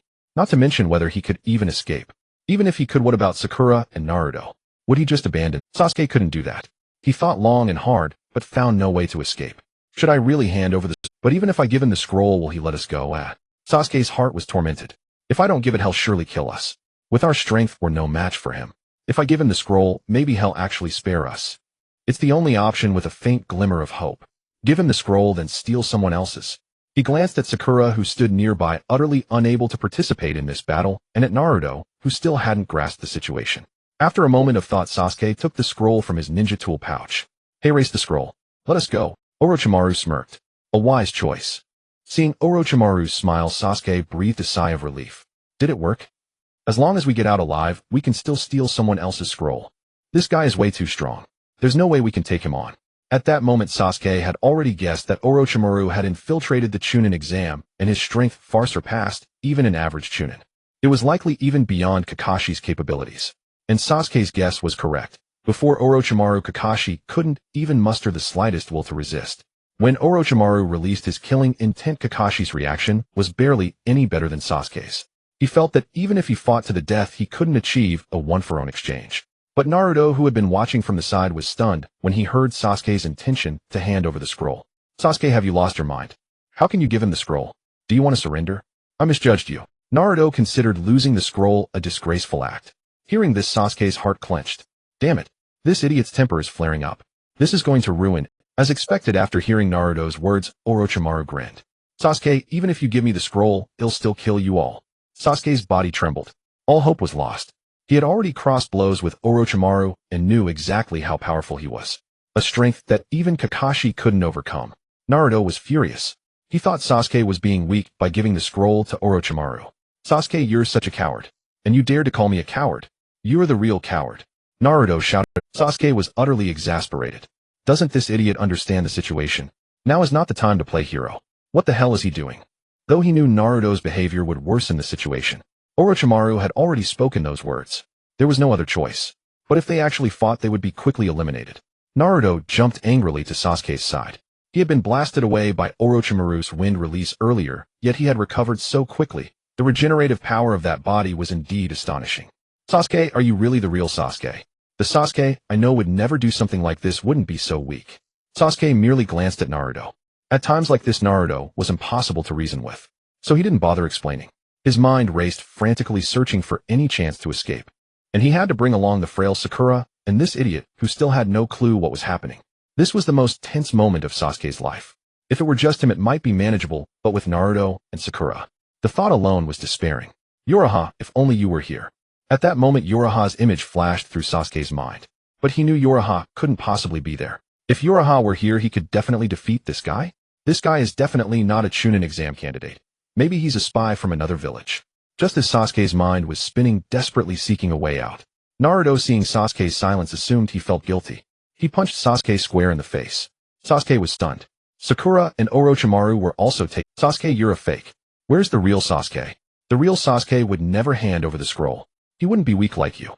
After being punched, Sasuke wiped the blood from the corner of his mouth. He got up from the ground looking helplessly at Naruto, wanting to say something, but not knowing how to begin. But at that moment his despair deepened. With this guy around they were doomed. Absolutely, irrevocably doomed. Even Orochimaru was stunned for a moment, unable to comprehend Naruto's actions. After punching Sasuke, Naruto crossed his arms over his chest and stared solemnly at Sasuke, who looked rather exasperated. Tell me, where have you locked Sasuke away? Sasuke suppressed his fury and explained, stop messing around. That guy is not like the opponents we've faced before. If you're not careful, well, I'll die. Naruto sneered, that's not necessarily true. We've defeated so many people before, are you scared now? Even if you're really Sasuke, it means you're afraid too. Naruto still held a grudge over Sasuke mocking him for being a coward during their mission in the Land of Waves. Now Naruto finally found an opportunity to taunt Sasuke. Sasuke was on the verge of breaking down, wondering why his teammate had to be this guy. Normally Sasuke might have entertained his antics, but this was a matter of life and death. The man below was a powerhouse who could kill them all with a flick of his wrist. Seeing Sasuke silent, Naruto sneered, Sasuke, watch closely. You're not the only one improving. I've been training hard too, getting stronger. With that, Naruto charged toward Orochimaru. Sasuke wanted to stop him, but it was too late. Naruto, don't go up there. You're no match for him. Sasuke shouted. Naruto had already reached Orochimaru. Multiple shadow clone technique. Leaping down from the tree, Naruto completed the hand seals and conjured dozens of shadow clones. Orochimaru watched the dozens of Narutos rushing toward him and shook his head. A boring trick. Wind-style wind cutting technique. Whoosh. Boom, boom, boom. Countless wind blades shot out from in front of Orochimaru. In an instant, Naruto's dozens of shadow clones turned into white smoke. Naruto himself was blasted hundreds of meters away by the gale, his body crashing through several large trees, kicking up a cloud of dust in the forest. Sasuke immediately shouted, Sakura, go check on Naruto. As he spoke, he dashed toward Orochimaru. In truth, he sent Sakura to check on Naruto to get her away from the danger. He wanted to use this chance to have Sakura take Naruto and escape. Sasuke transformed into a blue flash, instantly appearing before Orochimaru. He kicked Orochimaru squarely. Boom. Crash. Orochimaru seemed to have little resistance, flying dozens of meters before slamming heavily into a tree. That single strike consumed a third of Sasuke's chakra. Combined with his previous expenditure, his chakra reserves were already running low. Orochimaru was somewhat surprised. He slowly rose from the dust. Interesting taijutsu, Sasuke. I didn't know you had such power. That blow was not because Orochimaru didn't want to block it. He simply hadn't been able to react in time. The kick was also extremely heavy. Using a combination of lightning style and wind style, its power was several times greater than the kick that had sent Rock Lee flying. That was why it consumed so much chakra. Just one move had drained a third of his reserves. Even though he had sent Orochimaru flying, the excessive chakra consumption left Sasuke unable to sustain himself.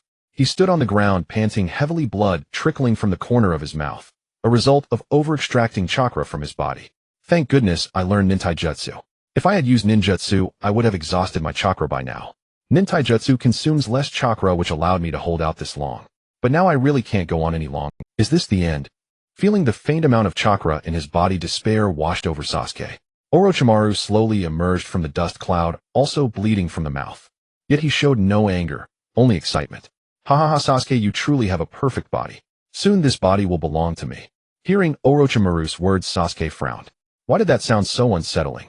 He had no idea that Orochimaru's goal was to take over his body.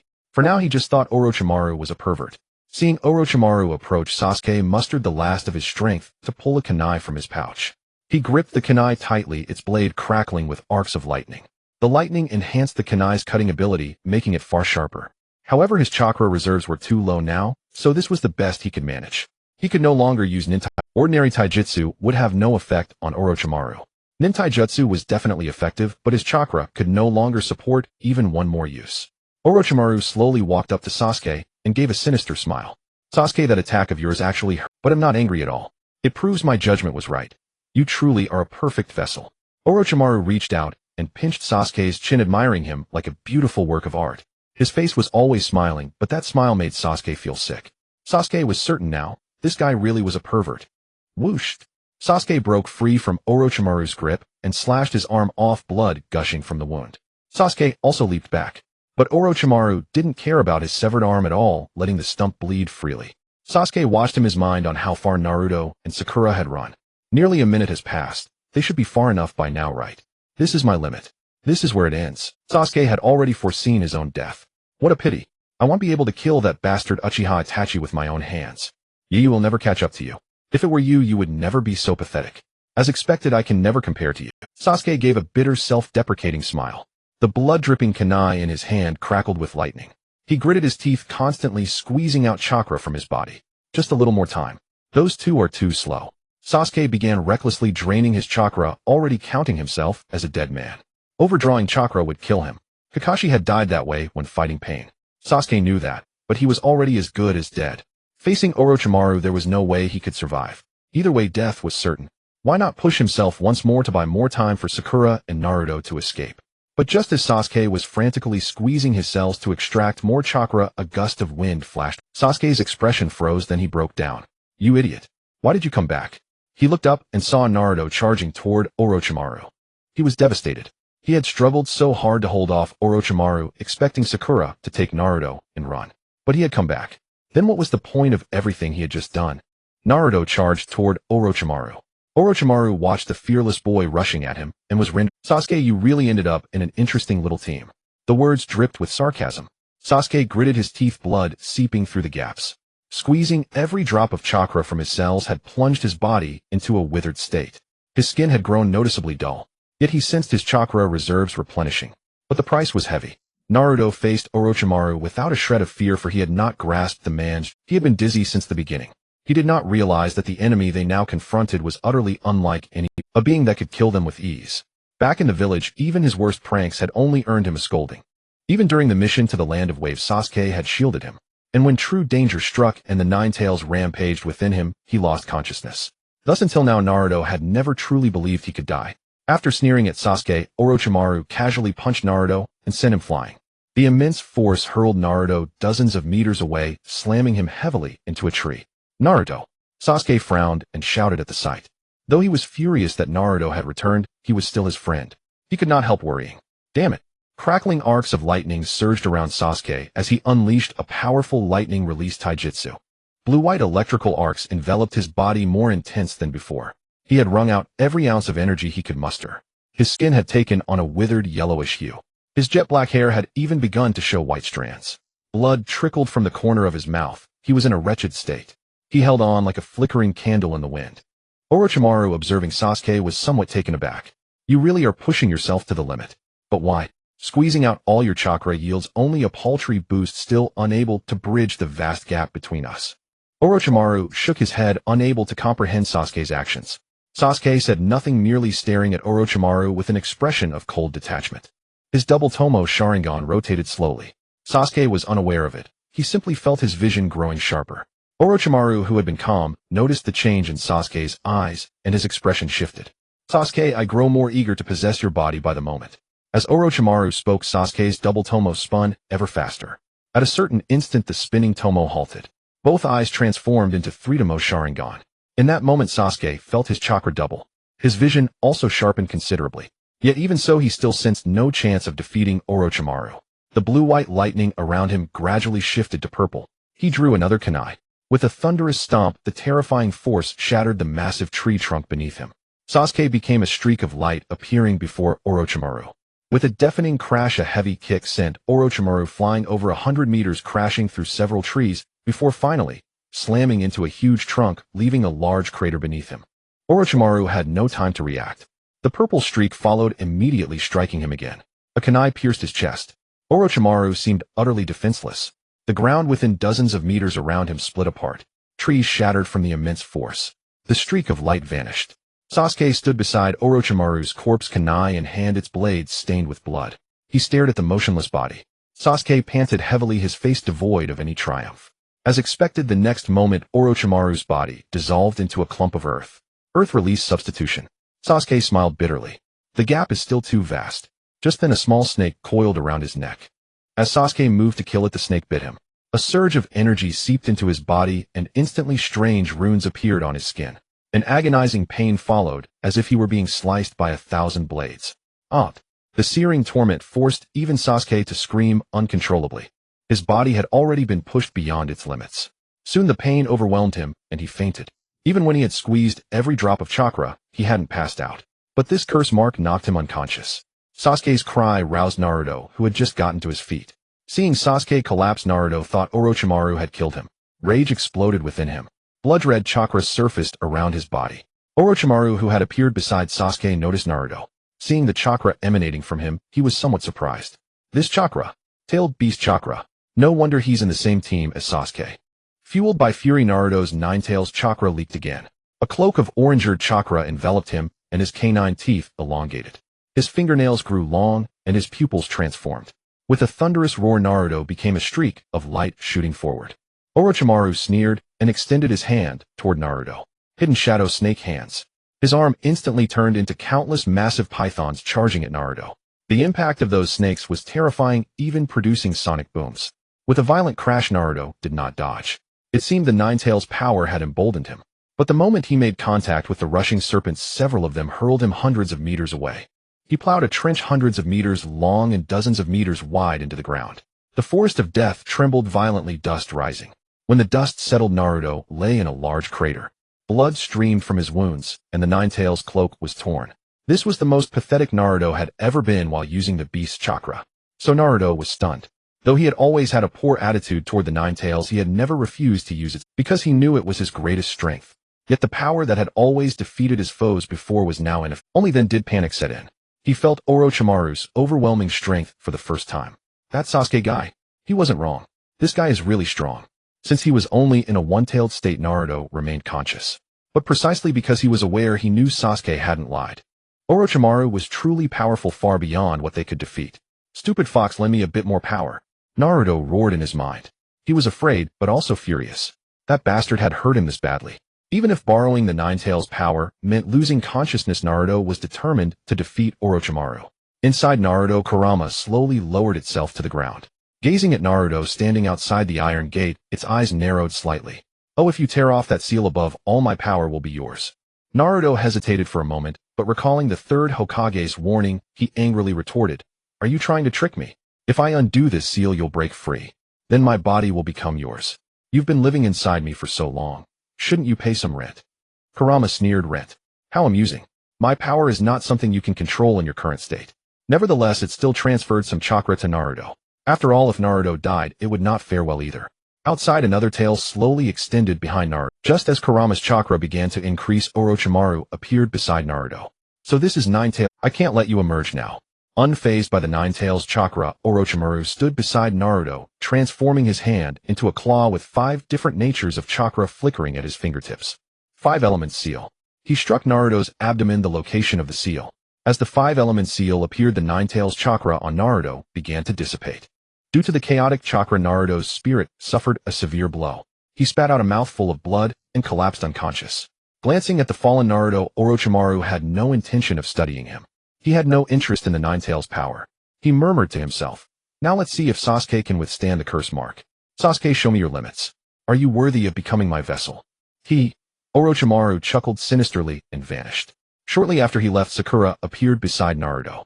Seeing the blood at the corner of Naruto's mouth and the seal formula on his abdomen, Sakura reached out to check his breath. Finding it normal, she carried Naruto over to where Sasuke was. Sakura was stunned by Sasuke's appearance. Sasuke, how did he become like this? She covered her mouth. She couldn't believe it. Sasuke's hair had turned white. His skin, however, showed little change. Though he had drained his body, causing his skin to become dry, his 2-tomo Sharingan had evolved into 3-tomo, and a surge of chakra emerged within him, replenishing the chakra that had been extracted. Thus his body slowly recovered. But the bleached hair would take a long time to replace. So at that moment, Sakura covered her mouth and wept. It's all because we're too weak that Sasuke ended up like this. She realized that Sasuke had been buying them time to escape. Though unwilling, Sakura understood Orochimaru's strength. If they went back, Sasuke's efforts would be wasted. But she couldn't even drag Naruto. Now this was the result. Meanwhile, the situation in the Forest of Death was noticed by Anko, who had been monitoring the exam from outside. Moreover, a team leader from the grass village had been killed on the outskirts of the Forest of Death, not during the exam. Anko looked at the corpse of the grass village ninja with a grave expression. This method of death. It's that guy. The ninja's death clearly bore the mark of Orochimaru's forbidden techniques. The only shinobi in Konoha proficient in such techniques besides herself was Orochimaru. Several Umbu behind her asked, should we suspend the exam? Anko thought for a moment. We can't suspend it. This Chunin exam is too important. Report this to the Hokage. She stood up. They'll go into the Forest of Death to see what happened. Isn't that too dangerous? It's better to wait for the Hokage's decision. Anko shook her head. I need to confirm if it's really him. Without waiting for the Umbu's response, she vanished. Soon she arrived deep in the Forest of Death where she had heard loud noises and seen dust clouds. After searching for a long time, she finally found Orochimaru in a dense grove in the middle of body transfer. Hidden shadow snake hands. Dozens of snakes streaked toward the transforming Orochimaru. Orochimaru glanced at Anko. Hidden shadow snake hands. Both used the same jutsu. Dozens of venomous snakes clashed in midair, entwining and colliding. Simultaneously, Anko rapidly formed hand seals. Fire-style dragon fire technique. A dragon of flame erupted from her mouth. The fiery dragon roared toward Orochimaru, who instantly used the earth-style substitution technique. The clay decoy was blasted into fragments. Orochimaru appeared behind Anko, gripping her chin from behind. Is this how you greet me after so long? His voice was eerily soft with an ambiguous tone that might have suggested a past romance. Anko spun around and kicked him in the stomach, sending him flying dozens of meters. Hidden shadow snake hands. Dozens of snakes appeared before Orochimaru. They slammed him into trees, shattering several large trunks. As the dust settled, Anko hurled a dozen kunai and shuriken. Explode. The explosive tags attached to the kunai detonated with a thunderous roar. It seemed Orochimaru was being overwhelmed. But just then, Orochimaru slowly emerged from a massive tree trunk behind Anko. Hee, how heartless. Still, as a Konoha shinobi relying only on the forbidden techniques I taught you isn't wise. Startled by his voice, Anko turned to strike back, but a giant snake surged from beneath her feet. It coiled around her body, binding her like a mummy, leaving only her head exposed. Orochimaru walked slowly toward her, a faint smile on his face. Now can we talk properly? I was your teacher for several years. Must you be so ruthless toward me? Anko gritted her teeth and said, the bond between teacher and student was severed the moment you abandoned. Now you're classified as an rank missing nin. What do you want by returning to Konoha? Do you really intend to destroy the village where you were born? Anko glared at Orochimaru with fury. Her hatred stemmed more from his abandonment of her. Orochimaru neither got angry nor harmed her. Approaching Anko, he gently stroked her hair. I came to Konoha not to seek you out or do anything to the village. Rather, I've taken a liking to a remarkable child. He is perfect, handsome, and possesses a powerful lineage. He is exceptional, unlike you. Anko frowned. What did you do to him? Orochimaru's lips curled into a slight smile as he looked at Hongdo and said, I have given him the same thing as you should know that after being cursed, the chance of survival is less than 1 in 10. Orochimaru nodded. That's right, but that child should be able to endure. He is very strong. After all, he is the most perfect vessel I have chosen. Hongdo scolded, you madman. Orochimaru chuckled. You should have known this long ago. Do not interrupt the Chunin exams. I still want to see how far he can go. Hongdo glared at Orochimaru. Even if I die, I will drag you down with me. Orochimaru glanced down. Several explosive tags were already igniting. They were about to explode. Orochimaru's expression slightly hardened. You are the mad one, Hongdo. Boom. Several explosive tags detonated simultaneously. The power of the explosive tags was immense. This was the greatest killing move for many Genin and Chunin. Their high price was due to their great power. When several explosive tags detonated together, it was akin to an glass explosion. The violent blast shattered everything within dozens of meters. As the smoke cleared, several large trees had been reduced to splinters. Orochimaru's body slowly emerged from the ground. The previous explosion hadn't killed him. In fact, it hadn't even harmed him. How could a shadow-level powerhouse be easily killed? Emerging from the ground, Orochimaru's expression darkened. Hongdo, you are truly insane to try to die with me in such a suicidal manner. Why do this? Orochimaru felt both anger and regret. Although he had given up on Hongdo, he had personally taken her as a disciple after Shashu. Orochimaru still had feelings for Hongdo. Otherwise, he wouldn't have taught her so many forbidden techniques. He even let her return from outside the village. At that moment, 2 figures suddenly appeared in front of him. When Orochimaru saw these 2, he was first delighted, but then his expression darkened. Sister Hongdo, you really have gone a bit mad. At that moment, Hongdo, who was still with her eyes closed, immediately opened them upon hearing this voice. She turned her head in shock. She saw that familiar face. You, how did you? Yu put Hongdo down. It turned out Yu had appeared. Orochimaru did not recognize Yu. After all, Orochimaru didn't even know of Naruto's Jinchuriki identity. How could he know about Yu who had only recently risen to fame? As Hongdo stood next to Yu at that moment, she almost cried. She had originally resolved to perish with. Unexpectedly, she had not died. Yu smiled faintly. You made such a big commotion. Oh, I could not know. The third Hokage sent me to see what was going on. After Hongdo regained her senses, she turned to look at Orochimaru. He didn't die. How infuriating. It was also Yi's first time encountering Orochimaru. At this moment, he had been reincarnated into the body of a female ninja.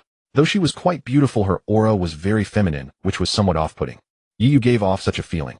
It was also the first time Orochimaru saw Yu. Before this, he hadn't even heard of him. However, seeing how familiar he was with Hongdo, he knew they must have a good relationship. Hongdo, it's been years. Oh, when did you get an extra little brother? Little guy, your timing is really off. If it were just Hongdo, I would let her go. But that doesn't mean I will let you go. Yu was momentarily stunned. He really hadn't heard such words for quite some time. Hongdo stood in front of Yu. Orochimaru, surrender now. The change in Hongdo's tone surprised Orochimaru. Just a moment ago, she wanted to perish with him. Now, why did she want to capture him? He looked at Yu who stood calmly by. Is it because of him? It seems this guy is your source of confidence. Orochimaru was certain he had never seen Yu before and hadn't heard of him. A nameless nobody. But since Hongdo said so, he must be a rising junior. Orochimaru glanced at Yu. Shadow Snake Hand. In an instant, Orochimaru unleashed countless giant snakes towards Yu. This time the giant snakes shot out from Orochimaru's sleeves in greater numbers, were larger and moved faster. Hongdo had never seen such power from the Shadow Snake Hand. She had just wanted to intervene when Yu merely narrowed his eyes. Countless giant snakes rushing towards Yu were suddenly shredded into pieces by something as they neared him. Surrounding them, blood and flesh flew everywhere. Orochimaru took several steps back. This sudden change caught him off guard.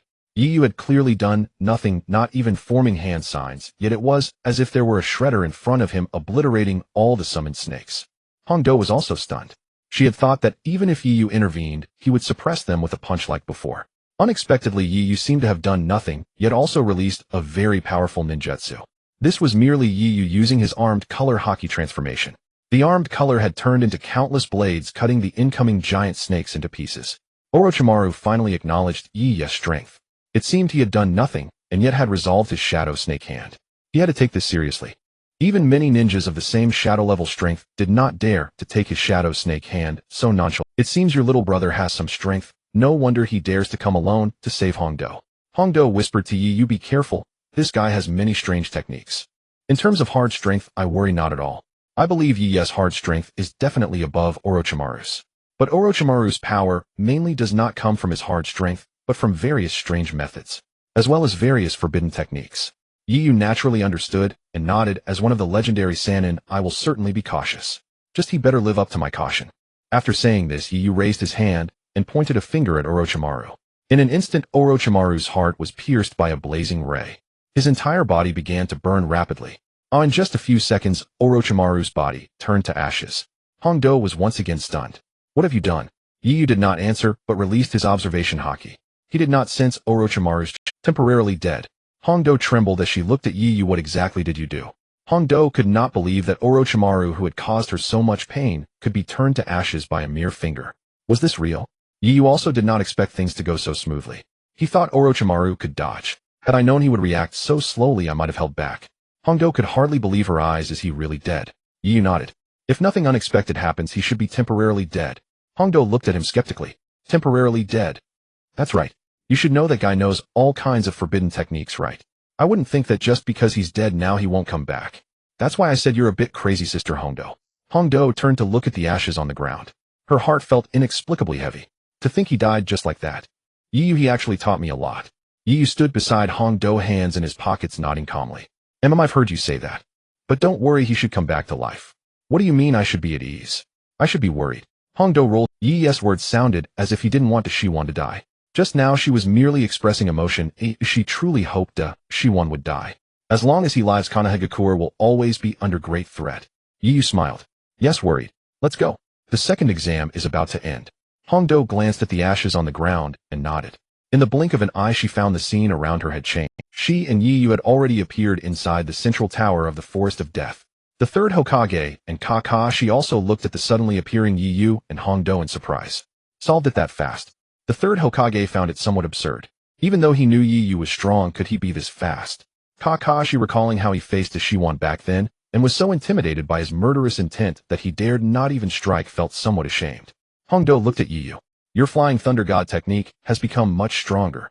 The distance from here to the place just now was over 10 kilometers. In fact, Yi's flying thunder god technique had not become stronger. It was just that Hongdo had never known exactly how strong it was.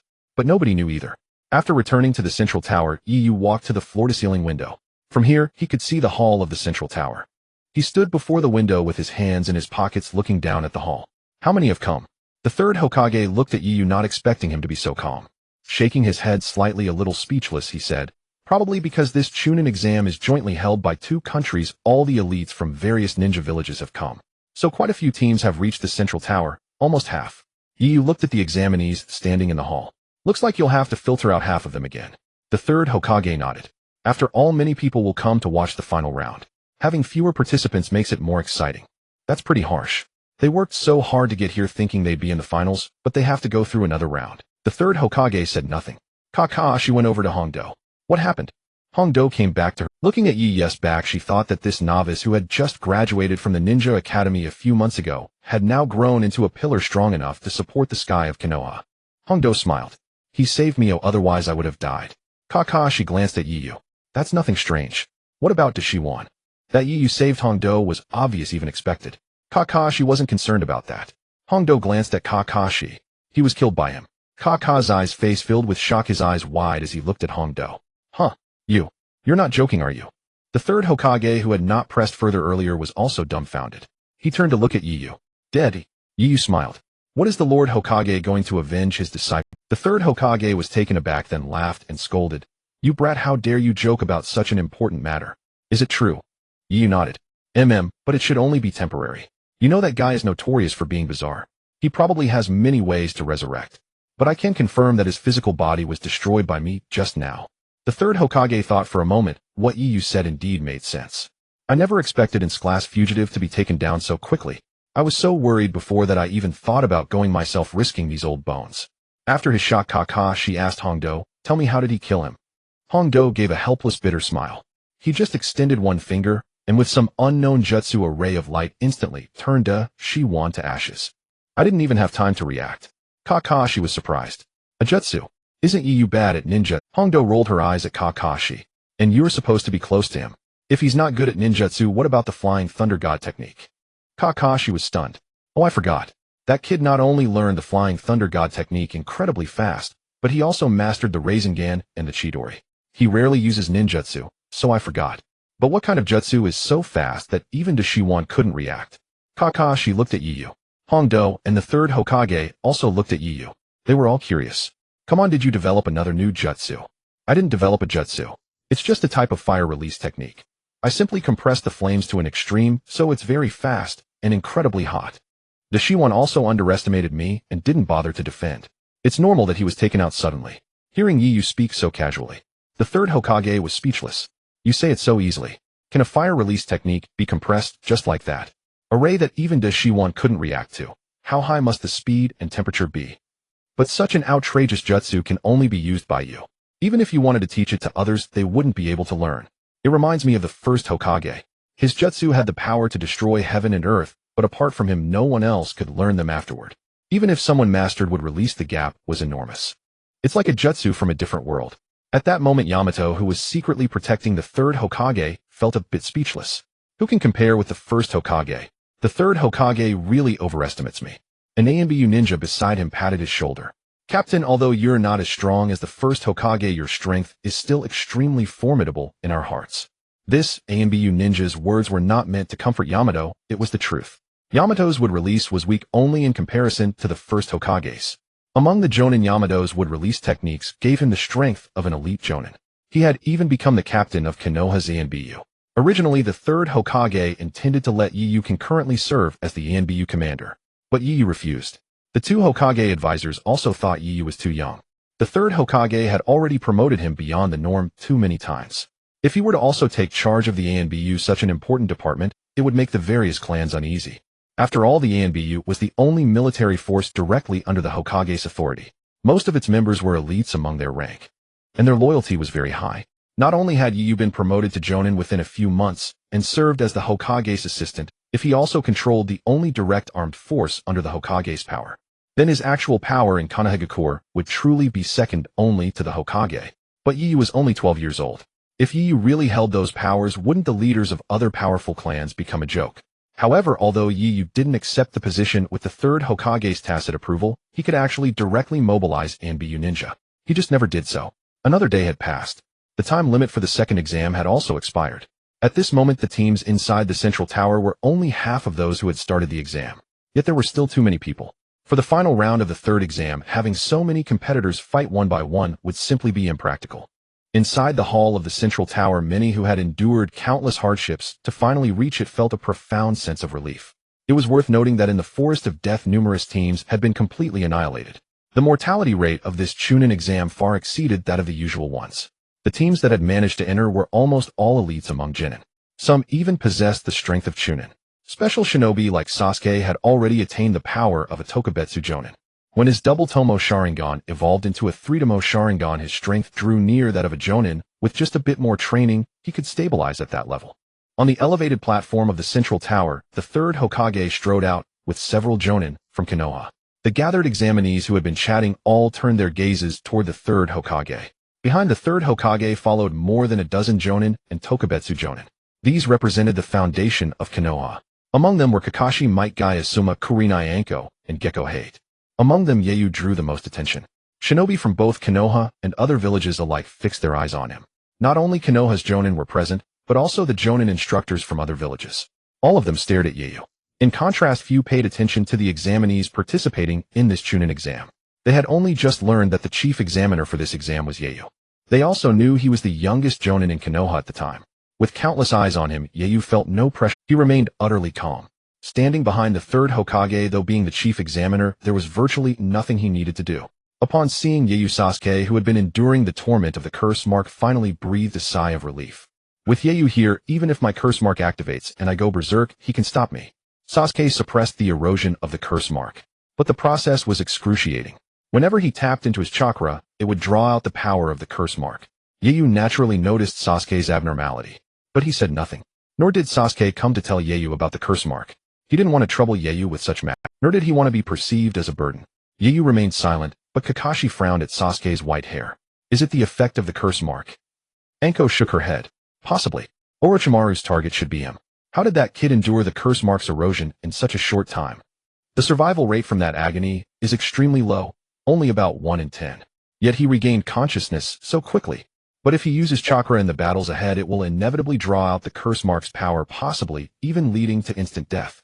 Anko turned to Ieyu. Third Hokage Ieyu, shouldn't we send him for treatment and withdraw him from the match? Kakashi considered. Let him continue. After all, he is of the Uchiha clan. Kakashi had high hopes for Sasuke, especially after he had recently trained with Ieyu and improved so much so, though his speed didn't match Yu's, it was still impressive. Among Yu's cohort, aside from Naruto with the nine-tail, Sasuke had grown the fastest and become the strongest. Before Naruto's rampage, he didn't even qualify to spar with Sasuke. The third Hokage looked at Ieyu. What's your take? Ieyu replied calmly. Let him continue. If he truly goes berserk, I'll step in and stop him. The third Hokage nodded. Then follow Yu's suggestion. In the original story, the third Hokage would have worried about Sasuke going berserk. But now with Ieyu around, the third had no concerns about either Sasuke or Naruto. Anko frowned. But can that boy really endure it? Anko was worried. That white hair isn't from the curse mark. It's due to excessive chakra extraction. ITLL returned to normal after a while when the hair renews itself. As for the curse mark, I believe he can withstand it. The essence of this mark is a derivative of Ryuchi Cave's sage art. I can resolve it. Anko was taken aback, then thought. Right, Ieyu has been to Ryuchi Cave. Did he actually learn sage art? Kakashi and the third Hokage looked puzzled. How do you know? I can sense it. My summoning beast is from Ryuchi Cave. Anko had never mentioned this to the third Hokage. Your summoning beast is from Ryuchi Cave. You have a summoning beast. The third Hokage and Kakashi asked simultaneously. Ieyu smiled. Is that so surprising? Anko interjected. It happened during our last mission. Ieyu made a detour to Ryuchi Cave. Kakashi and the third Hokage looked at her speechless. You should have told us about something this important. Anko gave an awkward smile. I didn't think it was worth mentioning. And I assumed Ieyu would tell you. She shifted the blame straight to Ieyu. Ieyu smiled wryly. Sister Anko, that's not fair. Shouldn't you have reported it in the mission report? Watching their exchange, the third Hokage sighed. Ieyu, matters like this are quite important. Don't take them lightly. He believed Ieyu wasn't trying to hide it. He simply thought it was no big deal. Yet for the village it was undoubtedly a major event. Being able to contract with Ryuchi Cave, one of the 3 great sacred places, was significant to any shinobi village. But given Ieyu's strength, he probably had little use for summoning beasts, so he never made a fuss about it. The third Hokage could fully guess Ieyu's thoughts. Kakashi sounded a tinge of regret. So you actually signed a summoning contract with Ryuchi Cave. I was hoping you'd contract with my ninja hounds. Hearing Kakashi's muttering, Ieyu's lips twitched. Good thing I signed early. The mere thought of his summoning beast being Pakin and the others filled him with embarrassment. The third Hokage also felt speechless. He had once suggested Ieyu sign a contract with Enma. Enma's strength was at the Kage level, and his compatibility with Ieyu was excellent. Both were taijutsu specialists. Yet Ieyu had refused. So how could he possibly have considered contracting with ninja hounds? Nevertheless, Ieyu's contract with Ryuchi Cave was truly a good thing. After Orochimaru's defection, Konoha's connection with Ryuchi Cave had waned. The village had lost a source of power. Now that Ieyu had signed a summoning contract with Ryuchi Cave, the 3 great sacred places of the shinobi world were once again aligned with Konoha. The third Hokage asked, "You didn't happen to learn Sage Mode at the Ryuchi Cave, did you?" Though his expression remained calm inwardly, he was filled with anticipation and excitement. Ieyu nodded. "Picked it up along the way. You mastered it." Ieyu nodded again. The third Hokage's calm expression instantly lit up with excitement. "Ha ha ha, this is truly wonderful. I was right to trust you. Ieyu, you might even be more talented than the first Hokage. The first Hokage at your age was nowhere near as powerful as you are now." Ieyu said nothing. Kakashi also remarked in awe, "You actually mastered Sage Mode. I thought it was incredibly difficult to learn it." Even the fourth Hokage studied it for a long time, yet he could only briefly enter Sage Mode. It was true that before obtaining the Nine-Tails Chakra, the fourth could only sustain Sage Mode for a short duration. Even during the Fourth Shinobi World War, he could only enter Sage Mode for a short time. Without the Nine-Tails Chakra, the fourth Sage Mode had little practical combat value. The duration was too brief, and it took him a long time to learn it. Anko said, utterly baffled, "I recall you only went for one night. How did you manage to learn Sage Mode? And you didn't even tell me. You don't trust me at all." Ieyu just smiled.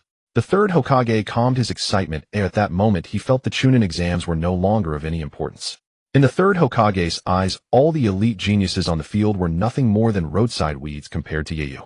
After all, even the first Hokage knew Sage Mode, but at Ieyu's age he certainly did not. Moreover, he believed that given Ieyu's personality, if he could only briefly enter Sage Mode, with no practical combat value, he would never admit to having learned it. That meant Ieyu's Sage Mode must have extremely high practical value for him to acknowledge it. Kakashi stared at Ieyu in astonishment. "You're a real monster learning Sage Mode in a single night." Kakashi didn't know Sage Mode himself, but he had learned about it from Minato Namikaze. He knew that to master Sage Mode, one must first learn to absorb natural energy and balance the ratio of chakra to natural energy within the body, a process that required long-term cultivation. Many could not accomplish it. Yet Ieyu did, in just a single night. Ieyu's learning talent could no longer be described as genius, it was monstrous. Your usual chakra reserves are already enormous. If you enter Sage Mode, good heavens, it would be almost comparable to the Nine-Tails Chakra, wouldn't it? If Ieyu entered Sage Mode, his chakra would indeed increase more than tenfold instantly. Generally, entering Sage Mode at most raised one's chakra by 2 or 3 times. However, Ieyu's unique constitution allowed a tenfold increase. When he first learned it, the increase was only 5-fold, which Ieyu didn't pay much attention to. But after more than a month, Ieyu had mastered Sage Mode to perfection. He could enter and exit it instantly, anywhere and anytime. His chakra volume would also surge more than tenfold upon entering Sage Mode. Currently, Ieyu's chakra was already 50 times that of Kakashi, whereas initially, it was 30 times. In just a few months, it had become 50 times. Upon entering Sage Mode, it would skyrocket another tenfold, meaning that after entering Sage Mode, Ieyu's chakra would surge to 600 or 700 times that of Kakashi. It was even comparable to the chakra of a complete Nine-Tails. As for the half of the Nine-Tails sealed within Naruto, its chakra was less than Ieyu's after entering Sage Mode.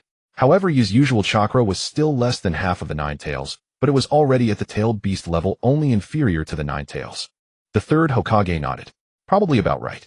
I can't imagine what you'll be like when you reach the first Hokage's age." Just the thought of it shocked him. The curse mark on Sasuke was implanted by Orochimaru. "Is it the Sage Chakra from Ryuchi Cave?" the third Hokage asked. Ieyu nodded. "I can sense it. It seems that Orochimaru failed to learn Ryuchi Cave's Sage Mode, and unwilling to accept it, obtained Sage Chakra through other means." Anko said, "That's probably it.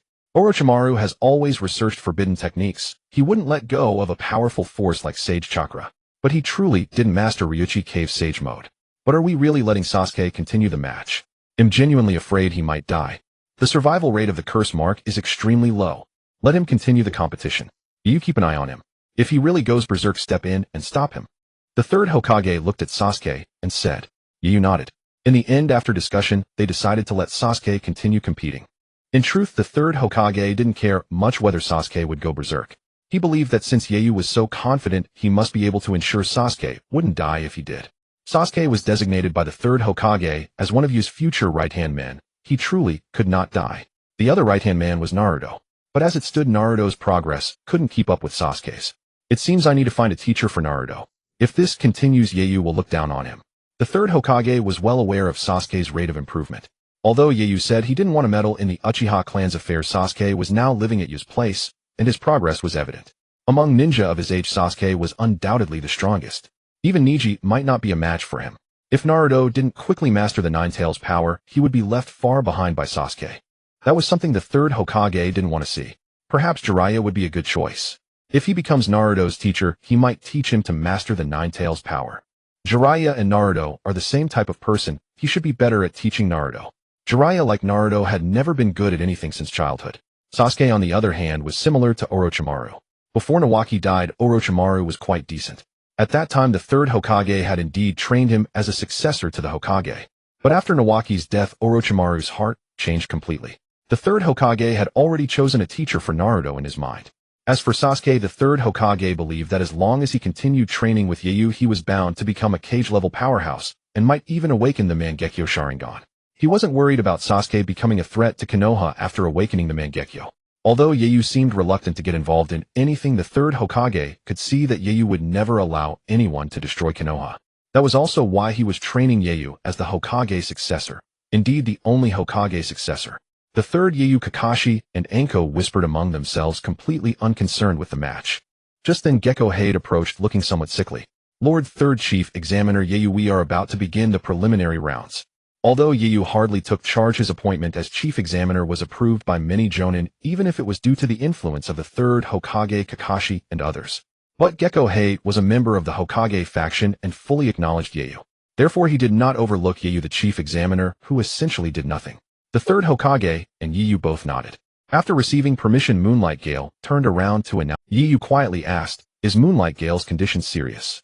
Kakashi replied, "It seems so." The third Hokage coughed a few times. "Let's get serious, it's starting." The two fell silent. Moonlight Gale stepped forward and announced to the crowd, "Congratulations on reaching the end of the second exam. Next we will proceed to the preliminary round of the third exam. Only those who pass the preliminaries will qualify for the finals." His words instantly stirred up discussions among many ninjas. "We finally made it through the Forest of Death, and we still don't qualify for the finals. Are we being toyed with here?" Many candidates felt it was unfair, as they had worked hard to get here only to find out they had to go through a preliminary round to enter the finals. What were they risking their lives for in the Forest of Death?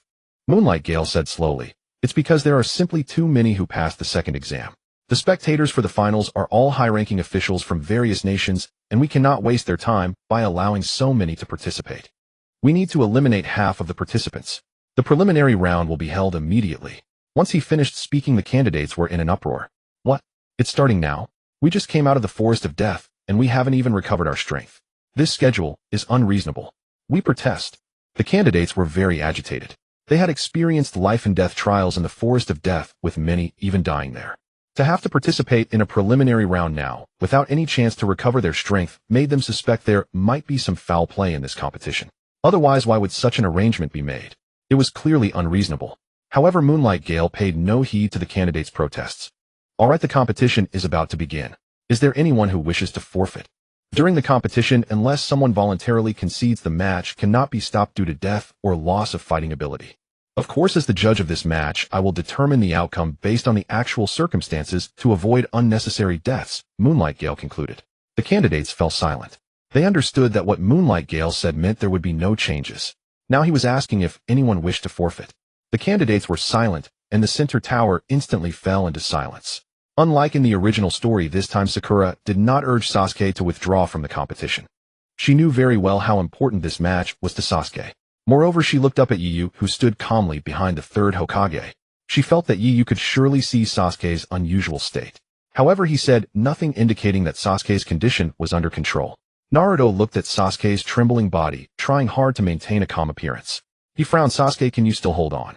Naruto knew that Sasuke had been cursed. Since he learned about Orochimaru's abilities, he realized he had misunderstood Sasuke.